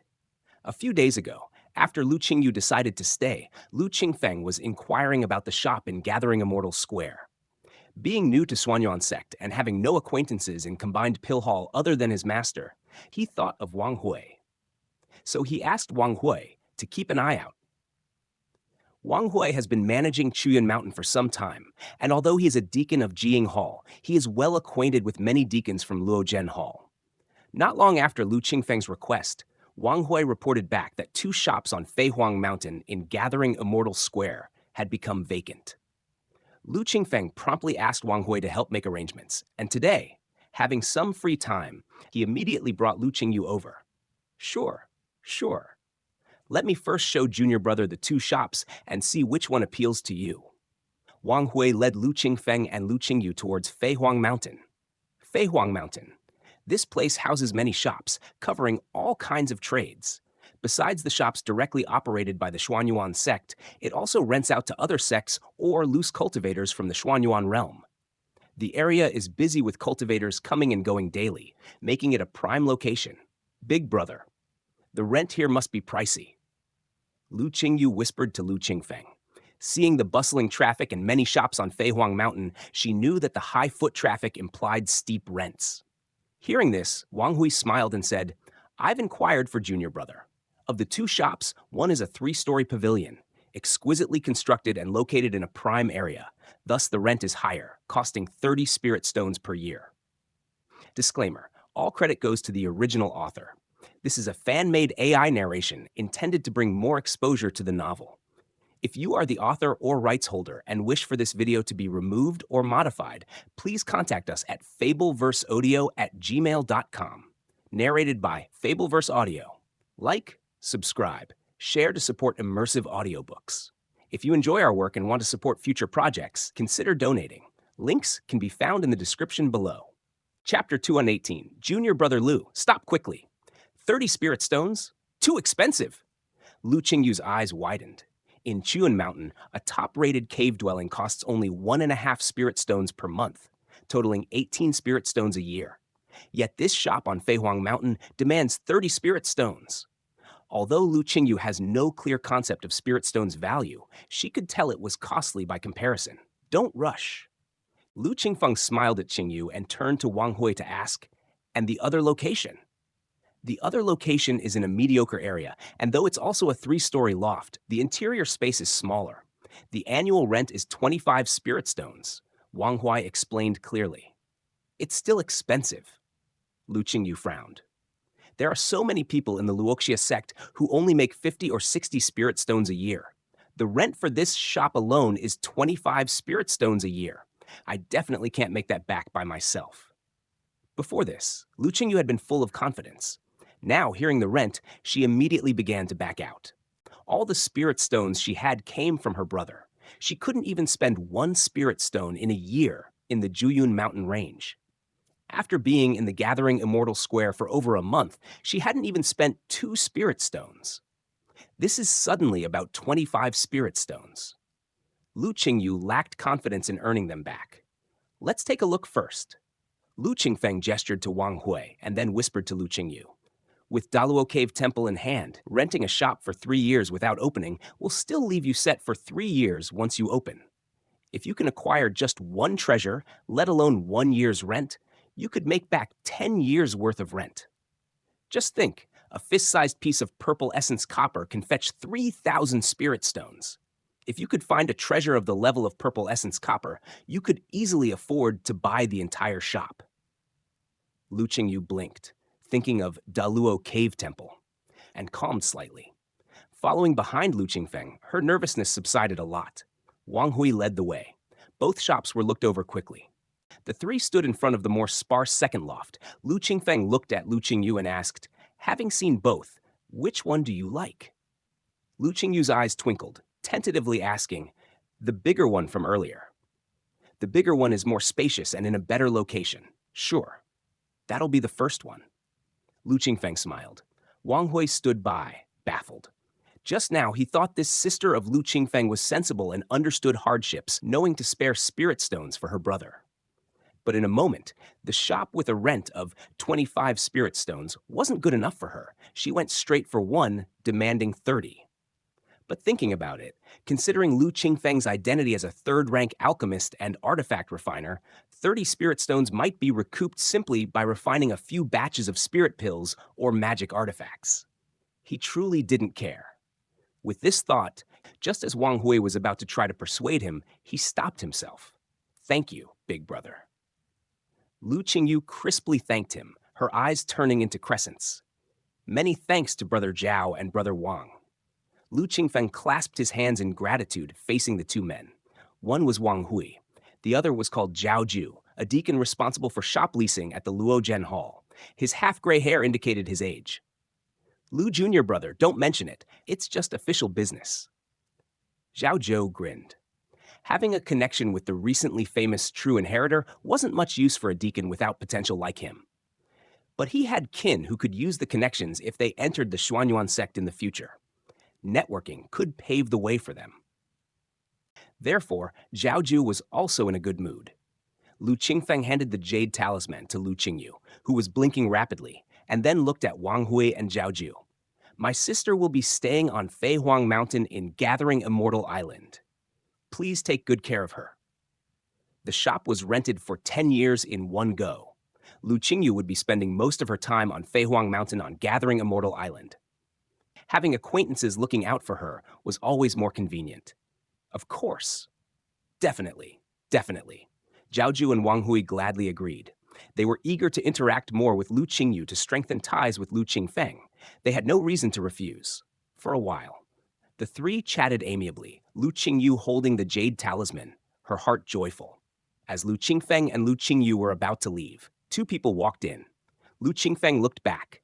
One wore an administrator's robe, like Wang Hui and Zhao Ju, leading the way up front. The other was a woman, clad in a brocade robe unable to conceal her slender figure, with hair tied behind her head, emanating a heroic aura. Her presence was even more uniquely compelling, capturing attention irresistibly. Brother Zhao, Lu has to say goodbye with my sister now. Lu Qingfeng glanced at the brocade-robed woman, opened his mouth but said nothing. Instead, he bowed to Zhao Ju and quickly turned to leave with Lu Qingyu. Hold on. A voice came from behind before they had gotten far. Trouble. Lu Qingfeng sighed internally, stopped and turned around.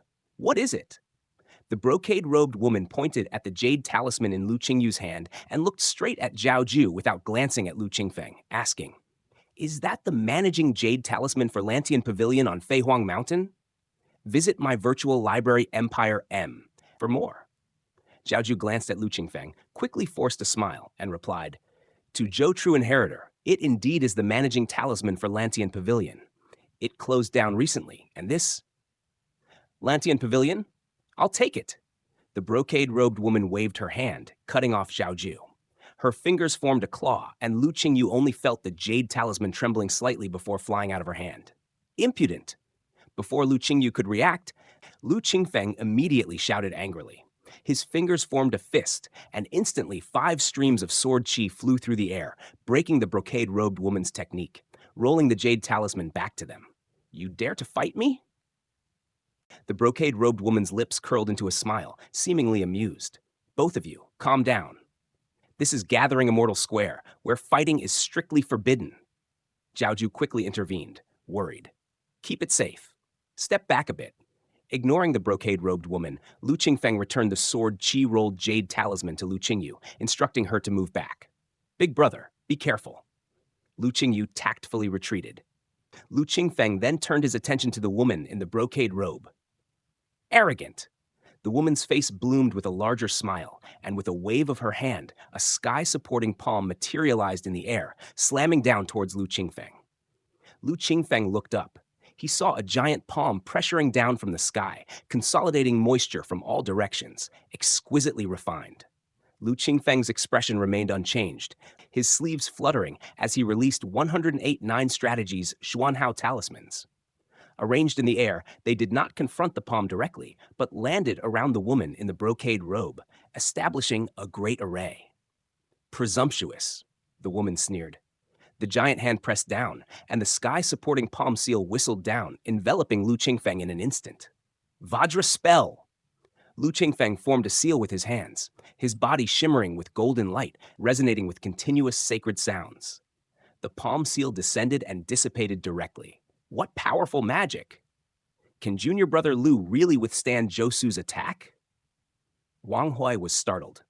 According to his knowledge, Lu Qingfeng was only a Foundation Establishment cultivator, while Josu was a genuine Spirit Void practitioner.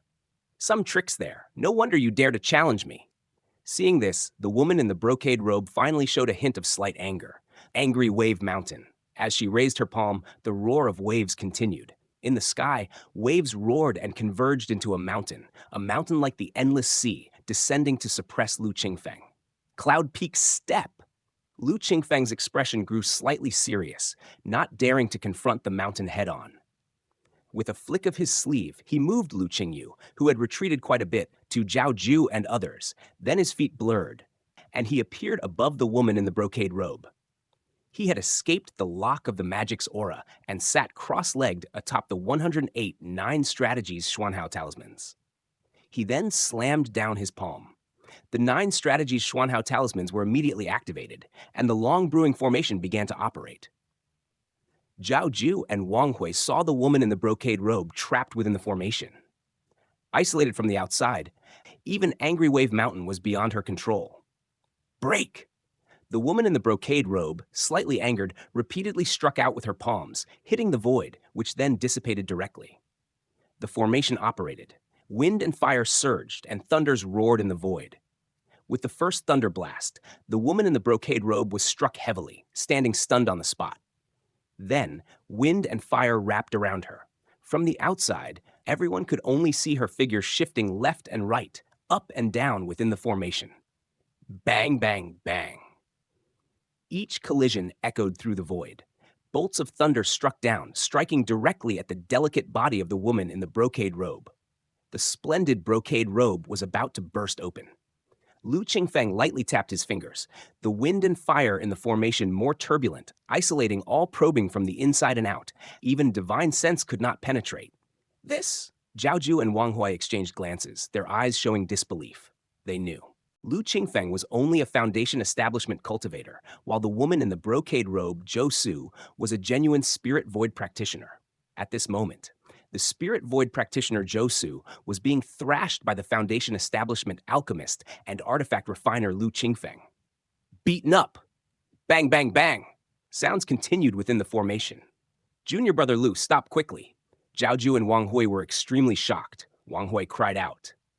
The steward who had brought the woman in the brocade robe in, seeing this, looked somewhat panicked and repeatedly said, "Brother Lu, please stop. The person inside the formation is the true inheritor of Jade Pillar Peak, Sister Zhou Su."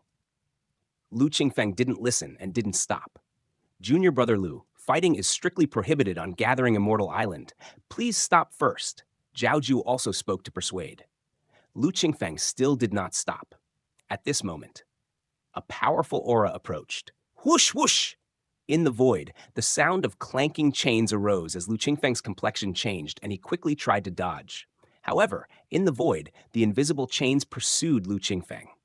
Lu Qingfeng clenched his fingers, and sword chi burst forth. Clang! A sound of metal striking stone echoed through the air.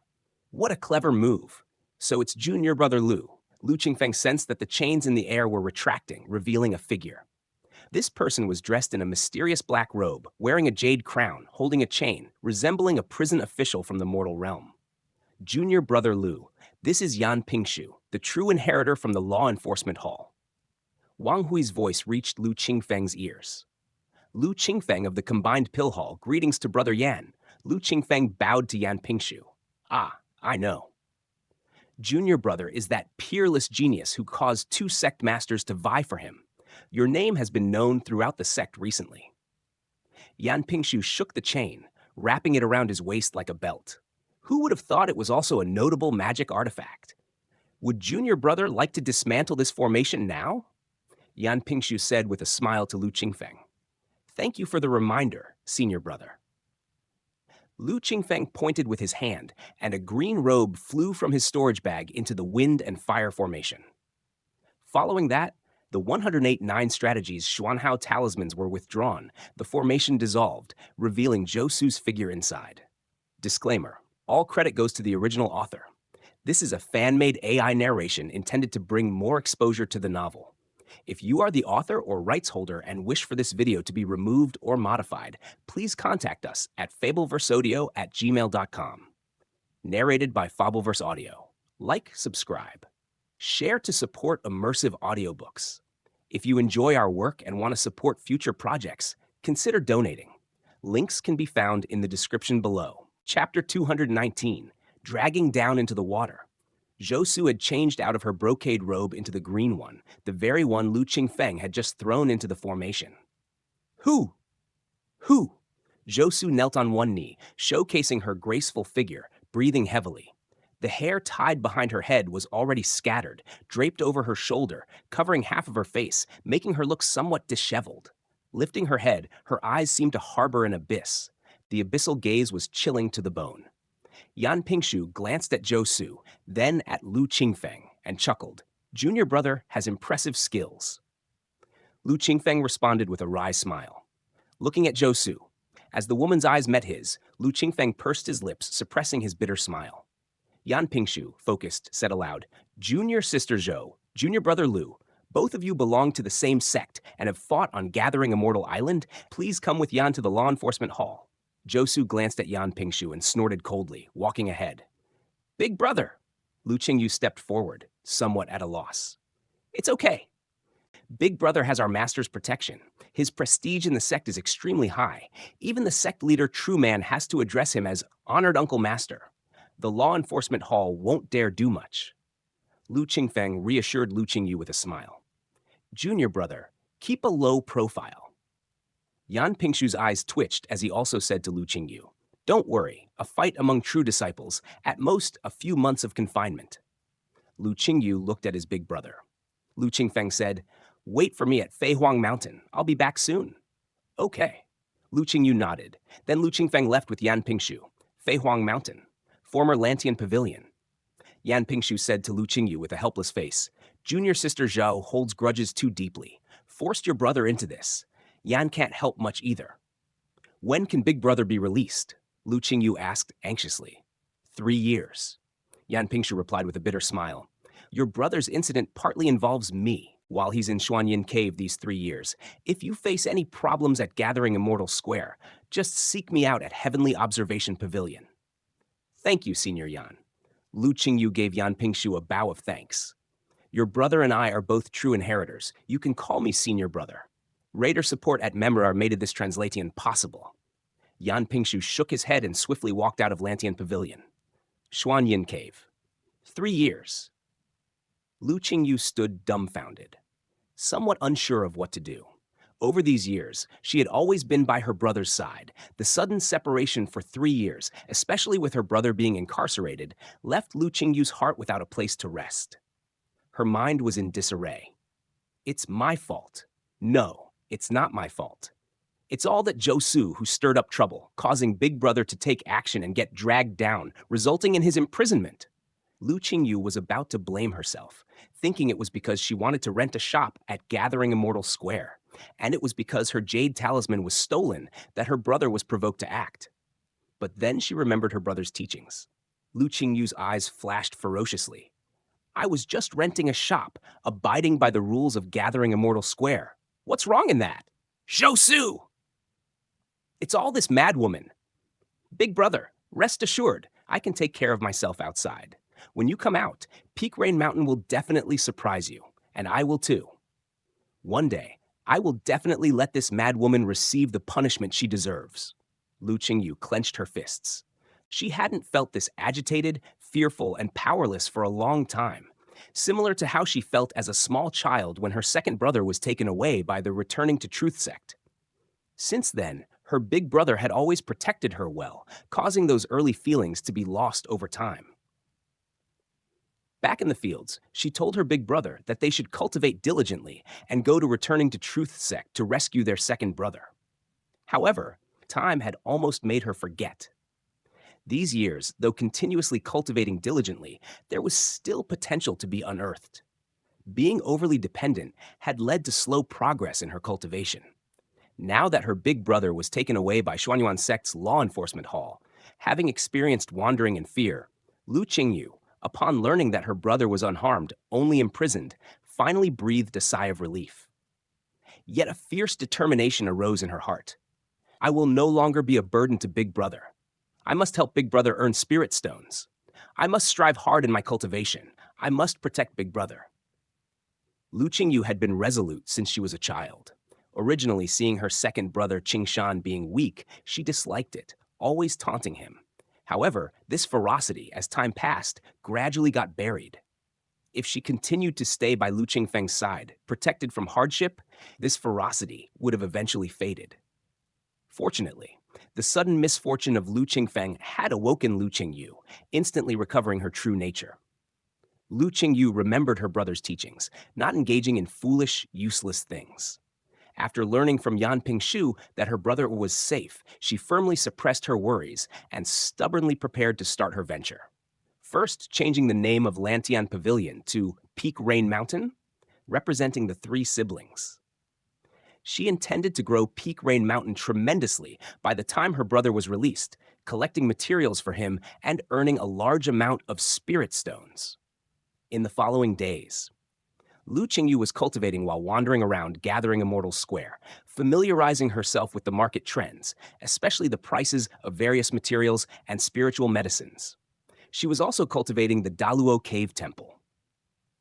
Although Daluo Cave Temple is a divine skill, it isn't as difficult to cultivate as other divine skills like Great Sun Annihilation Divine Light, Tie-in Calamity Crossing Robe, or Light Splitting and Shadow Transformation Void Condensing Sword. Lu Qingyu hadn't fully mastered it, but appraising some low-level items wasn't a problem. Besides, Lu Qingfeng had also given Lu Qingyu many jade scrolls with detailed information about materials and spiritual medicines. Lu Qingyu hadn't looked at them until now, taking them out to memorize diligently. Exposure broadens knowledge. Daluo Cave Temple could then be maximally effective. Though her talent may be average, as long as she works hard and diligently, she will eventually become not only a solid support for her brother, but perhaps even fight alongside him in the future. Disclaimer: all credit goes to the original author. This is a fan-made AI narration intended to bring more exposure to the novel. If you are the author or rights holder and wish for this video to be removed or modified, please contact us at fableverseaudio@gmail.com. Narrated by Fableverse Audio. Like, subscribe, share to support immersive audiobooks. If you enjoy our work and want to support future projects, consider donating. Links can be found in the description below. Chapter 219, Drag Down 2. Xuanyin Island, Xuanyin Cave. Woo woo woo. The yin wind rises, one gust after another. Lu Qingfeng walks among them, his body making a rustling sound. Upon closer inspection, there are chains locked around his hands, and similarly, chains locked around his feet. The chains are heavy, his steps laborious.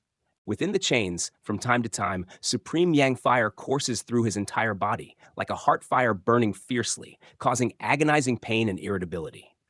Yet within the Xuanyin cave, the yin wind gusts constantly. The chill is bone deep, intensely cold and damp. Internal heat versus external cold. Like the fiercest ice and fire of the 9 layers heavens, truly an inhuman torture. I wonder how Qingyu is doing. Lu Qingfeng walks a distance, then leans against a wall and sits down, ignoring the scorching heat within and the yin wind of the cave. He has suffered many hardships in this game. In the Red Smoke realm, in the Changqing realm, he has died many times, repeatedly using self-harmful curses to kill, the pain far greater than what he is experiencing now. In this Xuanyin cave, ordinary practitioners can hardly endure. But for Lu Qingfeng, being here doesn't hinder anything, not to mention practicing, alchemy, artifact refining. It doesn't affect him at all, doesn't delay anything. Not to mention, my vita yu alai. Within Lu Qingfeng's body reside the demon gods Zhurong and Zhumang. Woo woo! The demon gods inside Lu Qingfeng's body open their bloody jaws wide, voraciously swallowing the yin wind, devouring the chain's yang fire. Without the rampant yang fire, the chains cannot withstand Lu Qingfeng's true yuan. True yuan circulates, refined by the yin wind and yang fire, becoming increasingly pure. To other practitioners, Xuanyin Cave is a place of punishment and imprisonment, but for Lu Qingfeng, it is a treasure ground for tempering the body and refining true yuan. Not to mention 3 years, even 10 years, 20 years, Lu Qingfeng would gladly cultivate here. It's just that with Qingyu alone on the outside, Lu Qingfeng is somewhat worried. There is a strict prohibition against fighting on Gathering Immortal Island.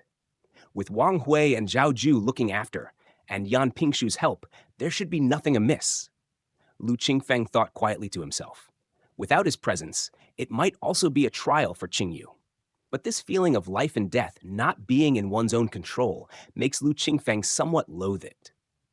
An unwarranted disaster, disrupting all his plans, also ignites a fire within his heart.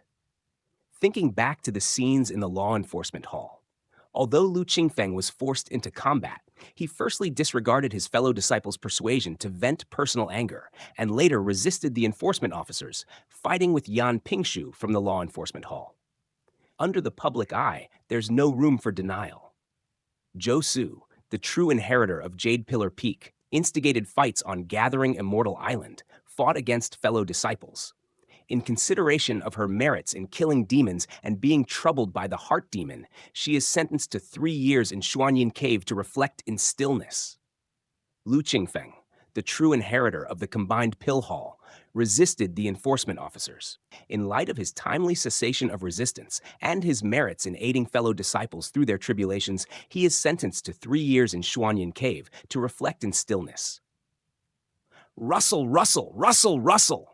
Sounds reach Lu Qingfeng's ears. Turning his head, he sees in the darkness, amidst the swirling yin wind, a woman dressed like him in a green robe, similarly bound by chains approaching. Junior brother Lu. Zhou Su steps forward, seeing Lu Qingfeng sitting on the ground, her face showing a color of guilt. Lu Qingfeng gives her a faint glance, bowing his head in silence. I know junior brother must have grievances in his heart. Zhou Su, guilt-ridden, says, once we leave Xuanyin Cave, senior sister will definitely compensate you to express gratitude for junior brother's help in eradicating my heart demon. Lu Qingfeng remains silent. Zhou has a fine appearance, her hair scattered over her shoulders. Aside from the valiance seen at first sight, she now adds a trace of allure. She moves forward, sitting next to Lu Qingfeng, leaning against the wall with him. She sighs softly and whispers, "Although Junior Brother helped me, the laws of our sect are strict. Junior Brother resisted law enforcement, and if I concealed this and didn't report it, I would feel incredibly guilty. The majestic authority of the law enforcement hall cannot be offended. Junior Brother's guilt is far more serious than mine for causing trouble due to the heart demon on Gathering Immortal Island." Only 3 years inside Xuanyin Cave, Junior Brother. Lu Qingfeng feels a surge of anger listening to her and suddenly throws a punch. Bang! Zhou crosses her arms in front of her, retreating several meters and falls to the ground, feeling numbness in her arms. She looks up at Lu Qingfeng and shakes her head. Why must Junior Brother do this? Lu Qingfeng stood up, the corner of his mouth carrying a hint of a cold smile.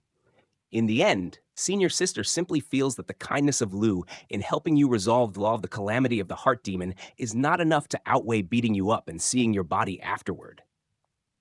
The one with a grievance in their heart is not Lu, but Senior Sister. On Gathering Immortal Island. When Lu Qingfeng first met Zhao Su, he noticed that she was on the brink of a heart demon tribulation, with the presence of the heart demon faintly visible, influencing her will. To avoid trouble, he intended to take Lu Qingyu and quickly leave. Who knew that Zhou Su's heart demon was deep-rooted, her mind disturbed, her rationality weak? Suddenly, without further ado, she fought fiercely with Lu Qingfeng on Gathering Immortal Island, without considering the consequences. Lu Qingfeng countered, using the thunder-refining demon array to help Zhou Su suppress her heart demon. However, because Zhou Su forcefully snatched away the Qingyu Jade Talisman, and her attitude was indeed abhorrent, the method of helping turned out to be quite fierce. The wind and fire swept through, the thunder lashing. Although Zhou Su's heart demon was suppressed, she was also badly beaten. Her clothing was even shattered to pieces. Fortunately, Lu Qingfeng timely shielded her with the formation and threw out a robe to cover her, preventing others from seeing. Lu Qingfeng helped her suppress the heart demon. That was kindness. But to exact private revenge and beat her up, even seeing her naked, that was enmity. Zhou Su, hardly bearing her grievance after her heart demon dissipated, dragged Lu Qingfeng into trouble at the law enforcement hall. Thus, Lu Qingfeng encountered this misfortune. When the heart movement stage comes, I wanted to rent a shop in Gathering Immortal Square to refine my temperament. Alas, a woman's body, how can it be seen by a man? Zhou Su shook her head, lightly tapped her foot, and surged towards Lu Qingfeng. Whoosh! Chains binding, True Yuan suppressed, but relying solely on her physical body, Zhou Su, close to the spirit void heart movement stage, was confident she could subdue Lu Qingfeng. To avenge the brutal beating, so-called clear distinction between gratitude and grudges? By that account, Senior Sister to me has only resentment and no kindness.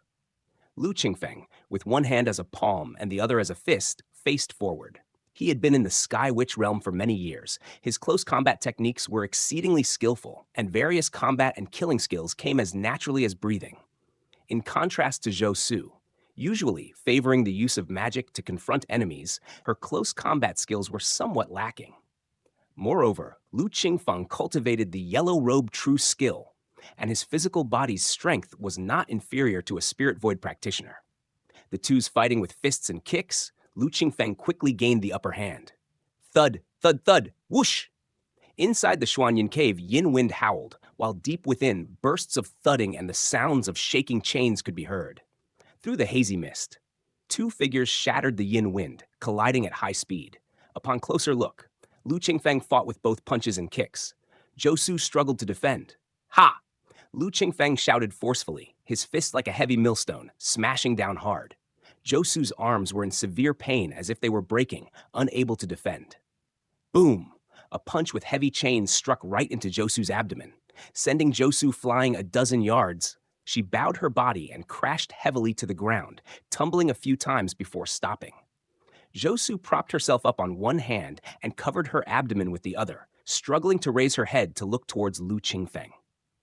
Within the Yin wind, his face was unclear, her gaze indiscernible. Lu Qingfeng could only feel that the yin wind around him seemed to grow stronger and colder. If senior sister still wants to fight, junior brother is ready to accompany. The anger in his heart dissipated with these punches and kicks, cast out as well. Lu Qingfeng stretched his slightly aching fists and looked towards Zhou, barely discerning the blood at the corners of her mouth and her disheveled clothing. This set of clothing was precisely the one given by Lu Qingfeng himself. Seeing her in such disarray, Lu Qingfeng's resentment faded. He no longer pursued and sat down against the wall again. Disclaimer: all credit goes to the original author. This is a fan-made AI narration intended to bring more exposure to the novel. If you are the author or rights holder and wish for this video to be removed or modified, please contact us at fableverseaudio@gmail.com. Narrated by Fableverse Audio. Like, subscribe, share to support immersive audiobooks. If you enjoy our work and want to support future projects, consider donating. Links can be found in the description below. Chapter 221, Defying the Heavens and Changing Fate. 20 years later, at the summit of Immortal Dust Mountain in the Central Plains, Lu Qingfeng sat cross-legged at the summit, gazing at the endless sea of clouds and looking out to the extreme end of the sky. Around him, a streak of golden light flickered, tracing countless paths. Lu Qingfeng stretched out his palm, and the golden light fell into it, revealing its true form, shaped like a silkworm, colored golden yellow. It was indeed the golden silkworm goo. Refining the golden silkworm goo was extremely difficult. For Lu Qingfeng to refine it within the desolate Sky Witch realm was even harder. Fortunately, he unified the One Realm using the Yinfu sect, scouring all resources of the realm, and only then could he barely gather enough materials for 2 attempts. The first attempt failed. The second attempt was successful. After nearly 200 years, he finally succeeded in refining the golden silkworm goo before his death in his previous life.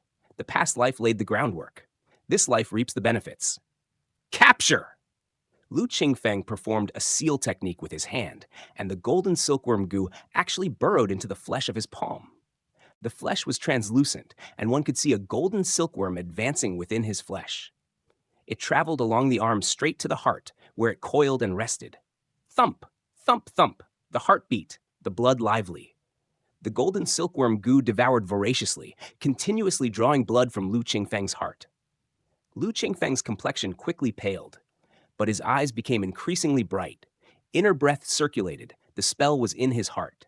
The golden silkworm goo, previously stable and resting in the heart, feasting on the host's blood to nourish itself, suddenly startled, sensing the terror of life and death.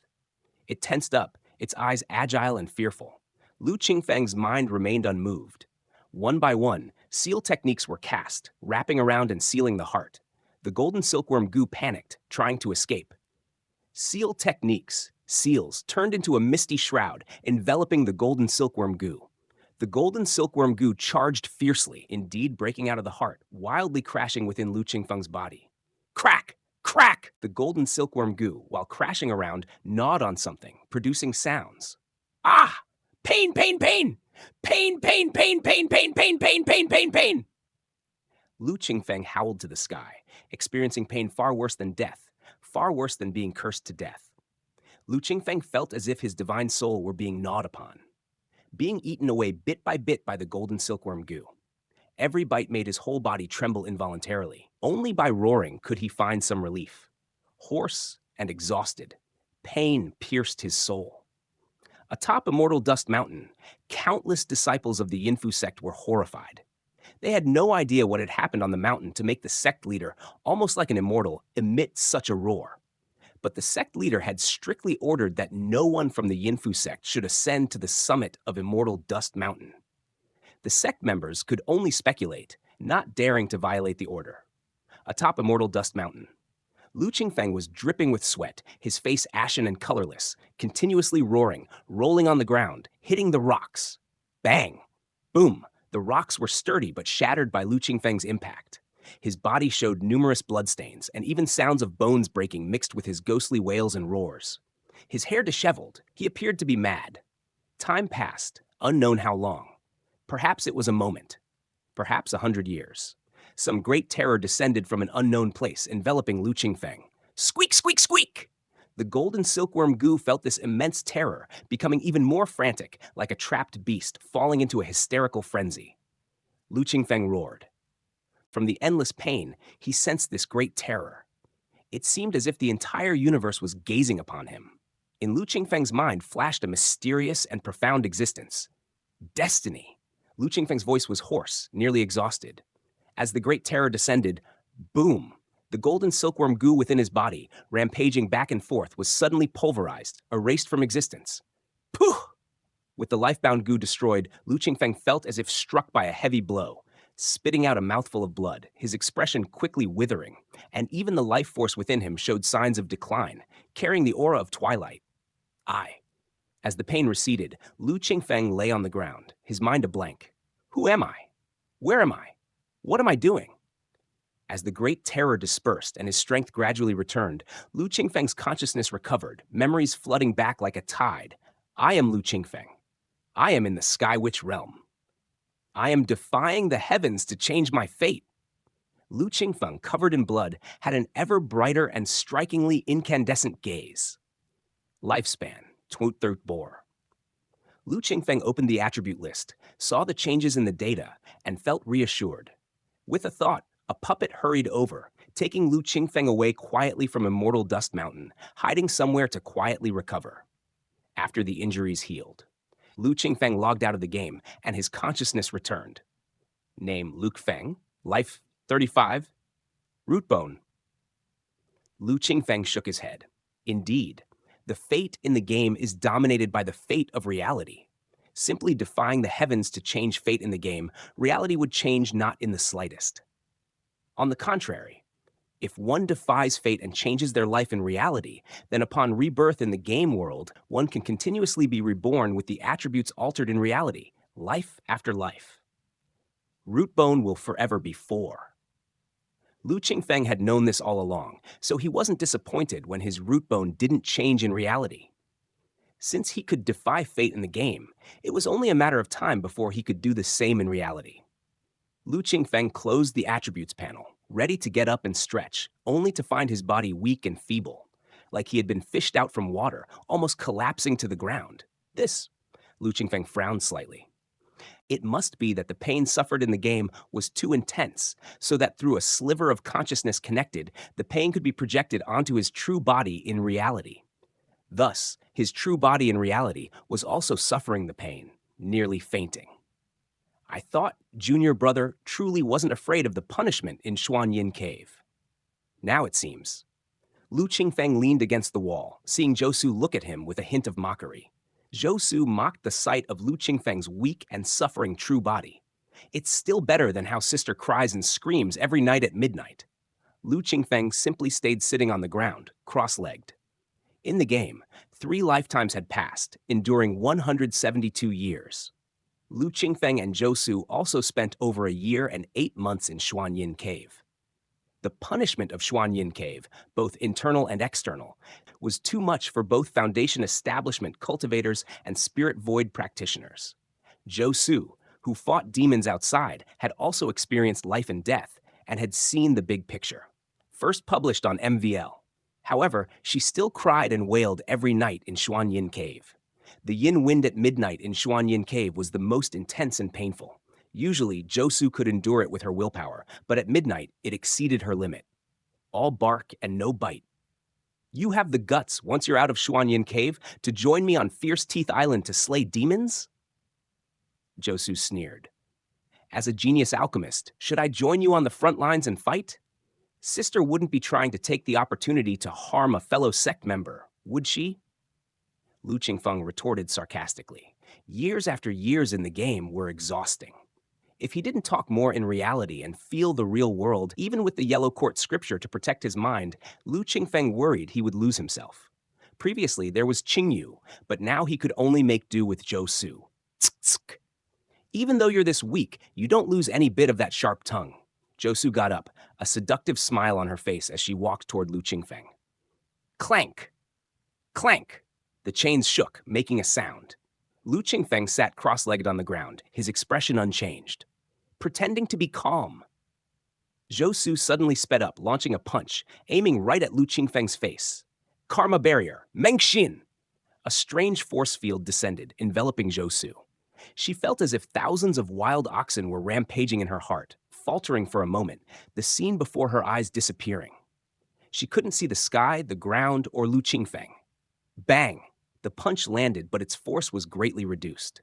Lu Qingfeng dodged slightly. The punch hit the stone wall behind him, shattering countless rocks. Zhou's figure stumbled. Karma barrier, concealing the land. The spirit light in the Dantian vanished, and Zhou felt her entire body turn weak and limp, almost collapsing on the ground. Zhurong Demon God. Lu Qingfeng glared at Zhou. A flame demon god surged out from within him. Its flame subdued. Raising its fist, it brought it crashing down. Bang! Boom! Blinded and unable to summon True Yuan, Zhou couldn't break free from the karma barrier difficulties imposed by Lu Qingfeng. Unable to dodge, she was immediately sent flying with a punch. Having just crashed heavily onto the ground, a strong gust of wind attacked her. Lu Qingfeng, Zhou roared furiously. Bang, bang, bang! The Zhurong demon god showed no mercy and didn't stop its assault. Combining both punches and kicks, it hammered at Zhou relentlessly. Like a sandbag, she was now slammed into the ground, now smashed against the wall. Until the tribulation was about to wane, with a thought from Lu Qingfeng, the fire dragon at the feet of the Zhurong demon god lashed its tail fiercely, sending Zhou flying far away. The demon god turned and plunged back into Lu Qingfeng's body, disappearing from sight. Bang! Zhou landed, and a loud crash echoed. Lu Qingfeng! Huff, huff, huff! In the Xuanyin cave, gusts of yin wind mixed with Zhou's suppressed low growling. Lu Qingfeng lifted his head slightly, peering through the darkness and the yin wind, only to see Zhou looking ferocious but disheveled and bruised. Her long hair was in disarray like a madwoman. Show some self-respect, sister. Otherwise, every time I see you, I will beat you. Lu Qingfeng and Zhou's eyes met, then he closed his eyes again and paid her no further attention. Zhou thought she could bully him because he was weak, but she was sorely mistaken. Outside Xuanyin Cave, Lu Qingfeng might fear her somewhat. But within Xuanyin Cave, where the yin wind peeled the flesh and refined the soul, and every trace of true yuan was sealed, relying solely on physical strength, Lu Qingfeng had countless ways to torment Zhou. The observing 8-9 tribulation method was unbreakable. Zhou had no choice but to take the beating. Lu Qingfeng! Lu Qingfeng! Zhou clenched her silver teeth. Her whole body ached everywhere, and hatred surged in her heart. Wait for me. Wait until I get out. Once this old lady gets out, I will hiss. Ah! Her thoughts not even settled. Midnight came, and the howling yin wind intensified multiple folds. A gust of yin wind swept over Zhou, shattering her spirit and will, leaving her wailing continuously from the pain. Lu Qingfeng opened his eyes, got up, and walked away a little. At midnight, when the yin wind was strong, Zhou, tormented for 20 months, was still unable to bear it, relieving herself only by screaming, her spirit utterly consumed by pain, unable to be distracted by other concerns. Lu Qingfeng took this opportunity to move to a corner. While walking, the Zhumang demon god landed behind him, watching Zhou. Lu Qingfeng stood in the corner away from Zhou's sight. With a flick of his hand, a copper furnace fell before him. At first tiny, it grew large in the wind.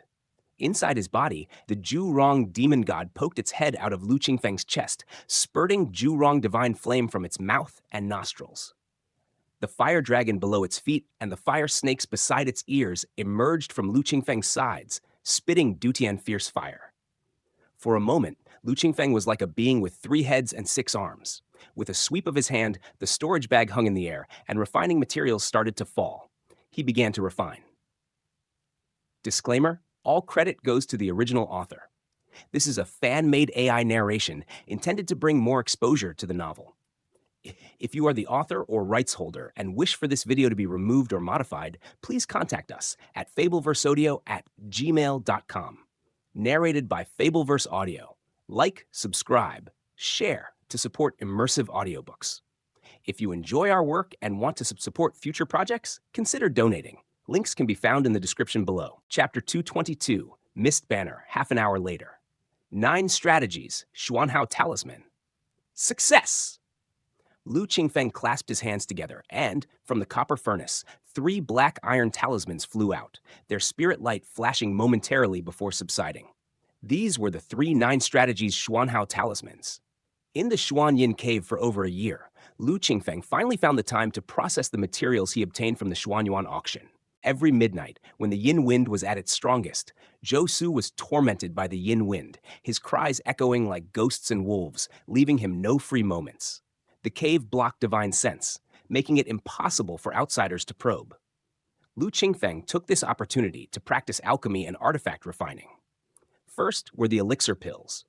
Batches of spiritual medicine were refined into spirit pills.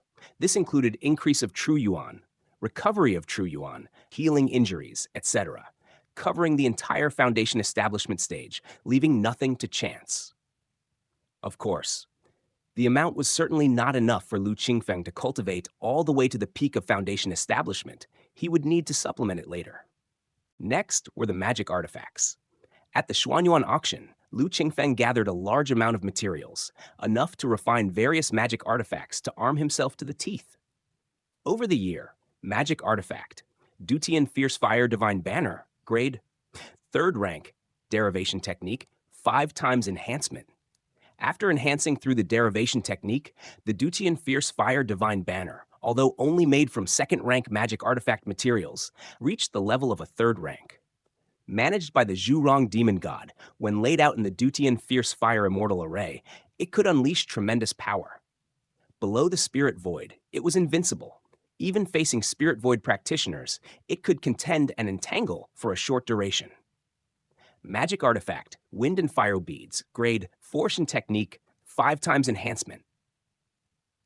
After enhancing through the derivation technique, the Wind and Fire dual beads, although only made from 3rd rank magic artifact materials, reached the level of 4th rank. When deployed by Lu Qingfeng, even if just summoned, it could match a Spirit Void practitioner to some extent. If used with the 9 strategies Xuanhao talisman to set up the Wind and Fire array using the Wind and Fire dual beads as the array's eyes, its power could be shockingly vast. However, setting up the array took time, and in real battles, he would need the Zhurong and Zhumang demon gods to buy him time to lay out the formation. Dutian Fierce Fire Divine Banner, Wind and Fire Pearl. All were attack and defense magic artifacts. Magic Artifact, 9 strategies Xuanhao Talisman, 365 pieces. Grade, Vation Technique, 5 times enhancement. 9 strategies Xuanhao Talisman was crafted into 365 pieces, forming the celestial cycle number. It could set up an even stronger array, and its power was also stronger. With 3 sect magical artifacts in hand, he still lacked a defensive magic artifact. Even though the 9 strategies Xuanhao Talisman could form a defensive grade array, it wasn't exactly a standard defensive magic artifact. I obtained Dutian Fierce Fire Divine Banner in the Red Smoke realm. In the Changqing realm, I acquired the 9 strategies Xuanhao Talisman, Wind and Fire Dual Beads, and the Purple Insect Bell. The first 3 are more inclined towards attack. The latter is effective for nurturing and enslaving rare insects, belonging to the Qi Men magic artifacts. The previous 7 Evils banner was also more inclined towards slaughter. Lu Qingfeng, not in a hurry to refine the last 2 of the celestial cycle number 9 strategies Xuanhao talismans, lightly traced his hand over the attribute panel, eventually stopping at a small banner. Mist Banner. He had achievements in several realms. In the final realm, the Sky Witch realm, although declining, Lu Qingfeng in his 10th life also acquired a Mist Banner. Magic Artifact Mist Banner, grade 4th rank, derivation technique, 5 times enhancement. Description: originally belonged to Baoxiang sect. After the destruction of Baoxiang sect, it was accidentally lost. After changing hands multiple times, it ended up in a desolate mountain in the southern border. A protective magic artifact. This banner is quite miraculous, able to fit Mount Sumeru in a mustard seed. Whoever possesses the banner, no matter what danger they encounter, needs only to take out the banner, without the need for any hand seals or spells. A mere thought, and they can travel 100,000 li away. This banner. Lu Qingfeng simplified the Mist Banner's refining method to 4th rank.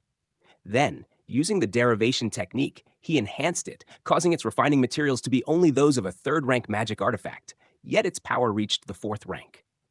An 8th rank Mist Banner, once deployed, can escape within 1 realm to any corner of the world. Fourth rank replica, significantly reduced in power, but can still travel 100,000 Li. Extremely useful. Lu Qingfeng pondered. The mist banner could not only serve as a defensive treasure, enveloping the body during battle to withstand attacks, but also, in moments of crisis, with a mere thought, could wrap around Lu Qingfeng and escape 100,000 Li. Truly a supreme treasure for escaping death. But the mist banner has its limitations. It is said to escape at will, yet it must bind to the local qi. For example, if Lu Qingfeng were to refine a mist banner, 4th rank replica, integrating the qi of Feiyan Island into it, should any danger occur outside Feiyan Island, activating the mist banner, within 100,000 Li, he could directly return to Feiyan Island. Beyond 100,000 Li, he could still travel 100,000 Li towards Feiyan Island. This limitation, unknown to outsiders, has no effect on the practitioner using the mist banner. Even if someone knows about this limitation, as long as the final destination of the mist banner is well hidden, it still works fine. To put it another way, even if someone knew the limitation of the mist banner and the location of the bound qi, in a dire situation, one can still escape 100,000 Li, briefly resolving a crisis. Its practicality remains extremely strong. Moreover, this mist banner's refining method was obtained by Lu Qingfeng from the Sky Witch realm. As long as he doesn't reveal it, no one in the 3 mountains and 9 waters would know the limitations and secrets of the mist banner. What is called a limitation could actually be ignored.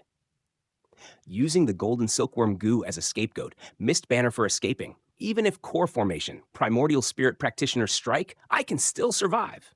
Lu Qingfeng envisioned in his mind. Find the source of this chapter at MVL. Although Xuanyuan sect did not specifically punish him this time, and his life was protected by his mentor, Lu Qingfeng felt uneasy about relying on others for his safety.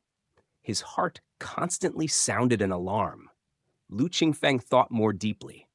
Golden silkworm goo, mist banner. Once these 2 items were refined, he could truly go anywhere in the world. Unfortunately, at the Xuanyuan auction, Lu Qingfeng did not manage to collect the materials needed to refine the mist banner. The materials for refining the golden silkworm goo were also not suitable for collection at the auction, and even with the intention to collect, those sinister and venomous items were hard to find. The golden silkworm goo couldn't be rushed. As for the mist banner, if I refine 2 mist banners, one to gather the earth energy of Feiyan Island, and the other to gather the earth energy of the Juyun mountain range, I could even use the 2 mist banners to travel back and forth between Xuanyuan Water Realm and Juyun mountain range, akin to a transmission array, and even more convenient. Lu Qingfeng pondered in his heart. With this, the prerequisite for having multiple escape plans is also met, making retreat and advance no issue. Now I only lack the materials to refine the golden silkworm goo and the mist banner. The refining of the golden silkworm goo requires various poisonous insects and poisons, a series of challenges, and is not easy. Although the mist banner is just a 4th rank imitation, even the materials for a 4th rank magical artifact, solely collected by Lu Qingfeng himself, would take a considerable amount of time. Lu Qingfeng is currently trapped in the Xuanyin cave and unable to collect materials. He is thinking about how to collect them once he gets out. There are 2 channels. One is Luozhen Hall. Luozhen Hall gathers treasures from all over, and refining materials are among them. If I ask the elders and deacons of Luozhen Hall to help pay attention, collecting 1 or 2 sets of mist banner materials wouldn't be difficult. Maybe even now, there are materials available in Luozhen Hall. The other is the Artifact Making Hall. Most of the refining materials collected by Luozhen Hall are supplied to the Artifact Making Hall. The storerooms of the Artifact Making Hall will definitely have a large amount of refining materials. A yin wind howled beside his ear, and Lu Qingfeng closed his eyes to think deeply. Artifact Making Hall. The Artifact Making Hall is ruled out first. On the day he joined Gaiyun Mountain, and Gu Buyan fought over this genius, it caused no small commotion. Lu Qingfeng's rejection of Gaiyun Mountain and choosing Combined Pill Hall are no secret. Gaiyun Mountain would not make things difficult over such a trivial matter. But if Lu Qingfeng goes and asks for refining materials, it's likely that none of the elders and deacons of the Artifact Making Hall would bother with him. Excluding the Artifact Making Hall, only Luozhen Hall remains. Luo Zhen Hall. Connections within the sect really do matter. Lu Qingfeng had a headache. He had just arrived at Xuanyuan sect, and within a few days, he was thrown into the Xuanyin cave. Aside from Wang Hui, he was most familiar with his mentor, Gu Buyan. Wang Hui could help with the affairs of gathering Immortal Square because he had been there for many years and had some connections to gather information. It only played a role in pulling strings. If not for Lu Qingfeng's status as a true inheritor of combined Pill Hall and having enough spirit stones, all of Wang Hui's efforts would be in vain. But for materials to refine a 4th-rank magical artifact like the Mist Banner, even an ordinary deacon in Luozhen Hall does not have the authority, and Wang Hui, merely a deacon of Jiying Hall, cannot interfere. As for Gu Buyan, if I go to my mentor, I'll probably be in for a reprimand. Lu Qingfeng shook his head. Being thrown into the Xuanyin cave was one thing. If he chose to enter combined Pill Hall, yet needed his mentor to collect 4th-rank refining materials, such inconsistent behavior would at minimum earn him a stern lecture. Headache! Headache! Lu Qingfeng almost regretted joining combined Pill Hall instead of artifact-making hall. If he were in artifact-making hall, there wouldn't be such distress. The master of artifact-making hall, Gaiyun Mountain, would probably be eager for Lu Qingfeng to collect 4th-rank refining materials to promote to 4th-rank artifact refiner. What is lost must be balanced by what is gained.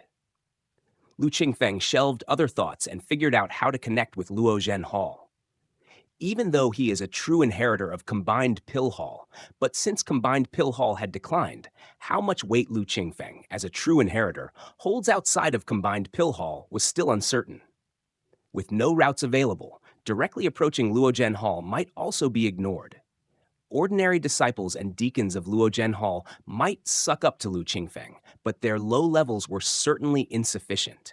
To collect these materials, at least an elder or a true inheritor of Luozhen Hall would be needed to help. With his alchemy accomplishment, he might not be shut out completely. But the problem now was finding a way to approach them. Luozhen Hall is a must-visit sooner or later. Not just for the Mist Banner, before the disciples of Qingyuan Sword Sect scatter into the 3 mountains and 9 waters, all kinds of materials needed depend on Luozhen Hall. And the Illusion Dreamstone. If Luozhen Hall can auction Purple Essence Copper, there might also be Illusion Dreamstones. If so, it would save me the trouble of going to the Illusion Origin Demon Sect. Lu Qingfeng's eyes flickered. Wang Hui. Wang Hui is the first to be ruled out. Zhou. Lu Qingfeng listened to the distant howls mixed with the yin wind and shook his head. This crazy woman was even less reliable. Yan Pingshu. Lu Qingfeng's thoughts turned, considering this person. Although contact had been limited, there had been interactions, and approaching him wouldn't seem abrupt. From the brief contacts, Lu Qingfeng had a rather positive impression of this true inheritor of the law enforcement hall. Upright and impartial, worthy of association. With Yan Pingshu's status and the connections at Xuanyuan sect, those he interacted with were definitely not lacking in true inheritors. To help him connect. Connecting with a true inheritor or an elder of Luozhen Hall through him should not be difficult. Lu Qingfeng settled his mind, thinking that it would still be over a year before he could leave the Xuanyin cave, and couldn't help but open his eyes and look into the distance. Disclaimer: all credit goes to the original author. This is a fan-made AI narration intended to bring more exposure to the novel. If you are the author or rights holder and wish for this video to be removed or modified, please contact us at fableverseaudio@gmail.com. Narrated by Fableverse Audio. Like, subscribe, share to support immersive audiobooks.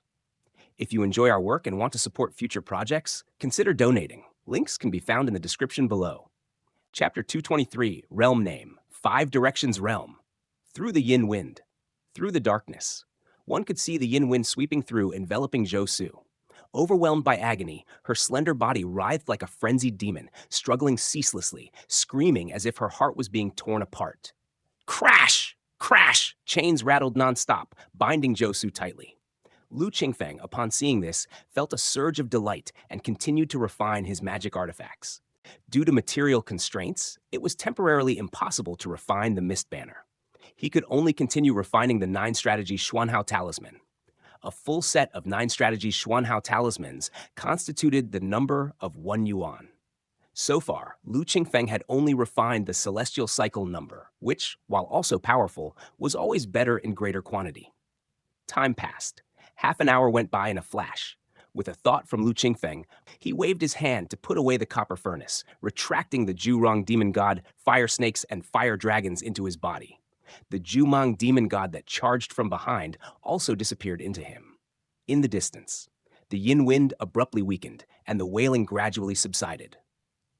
Lu Qingfeng glanced back and saw Zhou sitting cross-legged on the ground, disheveled.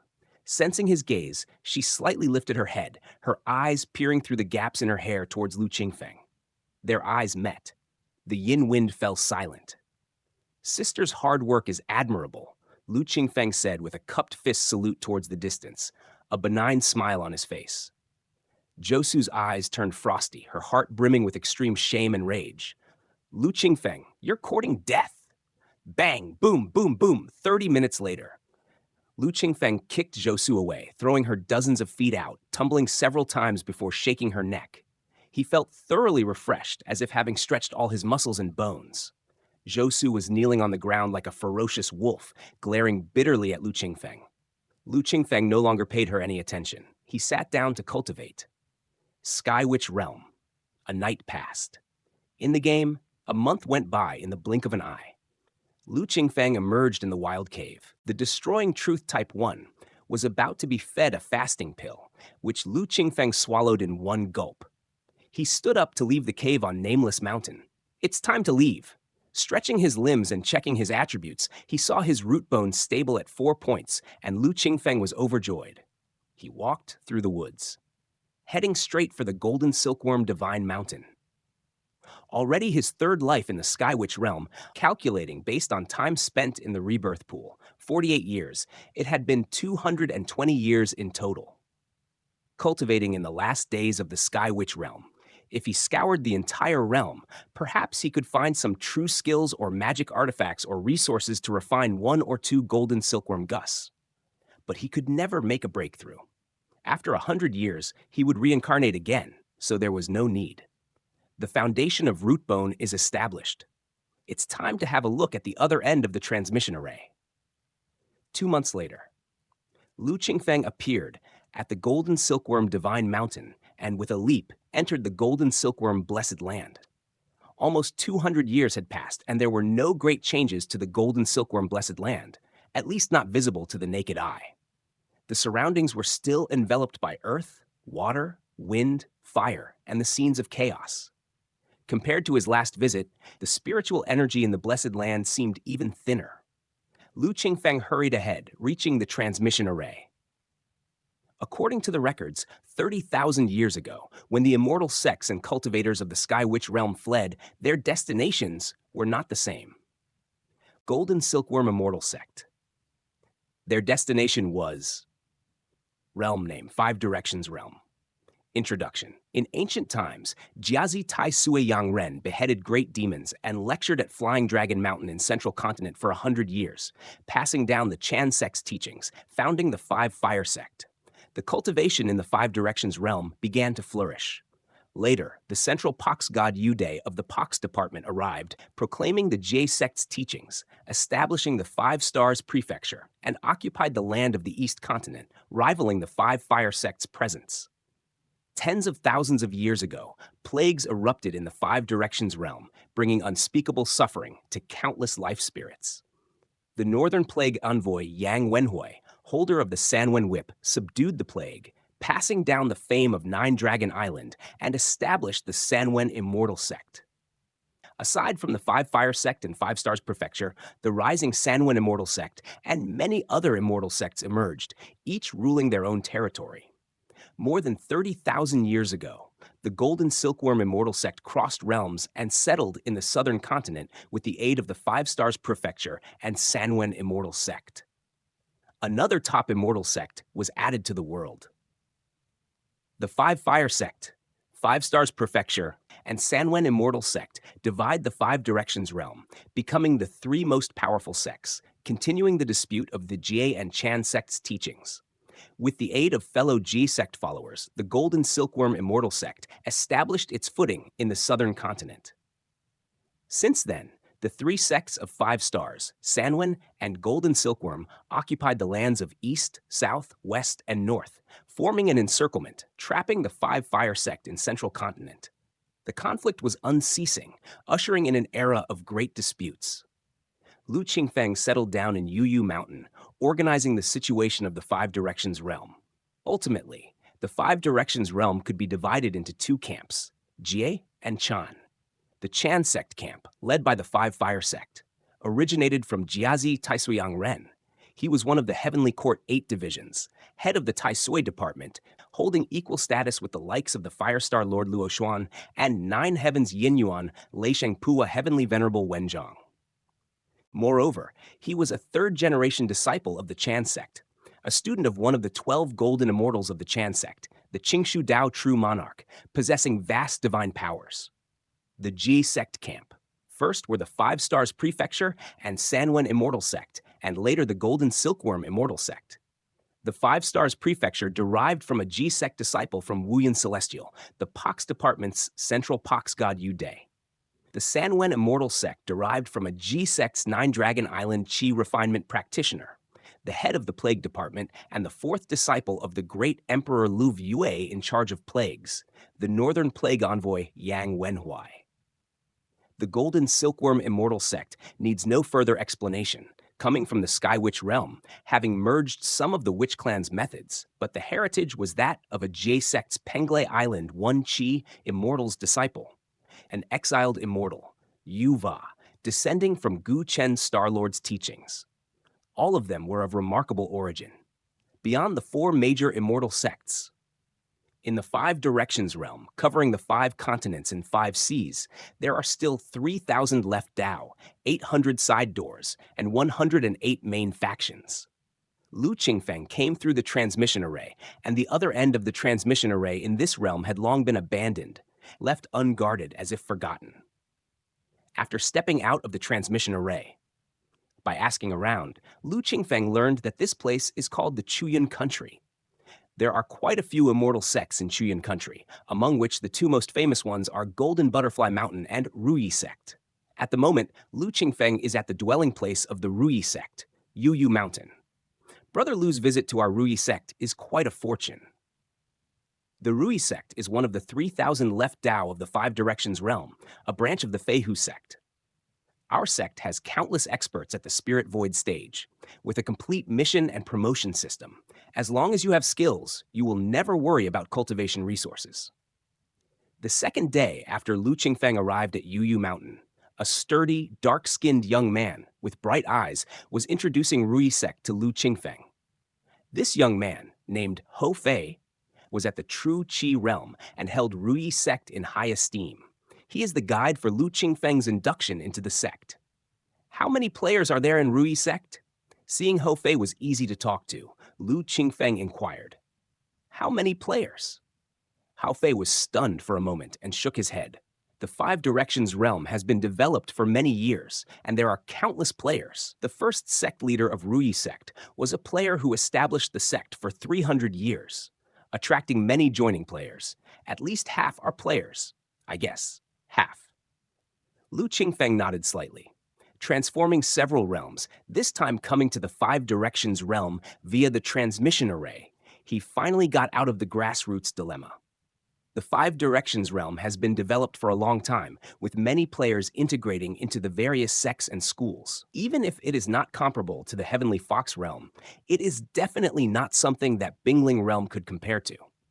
Regardless of players or natives in the sect, they are treated equally, so there isn't much use in keeping such data, Ho Fei told Lu Qingfeng, then curiously asked, Brother Lu, which star domain did you come from? Maybe we're actually from the same place. With more players, they are not as scarce as in the Bingling realm. There is little difference between players and natives. Xingqian star domain, Lu Qingfeng replied casually. Xingqian star domain? Ho Fei shook his head. That's pretty far. I am from the Kuafu star domain. Lu Qingfeng smiled but didn't engage in further conversation. Hou Fei led Lu Qingfeng a little further, then suddenly remembered something and turned his head to look at Lu Qingfeng. Brother Lu is from the Xingqian star domain? That's right. Lu Qingfeng nodded. Hou Fei showed interest. A few years ago, a new true immortal emerged in the Xingqian star domain, known as Yuanyi True Immortal. Brother Lu, since you are close by, do you have any explosive news to share? Yuanyi True Immortal. Lu Qingfeng pretended to think deeply. Hou Fei continued to chatter. It is said that this Yuanyi True Immortal ascended to immortality in less than 2,000 years after entering Primordial. Ascended to immortality in less than 2,000 years? Lu Qingfeng was shocked. That's incredible. Throughout his journeys in various realms, he heard many tales of immortals and had witnessed extraordinary events. Whether it was the Heavenly Fox realm, the Bingling realm, the Red Smoke realm, or the Changqing realm, few could become a true immortal so fast. Besides the exiled immortals from the heavens, anyone who could become a true immortal within 2,000 years was a top genius. Even Luo Fuzi, the sword immortal who was said to have dominated the Red Smoke realm for 800 years, took 2,400 years to become a true immortal. This Yuanyi true immortal is truly extraordinary. Lu Qingfeng couldn't help but praise. Hou Fei nodded in agreement. No doubt about it. Yuanyi True Immortal is the first player to become an immortal in the Bingling realm. The Bingling realm? Lu Qingfeng was startled. Then he saw Hou Fei with a mysterious grin, leaning closer to whisper. Rumor has it, this Yuanyi True Immortal gained the inheritance of the Three Mountains, true god Bingling in the Bingling realm, wielding the Mo Ye treasure sword and instilling fear among the Bingling realm's immortals before ascending to the upper realm. Truly magnificent. Hou Fei's incessant talk left Lu Qingfeng standing in a daze. Yuanyi True Immortal. The Bingling realm. Lu Qingfeng's heart shook. Brother Mu has become an immortal? Mu Yuanyi. During Lu Qingfeng's third life in the Bingling realm, he joined the Yuanyi Guild founded by Mu Yuanyi. When Lu Qingfeng died and left the Bingling realm, Mu Yuanyi had not long entered the Spirit Void stage. Having gone through 12 reincarnations since then, he calculated 1,770 years. Pleasure read this chapter on its original platform, VL1MYR. Starting from the Spirit Void stage, breaking through core formation, crossing over to Primordial Spirit, and entering the realm of Mahayana True Immortal? Lu Qingfeng found it hard to believe. Hou Fei began to mention Yuanyi True Immortal, and Lu Qingfeng did not associate it with Mu Yuanyi until he mentioned the Bingling realm. It suddenly occurred to Lu Qingfeng. The Xingqian star domain he spoke of was precisely where Mu Yuanyi lived in reality. Yuanyi True Immortal, the Bingling realm, the Xingqian star domain. The three coincidences together, an image of Mu Yuanyi flashed in Lu Qingfeng's mind. Is the true name of Yuanyi True Immortal, by any chance, Mu Yuanyi? That's right. Hou Fei nodded. Such basic information was available on the internet. Yuanyi True Immortal started from a modest background, from a small Yuanyi guild in the Bingling realm. After going through the great war between good and evil, he rose to prominence. Not only did he encounter adventure after adventure, his cultivation soaring, but the Yuanyi Guild flourished into a sect. By the time Yuanyi True Immortal ascended, it had already become one of the leading immortal sects in the Bingling realm. The Bingling realm, Yuanyi Guild, the great war between good and evil. There's no mistake. Indeed, it must be Brother Mu. Lu Qingfeng was finally certain, momentarily lost in thought. Having gone through 12 reincarnations in the game, he was currently only at the initial stage of the true Qi realm. His highest game achievement was just early core formation, not to mention his state in reality, which was only at the Foundation Establishment Qi introduction.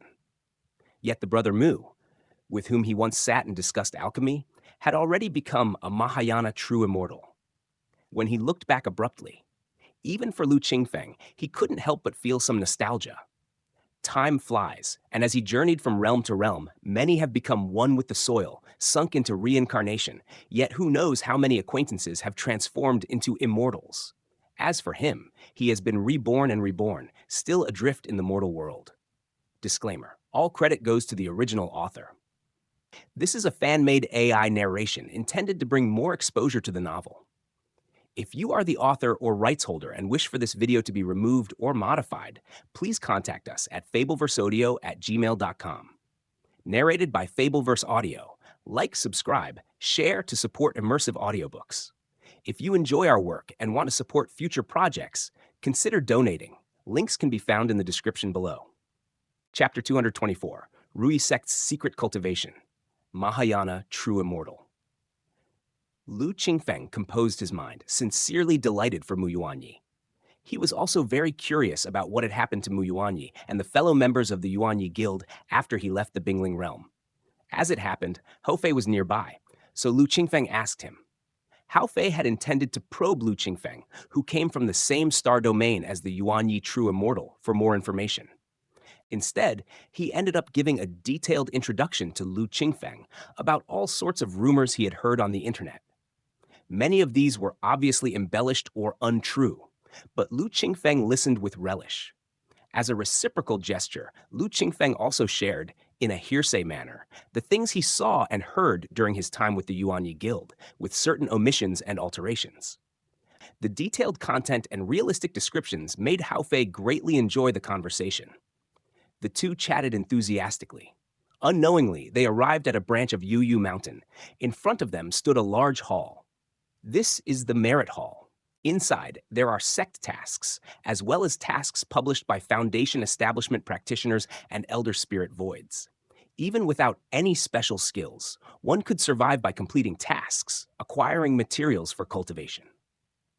Hou Fei led Lu Qingfeng into the hall. Lu Qingfeng saw that there were quite a few cultivators on Yu Mountain. Most of those visible outside were postnatal cultivators, with very few Foundation establishment practitioners. And these cultivators were most numerous and bustling around this hall. People came and went as if it were a marketplace. This was the Merit Hall, also one of the core establishments of the Rui sect. Our Rui sect has a wonderful method called the Xuan Jade Chapter. With this method, one can refine the corpse of a life spirit into a skeleton as indestructible as Xuan Jade, called Xuan Jade Unmelting Bone. Once refined, it not only enhances cultivation but also aids in combat, a truly wonderful method. With the Xuan Jade Unmelting Bone by one side, the cultivators of our sect excel in combat. Most of the tasks in the Merit Hall are guard duty and combat missions. While leading Lu Qingfeng inside the Merit Hall, Hou Fei continued to explain.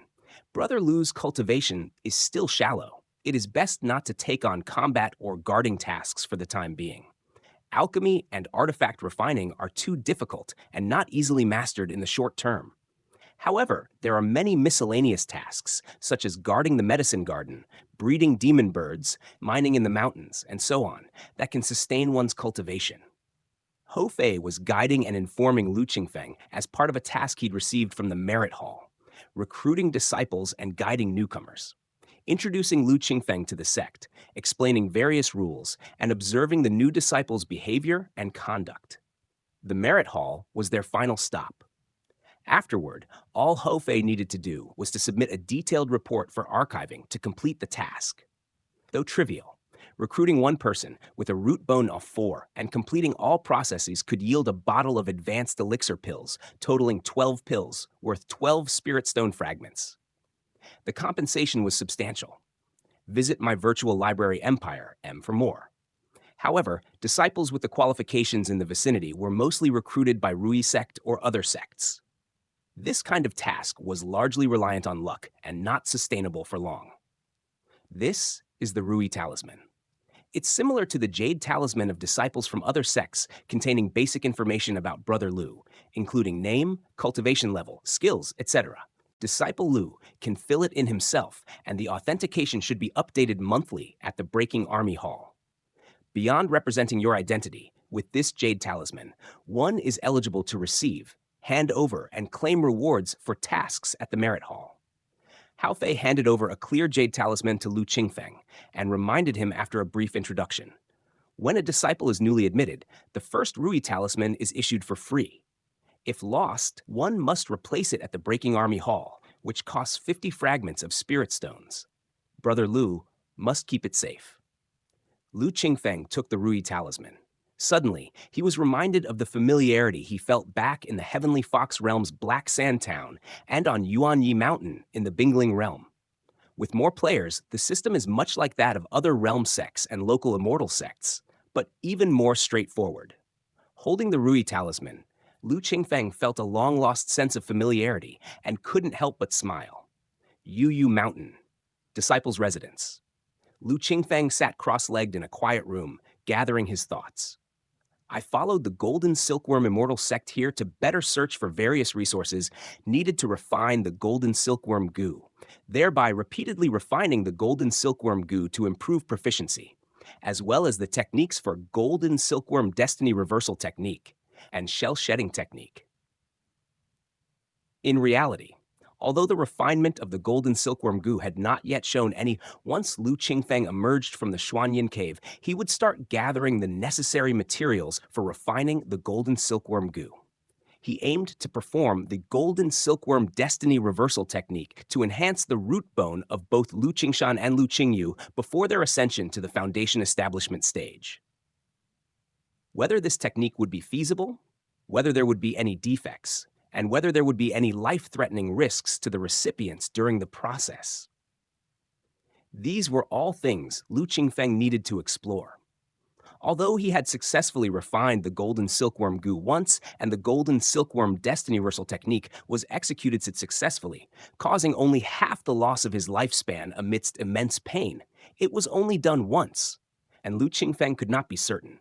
Only through multiple or dozens of trials, ensuring their safety, would Lu Qingfeng be comfortable enough to reverse the destinies of Qingshan, Qingyu, and himself.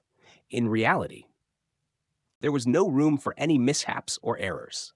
With his low cultivation, after joining the Rui sect, he hoped to improve his cultivation level while also gathering materials for refining the Golden Silkworm goo and various magic artifacts and spirit pills. No need to elaborate on the Golden Silkworm goo, essential for changing and protecting fate. As for magic artifacts, the other sect's magic artifacts were easily said, with proficiency already improved. Only the Mist Banner. This sect magical artifact was obtained in the Sky Witch realm, and during the Age of Dharma decline, materials for refining the Mist Banner could not be found. Now, in the Five Directions realm, it was time to start refining. Real materials are valuable. By practicing in the game to improve his proficiency, he could also save the loss of materials due to failure in reality. Moreover, refining a sufficient number of Mist Banners would also benefit Lu Qingfeng's future plans. Lu Qingfeng set his life strategy, then settled down to cultivate within the Rui sect. The Rui sect had no mandatory tasks, but disciples needed to take on tasks if they wanted to obtain cultivation materials. Hao Fei mentioned that while miscellaneous tasks were safe, their rewards were too marginal, barely enough to sustain cultivation. To advance with leaps and bounds, one needed to take on guarding or combat tasks. Risky, but the rewards were high. Of course, this was for those cultivators who were not skilled in alchemy or artifact refining. For Lu Qingfeng, it was much simpler. Receive alchemy tasks directly from the Merit Hall. The fighting against demons and rival sects by the Rui sect brings vast resources, but it also incurs considerable consumption. Among all the consumed materials, elixir pills are the most depleted. The sect will never have an abundance of elixir pills. There will always be alchemy tasks available in the Merit Hall, but even the modest Rui sect hardly has any alchemy apprentices to speak of. And there are only 2 formal alchemists. One is a second-rank alchemist with spirit void cultivation and is the vice sect leader of the Rui sect. The other is merely a first-rank alchemist. Beneath these 2 alchemists, there are only about a dozen alchemy apprentices, truly a scarce number. Firstly, the Rui sect is primarily focused on fighting. It possesses the Xuan Jade chapter, capable of refining Xuan Jade unmelting bone to aid in combat, adept in offensive tactics. Alchemy and artifact refining inheritances are few, with little potential. Secondly, the cost for learning alchemy and artifact refining is enormous, making entry difficult. When Lu Qingyu first began learning alchemy in the Heavenly Fox realm and Bingling realm, he put in an unknowable amount of hard work and energy before making any achievements. Even those cultivators naturally gifted in alchemy, when they start learning, are doing well if they can successfully refine one out of several dozens of furnaces of elixirs in the beginning. the profit from low-level elixir pills is not high. After successfully refining a furnace of elixir pills and selling them, at best, the earnings can barely cover the cost of 5 to 10 furnaces. During the apprenticeship stage, practice over tens and hundreds of furnaces results in astronomical consumption costs. Lu Qingyu's talent in alchemy was very ordinary, only sustained by the extremely high profits from the enhanced elixir recipes. After toiling for several lifetimes, several hundred years, he's now starting to reap the benefits. Alchemy tasks. Lu Qingyu first undertook tasks from the merit hall, earning a large profit with an ultra-high success rate and superior quality. Then he exchanged these profits in the merit hall for various materials needed for the refinement of golden silkworm goo or other magic artifacts and spirit pills. And he did not neglect his cultivation either. With root bone enhancement, the speed of cultivation was indeed rapid. The first year, Lu Qingyu advanced from the True Qi Realm first level to the True Qi Realm third level. The third year, he reached the True Qi Realm sixth level. The fifth year, he reached the True Qi ninth layer. The sixth year, he advanced to Foundation Establishment. Before his root bone transformed, Lu Qingyu's fastest time to advance from the True Qi first level to Foundation Establishment was 11 years and 7 months. With a root bone enhanced to 4, his speed of cultivation was nearly doubled. At the mere age of 26, Lu Qingyu successfully achieved Foundation Establishment. During his cultivation journey, Lu Qingyu gradually revealed his talent in alchemy, becoming the third entry-level alchemist of the Rui sect, and his status elevated. Gathering materials, attempting to refine the golden silkworm goo. The first attempt failed, the second attempt failed, the third attempt succeeded. Attempted to refine the mist banner. Materials remained incomplete, so that task was set aside. However, he refined the 9 strategies Xuanhao Talisman and 12 Dutian Fierce Fire God Flags, greatly enhancing Lu Qingyu's strength. After the advancement of his cultivation, his combat power was no less than that of a Spirit Void practitioner. Lu Qingyu was in no hurry to leave the Rui sect, continuing his cultivation, continuing to gather materials for refining the golden silkworm goo and for the refining of the mist banner. In the blink of an eye, another 10 years passed. The little prince is so pitiable. Yes, as the third son of Prince Zhen Nan, he was meant to enjoy endless glory and wealth, yet due to poor aptitude and inability to practice cultivation, he was cast away to the deserted Yunwu Mountain. He was abandoned there for 4 years. Prince is too heartless. Atop Yunwu Mountain, 2 martial artists dressed in black hid in the shadows, speaking in low voices with a hint of pity as they looked into the distance. On the distant mountain path, a 12 or 13-year-old boy was running, clad in a set of thick armor weighing at least dozens of pounds. Each step he took was extremely heavy, leaving a deep footprint on the ground. The boy was unyielding. He panted heavily, but his eyes showed unwavering determination, his face stubborn. After running a lap around Yunwu Mountain, the boy took off the armor and jumped into the water pond below the mountain, repeatedly practicing his punches. Sweat mixed in the pond water, indistinguishable. He continued this frenzied punching practice until he was completely exhausted. Then the boy finally climbed out of the pond. After a while, the boy's breathing became steady. He sat cross-legged on the ground, seemingly resting or perhaps meditating. But after a while, it's still no use. I simply can't feel the chi perception that Uncle Hua and Master Zhao spoke of. Ding Yu opened his eyes, a look of disappointment on his face. Disclaimer: all credit goes to the original author. This is a fan-made AI narration intended to bring more exposure to the novel. If you are the author or rights holder and wish for this video to be removed or modified, please contact us at fableverseaudio@gmail.com. Narrated by Fableverse Audio. Like, subscribe, share to support immersive audiobooks. If you enjoy our work and want to support future projects, consider donating. Links can be found in the description below. Chapter 225, 20 Years. Ding Yu was the third son of the Prince Zhen Nan of the Chuyun country. Yet unfortunately, he was unable to engage in cultivation from birth. 4 years ago, his father sent him to Yunwu Mountain's Yunwu Villa. At first, Ding Yu found it interesting as the clouds and mist enshrouded Yunwu Mountain year-round, and within the villa grounds, there was even a hot spring. As a child, he enjoyed coming here. But as years passed, He was left on Yunwu Mountain, while the number of visits from his father and two older brothers became fewer and fewer. Although Ding Yu was young, he gradually came to understand the reason behind this from the words of the villa's servants and guards. He felt lost and heartbroken. Yet he was wholeheartedly yearning for his father's approval. Under the tutelage of Uncle Hua, he acquired considerable knowledge and desired to practice cultivation. But after practicing all the secret techniques from the royal archives, he could not perceive the qi, unable to begin. Ding Yu refused to give up. He sought tutelage from Zhao Danshan, a military expert who had achieved postnatal perfection through external practices, embarking on an extremely arduous journey of physical cultivation. Physical cultivation was immensely cruel, demanding 100-fold effort. To this day, Ding Yu had trained for 2 years with little progress. Master Zhao could cultivate to the postnatal perfection. I can too. Then I can return to the royal residence, just like my older brothers, and be at my father's side. Ding Yu felt discouraged for a moment, then promptly rallied himself.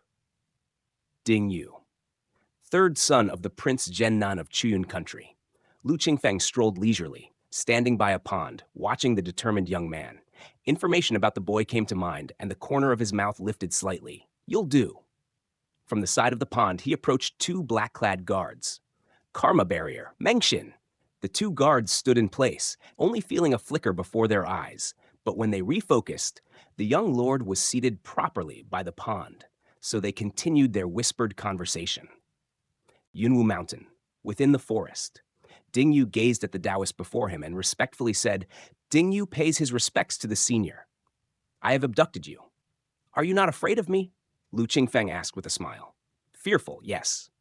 But as Prince Zhennan's son, I cannot embarrass my father. Ding Yu feigned composure. Just now, he was resting by the pond when this Daoist suddenly appeared, carrying him through the clouds and mist to this place. Ding Yu recognized this place. It was the stone forest of Yunwu Mountain's back hill, and the clear water pond was at the front hill. The distance between them was over 10 miles, and yet they traversed it in the blink of an eye. Immortal! Ding Yu was both shocked and scared. Ha ha! What a fine son of Prince Zhennan! Lu Qingfeng laughed heartily, looking down at Ding Yu. This poor Daoist, Guang Yuan, has wandered the 5 continents and stumbled upon this fateful meeting with you, the Prince Zhennan's son. Are you willing to accept me as your master and be my first disciple? Aye. But I am unable to practice cultivation. Ding Yu's eyes brightened momentarily, then dimmed again. If I have chosen you as my disciple, naturally I have a method that allows you to cultivate. Your answer, are you willing? Lu Qingfeng shook his head, asking loudly once more, Is there really a way for me to cultivate? Ding Yu suddenly looked up at Lu Qingfeng, his eyes filled with surprise and joy. Without a second thought, he knelt in haste. Disciple Ding Yu, greets master. At the front hill, by the clear water pond. Young lord, are you all right? The 2 guards, busy with their chat, felt a blur before their eyes, and upon looking again, Ding Yu, who had been seated on the ground, looked as if he had been just fished out of water, drenched in sweat and pale-faced. Aye, I'm fine. Ding Yu was weak, his voice hoarse, but his eyes were exceptionally bright. Yunwu Villa. Ding Yu returned to his room and focused on the palm of his hand. The next moment, a peculiar compass appeared in his hand. It's true. All of it is true. Seeing the compass, Ding Yu was excited. Master Guang Yuan, 9 palace star plate, defying the heavens and changing fate. I can cultivate now. Ding Yu's breath quickened with excitement. He forced himself to calm down, gazing at the compass in his hand. This compass was divided into 9 palaces corresponding to the stars above. As Master had said, it was called the 9 palace star plate, a miraculous object that could assist his cultivation. Once he stepped onto the path of cultivation and stimulated the 9 palace star plate with inner breath, its marvels would be revealed. Master, rest assured, your disciple will certainly not disappoint you. And father too. Ding Yu clutched the 9 palace star plate, his fighting spirit soaring. Outside Yunwu Mountain, Lu Qingfeng strode away briskly. Improving the root bone from 0 to 3 was not dangerous, only a bit painful. Lu Qingfeng walked while reflecting on his actions. Just now, on the back mountain, he had increased Ding Yu's root bone by using the Golden Silkworm Destiny Reversal technique. The process was unexpectedly smooth. Originally, Dingyu's root bone was at 0, an absolute waste unable to cultivate. But after a single change of fate, his root bone jumped to 3 points, enabling him to set foot on the path of cultivation. Even better than the talents of the real-world Lu Qingfeng, Lu Qingshan, and Lu Qingyu. Compared to this, losing half of his lifespan seemed insignificant. After reaching the True Qi realm and foundation establishment stage, it would merely mean a reduction of several decades of lifespan. As for the 9-palace star plate, Lu Qingfeng flipped his hand, and a compass appeared in his palm, identical to the one in Dingyu's hand. It was already designed in the Changqing realm and finally refined into existence this life. Looking at the 9-palace star plate in his hand, a smile appeared on Lu Qingfeng's face. This 9-palace star plate was the most critical part of his long-planned Qingyuan sword sect strategy. Magic artifact 9-palace star plate. Grade 4th rank. Derivation technique 5 times enhancement. Description: an exclusive magic artifact of the artifact refining master Guangyuanzi, capable of long-distance item teleportation. Since before entering the Changqing realm, Lu Qingfeng had been planning the Qingyuan sword sect strategy. He intended to disperse Qingyuan sword sect disciples throughout the 3 mountains and 9 waters cultivation world, both to collect various resources for him and to acquire information about treasures like the 100 Herbs Garden. In the Changqing realm, Lu Qingfeng delved into the Heavenly Monarch Array True Explanation, mastering intelligent array techniques and such magic artifacts like the 9-palace star plate. However, the spiritual energy in the Changqing realm had just begun to recover, and some heavenly materials and earthly treasures were difficult to find, preventing Lu Qingfeng from collecting them in time to attempt refining. Then he was killed by the 4 bright Gongbin Yuanjun. It was helpless. He had to reincarnate. But upon arrival in the Sky Witch realm, that realm was even more barren. It was not just about the 9-palace star plate. Even materials for refining first-rank magic artifacts were hard to find. After hundreds of years. Upon reaching the 5 Directions realm, Lu Qingfeng finally succeeded in refining the 9-palace star plate. The 5 Directions realm with its many players indeed has many benefits. Grasping the 9-palace star plate, Lu Qingfeng thought to himself, the most important and hardest to find materials for refining the 9-palace star plate were precisely the refining crystal, illusion dream stone, and purple essence copper, which Lu Qingfeng had been searching for in reality. Hard to find in reality. Equally hard to find in the games in the Changqing realm and Sky Witch realm. But in the 5 Directions realm, although Lu Qingfeng had only visited the Rui sect, he easily obtained them. In reality, Federation players can contact each other through the internet. There are even forums to discuss and share information, and the 5 Directions realm also has a forum where players gather. If I ask for refining crystal, illusion dreamstone, and purple essence copper in Rui sect, I might not find them. But if I can afford the price, I can easily buy them on the forum. Lu Qingfeng couldn't access the forum, but he could ask other members of Rui sect to post for him. With Lu Qingfeng's connections, plenty of players were willing. The materials started arriving one after another. Lu Qingfeng then set about refining the 9-palace star plate. Over a decade, he refined a total of 34 9-palace star plates. The one he was holding was the main star plate, while the other 33, including the one in Dingyu's possession, were all vice star plates. Vice star plates could teleport items to and from the main star plate, but there was no direct connection between the vice star plates themselves. Each was a standalone magic artifact. Let's simulate the Qingyuan sword sect in the game first, to see if there are any details or loopholes I haven't considered. Try to make it perfect. With more time available in-game, it's the best testing ground. As such, search for those with root bone like Dingyu, reverse their fate against the heavens with the golden silkworm goo, and accept them as disciples, bestowing the 9-palace star plate to develop the Qingyuan sword sect. Time passed. The 5 Directions realm was vast and boundless. Even just one southern continent was unknowably extensive. Lu Qingfeng walked among them, passing from one mortal country to another, bestowing fortunes and spreading the seeds of the Qingyuan sword sect throughout the southern continent. In a flash, another 20 years had passed. on this day, in Mosi Mountain within the Xiang country. This copy was generated from content at MVL. Lu Qingfeng sat cross-legged in cultivation. Having been in the Five Directions realm for 36 years, with his abundant cultivation experience and increased root bone, Lu Qingfeng's cultivation progressed at divine speed. True Qi realm to perfection, 6 years. Energy introduction, realm to perfection, 8 years.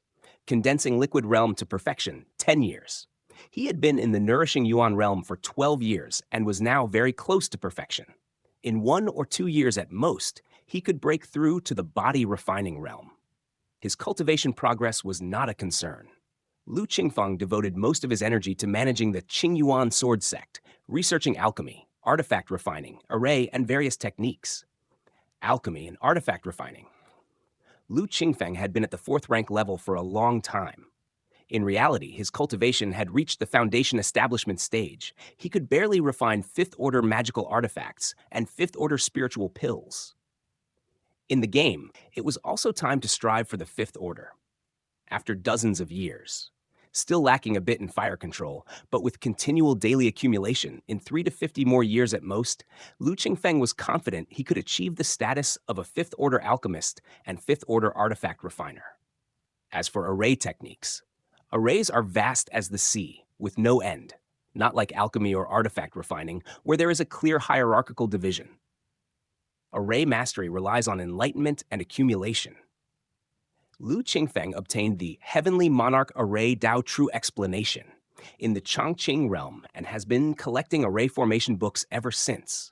Regardless of whether he was in the Chongqing realm, the Sky Witch realm, or after coming to the Five Directions realm, he pondered deeply, and his understanding of arrays improved greatly. With the help of Daluo Cave Temple teachings, there were likely few formations and restrictions in the world that could confound Lu Qingfeng. His increasingly profound mastery of arrays also greatly helped in improving his artifact refining skills.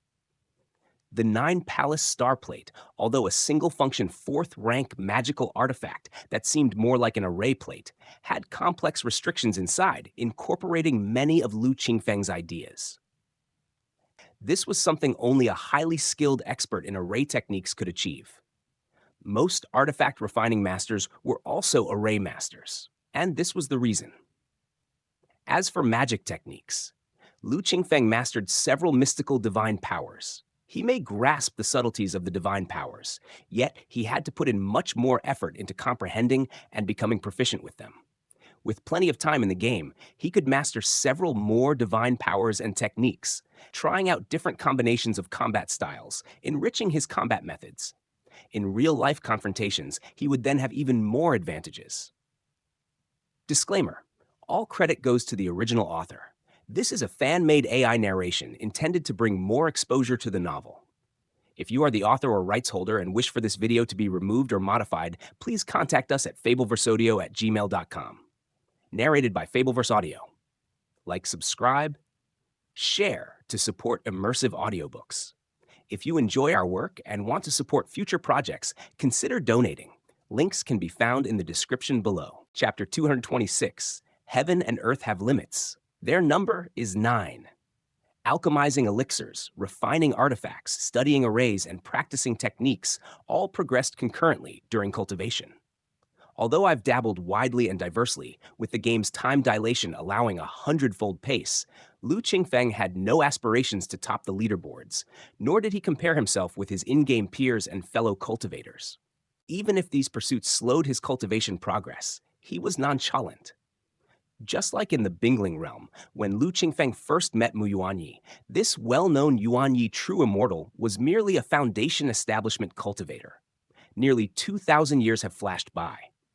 Mu Yuanyi has attained the status of a Mahayana true immortal, while at this moment, Lu Qingfeng still lingers at the foundation establishment stage. But this bears no impact on Lu Qingfeng whatsoever.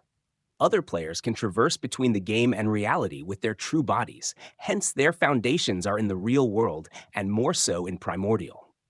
With limited lifespans, they need to be aggressive and cautious in their progress. Lu Qingfeng is different. His foundation is in the real world. Striving to be the best in the game serves little purpose for him. His fellow cultivators, with better root bone, better comprehension, and better fortunes, may stride confidently, leaving Lu Qingfeng far behind. Yet, Lu Qingfeng remains content and free. Primordial is ultimately different from traditional online games. The common rush for leveling up is not suited for Lu Qingfeng. For Lu Qingfeng, I just need to solidify my foundation and enrich my essence in the game. Then I can crush my fellow cultivators in reality. Lu Qingfeng's mind was as clear as a mirror. He has been practicing the Yellow Court scripture and recently started the observing 8-9 tribulation method. Thus, his control over his mentality has strengthened. He maintains his true nature, unswayed. 100 years in the game is but a grand dream. In this way, the tempering of his mindset incidentally benefits his cultivation, an unexpected gain. Cultivating in the mountains, Lu Qingfeng suddenly opened his eyes, and with a flip of his hand, the 9-palace star plate appeared. The star plate twinkled with light, and a screen of light popped up. Star plate number 13. 800 small merits, 30 major contributions. The information flashed by, and through the screen, Lu Qingfeng saw a pile of silver sand. At a glance, it seemed to be gang silver sand. Gang silver sand, resembling silver crystals, is a rare material second only to refining crystal, making magic artifacts more durable. It can substitute for refining crystal to some extent and is similarly valuable. This pile of gang silver sand, roughly 3 to 4 ounces, is worth at least 800 spirit stones. Gu Xiaoshang. This lad is quite lucky. Lu Qingfeng chuckled. He remembered this Gu Xiaoshang. Similar to Ding Yu, Gu Xiaoshang was considered a cultivation dud. In the forests, he fought against cheetahs and tigers, a young boy struggling to survive. After Lu Qingfeng changed his fate against the heavens, he stepped onto the path of cultivation and was gifted with the 9-palace star plate. Relying on various methods, spirit pills, and others exchanged from within the star plate, Gu Xiaoshang cultivated with divine speed. Inside the 9-palace star plate were accumulations from Lu Qingfeng's years of experience. Naturally, the most valuable and most sought after were the various methods. 800 low-level techniques, 500 middle-level techniques, 49 high-level techniques, 24 super-level techniques. Cultivation techniques, ranging from basic level, refined level, to side door level, and true sect level, are fully represented. Included are various elixir recipes and alchemy books. Various methods and artifact refining books for crafting magic artifacts. Various array formation books. These are Lu Qingfeng's culminations from past lifetimes, but not all is revealed. Only a portion is available for exchange in the 9-palace star plate list. His signature moves are not exposed. Even so, no immortal sect in the lower realm could match this. Putting aside the rest, just the many side door level and true sect level cultivation methods, high level and super level techniques alone would drive even immortal sects mad. Once all are exchanged, if not becoming another Lu Qingfeng, one could at least acquire the foundation for seeking the Dao and the means for protecting it. Apart from methods, there are also elixir pills and spirit pills. Symbolic artifacts, magic artifacts. Some are crafted by Lu Qingfeng himself. Others are casually bought from the market to stockpile his inventory. Not many in variety, nor in quantity. But they are sufficient for now. Gu Xiaoshang has a tenacity that can fight against the world and even better fortune. In just over a decade, aside from consumed merits, he still has a surplus of 30 major contributions, 800 small merits. If converted to spirit stones, it amounts to over 30. For a new cultivator who has just stepped onto the path and recently advanced to the true Qi realm, this destiny truly defies the heavens. Now, he also acquired a pile of gang silver sand, valued at over 800 spirit stones. Even for a spirit void practitioner, this is a considerable windfall. Such luck is almost too good. Material: gang silver sand. Merit: 800 major contributions. Lu Qingfeng didn't get involved further and operated the 9-palace star plate, setting the price. Shortly after, the star plate in Lu Qingfeng's hand flickered with light, and he acquired a pile of gang silver sand. Daluo Cave Temple. Lu Qingfeng examined it and confirmed indeed it was gang silver sand. After waiting a moment, seeing no more activity from the star plate, Lu Qingfeng put it away, as well as the gang silver sand. Some trouble indeed. Lu Qingfeng exhaled a sigh. Over the years, he had defied the heavens and changed fate for others 3 times, among whom were Ding Yu and Gu Xiaoshang, as well as another named Zheng Qi. All 3 were taken in by Lu Qingfeng as his disciples. Including these 3 disciples, a total of 27 pieces from the 9 Palace Star Plate had been released, each far away from the others. In the process, numerous problems emerged. The first major issue: heaven and earth have limits, and their number is 9. The Golden Silkworm Destiny Reversal technique can only defy the heavens and change fate 9 times. After 9 times, this Destiny Reversal technique will cease to exist. Enjoy the story by reading on MVLL MPYR. Lu Qingfeng opened the attribute panel. The technique previously listed as Golden Silkworm Destiny Reversal technique had been erased, no longer existing. After altering the fate for Gu Xiaoshang, a will of heaven descended obscurely, erasing this technique. It was only after Lu Qingfeng received this information that he understood, no matter the technique, heaven and earth allow for the changing of one's destiny only 9 times. After 9, the technique would cease to exist. No wonder in the heaven and earth, methods for changing one's root bone are so rare. Lu Qingfeng finally understood. Methods for defying destiny and enhancing root bone are inherently difficult to create. In the Sky Witch realm, and even other realms, Lu Qingfeng had only heard about that Mahayana true immortal from the Golden Silkworm Immortal sect, a testament to its rarity. And after creating it, it can only enhance the root bone of 9 people before it is erased by the heavens and earth. Naturally, it's even scarcer. Lu Qingfeng was lucky that the Golden Silkworm Destiny Reversal technique had been created, but because of its 2 major limitations. Firstly, the Golden Silkworm Gu. Secondly, it could only enhance root bone to a maximum of 4 points. Therefore, before Lu Qingfeng, the Golden Silkworm Immortal sect had used it only 5 times. Or perhaps it had been used more than 5 times, but only succeeded 5 times. Thus, there were 4 chances left. 1 for Lu Qingfeng, 1 for each of the 3 disciples. Right after Gu Xiaoshang, the Golden Silkworm Destiny Reversal technique was immediately erased. So, it's reasonable. Lu Qingfeng shook his head with a chuckle.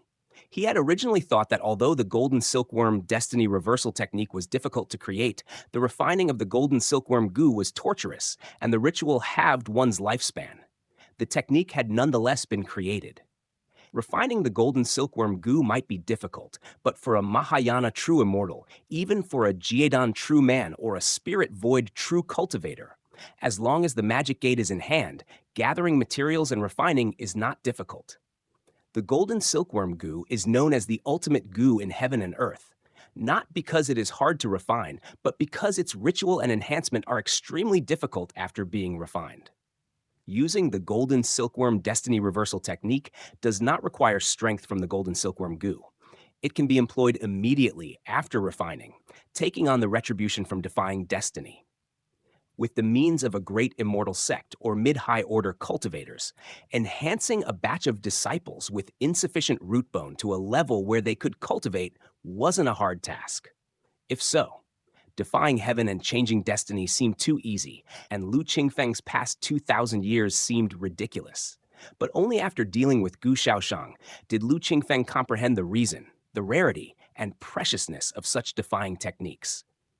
Once the 9 uses were exhausted, the Golden Silkworm Destiny Reversal technique was erased by heaven and earth, and from then onwards, unless Lu Qingfeng found another method to enhance root bone, he could no longer change destiny for others or himself.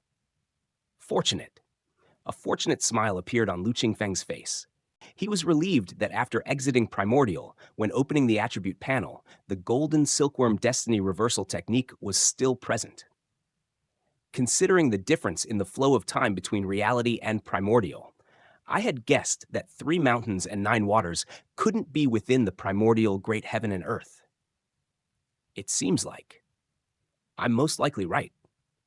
If the 3 mountains and 9 waters were like the Changqing realm, Sky Witch realm, 5 directions realm, and one of the countless lower realms of the primordial great heaven and earth, the Golden Silkworm Destiny Reversal technique should also have been erased in reality. But it wasn't. In reality, I, Qing Peak, Qing Yu. That's sufficient. Counting the time used for himself, Lu Qingfeng had employed the Golden Silkworm Destiny Reversal technique a total of 4 times, all successfully and very stable. In reality, he just needed to exit Xuanyin Cave, and he could start collecting materials to refine the Golden Silkworm goo to enhance the root bone for Qing Peak and Qingyu. However, there's still a year left before he can exit Xuanyin Cave in reality. 100 years in the game. No rush for now. The Golden Silkworm Destiny Reversal technique was the first problem Lu Qingfeng encountered. After elevating Gu Xiaoshang's root bone, Lu Qingfeng turned his attention to loose cultivators and sect cultivators. He either gave out the 9 Palace Star Plate hidden as treasures, or placed the 9 Palace Star Plate in some cave abode as an unexpected secret treasure. The methods were somewhat crude, but even if someone saw through them, with the numerous techniques in the 9 Palace Star Plate, there would still be people willing to take the risk. However, as more pieces of the 9 Palace Star Plate were released, time became an issue. For the 27 pieces of the 9 Palace Star Plate, without a specified time limit, Lu Qingfeng wouldn't have a moment of rest. He hadn't thought of this at first. Not until he had given out 4 pieces of the 9 Palace Star Plate did he realize it. So he quickly set the timing, allowing only certain periods in a month for the 9 Palace Star Plate to start the merit exchange process. As for the merit exchange items, there were no restrictions. The 9 Palace Star Plate holders could exchange items from Lu Qingfeng, which were mostly cultivation methods, techniques, spirit pills, or magic artifacts. Lu Qingfeng had all these pre-placed in the internal space of the 9 Palace Star Plate. They could be transferred immediately upon redemption. This was not difficult to do. Within the Rui sect, the Merit Hall, the Rui Talisman, there were corresponding arrays. Lu Qingfeng analyzed and integrated them into the 9 Palace Star Plate. This enabled recognition. However, conversely, like just now when Gu Xiaoshang obtained Gang Silver Sand and wanted to exchange for merits, he still had to rely on Lu Qingfeng personally to evaluate, set the price, and receive. It's too trivial and troublesome. Let alone in the game, after the Qingyuan Sword Sect expands in reality, Lu Qingfeng will likely not have enough time for identification. Disclaimer: all credit goes to the original author. This is a fan-made AI narration intended to bring more exposure to the novel. If you are the author or rights holder and wish for this video to be removed or modified, please contact us at fableverseaudio@gmail.com. Narrated by Fableverse Audio. Like, subscribe, share to support immersive audiobooks. If you enjoy our work and want to support future projects, consider donating. Links can be found in the description below. Chapter 227, Calculation. In the spider puppet, there exists a talisman array that can autonomously recognize materials. Lu Qingfeng acquired the puppet refining method from the Bingling realm. Among them was the spider puppet. In the core talisman array of the spider puppet, most are various sensing and identifying arrays. Through these talisman arrays, one can search and mine 132 kinds of first-level materials, 71 kinds of second-level materials, 29 kinds of third-level materials, as well as 7 kinds of fourth-level, 3 kinds of fifth-level, and 2 kinds of sixth-level materials. This achievement came from countless years of accumulation and exploration by the 100 Skill Sect in the Bingling realm. It was impossible for Lu Qingfeng alone to create a talisman array that could recognize all the materials in the world. Perhaps. There is no need for this. Lu Qingfeng shifted his thoughts. He established the Qingyuan Sword Sect to collect various rare materials for himself, as well as information about treasures like the 100 Herbs Garden. Thus, the 9 Palace Star Plate didn't need to recognize all kinds of materials, just the materials needed by Lu Qingfeng. This approach would impose more restrictions on the holders of the 9 Palace Star Plate. But at least for Lu Qingfeng, it was convenient. The 9 Palace Star Plate was originally crafted by Lu Qingfeng for his own cultivation. One must not confuse the means with the ends. Ordinary materials, they can simply go to the market to sell. I could also buy them at the market. There is no need to use the 9 Palace Star Plate. If there is a special need, tasks can be issued through the 9 Palace Star Plate. Thinking this, his thoughts became clearer. I was wrong. All wrong. Lu Qingfeng's eyes brightened. 9 Palace Star Plate, Qingyuan Sword Sect, all of them served him. It was only due to the influences of web novels and the main god space from his past life that Lu Qingfeng's thought was limited. Even if initially it's necessary to cultivate Qingyuan sword sect disciples, it can completely be done using spirit stones. Disciples who wish to obtain cultivation techniques, low-level techniques, spirit pills, magic artifacts, and more from the Nine Palace Star Plate can strive to earn spirit stones and then exchange them for merits and redeem the aforementioned items. With the spirit stones Lu Qingfeng obtained, he could buy not-so-rare materials. And the identification of spirit stones was simple. Available talismans already existed in the spider puppet. If there are precious items or unknown items to worry about missing out, one can apply for identification through the Nine Palace Star Plate. It incurs a certain fee, thus restricting random identification by the holder. In this way, most of the rare treasures also cannot escape my grasp. The more Lu Qingfeng thought about it, the clearer his thoughts became. He simply took out a blank jade scroll and wrote down all his ideas to prevent forgetting. He then began modifying the Nine Palace Star Plate, mainly adjusting the rules. Spirit stones and merits could be exchanged for each other. To impose limits, spirit stones could only be exchanged for minor merits. One spirit stone could be exchanged for 100 minor merits.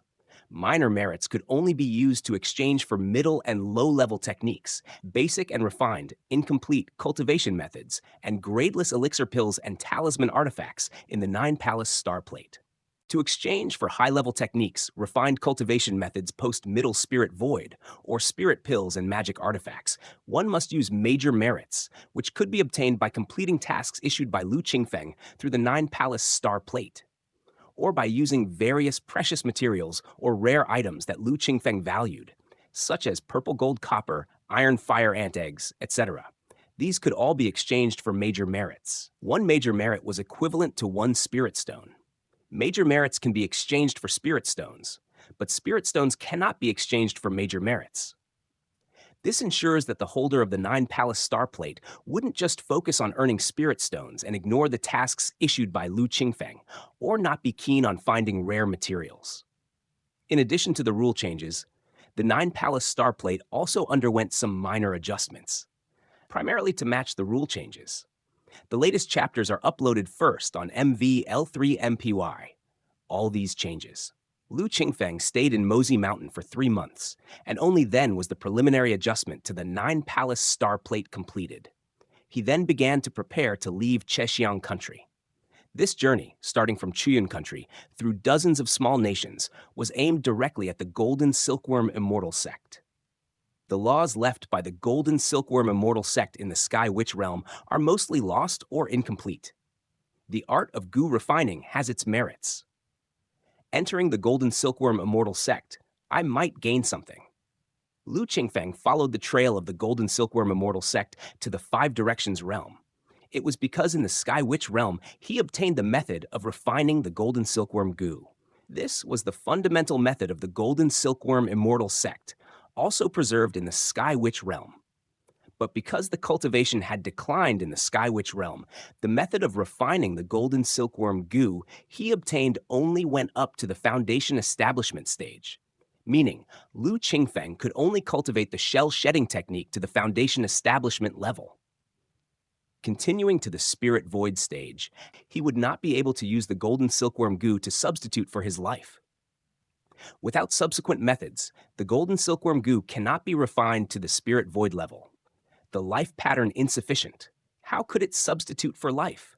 To acquire subsequent methods, one must either go through a transmission array to the Five Directions realm, enter the main branch of the Golden Silkworm Immortal sect, or obtain them from its practitioners. Like with the Luofu Sword sect and other immortal sects.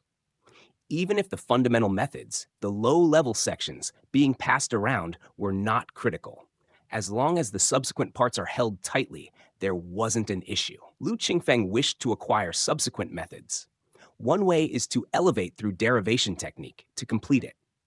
But the grade of the method for refining the Golden Silkworm goo is not low, and the consumption of experience value is not a small number. Lu Qingfeng currently had no thoughts of self-detriment in cultivation. This approach is temporarily shelved. So, only joining the Golden Silkworm Immortal sect or obtaining it directly from the sect's disciples remains as feasible options. The latter is not easy. For immortal great sects, there is strict control over the transmission of cultivation techniques outside. Some even require issuing a heart demon blood oath, and even capturing a disciple from the Golden Silkworm Immortal sect might not force the information out of them. Rather, the former option. With my current capabilities, plus my skills in alchemy and artifact crafting, joining the Golden Silkworm Immortal sect is not difficult. Lu Qingfeng smiled. Like the Golden Silkworm Immortal sect and the Luo Fu Sword sect, artifact sect, they deliberately transmit their methods outside, seeking to gather talents from all over. The possibility of Lu Qingfeng being rejected at the entrance is extremely low. Only Southern State is vast. It has been a long journey for Lu Qingfeng, and he is still a considerable distance from the mountain gate of the Golden Silkworm Immortal sect. It's not necessary to go to the mountain gate of the Golden Silkworm Immortal sect. Joining a subsidiary sect or a manor opened by the sect's disciples offers the same opportunity to enter the Golden Silkworm Immortal sect and acquire subsequent methods. Lu Qingfeng pondered. The iron-feathered flying eagle under his feet was extremely fast, soaring through the sky. Suddenly, Lu Qingfeng felt a sudden palpitation, an impulsive sensation. What's going on? Lu Qingfeng flicked his hand, revealing 7 feathers, 7 birds' small divine number. Bang! In the snap of his fingers, the feathers turned into flying ashes. Lu Qingfeng shook his sleeve, frowning slightly. I've been targeted. He pondered for a moment. He took out the gang silver sand from his storage bag at his waist, which he had obtained 3 months ago. His eyes bursting with spirit light, he carefully examined it using Daluo Cave Temple. As I thought. Lu Qingfeng sighed. Zhurong Demon God poked its head out from Lu Qingfeng's body, glared angrily, and spat Zhurong Divine Flame towards the gang silver sand. Not long after, a pungent black smoke emerged from the gang silver sand and enveloped towards Lu Qingfeng. Hand Heart Thunder. Lu Qingfeng flipped his palm and the Hand Heart Thunder activated. Crackle! The black smoke touched the Supreme Yang Thunder and instantly dissipated. I underestimated the cultivators of this world. Lu Qingfeng shook his head. The gang silver sand he got 3 months ago was processed by a high cultivation cultivator using a secret technique for tracking and positioning, and it even evaded the passive inspection of Daluo Cave Temple. Although Zhurong Demon God tried to refine it with Zhurong Divine Flame, it turned into black smoke attempting to stick to Lu Qingfeng. Luckily, Lu Qingfeng had many tricks up his sleeve. A single Hand Heart Thunder dispersed it. I was careless. Lu Qingfeng was indeed careless. If it weren't for his practice of 7 birds' small divine number, which can predict fortune and disaster, spontaneously performing a calculation, he might have been pursued without even knowing it. If he had fully activated the Daluo Cave Temple to inspect when he got the gang silver sand, rather than just passively checking with divine skills, he could have discovered this early. In reality, Lu Qingfeng pondered. In reality, this too is a problem. If someone is targeting the Qingyuan sword sect and follows the trail, wouldn't it be easy to be discovered? He still needs to find a solution, preferably a method to conceal heaven's secrets that breaks any predictions. However, now is not the time to consider these things. I wonder what the cultivation level of the pursuing cultivator is. Lu Qingfeng held an inch-sized small banner in his hand, not in a hurry to activate it, standing on a flying eagle in midair. Tens of thousands of miles away. A black-robed cultivator skimmed through the sky, covering hundreds of thousands of miles in an instant. Around the black-robed cultivator, a haunting black wind howled, ominous and terrifying. When Zhurong Demon God refined the mark as Lu Qingfeng dispersed the black smoke. He actually discovered it. The black-robed cultivator's heart moved, his hand forming a seal technique. A black light shot out from his sleeve and instantly disappeared. Lu Qingfeng looked toward the horizon behind him. Suddenly, a black gleam came rushing, with a foul aura reaching for the skies, causing souls to tremble. Not good. Lu Qingfeng wanted to see how the cultivator would act. If ordinary, he would turn around and capture him. If unmatched, with the mist banner in hand, he could still escape comfortably. But before even meeting, a magic weapon was already on its way. Seeing the sinister and malicious black gleam, how could Lu Qingfeng dare to resist? This place is not safe to stay. Lu Qingfeng didn't have time to put the iron-feathered flying eagle into the spiritual beast bag, but directly grabbed the mist banner, shook the handle, and his mind moved towards Yunhua Mountain. The sky was filled with light, and a bundle of Kaiyun flashed faster than lightning, carrying Lu Qingfeng towards the southwest. The black-robed cultivator was exactly in the southwest direction. Squawk! Where Lu Qingfeng had been, the iron-feathered flying eagle cried out in shock, showing fear. The next instant, the black gleam arrived. The iron-feathered flying eagle tried to flee, but couldn't escape the black gleam, getting entangled and immediately stiffened, plummeting down. From a height of 10,000 feet, it was evidently not going to survive. What a malicious magic weapon! Wrapped in Kaiyun, Lu Qingfeng saw this scene for the last time, understanding the mechanism of the black gleam, and couldn't help feeling a burst of anger. Kaiyun rapidly flashed, moving beside the black-robed cultivator. Escape magic tool. Kaiyun flashed past. The black-robed cultivator swung at it, stirring up a deadly wind. However, Kaiyun flickered, and its speed was not something the black-robed cultivator could capture. Another swing also missed. Quite skillful. Too bad. If Brother Zhang were here, the 5-yin bag could possibly capture this magic tool and the cultivator. Standing in midair, the black-robed cultivator saw Kaiyun disappear in a blink, shook his head. Sigh! The black gleam returned from outside, and the black-robed cultivator stretched out his hand to catch it. The black gleam paused in his palm. Upon closer inspection, it was like a thread of spider silk. It's unknown what kind of magic tool it was. The black-robed cultivator formed a seal technique, the tracking mark gone, and could no longer sense Lu Qingfeng's location. 9 Palace Star Plate. He took out an item from his storage bag, which was the 9 Palace Star Plate. Many wonderful methods within the star plate. Pity that this attempt startled the snake. The black-robed cultivator infused true yuan, but the star plate indeed showed no response. The black-robed cultivator stared at the direction where Kaiyun disappeared, his eyes showing contemplation. This person's cultivation should not be high, but he is extremely alert and has a way to escape, still must be carefully planned. Disclaimer: all credit goes to the original author. This is a fan-made AI narration intended to bring more exposure to the novel. If you are the author or rights holder and wish for this video to be removed or modified, please contact us at fableverseaudio@gmail.com.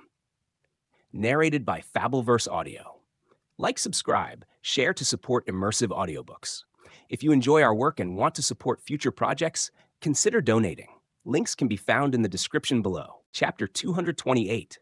Heshan Dao 100,000 miles away. Yunhua Mountain. A flash of Kaiyun revealed Lu Qingfeng's whereabouts. In the blink of an eye, 100,000 miles. That's the mist banner for you. Lu Qingfeng held the mist banner in his hand, feeling the shift of space, and before he could gather his senses, he had arrived at Yunhua Mountain.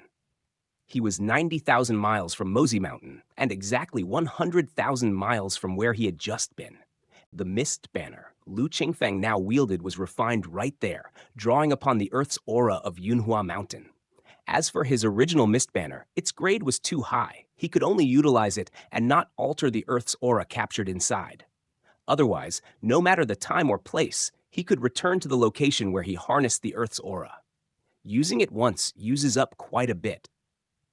Lu Qingfeng looked at the mist banner in his hand. Its spirit light dimmed. To use it again, it would need to be nurtured for a decade. Or he would need to spend several months' time and feed it with spirit stones, jade dew, and such to restore it. A copy, after all, has many limitations. The mist banner isn't much of a concern. It's just a pity. To have rushed 100,000 miles for nothing, wasting 7 months. Lu Qingfeng shook his head, thinking of the black-robed cultivator who had been chasing him. When deploying the mist banner, he had brushed past him. Lu Qingfeng had a momentary glimpse, determining his cultivation level, the 3rd stage of Jiedan, Gathering Law. After core formation, transitioning from void core to solid pill, comes the Gathering Law realm. Condensing evil and refining gang, pooling mana. This is Gathering Law. Only upon reaching Gangsha perfection can one achieve the supreme golden core. That black-robed cultivator was surrounded by swirling black winds, a clear sign of some fire control mastery in condensing evil. Lu Qingfeng had traversed various realms, even reaching the core formation stage himself, and thus had some understanding of the realms beyond core formation. Even if not much. Leveraging the insights from Daluo Cave Temple, he had seen through the cultivation level of the black-robed cultivator. The black-robed cultivator was a gathering law realm true man of the core formation stage. His methods reached the heavens. Even tens of thousands of miles away, he could summon magic artifacts truly formidable. Black wind, condensing evil. Lu Qingfeng's figure swayed, then vanished. He had cast an invisibility technique to leave Yunhua Mountain. As he left, he pondered. This time his plan had gone awry, thwarted by the black-robed cultivator who led him astray 100,000 miles. Now he had to take a detour. Although it wasn't a major issue, it did cause a delay. There's also Gu Shaoshang. Lu Qingfeng calculated with his fingers, furrowing his brow. With a wave of his hand, an image appeared before him. It showed a young man, limbs severed, in a dark place that seemed to be a water prison. Quite a miserable sight. He is, after all, my third disciple in the Five Directions realm. A Jadon true man to be treated so contemptuously. Lu Qingfeng's anger rose upon seeing this. Ding Yu, Gu Shaoshang, and others were disciples he had taken on to master the Golden Silkworm Destiny Reversal technique and test the Qingyuan Sword sect's might. But a mentor-disciple relationship existed. He could not sit back and ignore. That sect magical artifact, Lu Qingfeng's eyes gleamed with Xuan light. Grade 5th Order. Description. One of the 67 magic gates of Heshan Dao, ranking 3rd. More sinister than the Huntian banner and the 5-yin bag. It is forged from millenniums worth of filth gathered from beneath the earth. Originally just a mass of grayish putrid air, foul and unbearable. It requires Heshan Dao's secret technique through tremendous pain and effort to be refined. Eventually, it becomes nearly imperceptible, colorless and odorless, just a thread-like black line, signifying its great success. Once someone is bound by the Six Paths black rope, yin evil poison qi immediately penetrates to the bone. Even a disciple of the true sects, upon reaching the Jiedan level, would have their lifetime of cultivation shattered in an instant. Even if they did not die, it would be akin to starting all over again. Before deploying the mist banner, Lu Qingfeng had observed the details of the black glow. Heshan Dao, Six Paths black rope. The Six Paths true man of Heshan Dao. While Lu Qingfeng had briefly passed through this earth realm, he knew that within there was a left Dao immortal gate called Heshan Dao. Heshan Dao was a demon sect, with 67 renowned magic gates being secrets of the demon Dao. The Six Paths black rope was one of them. Using the secret technique of Heshan Dao to collect a millennium's worth of filth from beneath the earth and refine through artifact refining, it could be a life-bound magical artifact. Fearsome in combat. Within Heshan Dao were 6 perfecteds. Among them, one who went by Six Paths True Man, had this Six Paths black rope as his signature move, renowned throughout hundreds of thousands of miles. Heshan Dao! Heshan Dao! Lu Qingfeng glanced at Gu Shaoshang lying crippled, divested of his cultivation in the dark water prison, with a flicker of cold light in his eyes. Chexiong, Tianji, Changdan, and other small countries spanning several 100,000 miles were all territories of Heshan Dao, one of the 3,000 left Dao gates. The Heshan Dao's sect gate was located between the territories of Tianji and Changdan, deep within the mountains and forests. On this day, Lu Qingfeng was hurrying on his way. Suddenly, his heart shook, and with a wave of his hand, the scene of Gu Shaoshang in the water prison appeared. The water prison showed Gu Shaoshang in a state of extreme exhaustion. In this moment, a black-robed cultivator entered. It was the Six Paths True Man. Demon! Upon seeing the man, Gu Shaoshang gnashed his teeth with rage. It was he who had taken his 9-palace star plate, destroyed his hard-earned cultivation, and thrown him into this water prison. Shortly within reach of longevity, the path now severed. How could Gu Shaoshang not seethe with hatred? Fellow Daoist, I'll ask you once more. Where did you acquire this sect magical artifact? Speak the truth, and I can restore your cultivation. Furthermore, I can induct you into the Heshan Daoist teachings to cultivate the great method of longevity. Wouldn't that be wonderful? The Six Paths True Man gazed down at Gu Shaoshang within the water prison, urging him with a seemingly kind face. Tui, dream on! Gu Shaoshang spat furiously at the Six Paths True Man, his face twisted into a scornful sneer. His tormentor might be a fierce cultivator, yet no matter the torture inflicted upon him, Gu Shaoshang would not utter a single word. Seeing the demon persistent in his questioning, but reaping no information, brought Gu Shaoshang a sense of satisfaction. Stubborn fool. The Six Paths True Man snorted coldly. This young cultivator might not possess high cultivation, yet his will was resolutely strong. Neither cruel torture nor seductive coercion could sway him. Having lost his patience, the Six Paths True Man gestured with a summoning motion, and a black banner suddenly appeared in his hand. With a shake of the banner, a black wind enveloped Gu Shaoshang. Bad news! Lu Qingfeng realized things were amiss. In the next moment, the black wind dissipated, dragging a soul into the banner. From within, the sounds of cackling evil ghosts tearing and gnawing could be heard. Gu Shaoshang whimpered, his voice fading away. Clearly, his soul had been devoured by the ghastly spirits inside the banner. Lu Qingfeng was furious. His plan was to head to the gates of the Heshan Dao, find a way to rescue Gu Shaoshang. Possessing the invisibility technique and the divine skills of the Daluo Cave Temple, along with his proficiency in arrays, securing Gu Shang's escape from the water prison seemed feasible. Yet before he could move, the Six Paths True Man had beaten him back to the gates, slaughtering Gu Shaoshang in relentless questioning and feeding his soul to the magic artifact. Despicable. Truly despicable. Rage surged between Lu Qingfeng's brows. He swiftly changed his course and did not proceed to Heshan Dao. With Gu Shaoshang dead, going there would be futile. All he could do was advance his plans. This version is sourced from MV3L3MPYR. During Lu Qingfeng's time in hiding within Heshan Dao, the Six Paths True Man moved swiftly, approaching a cave. With a wave of spirit light, he dispelled the cave's array, revealing a pathway. Thanks, Brother Zhang. The Six Paths True Man hurried inside. Within the cave sat a Daoist robed in hemp, seemingly cultivating. Upon the Six Paths True Man's entrance, the Daoist opened his eyes, rose, ushered him to sit, and finally asked, "What wind blows my junior brother here today?" The hemp-robed Daoist poured tea for the Six Paths True Man, his manners refined and elegant, a stark contrast to the inhabitants of the Demon Dao. "Brother, your taste for the finer things is commendable." After a compliment, the Six Paths True Man cut to the chase. "I'm here to borrow the 5-yin bag." "Oh?" The hemp-robed Daoist paused and looked at the Six Paths True Man. Which adversary resists the Six Paths Black Rope and compels brother to seek the 5-yin bag? The Six Paths True Man, a cultivator of the Gathering Law realm with the Six Paths Black Rope at his disposal, could hold his ground even against Golden Core realm true people. There was no need for the 5-yin bag. Even against ordinary Void Core or Solid Pill realm true people, the Six Paths Black Rope was more than capable. The 5-yin bag seemed superfluous. To inform brother, I've recently encountered a petty thief possessing an exceedingly elusive sect magical artifact. My Six Paths Black Rope cannot keep pace, nor can my spells. I've come to ask for the 5-yin bag to thwart the thief and destroy his artifact.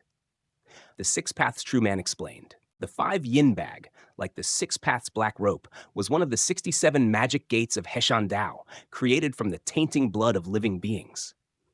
Once fully refined, common cultivators' magic artifacts would instantly be corrupted upon contact, unless one had cultivated the Gang Shachi and reached the Gathering Law realm, to protect their own treasures from being tainted. Otherwise, even Void Core or Solid Pill realm true people must tread carefully, daring not reveal their magic artifacts before Brother Zhang. Capable of holding many items and nurturing a 5-yin black evil that specialized in capturing flying swords and magic artifacts, and could refine all living flesh and blood, the 5-yin bag's power grew as it processed more life essence. Its power and inner space expanded accordingly. Though ranking below the Six Paths Black Rope in status, it was far more sinister and treacherous. In control of the 5-yin bag, the identity of the Daoist before him was evident. One of the 6 perfecteds of Heshan Dao, of equal renown as the Six Paths True Man, was 5-yin True Man Zhang Jue. Appearing refined and gentle, his hands were laden with karma from having caused countless harms and refining numerous living essences. Truly, appearances are deceiving. So that is why. It's rare for an artifact to escape from Brother's grasp. Such an artifact would be a pity to tarnish with the 5 yin bag. 5 yin True Man Jiangju, upon retrieving a beast skin pouch, handed it to the 6 Paths True Man. Take this, brother. With this pouch, you can release 3 gusts of black chi, effective for 3 uses. If the artifact is extraordinary, Brother can refrain from corrupting its core, capture it, and carefully refine it to recover much of its original wonder. The unremarkable beast skin pouch was none other than the renowned Heshan Dao magic artifact, the 5 yin bag. Thanks, brother. The 6 Paths True Man accepted the 5 yin bag with elation and swiftly expressed his gratitude. Following a brief exchange, he took his leave. 5 yin True Man Zhang Jue watched him depart, his expression unchanging. He drained his cup of tea in one gulp and continued to sit in meditation, refining chi. Outside the cave, with the 5 yin bag in hand, any escape magic tool can easily be countered. However, the whereabouts of this person remain unknown. I'll need to consult Brother Zhao for the use of the 5 horses floating lock. The 6 Paths True Man found his direction and soared through the sky. Disclaimer: all credit goes to the original author. This is a fan-made AI narration intended to bring more exposure to the novel. If you are the author or rights holder and wish for this video to be removed or modified, please contact us at fableverseaudio@gmail.com. Narrated by Fableverse Audio. Like, subscribe, share to support immersive audiobooks. If you enjoy our work and want to support future projects, consider donating. Links can be found in the description below. Chapter 229, Destroying Grain Pearl. 5 horses floating lock, Changdan Country. Zhouwu Mountain, a gathering place for independent practitioners. Here, alike the Panlong Mountain in the Red Smoke Realm, stood the residence of independent practitioners. 2 true men anchored this location, one called Master Yuan Shun, another called Master Mo Liang. Master Mo Liang had left on a journey, visiting friends far away. Currently on Zhouwu Mountain, only Master Yuan Shun remained, destroying Grain Pearl. Let's give it a try. Master Yuan Shun held a spirit light method pearl in one hand and gestured outward with the other. Immediately a figure flew towards him. Master Yuan Shun, spare my life. I am a disciple of 7 Killings True Man, and we have discussed the Dao with Master Yuan Shun before. True Man? This individual wore a gray robe, their true Yuan restrained, unable to resist, and their face was overtaken by panic and fear. 7 killings? Master Yuan Shun looked towards the gray-robed cultivator. Thinking there was a chance of survival, the gray-robed cultivator nodded vigorously. Yes, he Mountain Daoist 7 Killings True Man. So, it's that old immortal. Master Yuan Shun showed a smile. The gray-robed cultivator forced a smile too, but a sense of foreboding grew inside him. Indeed, in the next instant, surviving by a sheer fluke, if not for the backing of He Mountain Daoist, do you think I would have associated with him? Master Yuan Shun's smile vanished, and a ball of yin fire suddenly appeared in his hand. No, please, no! The gray-robed cultivator's terror peaked. However, Master Yuan Shun did not stop. He tossed the spirit light method pearl into the air, activating the yin fire to envelop the gray-robed cultivator. Hiss! Hiss! In a short time, the gray-robed cultivator turned into a pile of ash and dissipated. Not even the soul remained, just a trace of their true spirit vanished into the heavens and earth. The spirit light method pearl pulsed with an odd fluctuation, sweeping the area. Then it returned to Master Yuan Shun's hand. Water Dragon Technique. It is indeed a high-level technique. Master Yuan Shun was pleasantly surprised and checked the technique carefully. Once confirmed, confusion appeared on his face. Who exactly refined the destroying grain pearl to casually disperse such valuable methods? Master Yuan Shun was both delighted and puzzled. Even within the left Dao and side door circles, high-level techniques were precious secrets, rarely disclosed. He had never seen high-level techniques dispersed so freely. Thinking of the numerous destroying grain pearls that had suddenly appeared in the cultivation world, Master Yuan Shun thought to himself, the destroying grain pearls target the He Mountain Daoist, who has committed many injustices. Retribution has come swiftly, attracting such a ruthless and decisive enemy. Regardless of where the destroying grain pearls came from, if I can use this opportunity to hunt down more He Mountain Daoist Spirit Void practitioners, I might obtain more high-level techniques or refinement-level techniques. With enough accumulation, it's not impossible to start my own sect and join the ranks of the 3,000 left Dao or the 800 side sects. Furthermore, if I could kill a He Mountain Daoist true man, Master Yuan Shun's eyes shone brightly, then dimmed again. No need to rush. In the He Mountain Daoist ranks, Futu Z possesses the 5 horses floating lock, which can patrol the world. I must proceed with caution. Master Yuan Shun held one spirit light method pearl and reached into his chest to pull out another, even brighter pearl, a sly grin curving his lips. For over 10,000 years, He Mountain Daoist has dominated its realm with a fierce reputation. Lately, however, there have been undercurrents stirring. A certain Qi Men talisman, known as the Destroying Grain Pearl, has appeared from an unknown source. This talisman doesn't kill enemies, nor does it protect the user, but it has caused a tremendous uproar. Help us continue by reading at the source, MV2L. Not for any other reason, but because the Destroying Grain Pearl contains mysterious techniques. There are middle level, high level, and even super level techniques.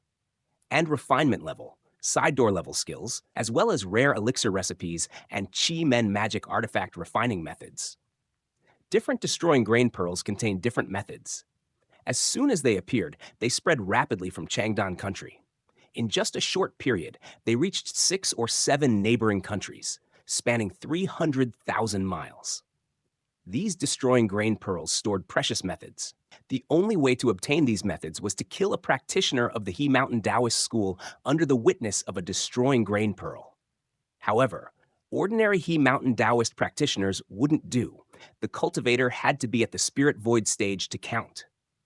Kill a Spirit Void He Mountain Daoist cultivator at the fasting or heart movement realm, and you could obtain a middle-level technique.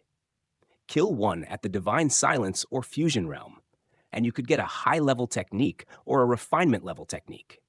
If you could even kill any one of the 6 He Mountain Daoist true men, you could unlock a super-level technique or a side door-level technique. Once Destroying Grain Pearls appeared, some watched, some tested. Once people truly obtained methods after killing He Mountain Daoist cultivators, the territories of the He Mountain Daoist immediately plunged into chaos. Fighting over Destroying Grain Pearls, attacking He Mountain Daoist Spirit Void practitioners. Even within the He Mountain Daoist itself, cultivators ambushed their unsuspecting fellow disciples to gain methods. In no time, He Mountain Daoist fell into internal and external turmoil. In Cheixiang country, within an unnamed deep mountain, Lu Qingfeng faced numerous floating screens that showed He Mountain Daoist Spirit Void practitioners being killed off. Some left their souls destined for reincarnation. Others perished completely, leaving only a wisp of true spirit to escape into the heavens and earth. The entire world as an enemy. I'm eager to see how the He Mountain Daoist school can resolve this situation. Lu Qingfeng waved away the great method, sat down cross-legged, and continued refining the Destroying Grain Pearl. The Destroying Grain Pearl was simple, even merely at the level of a talisman. Within each pearl, there was a Daoist skill, sealed by Lu Qingfeng's secret technique. Only when a Hishan Daoist of the corresponding cultivation level was slain in front of the pearl could one obtain the skill inside. Otherwise, one could only see the introduction of the skill. If one attempted to decipher it by other means, it would leave nothing behind in the Destroying Grain Pearl. Such methods were fairly common. Many jade scrolls, golden books, and jade dishware given by immortal sects will have their information erased as soon as a skill is acquired by one person, preventing a second person from obtaining and practicing it. Lu Qingfeng was using precisely this kind of method. This was to prevent people from obtaining the Daoist skill of Heishan Dao practitioners without killing them. As for receiving the Daoist skill in the Destroying Grain Pearl through legitimate means, one was indeed allowed to teach it to others. This was an intentional flaw left to encourage independent cultivators from all around to join hands in hunting down Heishan Dao practitioners. If one killed alone and obtained the skill, ordinary cultivators would surely not transmit it lightly. The worse the broom, the sooner for home was not exclusive to any door or family. In the world, people like Lu Qingfeng were indeed in the extreme minority. Furthermore, the Daoist skills Lu Qingfeng dispersed weren't numerous. Many were duplicates and far less exhaustive than the list provided by the 9 Palace Star Plate. Even if they shared the skills with each other, in total there were only about 20 or 30 Daoist skills. To Lu Qingfeng, it was utterly insignificant. Nonetheless, that was enough to drive the cultivators of the world mad, especially for loose cultivators with scarce resources and shallow inheritance. To destroy the Heishan Dao and reduce the Six Paths true man to a homeless dog is also considered revenge. Lu Qingfeng shook his head and sighed. The path of cultivation was fraught with hardship and innumerable dangers. If he hadn't reversed fate for Gu Shaoshang against heaven's will, perhaps he would have perished under dire circumstances, buried in the wilderness, yet he wouldn't have suffered so much torment before death, nor would he have ended up like this. But who could foresee the future? Some wished to blaze brilliantly like fireworks, rather than leading an insignificant life. That youth who wrestled with the heavens and fought with the earth in the mountains, who looked up to the sky in grief and questioned the heavens, was clearly the former.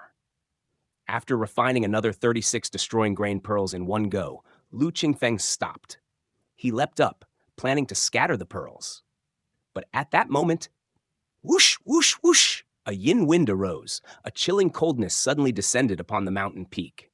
Lu Qingfeng looked up to see that in the void above the mountain peak, 5 fierce stallions connected by chains, radiating dense yin qi and resentment. These were no ordinary horses, but 5 yin horses. On the back of the 5 yin horses there was a black-robed Daoist.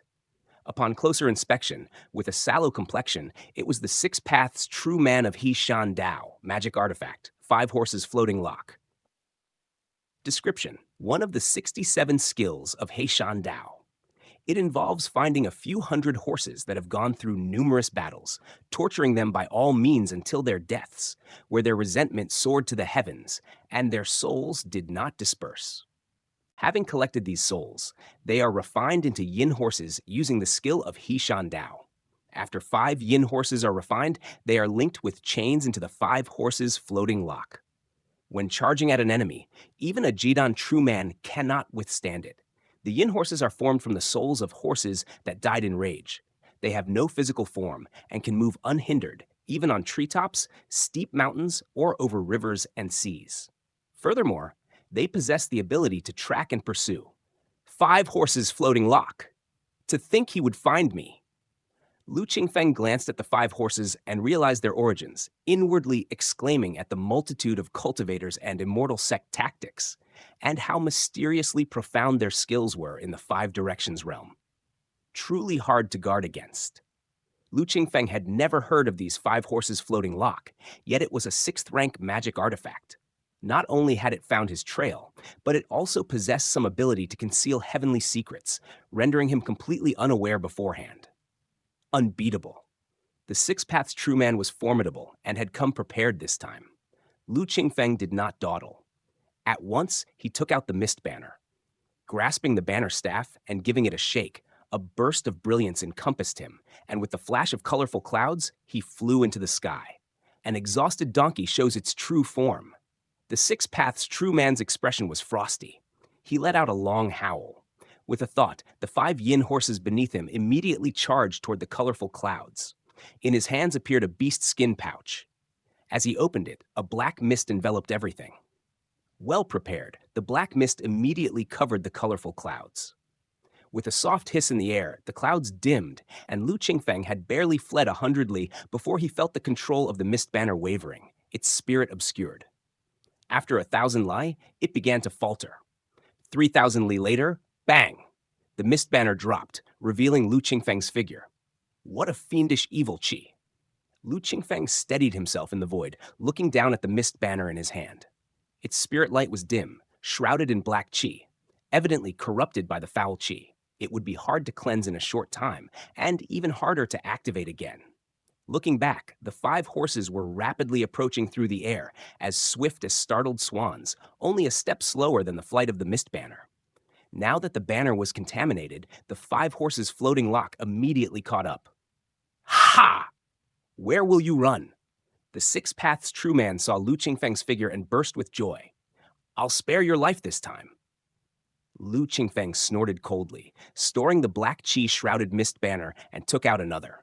With a shake, he transformed into colorful clouds once more, carrying him away at great speed.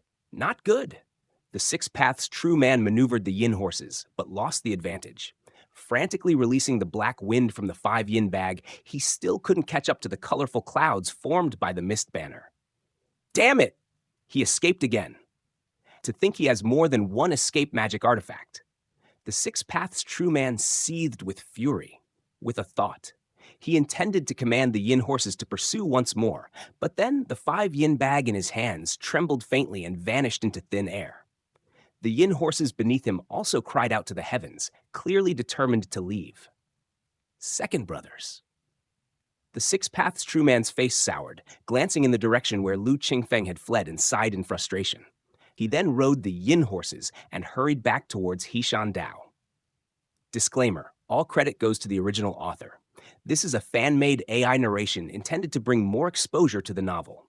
If you are the author or rights holder and wish for this video to be removed or modified, please contact us at fableverseaudio@gmail.com. Narrated by Fableverse Audio. Like, subscribe, share to support immersive audiobooks. If you enjoy our work and want to support future projects, consider donating. Links can be found in the description below. Chapter 230, Hishan Dao Destroyed. He Mountain Dao. At the mountain gate, the disciples were panic-stricken. Inside the main peak's grand hall, several Daoists stood separated. Step, step, step. The sound of galloping hooves came from beyond the skies, arousing the alertness of the few who looked outside. Ah! They saw the Six Paths true man riding a horse, charging into the hall with the 5 horses floating tomb. Horses. In the hall, a Daoist beckoned to the 5 yin horses, which immediately charged toward him and vanished into his embrace. This Daoist, clad in a robe of light and shadow, exuding the aura of iron-armored troops, was none other than True Man Fuchu, one of the 6 perfecteds of He Mountain Dao. Commanding the 5 horses floating lock, he oversaw an area of hundreds of thousands of miles for He Mountain Dao. Truly formidable. It was from him that the Six Paths true man had borrowed the 5 horses floating lock to track down the whereabouts of Lu Qingfeng. Regrettably, a slight misstep had allowed Lu Qingfeng to escape. I wonder why my 3 elder brothers urgently called me back. What matter is at hand? 6 Paths. True Man nodded towards the green-robed Daoist nearby, and then turned to the other 3, raising the question aloud. Certainly, a matter of great urgency was at hand. Otherwise, the 5 yin True Man wouldn't have directly recalled the 5 yin bag, nor would True Man Fuchu have summoned back the yin horses. Inside the hall, True Man Fuchu and 5 yin True Man exchanged a look. Eventually, it was 5 yin True Man who spoke solemnly. Fellow disciple, are you aware of the calamity facing our He Mountain Dao? Calamity? Brother, surely you jest. 6 Paths true man chuckled, but his heart tensed up. Uncharacteristically, the usually reticent Brother Zhang was not one to jest. However, with 6 true men anchoring the sect and numerous disciples under them, with the backing of Kangchen sect, how could calamity befall them? I jest not. 5 yin true man's expression was grave as he casually tossed over a spirit light method pearl. 6 Paths true man's pupils constricted as he caught it. Holding the spirit light method pearl and looking up, he saw the other 4 in the hall all looking towards him. Shocked, 6 Paths true man exclaimed, "Who would be so malicious as to utterly sever the Dao lineage of our He Mountain Dao?" Naturally, the method pearl was the destroying grain pearl. This chapter is from the collection at MEMPYR. It contained a middle-level technique, obtainable only through the slaying of a Spirit Void Divine Silence or Fusion Realm cultivator of He Mountain Dao. 6 Paths true man's thoughts raced to guess the reason, his expression a mix of 30% real and 70% feigned shock. Seeing 6 Paths true man's expression, True Man Fuchu and 5 yin, True Man kept silent. It was the green-robed Daoist, upon noting the scene, who looked around and asked curiously, "Why is Master 7 Killings not seen?" This green-robed Daoist, named Huntian, was also a core formation true man of He Mountain Dao. Commanding a Huntian banner, his skills were no less profound than those of 5 yin true man or 6 Paths true man. As for Master 7 Killings, he mentioned, he was He Mountain Dao's 7 Killings true man, the oldest and most elusive among them. Master 7 Killings enjoys roving about, and his whereabouts are always unpredictable. He may still be on his way back. The most revered white-robed true man in the hall finally spoke. He was the current sect leader of He Mountain Dao, known as Master Wandu, who had forged 3,000 10,000 Skull Dao soldiers, able to set up the 10,000 Skull formation, his strength unmatched within He Mountain Dao. Roving about, Hunchin and Six Paths chuckled inwardly. Sounds pleasant, but who doesn't know that this Master Seven Killings, practicing the Seven Killings Essence Soul Great method, is best at surviving? Most likely, sensing the bad omen, he has found somewhere to hide long ago. No need to wait for Master Seven Killings. What do my 4 junior brothers think? How should our He Mountain Dao respond now? Master Wandu's gaze swept across, questioning. The aggressor is hidden in the shadows while we are exposed. With such a despicable method, it's really hard to resist. Within mere days, 3/10 of the temple's spirit void cultivators have disappeared.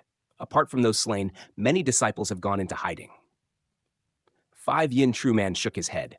With morale dispersed and disciples panic-stricken, it's difficult to manage. Upon these words, a silence enveloped the hall. Lu Qingfeng, seeking revenge for Six Paths True Man's killing of Gu Shaoshang, had employed a method too ruthless and without solution. As the destroying grain pearls spread, He Mountain Dao's spirit void cultivators became highly sought-after targets. One spirit void cultivator was worth at least 1 middle-level technique. While middle-level techniques might not mean much to an immortal sect, they were treasures for independent cultivators. For instance, the Luoxia sect of 3 Mountains and 9 Waters had spirit void cultivators, yet their strongest was merely 2 middle-level techniques. These independent cultivators or small sects lacking such techniques often banded together to hunt He Mountain Dao's spirit void cultivators. At this moment, those from He Mountain Dao, either dead or in hiding, felt unsafe even within the sect's mountain gates. Not just these spirit void disciples. Even the distributed destroying grain pearls contained super-level techniques and side-door level skills, enticing even core formation true men or those of the left Dao and side sects.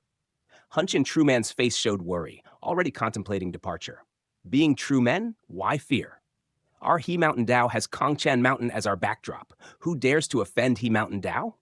True Man Fuchu's voice boomed, undaunted. 5 Yin True Man, however, softly added from the side. Super-level techniques, side-door skills. Perhaps Brother Fuchu forgets, Kongchan Mountain ranks merely among the 800 side sects. Upon hearing this, True Man Fuchu's expression stiffened.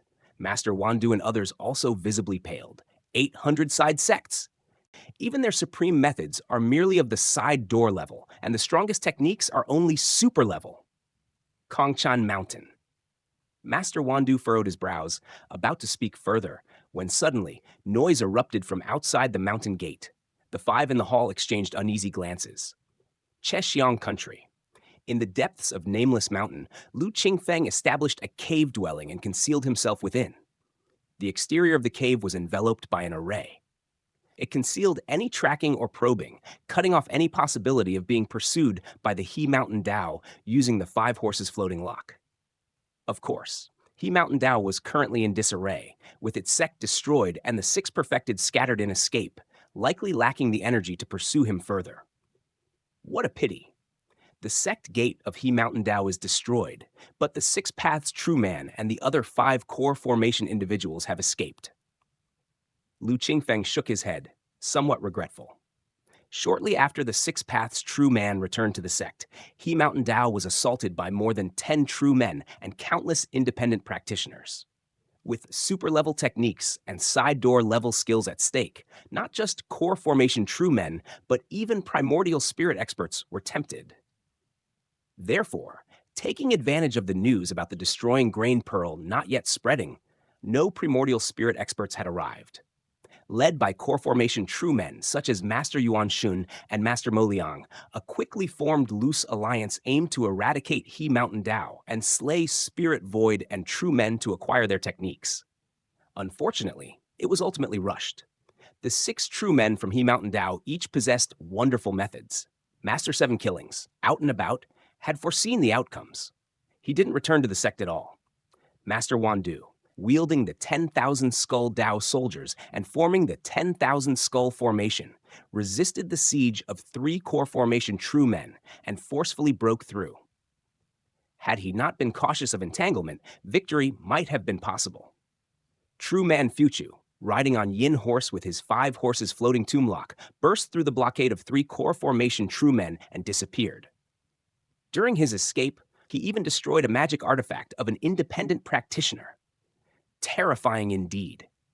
5 Yin True Man, holding the 5 Yin bag, released the 5 Yin Black Evil, immediately tainted several magic artifacts, and broke free from 3 core formation True Men's blockade. 6 Paths True Man, wielding the 6 Paths Black Rope, waved it wildly, clearing the crowd and enveloped by black wind, stepped through the void and disappeared. True Master Hunchian unfurled the Hunchian banner, from which 5 evil ghosts charged out. Circling Hunchian Daoist once, they shifted through the void and instantly vanished. The Daoist skills of He Mountain indeed have their merits. Lu Qingfeng observed the course of the battle and quietly praised. Whether it was the 5 horses floating lock that was adept in breaking through formations and tracking, the 5 yin bag that could taint others' magic artifacts and body, or the 6 paths black rope that could destroy cultivation foundations, and the shifting techniques carried by 5 ghosts, all were extraordinary. The most astonishing to Lu Qingfeng was the 10,000 skull Dao soldiers led by Master Wandu. 3,000 Dao soldiers, forming the demonstration formation. Their power was comparable to a core formation true man, truly formidable. Dao soldiers. Lu Qingfeng thought deeply. Suddenly, a clear voice echoed through the cave dwelling, stirring chaos and shattering the behind-the-scenes force of He Mountain Dao in the snap of a finger, turns out to be a mere foundation establishment cultivator. A Daoist stepped out of thin air, his white hair and beard like an elder of immortals. As he moved, it was as if cicadas were singing, complimenting his presence. Lu Qingfeng, listening to the cicada sounds, had a misty look in his eyes, but it was only for an instant. Reciting the Yellow Court in his mind and maneuvering the 8-9 arcane art, he instantly broke free. Escape! Lu Qingfeng flipped his hand to grasp the mist banner, shaking it swiftly, preparing to flee. Fellow Daoist, why rush? The white-haired Daoist chuckled, pointing his finger, and the brilliance within the cave retracted. The colorful clouds vanished. Snap! Lu Qingfeng looked at his hand, only to see the mist banner directly shattered. Primordial Spirit Practitioner. Even the 6 Paths True Man, a Gathering Law Realm True Man, couldn't track the mist banner. This white-haired elder broke the mist banner with a mere touch, surely at least a primordial spirit stage. Lu Qingfeng glanced and felt a bright light fill his eyes, so dazzling that tears flowed. Duluo Cave Temple. Even it couldn't discern this person's cultivation. He must be a primordial spirit practitioner. Lu Qingfeng's thoughts spun rapidly in an instant, and the next moment, he leaped outward from the cave. Why must you do this, fellow Daoist? The white-haired Daoist looked kind, and as he spoke, the might of heaven and earth descended, binding Lu Qingfeng tightly in place. Seeing Lu Qingfeng's fierce expression, he smiled. Old Daoist means no harm, merely that He Mountain Dao ultimately belongs to my Kongchan sect. Since it was destroyed without cause, fellow Daoist must come with me to explain. Saying so, the white-haired Daoist reached for Lu Qingfeng. Just then, a sharp cry emerged from Lu Qingfeng's body, and a flash of golden light appeared as if the golden silkworm was arriving. Golden silkworm goo? The white-haired Daoist's smile vanished, and a serious look appeared in his eyes. His probing hand moved even faster, enveloping the golden light along with Lu Qingfeng inside it. But shell-shedding technique! Lu Qingfeng's thoughts triggered, holding the inch-sized small banner in the midst of the golden silkworm goo. He shook his hand, and for a moment, his light even outshone the golden light. The colorful clouds reappeared. In an instant, he fled the cave dwelling. The white-haired Daoist's expression tensed as he grasped. The golden light in his hand dissipated and exploded. No sign of Lu Qingfeng. Chasing out of the cave, only to see the colorful clouds heading north, vanishing like a flash of lightning. Golden silkworm goo. Shell-shedding technique. The white-haired Daoist calculated with his fingers, and after a long while with no results, he sighed. The boy is alone and solitary. I hope he has no significant connection with the Golden Silkworm Immortal sect. Otherwise, for the mere sake of He Mountain Dao, offending the Golden Silkworm Immortal sect would truly be. The white-haired Daoist swayed, turning into mysterious light soaring into the sky and disappeared. Disclaimer: all credit goes to the original author. This is a fan-made AI narration intended to bring more exposure to the novel. If you are the author or rights holder and wish for this video to be removed or modified, please contact us at fableverseaudio@gmail.com. Narrated by Fableverse Audio. Like, subscribe, share to support immersive audiobooks. If you enjoy our work and want to support future projects, consider donating. Links can be found in the description below. Chapter 232, Gengjia Transformation Sky Brilliance Divine Needle. Lu Qingfeng did not realize before his promotion, but now, after his enhancement, his root bone, combined with extremely refined cultivation levels obtained prior to reaching the Spirit Void Fusion realm, advanced as swiftly as if he were flying. It indeed saved Lu Qingfeng countless hours. Daoist brother Qingyuan jokes, said Lu Jiang. Today, I am here on behalf of my master to invite Daoist brother Qingyuan to have a chat in his cave abode, Lu Jiang stated straightforwardly to Lu Qingfeng. Oh, I wonder what significant matter requires Elder Sikong to have Brother Lu personally make this trip. Lu Qingfeng voiced his curiosity with surprise on his face. Master Qinglian's real name was Sikong Qinglian. After Lu Qingfeng's alchemy accomplishment reached the Fifth Order, many true men sought him out for alchemy medicine. Among them was Master Qinglian, with whom he had built some rapport. I do not know. Master just asked me to invite Daoist brother Qingyuan, without specifying the reason. Lu Jiang shook his head. So mysterious? Lu Qingfeng smiled outwardly, yet inwardly he speculated, following Lu Jiang toward one of the branches of Yiviv Mountain Island. At the boundary between Yiv Mountain Island and Five Mountain Sect, miles upon miles of white clouds above the horizon.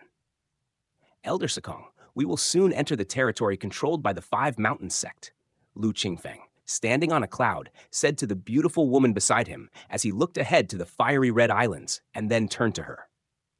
The beautiful woman was dressed in a blue gown, her hair up in a bun, holding a horsetail whisk. It was Master Qinglian, Sikong Qinglian.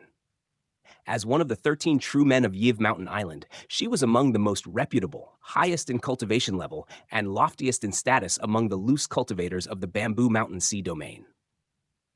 Having advanced to the core formation 6th rank 680 years ago, she possessed profound cultivation, and her magical artifact, Gengjia Transformation Sky Brilliance Divine Needle, was greatly renowned, making the true people of the three sects, including Kongju sect, quite wary of her. More than a decade ago, Sikong Qinglian had entrusted Lu Qingfeng to refine a batch of 5th Order Heavenly Origin pills, which added to their connections.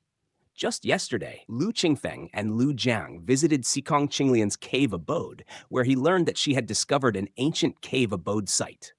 However, the cave was guarded by an array, and Sikong Qinglian, not versed in array techniques and worried about forcing it, which might lead to accidents, invited Lu Qingfeng to accompany her. As a 5th Order artifact refining master with proficient array skills, perhaps Lu Qingfeng could crack the cave's defenses and access the relics inside. Yet, from the departure at Yiv Mountain Island towards the territory of the Five Mountain Sect, Sikong Qinglian's choice of direction was perhaps deliberately conspicuous. Given the persistent disputes between Yiv Mountain Island, the Five Mountain Sect, Kongju sect, and the 100 Ghost sect, although not as hostile as those among the three sects, this brazen intrusion might draw attention. Fear not, Pavilion Master Rain Mountain, I am well prepared, said Sikong Qinglian with a serious tone as she reached into the void and retrieved 2 robes. She tossed one to Lu Qingfeng. This is. As Lu Qingfeng caught the robe, spiritual light flickered in his eyes as he discerned its properties. Magical artifact, hidden space robe. Description, can conceal one's form and aura, untraceable by those below core formation. The hidden space robe. This Qimen magical artifact is something I obtained years ago. With its cover, unless we encounter a true man of the Five Mountain Sect, we should remain undetected, Sikong Qinglian explained, thinking Lu Qingfeng was unaware. A fine treasure indeed. Lu Qingfeng grasped the hidden space robe, wearing it. Glancing beside him, Sikong Qinglian had also donned the robe and instantly vanished from sight. However, with Lu Qingfeng's spirit eye, he could still faintly sense where Xikong Qinglian was. If he were to activate Daluoke View, a mere third-rank hidden space robe would certainly not escape the detection by his Dharma eye. Yet, for an ordinary Spirit Void practitioner, it would be quite hard to detect. The robe was easy to refine. Dressed in it, Lu Qingfeng vibrated his true yuan and refined the 27 Earth Evil restrictions in the robe.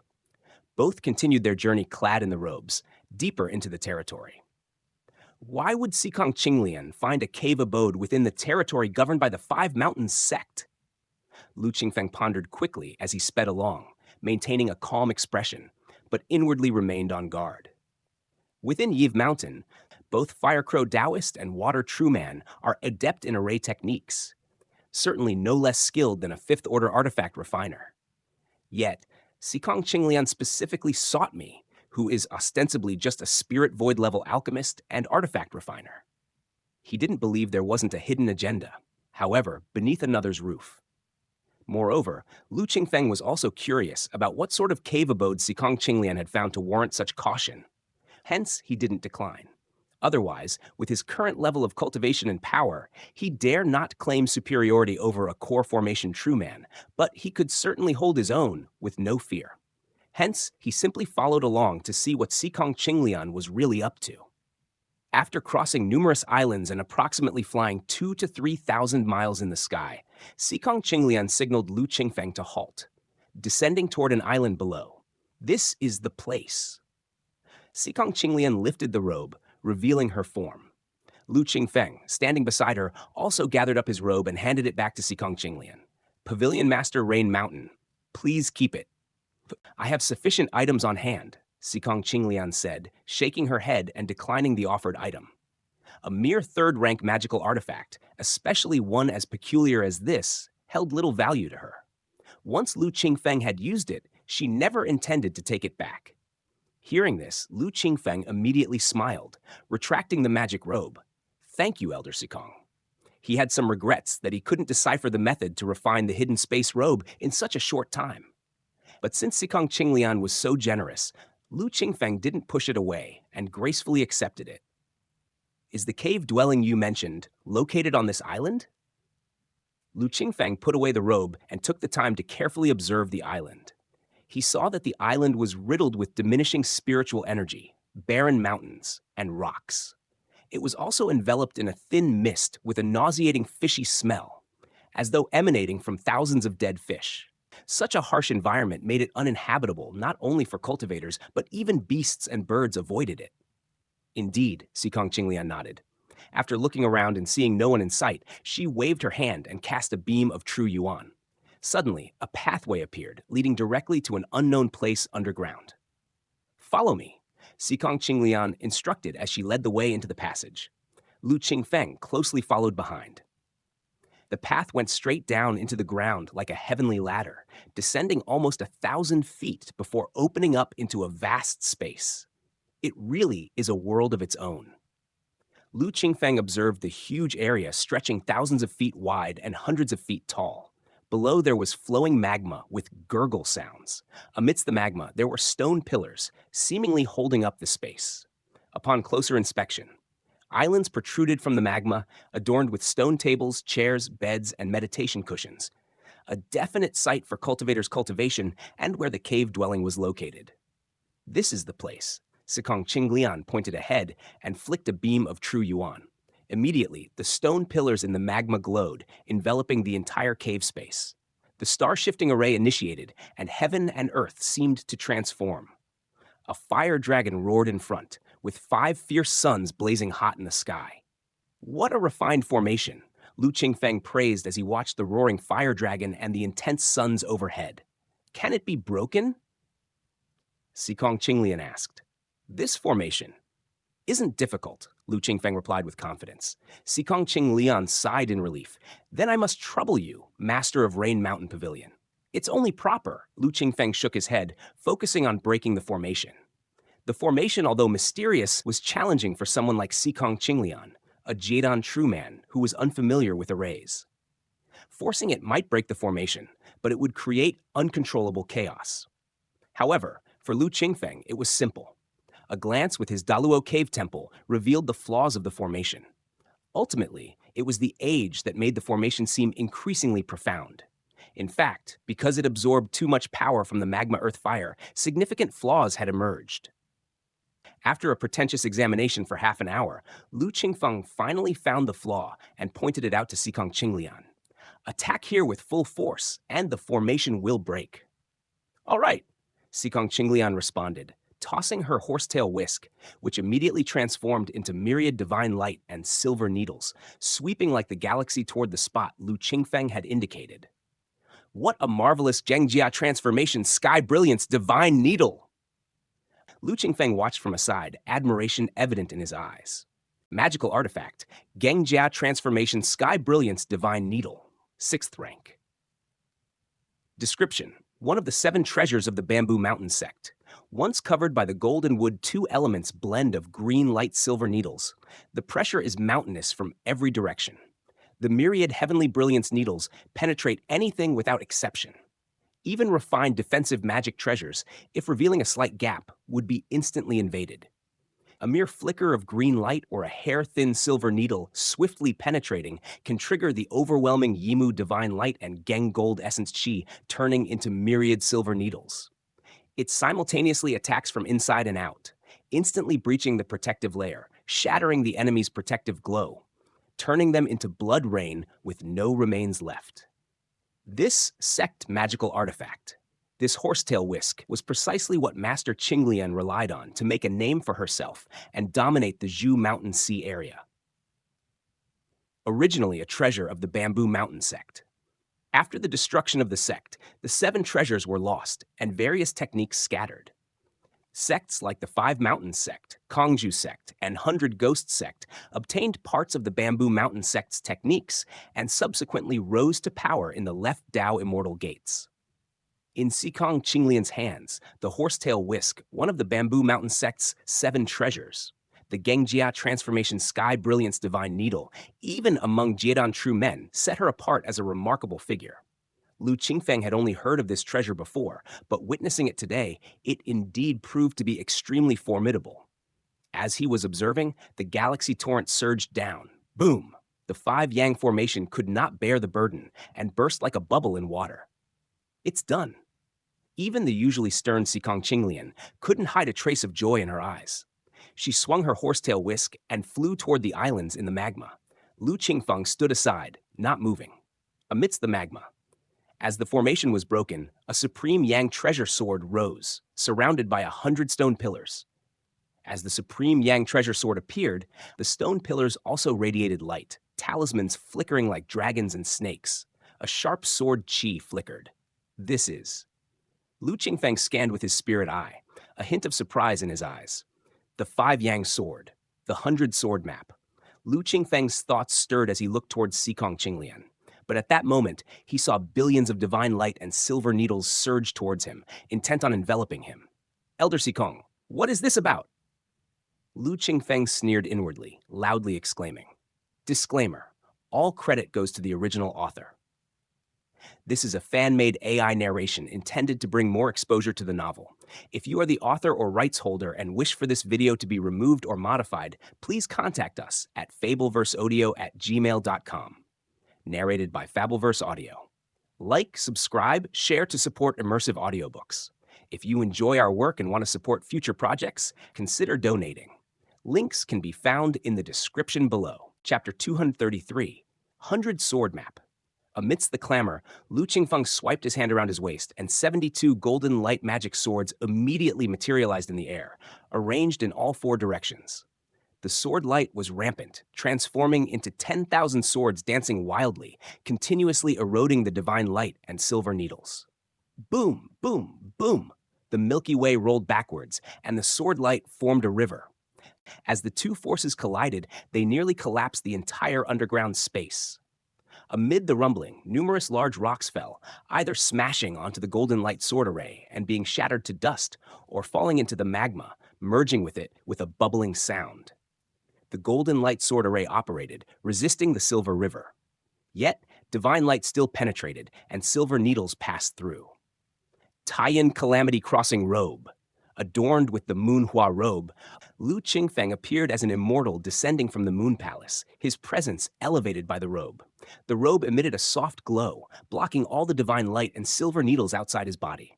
Impenetrable by 10,000 laws, just so! What a capable Rain Mountain Pavilion master, to have such methods. Sikong Qinglian frowned slightly. She had thought that, by swiftly killing a mere spirit void practitioner, it would be an easy task, yet her attack was blocked, creating such a commotion. It was as loud as forcefully breaking an array, with a momentum reaching across tens, even hundreds of miles. Anyone within that range could see and feel the two powerful auras battling fiercely. She did not desire this. Suppress. Sikong Qinglian, holding a horsetail whisk, summoned the Gengjia Transformation Sky Brilliance Divine Needle, enveloping both the Golden Light Sword Array and Lu Qingfeng. Lu Qingfeng felt as if mountains surrounded him from all sides. Even the Golden Light Sword Array seemed hardly capable of bearing this burden. Such means still lacking somewhat. 9 Strategies Xuanhao Talisman. Seeing Sikong Qinglian attempting to quickly end the battle by killing him, Lu Qingfeng couldn't help but sneer coldly. He reached into his storage bag again, and 365 iron talismans instantly flew out, embedding themselves within the Golden Light Sword Array. The array immediately stabilized, matching the Gengjia Divine Needle's power. Such a strong sword array. Does this formation have a name? Sikong Qinglian looked towards the Golden Light Sword Array, her eyes showing astonishment as she asked, Da Geng Sword Array? Lu Qingfeng's voice was resonant, echoing in all directions. Da Geng Sword Array. This was originally a sword array from the Qingyuan sword technique that could be refined upon reaching the Spirit Void stage. Later, after the Qingyuan scripture merged with the Luofu sword scripture, it became the Luofu sword scripture.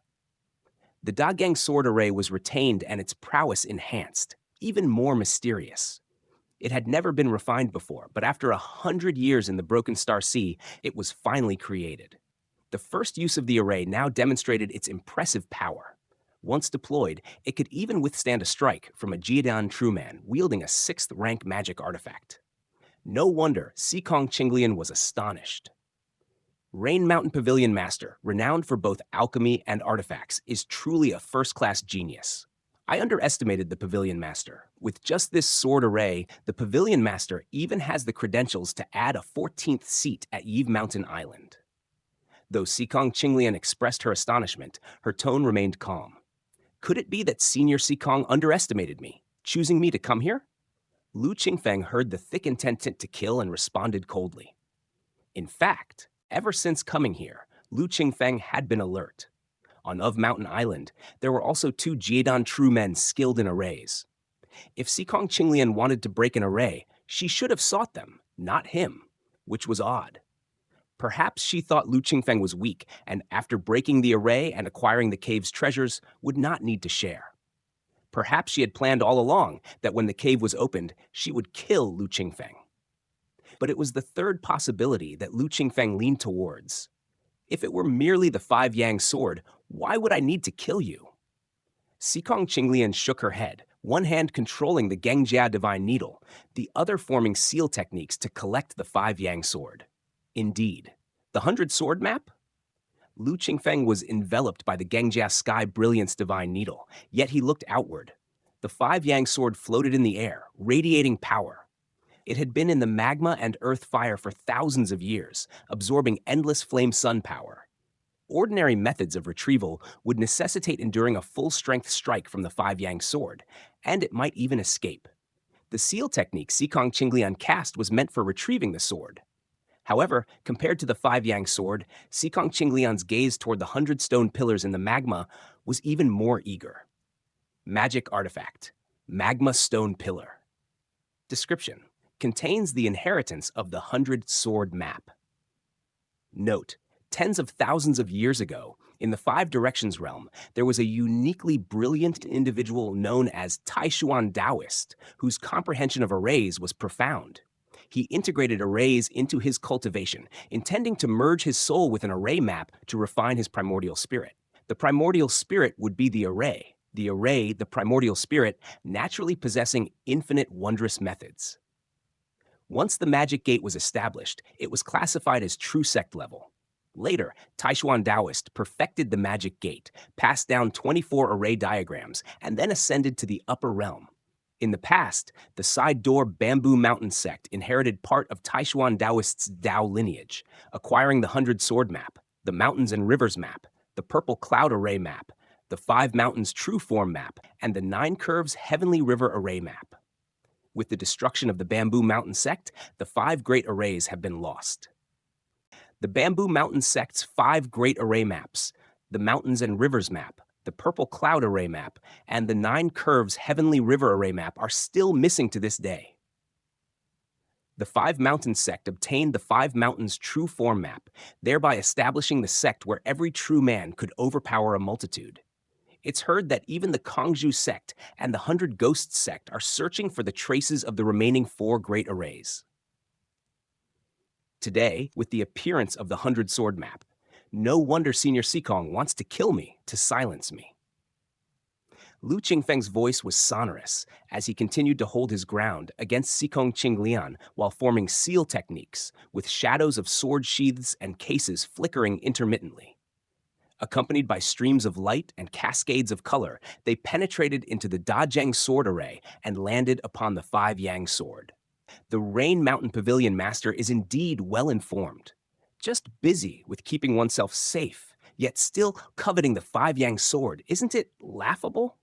Sikong Qinglian's eyebrows bore a deadly aura, her voice cold and clear. Treasures of the world belong to those with virtue. Lu Qingfeng sneered, paying her no heed. He simultaneously activated the Dagang sword formation and employed the light capturing method to retrieve the 5 Yang sword. Sikong Qinglian, having the upper hand initially, thought the 5 Yang sword was as good as hers.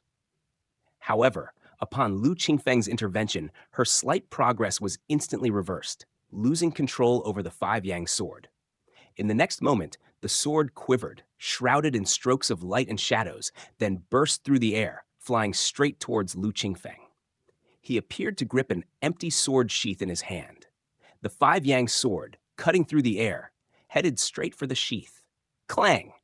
The sword met the sheath, sending out a clashing sound like metal striking stone. Meanwhile, Lu Qingfeng's exterior Geng transformation sky brillianced divine needle also got cracked open at a corner by the 5 Yang sword. Da Geng sword formation. Turn!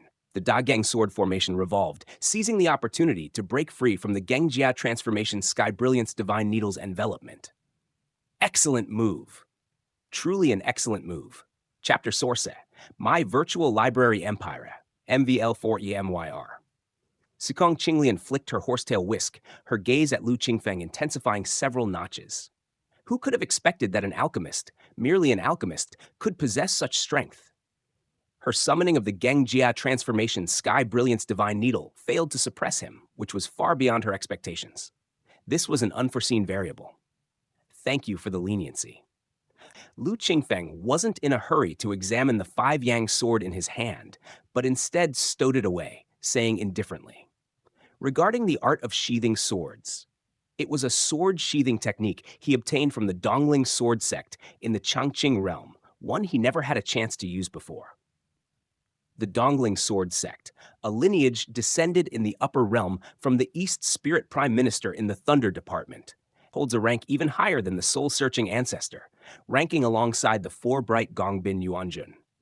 Its teachings, if placed in the 5 directions realm, were considered at least top tier. Even just the method for sheathing swords was much more profound than Sikong Qinglian's crude techniques. Sikong Qinglian glanced at the 5 Yang sword in Lu Qingfeng's hand, then turned her attention to the 100 magma stone pillars. With the securing of the 5 Yang sword, the 100 stone pillars no longer suppressed, began to tremble as if trying to break free from the magma. 100 sword map? Lu Qingfeng and Sikong Qinglian exchanged a glance, then swiftly took action. Sikong Qinglian brandished her horsetail whisk, casting a billion rays of silver light that swept across dozens of stone pillars. Lu Qingfeng pointed a finger, and the Dajeng sword formation flew out, similarly enveloping dozens of stone pillars. Boom! Boom! Boom! The Dajeng sword formation clashed with the Gengjia transformation Sky Brilliance Divine Needle, emitting earth-shattering noises. the sound carrying untold distances. Soon after, they split, each retrieving several dozen stone pillars. 42. Lu Qingfeng opened his storage bag and collected the 42 stone pillars. With limited cultivation, he ultimately fell short of Xikong Qinglian. The gap between spirit void and core formation was like the difference between heaven and earth. With the Dagang sword formation in hand, along with various divine skills, Lu Qingfeng still held some chance of winning against ordinary practitioners of the void core realm. Facing an old true man like Xikong Qinglian and maintaining a competitive power was already commendable. Rain Mountain Pavilion Master. The 100-sword map is split in two, neither of us benefiting. Why not negotiate to combine the array maps? Xikong Qinglian looked at Lu Qingfeng, her mental fortitude impressive. The 5-yang sword had been taken. The 100-sword map had been divided. She had painstakingly excavated this cave dwelling, meticulously tracked down Lu Qingfeng to come here, all to monopolize the benefits. Who would have thought it would end up as a gift to others? If it were an average practitioner, they would have been infuriated by now, but Xikong Qinglian showed no signs of anger on her face.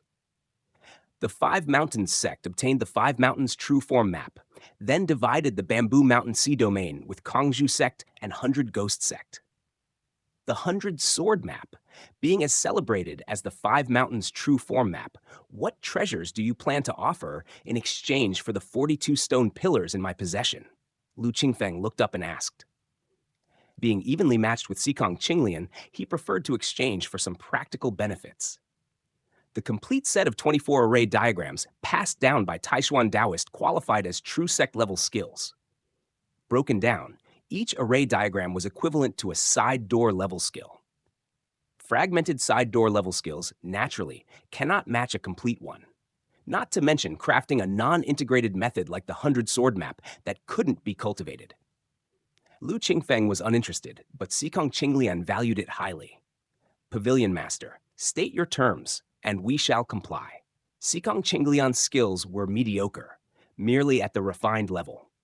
Although fortunate to acquire the Gengjia Transformation Sky Brilliance Divine Needle and cultivate up to the core formation stage, obtaining a side door level skill would undoubtedly elevate her strength further, complementing the Gengjia Transformation Sky Brilliance Divine Needle.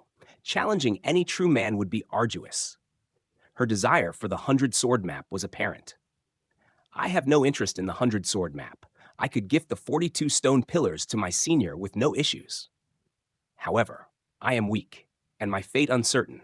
A single misstep could lead to my demise, and the 42 stone pillars could either be destroyed or lost, which would be a pity. Lu Qingfeng looked at Xikong Qinglian and smiled. If Senior Xikong could protect me for some time, feel free to take the 42 stone pillars. Disclaimer, all credit goes to the original author. This is a fan-made AI narration intended to bring more exposure to the novel. If you are the author or rights holder and wish for this video to be removed or modified, please contact us at fableverseaudio@gmail.com. Narrated by Fableverse Audio. Like, subscribe, share to support immersive audiobooks. If you enjoy our work and want to support future projects, consider donating. Links can be found in the description below. Chapter 234, Black and White Dual Truth. With the Pavilion Master's strength, there is no need for my humble protection. Xikong Qinglian was unwilling to serve as Lu Qingfeng's free bodyguard and shook her head. The Gengjia Transformation Sky Brilliance Divine Needle in your hands can be exchanged for the 42 stone pillars in mine. Lu Qingfeng pointed to the horsetail whisk in Xikong Qinglian's hands. 42 years. 42 stone pillars. I will protect the Pavilion Master for 42 years. How about it? Xikong Qinglian placed one hand behind her back, hiding the horsetail whisk. The 100 sword map was indeed important, but the Gengjia Transformation Sky Brilliance Divine Needle was the formidable magic artifact on which she relied to stand her ground. If she were to give it to Lu Qingfeng, her strength would immediately diminish by 70%. How could Xikong Qinglian agree to that before the 100 sword map was fully refined? Moreover, the Gengjia Transformation Sky Brilliance Divine Needle was not just a 6th-rank magic artifact. It was also connected to a grand opportunity for the sect, making it even less likely she would part with it. Given this, the only option was to agree to Lu Qingfeng's first request. After all, it was merely about offering protection. 42 years? Lu Qingfeng shook his head. 42 years was too short. How long do you think is appropriate, Pavilion Master? Seeing this, Sikong Qinglian asked, 5 years. Lu Qingfeng spread out 5 fingers. Senior protects me, and every 5 years, you can have 1 stone pillar. During this period, you will follow my orders. 200 years is too long. Sikong Qinglian frowned. At most 100 years, and I will only follow reasonable orders. If it is to send me to my death, I will not comply. 210 years. Not a year less. If you think these terms are not suitable, you can certainly refuse. Lu Qingfeng stood firm. He had the upper hand. How could he let Sikong Qinglian bargain with him? Furthermore, he too felt that 200 years was somewhat short. Although ascending to core formation was not a problem in this life, it would only be the void core realm. Without a fortuitous encounter, it would be difficult to break through to the solid pill realm in a short time, and within the core formation stage, he would still not be at the very top. The more time he could control Sikong Qinglian, the better. Sikong Qinglian's own strength was not weak, barely reaching the solid pill realm. Coupled with the 6th rank magic artifact, Gengjia Transformation Sky Brilliance Divine Needle in her hands, she had the strength to fight even a Gathering Law Realm true man. Right now, with his insufficient strength to kill Sikong Qinglian, if he could bring her under his command, Lu Qingfeng wouldn't be left alone and isolated, facing sects or other independent practitioners alone. Moreover, having Sikong Qinglian bound by his side would be beneficial for the day. His strength sufficed to directly kill her and avenge today's ambush. Agreed. Take the Heart Demon Blood Oath. Seeing Lu Qingfeng's inflexible stance, Sikong Qinglian immediately agreed. 200 years in exchange for a complete set of side door level skills was a sure win. The Heart Demon Blood Oath being sworn was an even lesser concern for her about Lu Qingfeng breaking his promise. The pros and cons were clear and evident. While Lu Qingfeng and Sikong Qinglian were snatching treasures and making deals beneath the desolate island. Outside the desolate island, a fairy seat, green as clouds, flew through the sky at extreme speed. Upon the green cloud immortal seat, 2 people stood side by side. One was a man in a black robe with an ugly face, and the other was a young and beautiful woman in a white palace dress. If Sikong Qinglian were here, she would recognize them as the black and white dual truths of the 5 Mountains sect, True Man Lei Yi and Green Cloud True Man. Green Cloud True Man was the woman, her beautiful eyes glancing towards the distant stirring heavens. That's the aura of the Gengjia Transformation Sky Brilliance Divine Needle. Sikong Demon Woman has actually come to our 5 Mountains sect and is in conflict with someone. Sneaking around, it surely bodes no good. True Man Lei Yi declared loudly. The opening of the Bamboo Mountain Immortal Mansion is imminent. If we could capture Sikong Qinglian and seize the Gengjia Transformation Sky Brilliance Divine Needle from her hands, our 5 Mountains sect would gain 1 more spot, taking even more advantage within the Immortal Mansion. Green Cloud True Man waved her hand, casting a spirit light that vanished into the sky. I have sent the situation here back to the sect. We two will go ahead first and keep the Sikong Demon Woman engaged. This plan will work. True Man Lei Yi nodded in agreement. Beneath them, the green jade immortal seat sped up even more. Racing through the air, they covered 1,000 miles in an instant, arriving above the desolate island. Before descending, they saw 2 figures dashing out from the thin mist of the desolate island, also 1 male and 1 female. It was Lu Qingfeng and Sikong Qinglian. After swearing the Heart Demon Blood Oath in the cave dwelling, the 2 of them immediately exited. As soon as they came out, they ran into the 2 persons above. The black and white dual truths? Lu Qingfeng looked up, saw the green cloud, and then the black and white figures of the 2 Jadon true men above it. He immediately knew their identities. 5 Mountains sect. Black and white dual truths. It was said that the male true man was ugly and the female true man was beautiful. They were always together, and their reputation was immense. The battle just now was too noisy. Let's leave quickly. Sikong Qinglian transmitted her voice. Lu Qingfeng understood. The 5 Mountains sect cultivated the 5 Mountains true form map, which was excellent for taking on multiple adversaries and engagements. Once entangled, Once other true men of the Five Mountains sect arrived, it would be difficult for the two of them to escape. Lu Qingfeng waved his hand, enveloping himself with the Dageng sword formation, and rushed towards the outskirts of the desolate island. Sikong Qinglian's figure flitted forward, and with a swing of her horsetail whisk, silver light transformed into the Tianhe, soaring into the sky to block the black and white dual truths. Senior brother, I will handle the Sikong demon woman. You go capture the other one. Green Cloud True Man said in clear tones.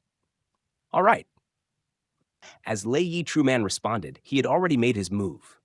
With a swift glide, he arrived beside the island, only to see the blue-clothed cultivator rush to an uninhabited island and dive into the sea. The MMRT worked hard on this Saptapti, disappearing from sight. Lei Yi True Man infused his eyes with True Yuan, only to see in the water what seemed like black dragons and green pythons frolicking. Then they vanished without a trace. Lei Yi True Man was dumbfounded. He was not skilled in water techniques, and now the person had dived into the water, and to make matters worse, his aura had disappeared.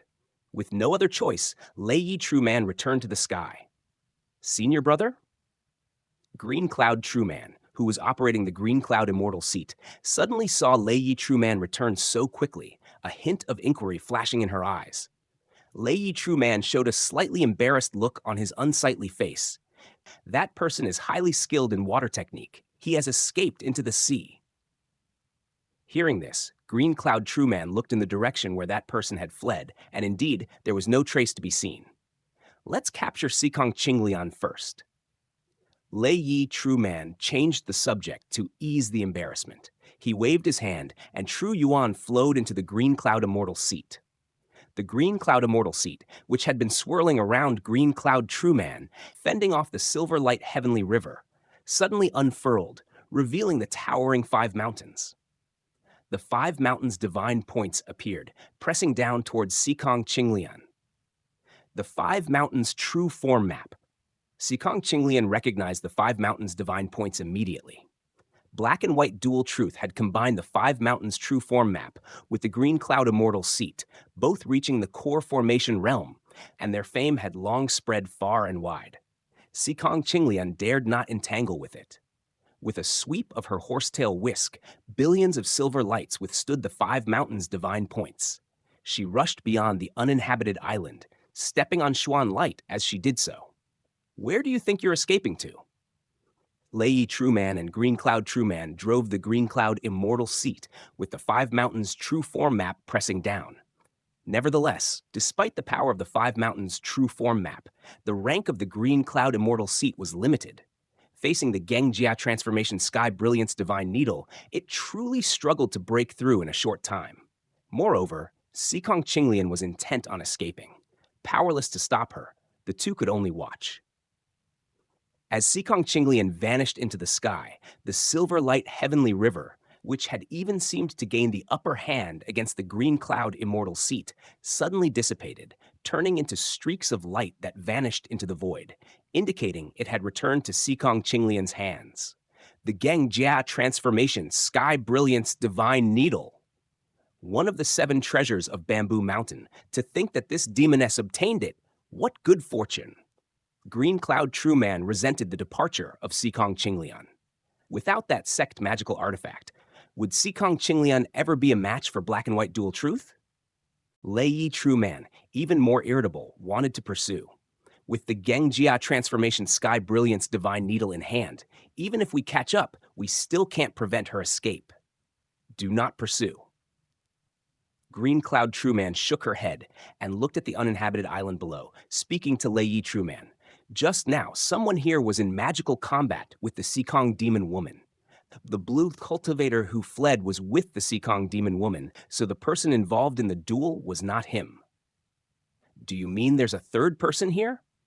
Lei Yi True Man frowned. Even if there is a third person, either they have fled or they are dead. Green Cloud True Man shook her head, descending with Lei Yi True Man to the uninhabited island to inspect what mysteries lay below.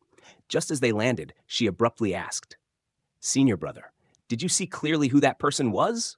Among the 13 core formation fellows of Yves Mountain Island, there doesn't seem to be such a handsome young cultivator. Lei Yi True Man waved his sleeve, gathering the cloud light in the sky to manifest the appearance of a blue-clothed cultivator. His face was resolute, yet handsome. This person. Green Cloud True Man and Lei Yi True Man looked at each other. Rain Mountain Pavilion Master. Hundreds of miles away from the uninhabited island. A demon god with a python head and human body, adorned in black scales, standing on a black dragon, and wrapped in a green python, burst from the sea. With a collision in the air, it revealed the figure of Lu Qingfeng, the water ancestor witch, Gonggong demon god. Lu Qingfeng revealed a smiling expression. Within the sea domain, there were more waters than islands, and it was vast. Having cultivated to the spirit void stage, envisioning the Gonggong demon god, he could manipulate all waters. He could move unobstructed in the waters, and core formation true men unskilled in water technique would have to concede to his superiority. Just like Lei Yi True Man. The escape techniques of Rain Mountain Pavilion Master are truly formidable. As he skimmed through the air, a cold voice reached his ears. Without looking back, Lu Qingfeng simply smiled. The same could be said about you. Xikong Qinglian huffed lightly. Just now, Lu Qingfeng's decisive departure had caught even her off guard, nearly trapping her with black and white dual truth. Thankfully, the Gengjia transformation Sky Brilliance Divine Needle's power allowed her to make a swift departure upon realizing the situation was dire. As if he hadn't heard Xikong Qinglian's cold snort, Lu Qingfeng asked with curiosity. These black and white dual truth of Five Mountains sect, their cultivations are both at the solid pill stage. I've heard that the two are inseparable, like two sides of the same body. I wonder how they compare to Senior Xikong? In recent years, although Lu Qingfeng had made connections in all directions, his understanding of the true men-level powerhouses in the Bamboo Mountain Sea domain was extremely limited due to his own cultivation level. Having witnessed Xikong Qinglian's strength today, and having encountered black and white dual truth, he took the opportunity to inquire to avoid being blindsided in future encounters. One person can't complete the Five Mountains' true form map. Only when combined do they succeed. How strong could they be? Xikong Qinglian spoke indifferently. Senior Xikong is indeed formidable. Lu Qingfeng caught the implication in her words. Black and white dual truth must be inferior to Xikong Qinglian, or she would not have such disdain. With this, Lu Qingfeng gained an understanding of black and white dual truth's strength. Xikong Qinglian, with the Gengjia transformation Sky Brilliance Divine Needle, could even battle those in the Gathering Law realm. Black and white dual truth, both being solid pill true men, combined the Five Mountains true form map.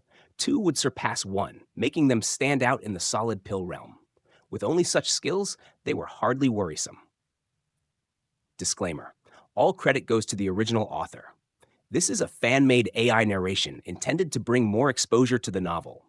If you are the author or rights holder and wish for this video to be removed or modified, please contact us at fableverseaudio@gmail.com.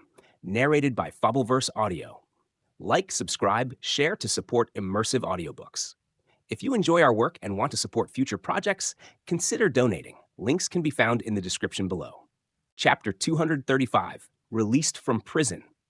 Xikong Qinglian remained silent with a cold expression. Lu Qingfeng didn't mind it either. The two headed towards Eve Mountain Island, chatting cheerfully along the way.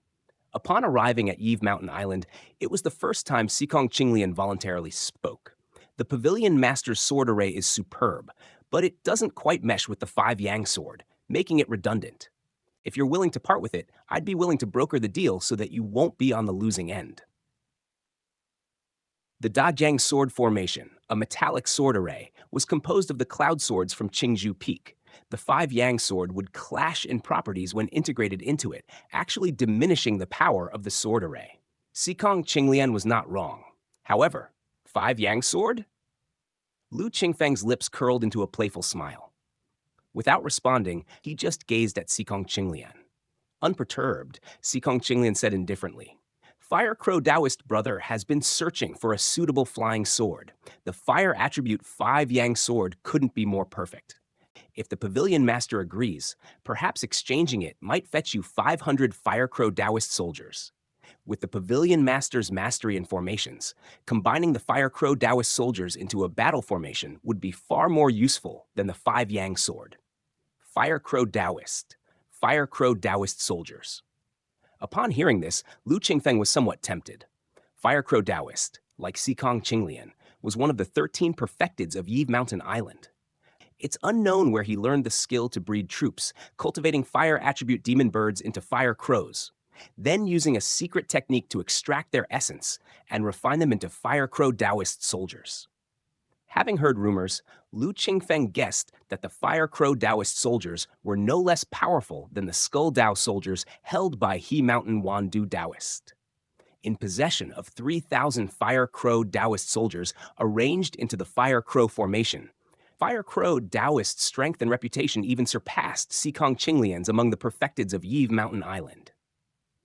If he could obtain the Fire Crow Daoist soldiers and derive their refining method from the Yellow Court scripture, with Lu Qingfeng's skills in arrays, it indeed could be another useful approach.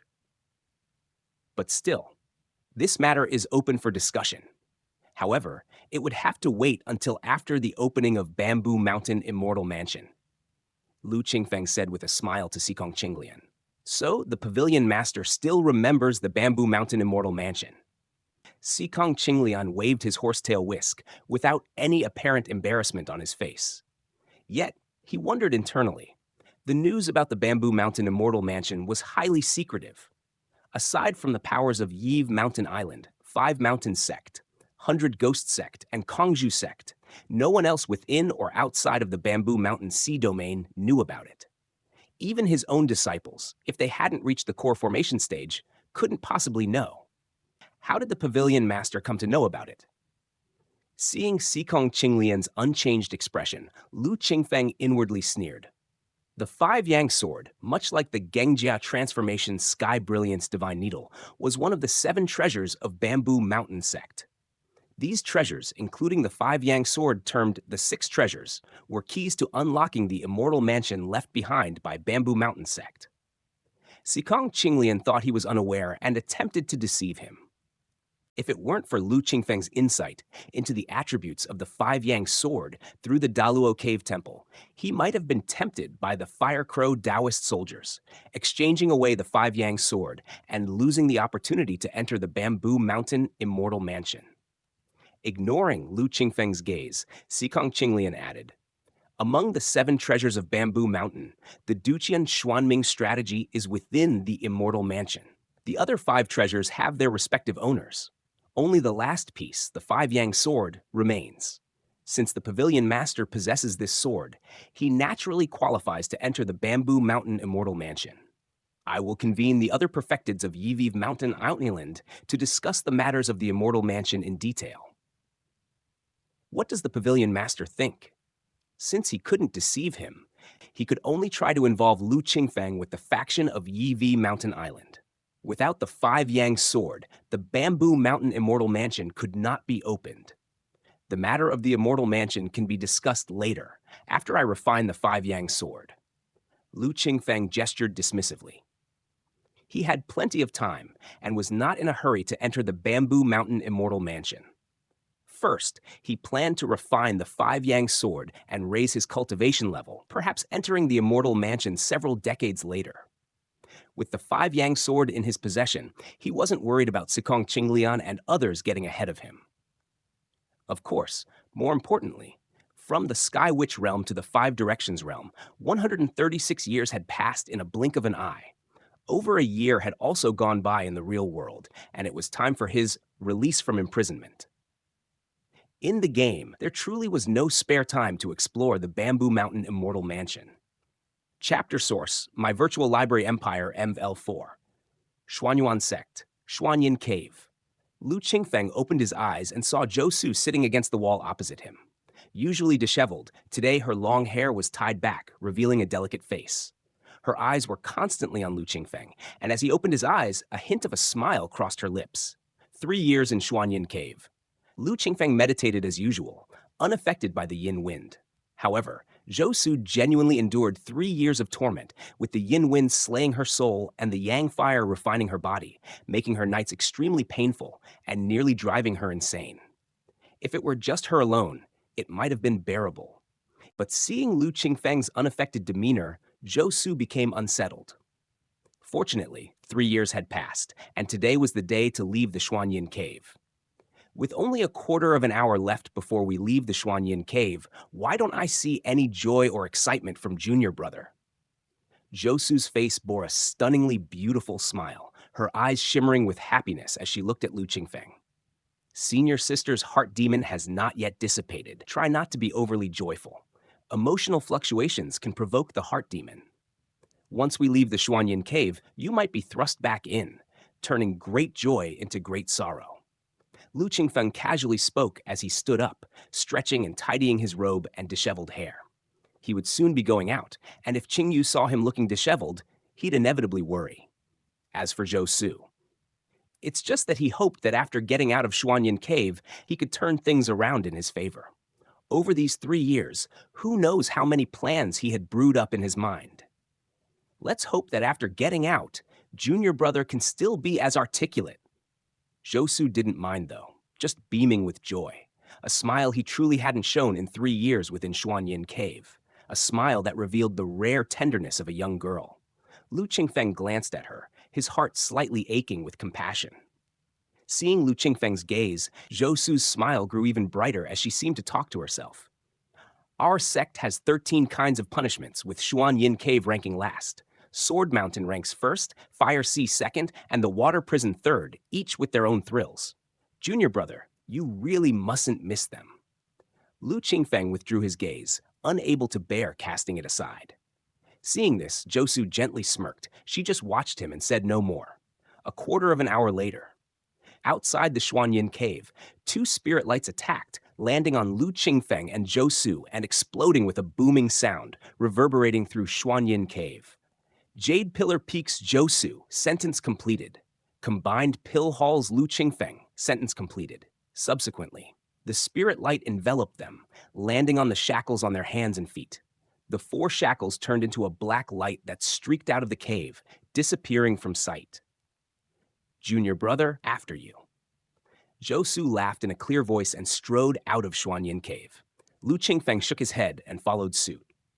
Outside Xuanyin Cave, Law Enforcement Hall's true inheritor, Yan Pingshu, Jade Pillar Peak's true inheritor, Xiang Chao, and Combined Pill Hall's true inheritor, Di Zhao stood side by side. Yan Pingshu was still dressed in a mysterious black robe, wearing a jade crown, holding a chain, resembling an earthly prison warden. 3 years had passed, and he remained unchanged. Xiang Chao was the second disciple of Zhou Huayu, the head of Jade Pillar Peak, and Zhou Su's direct senior brother. He stood there calmly, hands behind his back. His handsome face could indeed make countless mortal maidens swoon. Di Zhao appeared more casual, his face sporting stubble, appearing to be in his 30s or 40s. Staring at Xuanyin Cave, his gaze was vacant, his thoughts unknown. Ordinary people would never guess he was the first true inheritor of Combined Pill Hall and the chief disciple of the Hall Master. The 3 stood there, silent. The atmosphere was somewhat solemn. Fortunately, it wasn't long before 2 figures walked out of Xuanyin Cave. Junior Sister. Seeing a graceful figure emerge, Xiang Chao was the first to move, stepping forward to Zhou Su, his face breaking into a smile.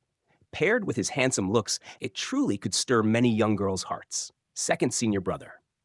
Zhou Su merely nodded to acknowledge him, then turned to look at Lu Qingfeng, who emerged behind her, pointing at the sky and said, Junior Brother, you should really take a good look at the sky outside Xuanyin Cave. The clouds are clear, and the sun shines brightly. You won't see such scenery inside Sword Mountain or Fire Sea. Lu Qingfeng looked up at the sky. Today was not a good day. It was gloomy, the sun obscured by dark clouds, rendering the atmosphere somewhat oppressive. Far from the scenery inside the 5 Directions realm Broken Star Sea. Is this Combined Pill Hall's junior brother Lu? Lu Qingfeng didn't respond to Zhou Su, but Xiang Chao shifted his gaze from Zhou Su to Lu Qingfeng and asked with brows furrowed. Lu Qingfeng glanced at Xiang Chao and shook his head, saying, No. He then headed towards Yan Pingshu and Di Zhao, standing not far away, loudly saying, Brother Yan, senior brother. It was clear that Xiang Chao was trying to show off in front of Zhou Su, and since he harbored ill will towards Lu Qingfeng, there was no reason for Lu Qingfeng to engage with him. Junior brother Lu. Junior brother. Yan Pingshu came forward with a smile. Congratulations, junior brother. Thank you, brother Yan. Lu Qingfeng bowed. Di Zhao came over to Lu Qingfeng, smiled faintly, and said, "It's a joy and a celebration for junior brother to come out. The master specifically asked me to fetch junior brother back to Sunset Peak. Thank you, senior brother, for making the trip. However, I need to visit the Gathering Immortal Island first. Please convey my apologies to master." Lu Qingfeng bowed to Di Zhao. He hadn't been in Combined Pill Hall long before being thrown into Xuanyin Cave, and he wasn't familiar with the brothers in the hall, but he had heard of them. This senior brother was known for his easygoing nature, not fond of competition or fighting, spending his days cultivating or engaged in the alchemy technique. Although his talent for alchemy was mediocre, and he had been stuck at the third rank for a long time, his popularity and prestige in Combined Pill Hall were second only to Gu Buyan. Lu Qingfeng held him in high respect. No trouble. After junior brother finishes his business, then return. Just don't keep master waiting. Di Zhao waved his hand, glanced at Lu Qingfeng with a hint of hesitance, but after a moment chose not to say anything more and turned to leave. Lu Qingfeng noticed Di Zhao's expression, but didn't know what troubles Di Zhao might have. But right now, he couldn't afford to worry about that. Watching Di Zhao leave, Lu Qingfeng turned to Yan Pingshu, a trace of nervousness in his eyes. "Brother Yan, how has my sister been these 3 years?" 3 years was a long time. Although Lu Qingfeng had a sense and knew Qingyu was not in danger, this was the first time they had been apart for so long since childhood. Lu Qingfeng, while immersed in the primordial in Xuanyin Cave, had always been worried about Qingyu. Now that he was out, a myriad of thoughts flooded him, momentarily rendering him a bit timid. That, Yan Pingshu hesitated. A pang went through Lu Qingfeng's heart, and recalling Di Zhao's earlier expression, he sensed something was amiss. Disclaimer, all credit goes to the original author. This is a fan-made AI narration intended to bring more exposure to the novel. If you are the author or rights holder and wish for this video to be removed or modified, please contact us at fableverseaudio@gmail.com. Narrated by Fableverse Audio. Like, subscribe, share to support immersive audiobooks. If you enjoy our work and want to support future projects, consider donating. Links can be found in the description below.